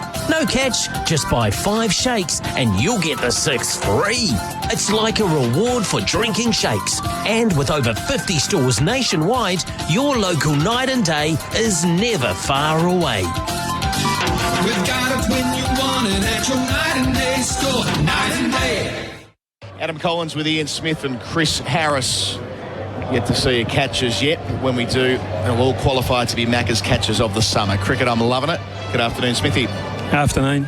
Bit of Johnny Cash in the background. Yes. Cricket Ground DJ's been busy today. Yeah. Normally not fond of it for test matches, usually, but it's been subtle in the background. It's okay. Cool. I think anyway. Henry bowls round the wicket. Brilliant so far. Pushed into the onside by Head. No run. Smithy, at the start of the Australian innings, I think you asked for 4 for 80. Yeah. We're close. Missed my boat. Yeah, I missed it by a little bit. But I still think could be 5 for 110, 5 for 115. Take that. Take that at stumps, yeah. Travis Head, hit or miss. If he hits, look out. Big trouble. They're not going to get their overs in, I know that much. Bowling here is Henry. Head tries to fly it through the offside. Inside part of the bat. Spits out to square leg in no control whatsoever. He just looks like he's going to hit himself out of a slightly rough patch here. Travis Head, it doesn't look like he's going to dig in. It's the way he plays, though, isn't it? That's why I think sides feel as though they're a good chance against him in those first 4 or 5 balls. If he gets through that, can be so dangerous because he plays more on width. Any sort of width, doesn't matter about length. Well, he just throws his hands at it. It's perfectly described, actually. He's a risk-reward player. Henry up to him, away from us, bowls to Head, pulls, gets it over square leg, no doubt where that's going. The aerial route all the way for 6. Travis Head to double figures in a hurry. He's 12 from 11. It's already been a bit of a rollicking ride. 3 for 97 Australia. It's not boring when Travis comes to the crease, so that's for sure. And it's great for Test cricket. Just short of a length there, Matt Henry just trying him out. Didn't bounce high enough, and Travis Head has just launched that. So used to playing at the Adelaide Oval where those short boundaries are the square boundaries and you get great profit from that type of a shot. Well, that's not a short boundary, and that's gone a long way back.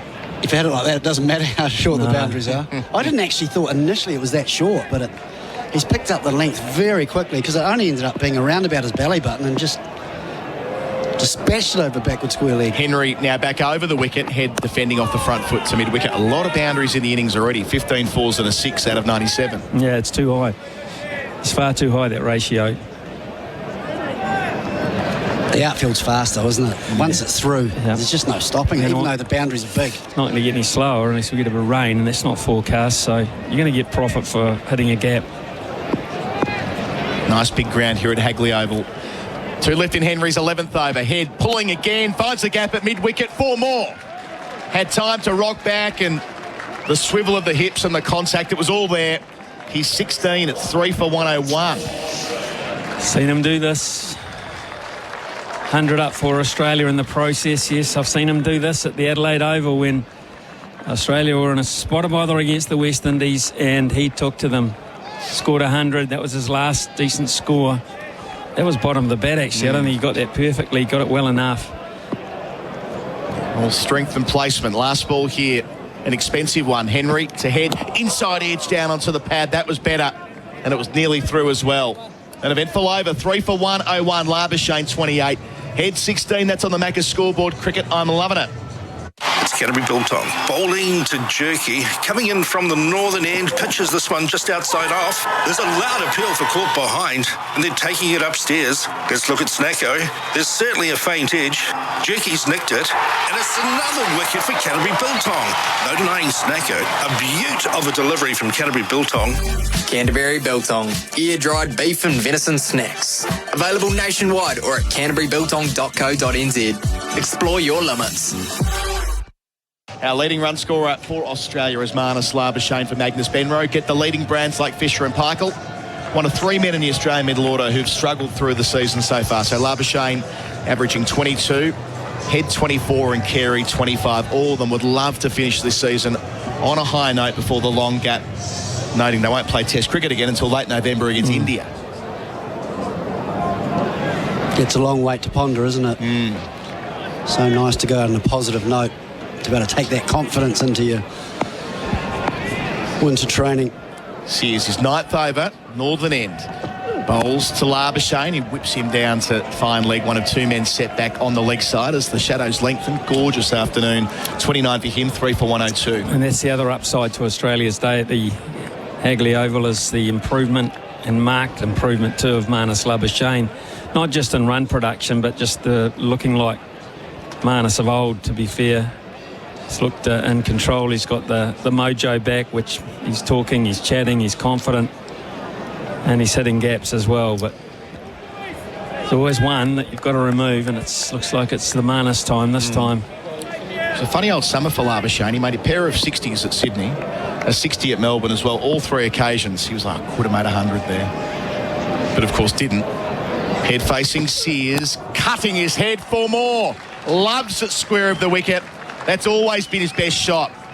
He gallops to 20 from 15, 3 for 106. They now only trail by 56. Scoreboard pressure being put back onto the home side. Well, if Travis Head doesn't get out, they're going to be very close to par with New Zealand by the end of the day, the way he's playing. It's quite tough for Ben Sears, because to me it feels like it's let's have a go both ways. Go short, we'll protect leg side. We've also got a couple of slips in the gully. For a new bowler, I've just wondered if he's got the instructions of exactly where they want him to bowl. It's got a leg gully, deep back, or just a deep forward square leg, and a very wide fine leg as well. Test for Sears. Bowls to Head, goes back and defends from the off-stump line, finds one anyway. Out to point, the board's really ticking over now. This pair came together with the score on 81. They've already taken it to 3 for 107. Head's got 21 of those. So I guess they want him bowling a little bit straighter, don't they? So he just can't bowl outside off stump to him. He's just going to throw his hands at it. Well, I like the body line approach. And I'm not meaning the Bradman type body line approach. I'm meaning the line of the body for Travis Head. He's not comfortable there. Not a lot of players are, to be fair, but he likes to be able to free those arms. He likes to hit square of the offside. He's so good at it. Sears bowls to Labuschagne over the wicket, leaves line. Speaking of that body line, if you like, in the way that often plan B in Test cricket now. It's a fine leg, it's a deep forward square, it's a leg gully, it's a mid-wicket, it's a fly slip, deep backward point, and just bowl somewhere between the helmet and the ribs for an hour and see how you go. We saw it so much in the Ashes last year, a little bit in the home summer in Australia. Not quite so much last week at Wellington. Wonder at some stage whether they might try that on with Travis Head before he gets properly set, if indeed he's not set already. You've got to have the bowler to do it. Yeah. Consistently. Sears, quick and tall, bowls here to Labuschagne. Defends from the crease under his eyes. No runs the call, 138 kilometres an hour. I think we might see it a little bit tomorrow. I think part of the reason we didn't see it as much in Wellington is you felt there was plenty in that surface and there was always a chance of you pitching the ball up. So I don't think either team felt like they had to go to that method. On a surface like this, if you get batsmen in, I think New Zealand will probably go to it tomorrow. I think it might be a Kugelline type length. That Kugelline tap, run in and bang it in. As Wagner showed, you don't need to be express pace to make it work for you. Last ball of the Sears over here. Labuschagne beating the outside edge. A ball he should have left. He'll know it too.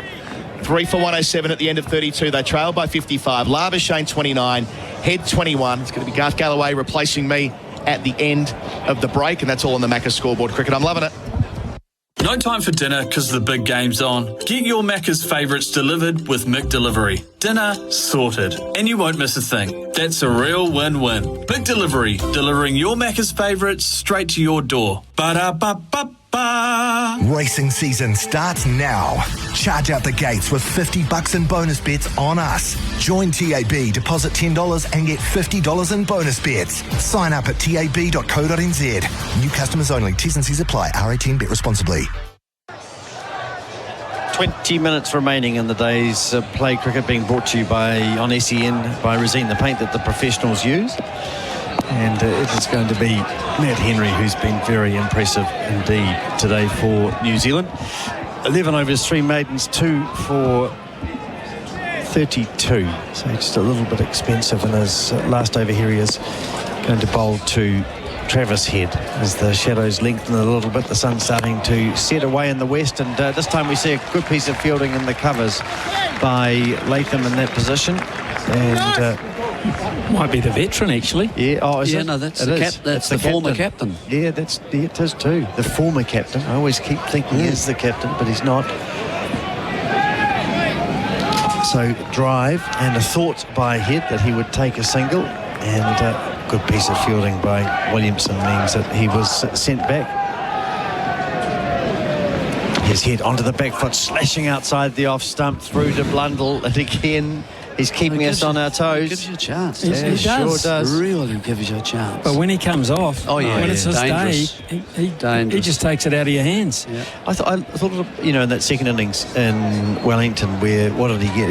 He only got 25 or so. Yeah. But he was mucking around and really struggling, and then suddenly he was almost at run a ball. He's just one of those players who can get away on you. Here he is down the leg side, dive and an appeal, and Head has been given out. Shorter delivery, Head trying to pull the ball around the corner. He's got something on it, and Blundell takes a very good catch, diving away to his left. The New Zealanders are jubilant. Australia 107 for 4. He does give you a chance, and he's given New Zealand a chance, and this is a tough one. This is a really good catch at the end of the day. Just a faint bottom edge and away to his right. Tom Blundell, who's probably thinking it's going to be outside the edge of the bat, has to change direction, gets both hands to it, and that is a superb catch at this hour as well, because not only does it get rid of Travis Head, the danger man, but it lifts New Zealand's spirits at the end of a trying day. And once again, it's Henry is the man who takes the wicket for New Zealand. Gosh, they rely on him, don't they? They sure do. Without him at the moment, they'd really be in trouble. But yeah, that's right. So it keeps New Zealand in this game slightly. Interesting though, isn't it, that in Nathan Lyon coming out, night watchman, with 17 minutes remaining. That's okay. I mean, it's a case now he'll want to face as many deliveries as he can. That's his job. Now New Zealand, it's up to them now to get rid of him. It's as simple as that. You're quite tempted to actually rip into Travis Head the way we ripped into young Rachin Ravindra for playing an irresponsible shot, particularly at that hour of the day. Absolutely. Just prior to lunch. And you could probably say the same thing about Travis Head, saying, well, you might score 20 runs between now, but you've given New Zealand opportunity they perhaps don't deserve, and that's an expensive shot. Really is a good catch. It's dying on but also bottom edge is always hard, very isn't it? tough. My impression of it was down the leg side and it had gone, but it's a bottom edge. The ball is moving across him a little bit too. He's got to play it very well to play that shot successfully. Poor shot. Oh no, they can get 5. Pick on Nathan Lyon here. Well, what do they do then? You see, some sides would say, well, if we're going to put one night watchman in, I've seen New Zealand put 2 in. And it failed. And it failed at Lord's. Here's Henry bowling. And, an appeal for LBW. First ball from the crowd. Lyon going forward. The appeal is all from the crowd. I think there might be a bit of inside edge involved in that, but it was a good first up delivery. Where did you see it happen, Jerry? What's Lord's? 2 night watchmen. 2 night watch Lords. Yeah, who were they? Brendan Bracewell. 1978. Stephen Bott. Yeah, 78. So Bracewell's first test. I can't tell you that. I'm sorry. Here's Henry bowling and down the leg side this time, and another appeal for caught behind. Blundell's gone away to his left on this occasion. And he stands and they're looking at whether they're going to review or not. The New Zealanders, the slip cordon, seem confident. They always do. They always want the decisions in their favour, of course. Tim Southey's looking for direction and he's decided to review. Southey ran in from mid-on, appealing very loudly. Vociferous appeal from Tim Southey at mid-on, which is a long way from the action. I wouldn't say the slip cordon is over the moon confident about this. Blundell was catching and searching. We have a player review. Maybe they'll steal one like New Zealand did at the end against Australia. It's a fair delivery. Looking at on spin vision, please. Looking at Lyon, he looks reasonably confident. A bit of a smile. Take us through it. Well, it's to me, it's maybe just off the thigh pad. I think it's gone past the bat. Can we confirm? It's close to it, but no, the bat's passed there. I think after the ball. I just think it's after the fact. Going through, just a little touch on something. Yeah. Sorry, ball hits the no glory. Well, it's another Southey review. Charging in. It looked like he was looking for help from his players, so not quite sure. On-screen signal now. Who was responsible for that? Matters not. 107 for 4. Night watchman, it's having someone's just passed me a phone. Stephen Bock and then Brendan Bracewell. Right, okay, thank you. Protecting. Yeah. And Jeff Howarth. They both got out. Here's the next ball is played defensively. I think Jeff Howarth came out at 10. End of the over. 107 for 4. Labuschagne 29. Lyon yet to score. This is the finals. Epic clashes where every shot, every decision, and every second counts. 3, and he makes the three-pointer. The NBL Final Series is heating up as we get close to crowning the NBL 24 season's champion. Alley-oop, bang! Don't miss a minute of the action. Watch every moment live on ESPN, via KO and Foxtel. Hungry Jacks NBL Finals. Every moment matters. Cricket being brought to you on SEN by Resine, the paint that the professionals use. The score is 107 for 4. And we're just looking to see Tim Southey, it is, who will bowl from the Botanic Gardens end. In fact, no, it's Sears, and this ball is played into the onside. Diving, sprawling save, made it with wicket. I'd be tempted. Not always a big fan of this, but I'd be tempted to give Marnus Labuschagne a single here, so I can go all out with my young raw pace man at the night watchman. Yep. I'd be tempted to do that. And I'm not big on giving free runs, but right now at this end of the day, well, you keep your cordon in if there's anything happening there. You're in business. Labuschagne on 29 faces Sears outside the off stump, no shot.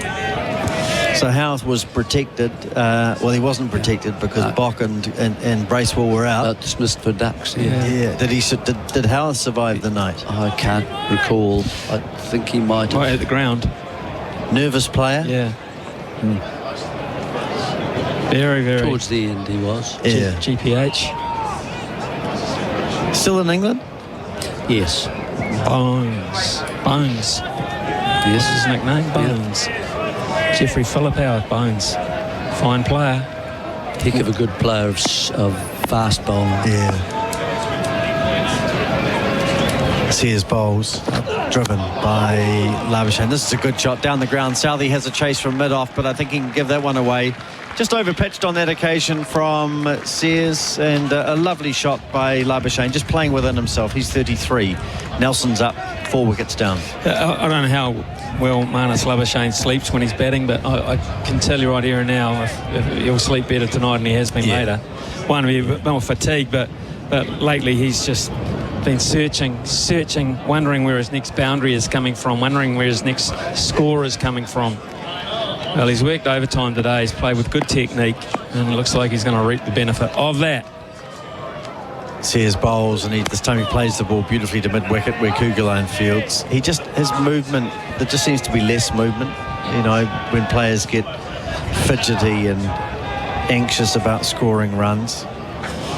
It's the other little idiosyncrasies like we're seeing now, where he's gesticulating the shot he would have preferred to play and getting it right and rehearsing it the whole time, and then he'll talk. You don't want to engage him out there. He's one of those players that likes talking and engaging. Don't engage him. Cold shoulder him. Absolutely. Catcher brought in, sort of about 15 metres on square. Short delivery off the bottom of the edge, and it just runs past the stumps into second slip. That was not a shot of control from Labuschagne. He looked to let the ball go. It got a bottom edge. Lucky to survive. I think it might have been done by pace here. Yeah. Was it close to the stumps? Just careered back at him, and it's hit the bottom of the handle sort of thing, and gosh, that could have gone anywhere. Just bottom of the handle and straight down. But a glove may be involved as well. Not well played by him. Just really in two minds. Don't want a single here. No.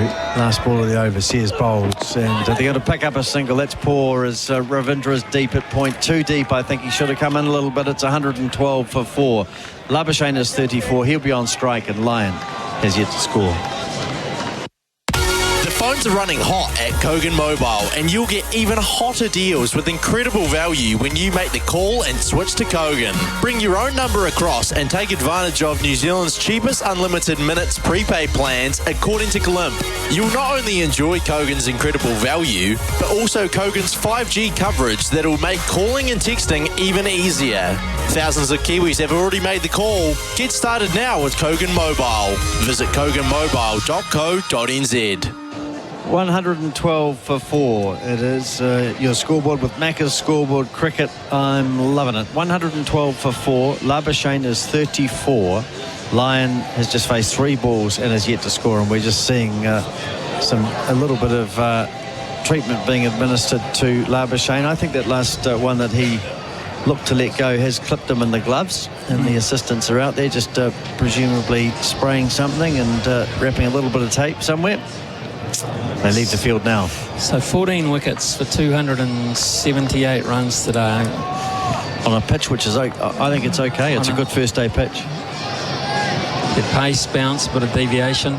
Shouldn't be that easy to bat on the first day of a test. No. Did you think the last ball, again, Ravindra just sitting too deep, and that single was given away so easily? Here's Labuschagne, they'd love to have Lyon on strike, but it's Labuschagne who faces Henry, and he again looks to let the ball go, and it hits the bat and races off the outside edge down to gully, down to the third man boundary rather.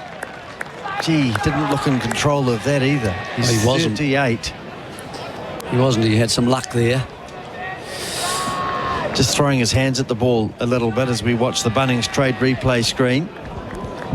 He did play it all right, but it's hit the bat high. Henry's still just surprising a little bit with bounce on occasions.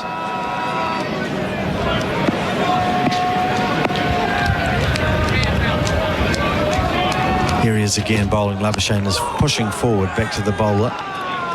So Henry 3 for 36 from 12. Really by far New Zealand's best bowler. There's Daniel McHardy heading down to hunt out an interview after the game. The crowd's just starting to drift away, as you'd expect at this time of the day, just getting a little bit cooler. Still not a cloud in the sky. Beautiful conditions for cricket. as Henry bowls, and Labuschagne's back and across, and this is a diving save made by Phillips in the gully, and they scamper through for one. So Henry will now get a crack at Nathan Lyon. It's 117 for 4, Labuschagne 39. Got to make these 3 deliveries count. So where do you want them? Well, I'm just thinking back to the Basin Reserve when, remember, they put down Nathan Lyon late in the afternoon or late in the evening. Southey came out the next day and smashed 41, changed the course of in terms of momentum of the test match slightly. So this is dangerous. They've got to get. They don't want him back tomorrow. Lyon faces and is turning the ball behind square for 1. He's off the mark. It's 118 for 4. Just lost his line, didn't he? Yeah. Just needed to really keep him down there for that last ball there. Now everyone's got to be on their toes now. If you're saving one, you're in saving one. You're not on the back foot saving one here. Everyone has got to be part of this. To save one, you're in tight. Yes. You're not saying, ooh, have a go and see if you can get there, I'll run you out. Yeah. It's not the case. You are in saving the one. Well, Ravindra's come into mid-wicket. He's closer than he was at point in the last over. Here's Lyon going down the pitch, and it's Ravindra who fields. That's better. 118 for 4.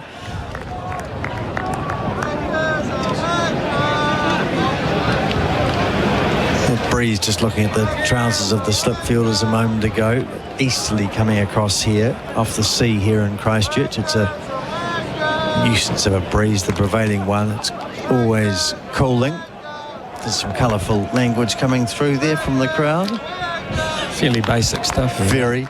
Being Australian. 118 for 4. Now you're gone. Tell you what, you're in trouble. Now you're the subject of Galloway. It was Galloway. Yeah, Smith or Coney. Galloway said that. Thank you for your loyalty. Here is the ball is played into the onside by Labuschagne, and that's an easy run off the last ball of the over, meaning that Labuschagne, who looks so comfortable, he's 40. It's 119 for 4. Coming up live on Sky Sport, the NRL is back and the One New Zealand Warriors are ready to take on the Sharks in their first game of the season. Is this our year? Find out from 7:30 p.m. tonight, live on Sky Sport. Up the wires. No time for dinner because the big game's on. Get your Macca's favourites delivered with McDelivery. Dinner sorted. And you won't miss a thing. That's a real win-win. McDelivery, delivering your Macca's favourites straight to your door. Ba-da-ba-ba-ba. Cricket being brought to you on SEN by Rosine, the paint that the Kiwis trust. It's 119 for 4. Labuschagne 40, Lyon 1. The paint that the professionals use in Australia and New Zealand. Sears 1 for 33 from 10 overs. He's bowling from the Botanic Gardens end, and he's bowling to Manus Labuschagne on 40. Gets a short ball, pulls it, and Cougar Line will just turn and fetch the ball from the mid-wicket boundary. Just dropping a little bit short, and Labuschagne quickly into position, pulling along the ground all the way. It's 123 for 4. And that's a really good sign from Labuschagne's point of view. That's not a slow delivery, but he's hit that miles in front of square. He's hit it actually just wide of mid-on, which is a sign that you really are seeing the ball much, much earlier, and you're able to play it a lot more, I think, confidently. They really don't want to be bowling at Labuschagne this last over. I mean, I just think they've got it slightly wrong, New Zealand, at the end of the day here. They need to be picking on the weaker element. Bowling to one slip and a gully, and then a ring field largely as Sears bowls. Shorter ball pulled away to the mid-wicket, to the square leg boundary. There is a fielder back there, and he picks up the ball and throws nicely. Will Young it is, back on the boundary. 1-2-4 for 4, and Lyon will be on strike. Right, pace, fire, and straight at him. What about a great big Yorker? Well, that too. Yeah. Or one. Throw one of those in if you like, but you want to make it very uncomfortable here for Nathan Lyon, who nicked the last ball at the Basin Reserve and was put down by Tim Southey. So they called for the helmet here. Santner runs it out. That's his role these days, and Will Young will come in from a deep square leg and sit under the helmet, and that paints the picture that they're going to go short at Nathan Lyon perhaps. Williamson coming into third. Phillips at gully. Latham is at second slip. Mitchell at first. Young under the helmet, as Ian Smith tells you. 4 balls remaining in the day's play. This ball's short, and Lyon is in behind it comfortably. Shorter, quicker. What was the speed? 136. Yeah. Real energy deliveries. What's he in now? He's in his 11th over. In fact, if you look at the overs, that's a little... Southey 8, Henry 13, Sears 11, Kugelheim 4. Yeah, it's telling, isn't it? Only 3 in the second innings at the Basin Reserve as well. Sears bowls and outside the off stump through to Blundell. Line beaten on that occasion. Good delivery, searching. Almost want to see him come closer into the body, but 137 speed. Yeah, and that's what happens with speed, doesn't it? It forces you to do things you don't want to do, and so you get tail enders playing at the ball that perhaps they shouldn't. I thought Kugelheim bowled actually not too badly today. He was, yeah.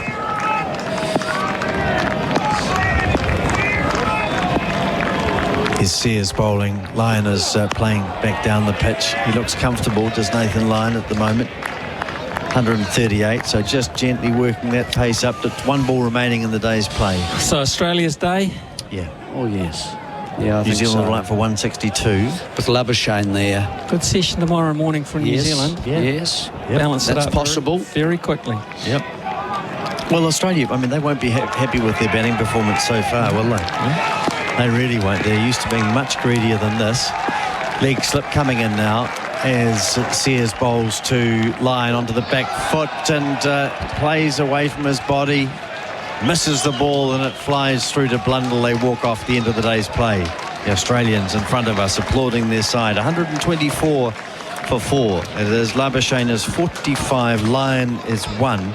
And the batsman out of Ben Smith. LBW to Sears for 11 when the score was 18. And Khawaja bowled by Henry for 16.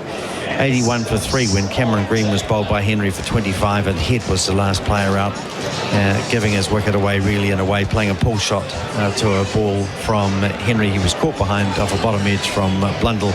1, 2, 4 for 4 is the score. The bowling figure: Southey 8 overs, none for 29. Henry 13 overs, 3 for 39. By far the best of the New Zealand bowlers.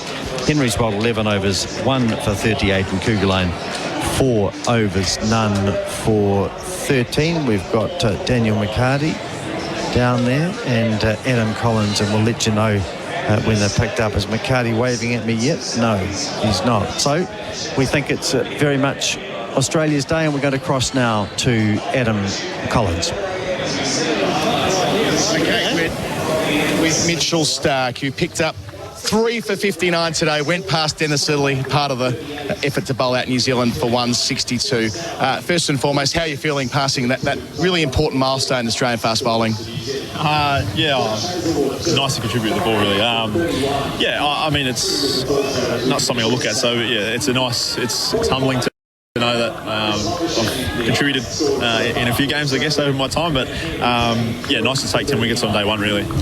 So they did get off to a relatively decent start, none for 47 just at the end of the first hour or thereabouts, and you're able to turn the screws. Josh Hazlewood initially, I mean, the way that guy bowled today, have you seen him bowl much better than that? He's been phenomenal, I think, today. Again, showcased his skills.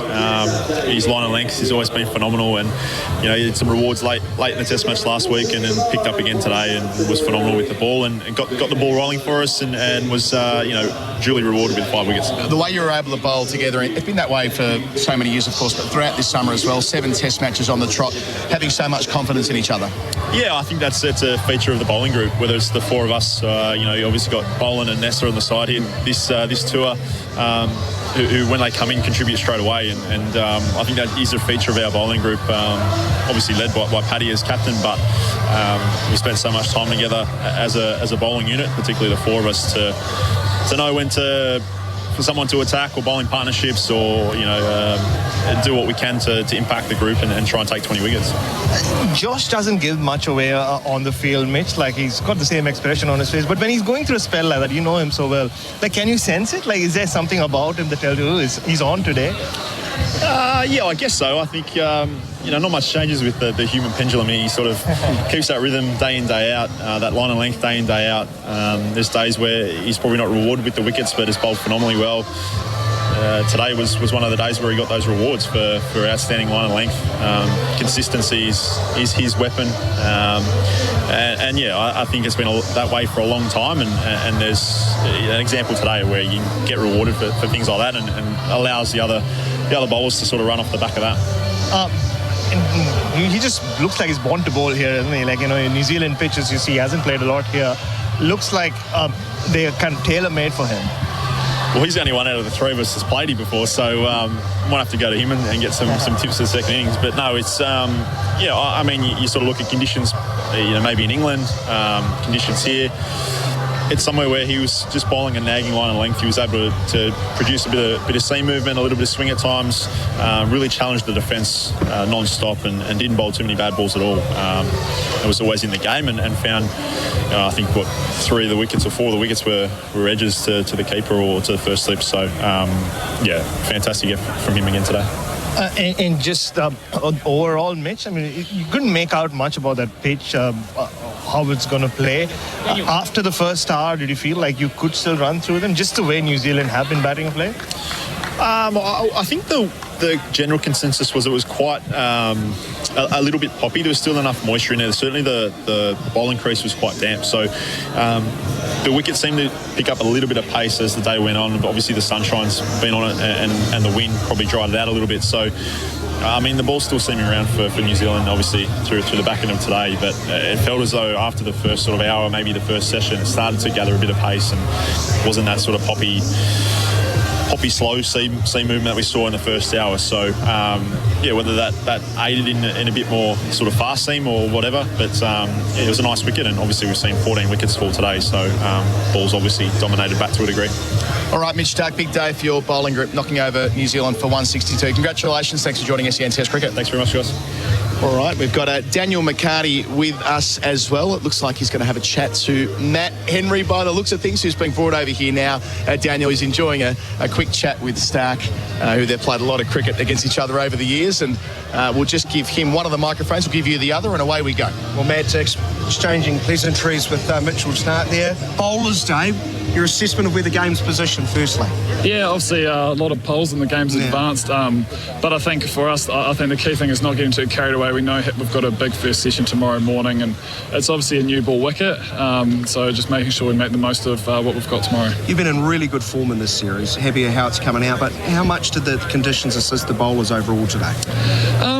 I think there's a little bit there, but I think you get rewarded for being patient. I think if you look at how Hazelwood bowled, he bowled beautifully, and he didn't do anything too special but be very accurate for a long time, and I suppose that pressure that he showed was probably a bit of a blueprint for us as trying to make sure that we can create pressure from both ends, but just be quite relentless. How disappointing was that batting effort? 47 without loss. The first hour is just what you want. Yeah, that's Test cricket, isn't it? Obviously, we would always want more runs and more wickets, but it doesn't work like that. And I think the thing about our team is that we do fight, and I think we show that we knew that if we came out here with a ball, that we could put some pressure on Australia, and we'll look to do the same tomorrow. Are heads down amongst the batting unit? They've had a long string of low scores against Australia. No, not at all. I think I trust our batting lineup massively. That we've got some world-class performers in there, and that doesn't change overnight, and I think that everyone's looking really good. It's just hopefully we kick on, but as a team, lots of backing with the batting lineup. Your hometown, of course, these conditions well. Is it likely to still offer plenty tomorrow and maybe into the late stretches of day 2? Yeah, it's a good cricket wicket. I think there's enough there when you're, I suppose, disciplined and you put the ball in there long enough, but there's also there slightly full, you can put your hands through it. So I think it is a good cricket wicket, and it's probably going to show that there's no surprises here at Hagley. We know how to play here. Labuschagne looks like he's rounding into form at the worst possible time. Oh, that's okay. That's cricket, isn't it? He was batting beautifully, and so were others. So, no, hopefully tomorrow we can get that wicket. Do you think you're in the best form that you've been in with the red ball? It's nice playing Test cricket, isn't it? And I think just getting there a bit more of a consistent run, which has been great. But look, I think the way that we're going as a unit as well, that's probably what we're trying to really push forward. And I think the likes of Ben Sears starting today, been brilliant. When Willow Rourke came in as well, and that's what we like to see. And Scotty did some good stuff as well today. So looking forward to tomorrow and just from a bowling group. And lastly, I know you want to go put your feet up. We've had a really long last session here, but the Cam Green over. particularly nice. Really did work him over. You looked like you enjoyed that one in particular. Well, obviously got a fair few runs in the last game, so it's always good to see the back of him. But any wicket's important. I think in the context of today, those wickets were really important for us for momentum. So it was a big push for the bowlers, and it was great to get some rewards. But we start again tomorrow, and I think the way that we come tomorrow, and hopefully we can have a good start with the ball. Matt, appreciate it. Go rest up. Good luck for tomorrow. Matt Thanks Henry, very much. Cheers. Leading New Zealand's charge with the ball yet again as things wrap up down here pitchside. A lot to do. New Zealand still behind the 8 ball, gentlemen, as we hand back to you in the main commentary position. Thanks, Daniel. It's Daniel McHardy with Matt Henry. The Australia 124 for 4. So they trail New Zealand by 38 runs. New Zealand dismissed for 162. Latham made 38. Blundell 22. Henry 29 and Southey 26. Stark 3 for 59. Hazelwood 5 for 31 and Cummins 1 for 35. And in reply, Australia 124 for 4. Labuschagne is still there on 45 not out. Henry, the best of the bowlers, 3 for 39. And I must say, Jerry, in terms of where things are sitting, there are 2 players who seem to be standing out in the sides. One is Marnus Labuschagne, who I thought batted very well, and the other is Matt Henry, the best bowler for New Zealand. You just feel that the competition between those 2 tomorrow morning is going to be an important one. Absolutely, or currently that's right. Don't forget Hazelwood earlier on today as well. Superb. So, I mean, New Zealand started quite well, didn't they, in losing no wickets in the first hour. Then suddenly 3 went down in the second hour. So it was pretty even, perhaps slightly on Australia's side at the lunchtime. And then 5 went down very quickly after lunch. So New Zealand were in trouble. Then a little bit of a late rally between Southey and Henry. But it was Hazelwood right throughout who created the problems for New Zealand. Very lovely balanced bowler. Very strong, and it sounded a bit weird, strong head, so that it's always aiming towards and very sort of rock steady. It doesn't rock over or anything. It just goes straight towards the target, and that makes him very accurate indeed. I think he just bowled round his head, so that's great. New Zealand, Labuschagne looks as if he's got himself in now, but he's got to start again tomorrow, and New Zealand will hope that there's a chance, of course, with the night watchman in. Still some dangerous players left for Australia with Marsh and Carey, of course, and then maybe even Stark. So, at the moment you'd have to say that Australia just got their noses in front at this stage, but if New Zealand can somehow do something in the morning, this game isn't over yet. And Smithy, just a comment on the pitch, your thoughts about it on the first day here? Good first day pitch for me. Had bounce, had carry, had deviation. It's what you want on the first day of a test match. You want wickets to fall. You want everyone to be brought into the game. Good batting will survive out there. We've seen that from Labuschagne. I thought it was a very fair first day pitch. Produced more wickets than we perhaps suspected from the get-go. What has to happen, though, tomorrow morning is New Zealand have to front up to the ground, not like they fronted up to the Basin Reserve where they lost the test match on the second day with the first session of the second day, where Australia, where Lions started it off, and then of course you had Hazelwood, and then you had of course Cameron Green. They lost that first session that badly. They went on and lost the test match. They have to arrive at the ground tomorrow morning playing for everything New Zealand, because that's how far behind they are at the moment already. Those sorts from Ian Smith and Jeremy Coney will be back shortly after this. At Hagley Oval on the first day of the second test, when New Zealand really needed to make the running. Of course, trailing in the test match series, Chris Harris alongside me by 1 match to 0, but they are behind the 8 ball. They're trailing in this game. I know Australia trailed by 38 runs, but just 4 wickets down. How far behind the play do you think New Zealand is? I feel we're a long way behind. Go back to the start of the day, after an hour and 10 minutes, where New Zealand, I think, was about none for 47, the thought that 14 wickets would fall in the day just didn't even enter my mind. But obviously Australia got their length sorted. Josh Hazelwood, I thought, was absolutely superb with 5 for, supported well by Stark, and then as Australia do, depending on whose day it is, and then Cummins and obviously Green chimed in, and New Zealand bowled out for 162. There were some positives. I thought Tom Latham looked organised at the top of the order, 38, not back to his very, very best, but I thought he looked compact, looked composed, played well, got a great delivery from Hazelwood that he nicked off. And to be fair, the 162 that New Zealand got, which was never going to be enough, was inflated by a 9th wicket partnership between Henry and Southey when they put on 57. So it was made to look better than perhaps it should have been. But again, it's been left to the bowlers because the batters haven't delivered. And I thought the bowlers bowled really well. I thought Matt Henry just continued to show the quality that he is. And every time he bowled, he put Australia under pressure. And I was pretty impressed with Ben Sears as well. His first outing came in and got Smith the first wicket, started the rod, if you like. But we are, still a long way behind in this game, Daniel. You can't help but marvel at that Australian bowling attack. I know you're waxing lyrical throughout the day. Hazelwood's the star today, picking up his 12-5 wicket haul in Test cricket. He's just been absolutely immense this summer for Australia. Unrelenting. Oh, it's just purposeful. You just don't get away from it. There's never any release of pressure, no matter who's on. I mean, even, Mitch Marsh is more of their part-timer. Even he asked questions, and then you got Lyon, and then obviously the 3 quality seamers. It's just...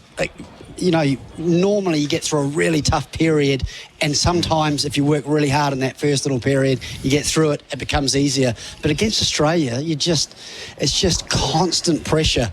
And, as I said, you get through Stark and Hazelwood, and then it's Cummings and perhaps Lyon or Cam Green. They are just always at you asking questions, and you've constantly got to be on your A game. And unfortunately today, New Zealand wasn't on their A game for long enough, and they asked the right questions on a wicket that offered assistance to the seamers.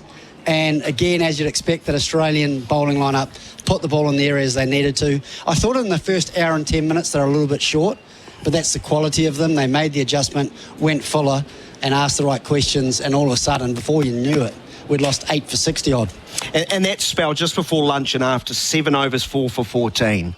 That's the defining sort of individual performance. I'm, of course, talking about Josh Hazelwood. Yeah, it's just happened too much for New Zealand, hasn't it? I mean, Josh Hazelwood bowled superbly, so you can't take it away from him. As I said, he asked the right questions. He bowled with good pace, and when he got his length fuller, he just looked extremely difficult to play on the surface. But we've just seen it too much, where New Zealand have got themselves not in a position of strength, but in a position where you think, actually, they've done really well here. We've just got to put the finishing touches on it. And unfortunately, when we ever felt like that, all of a sudden you lose wickets and clumps, and they've just put themselves in a position where they're a long way behind this game. And the only way I can see New Zealand staying in this game is if they're bowling Australia out for sort of 230, 240, and that looks like it's going to be a difficult task. All right, Matt Henry, wow. He's the Hazelwood of today. Actually, he's just head and shoulders above the New Zealand bowlers in this series. Yeah, I think I said it in commentary. His first spell was amazing. 8 overs. Went past the outside edge on numerous occasions to Kawaja, just kept going past it and didn't have any luck. He, like Hazelwood, then got a little bit fuller and got great reward. And it almost looked as though New Zealand was in a bit of a holding pattern. Well, that's what it felt like until Henry came back for his second spell. So he was certainly the standout, has been throughout the summer, really. Now that he's got this longer run and the longer format of the game, he's been New Zealand's leading bowler. But as I said, well backed up by Ben Sears in his first game, in his debut, who looked really good. Bowled with good pace, 140 Ks. And I actually thought bowled with pretty good control today. I expected him to be a little bit too short, but to be fair to him, I thought he bowled fuller than I expected him to, and he bowled really well and asked some really probing questions. All right, so it is Australia's day, no doubt about that. Chris Harris alongside me, the former Blake Cap, thinks they're a long way ahead, even though they trail by 38 runs on a day where 14 wickets fell. Harry, if you're a scoreboard scout who didn't watch, you'd think it was an absolute minefield. It wasn't that bad. No, it's a reasonable wicket. Some really good bowling. Oh, outstanding bowling. Yeah. And just asking, as I said, just consistently in good areas. Probing. And I mean, it showed even batters that got set can still, take the outside edge. And I think both bowlers bowled brilliantly, but Australia were exceptional. More from Chris Harris as this test match continues. We're about to wind things up here. Quick look at the scorecard if you're late to the party here on SENZ and SEN Test Cricket for Rosine, the paint the professionals use. New Zealand sent in after Pat Cummins won the toss. 162 they made. Top score, Latham made 38. Well, down the tail, Matt Henry made 29 and Tim Southey 26. 162, not nearly enough. 5 for 31 for Hazelwood. At stumps, Australia 124 for the loss of 4. Labuschane's 45 not out, line on 1. Matt Henry has 3 for 39. We'll catch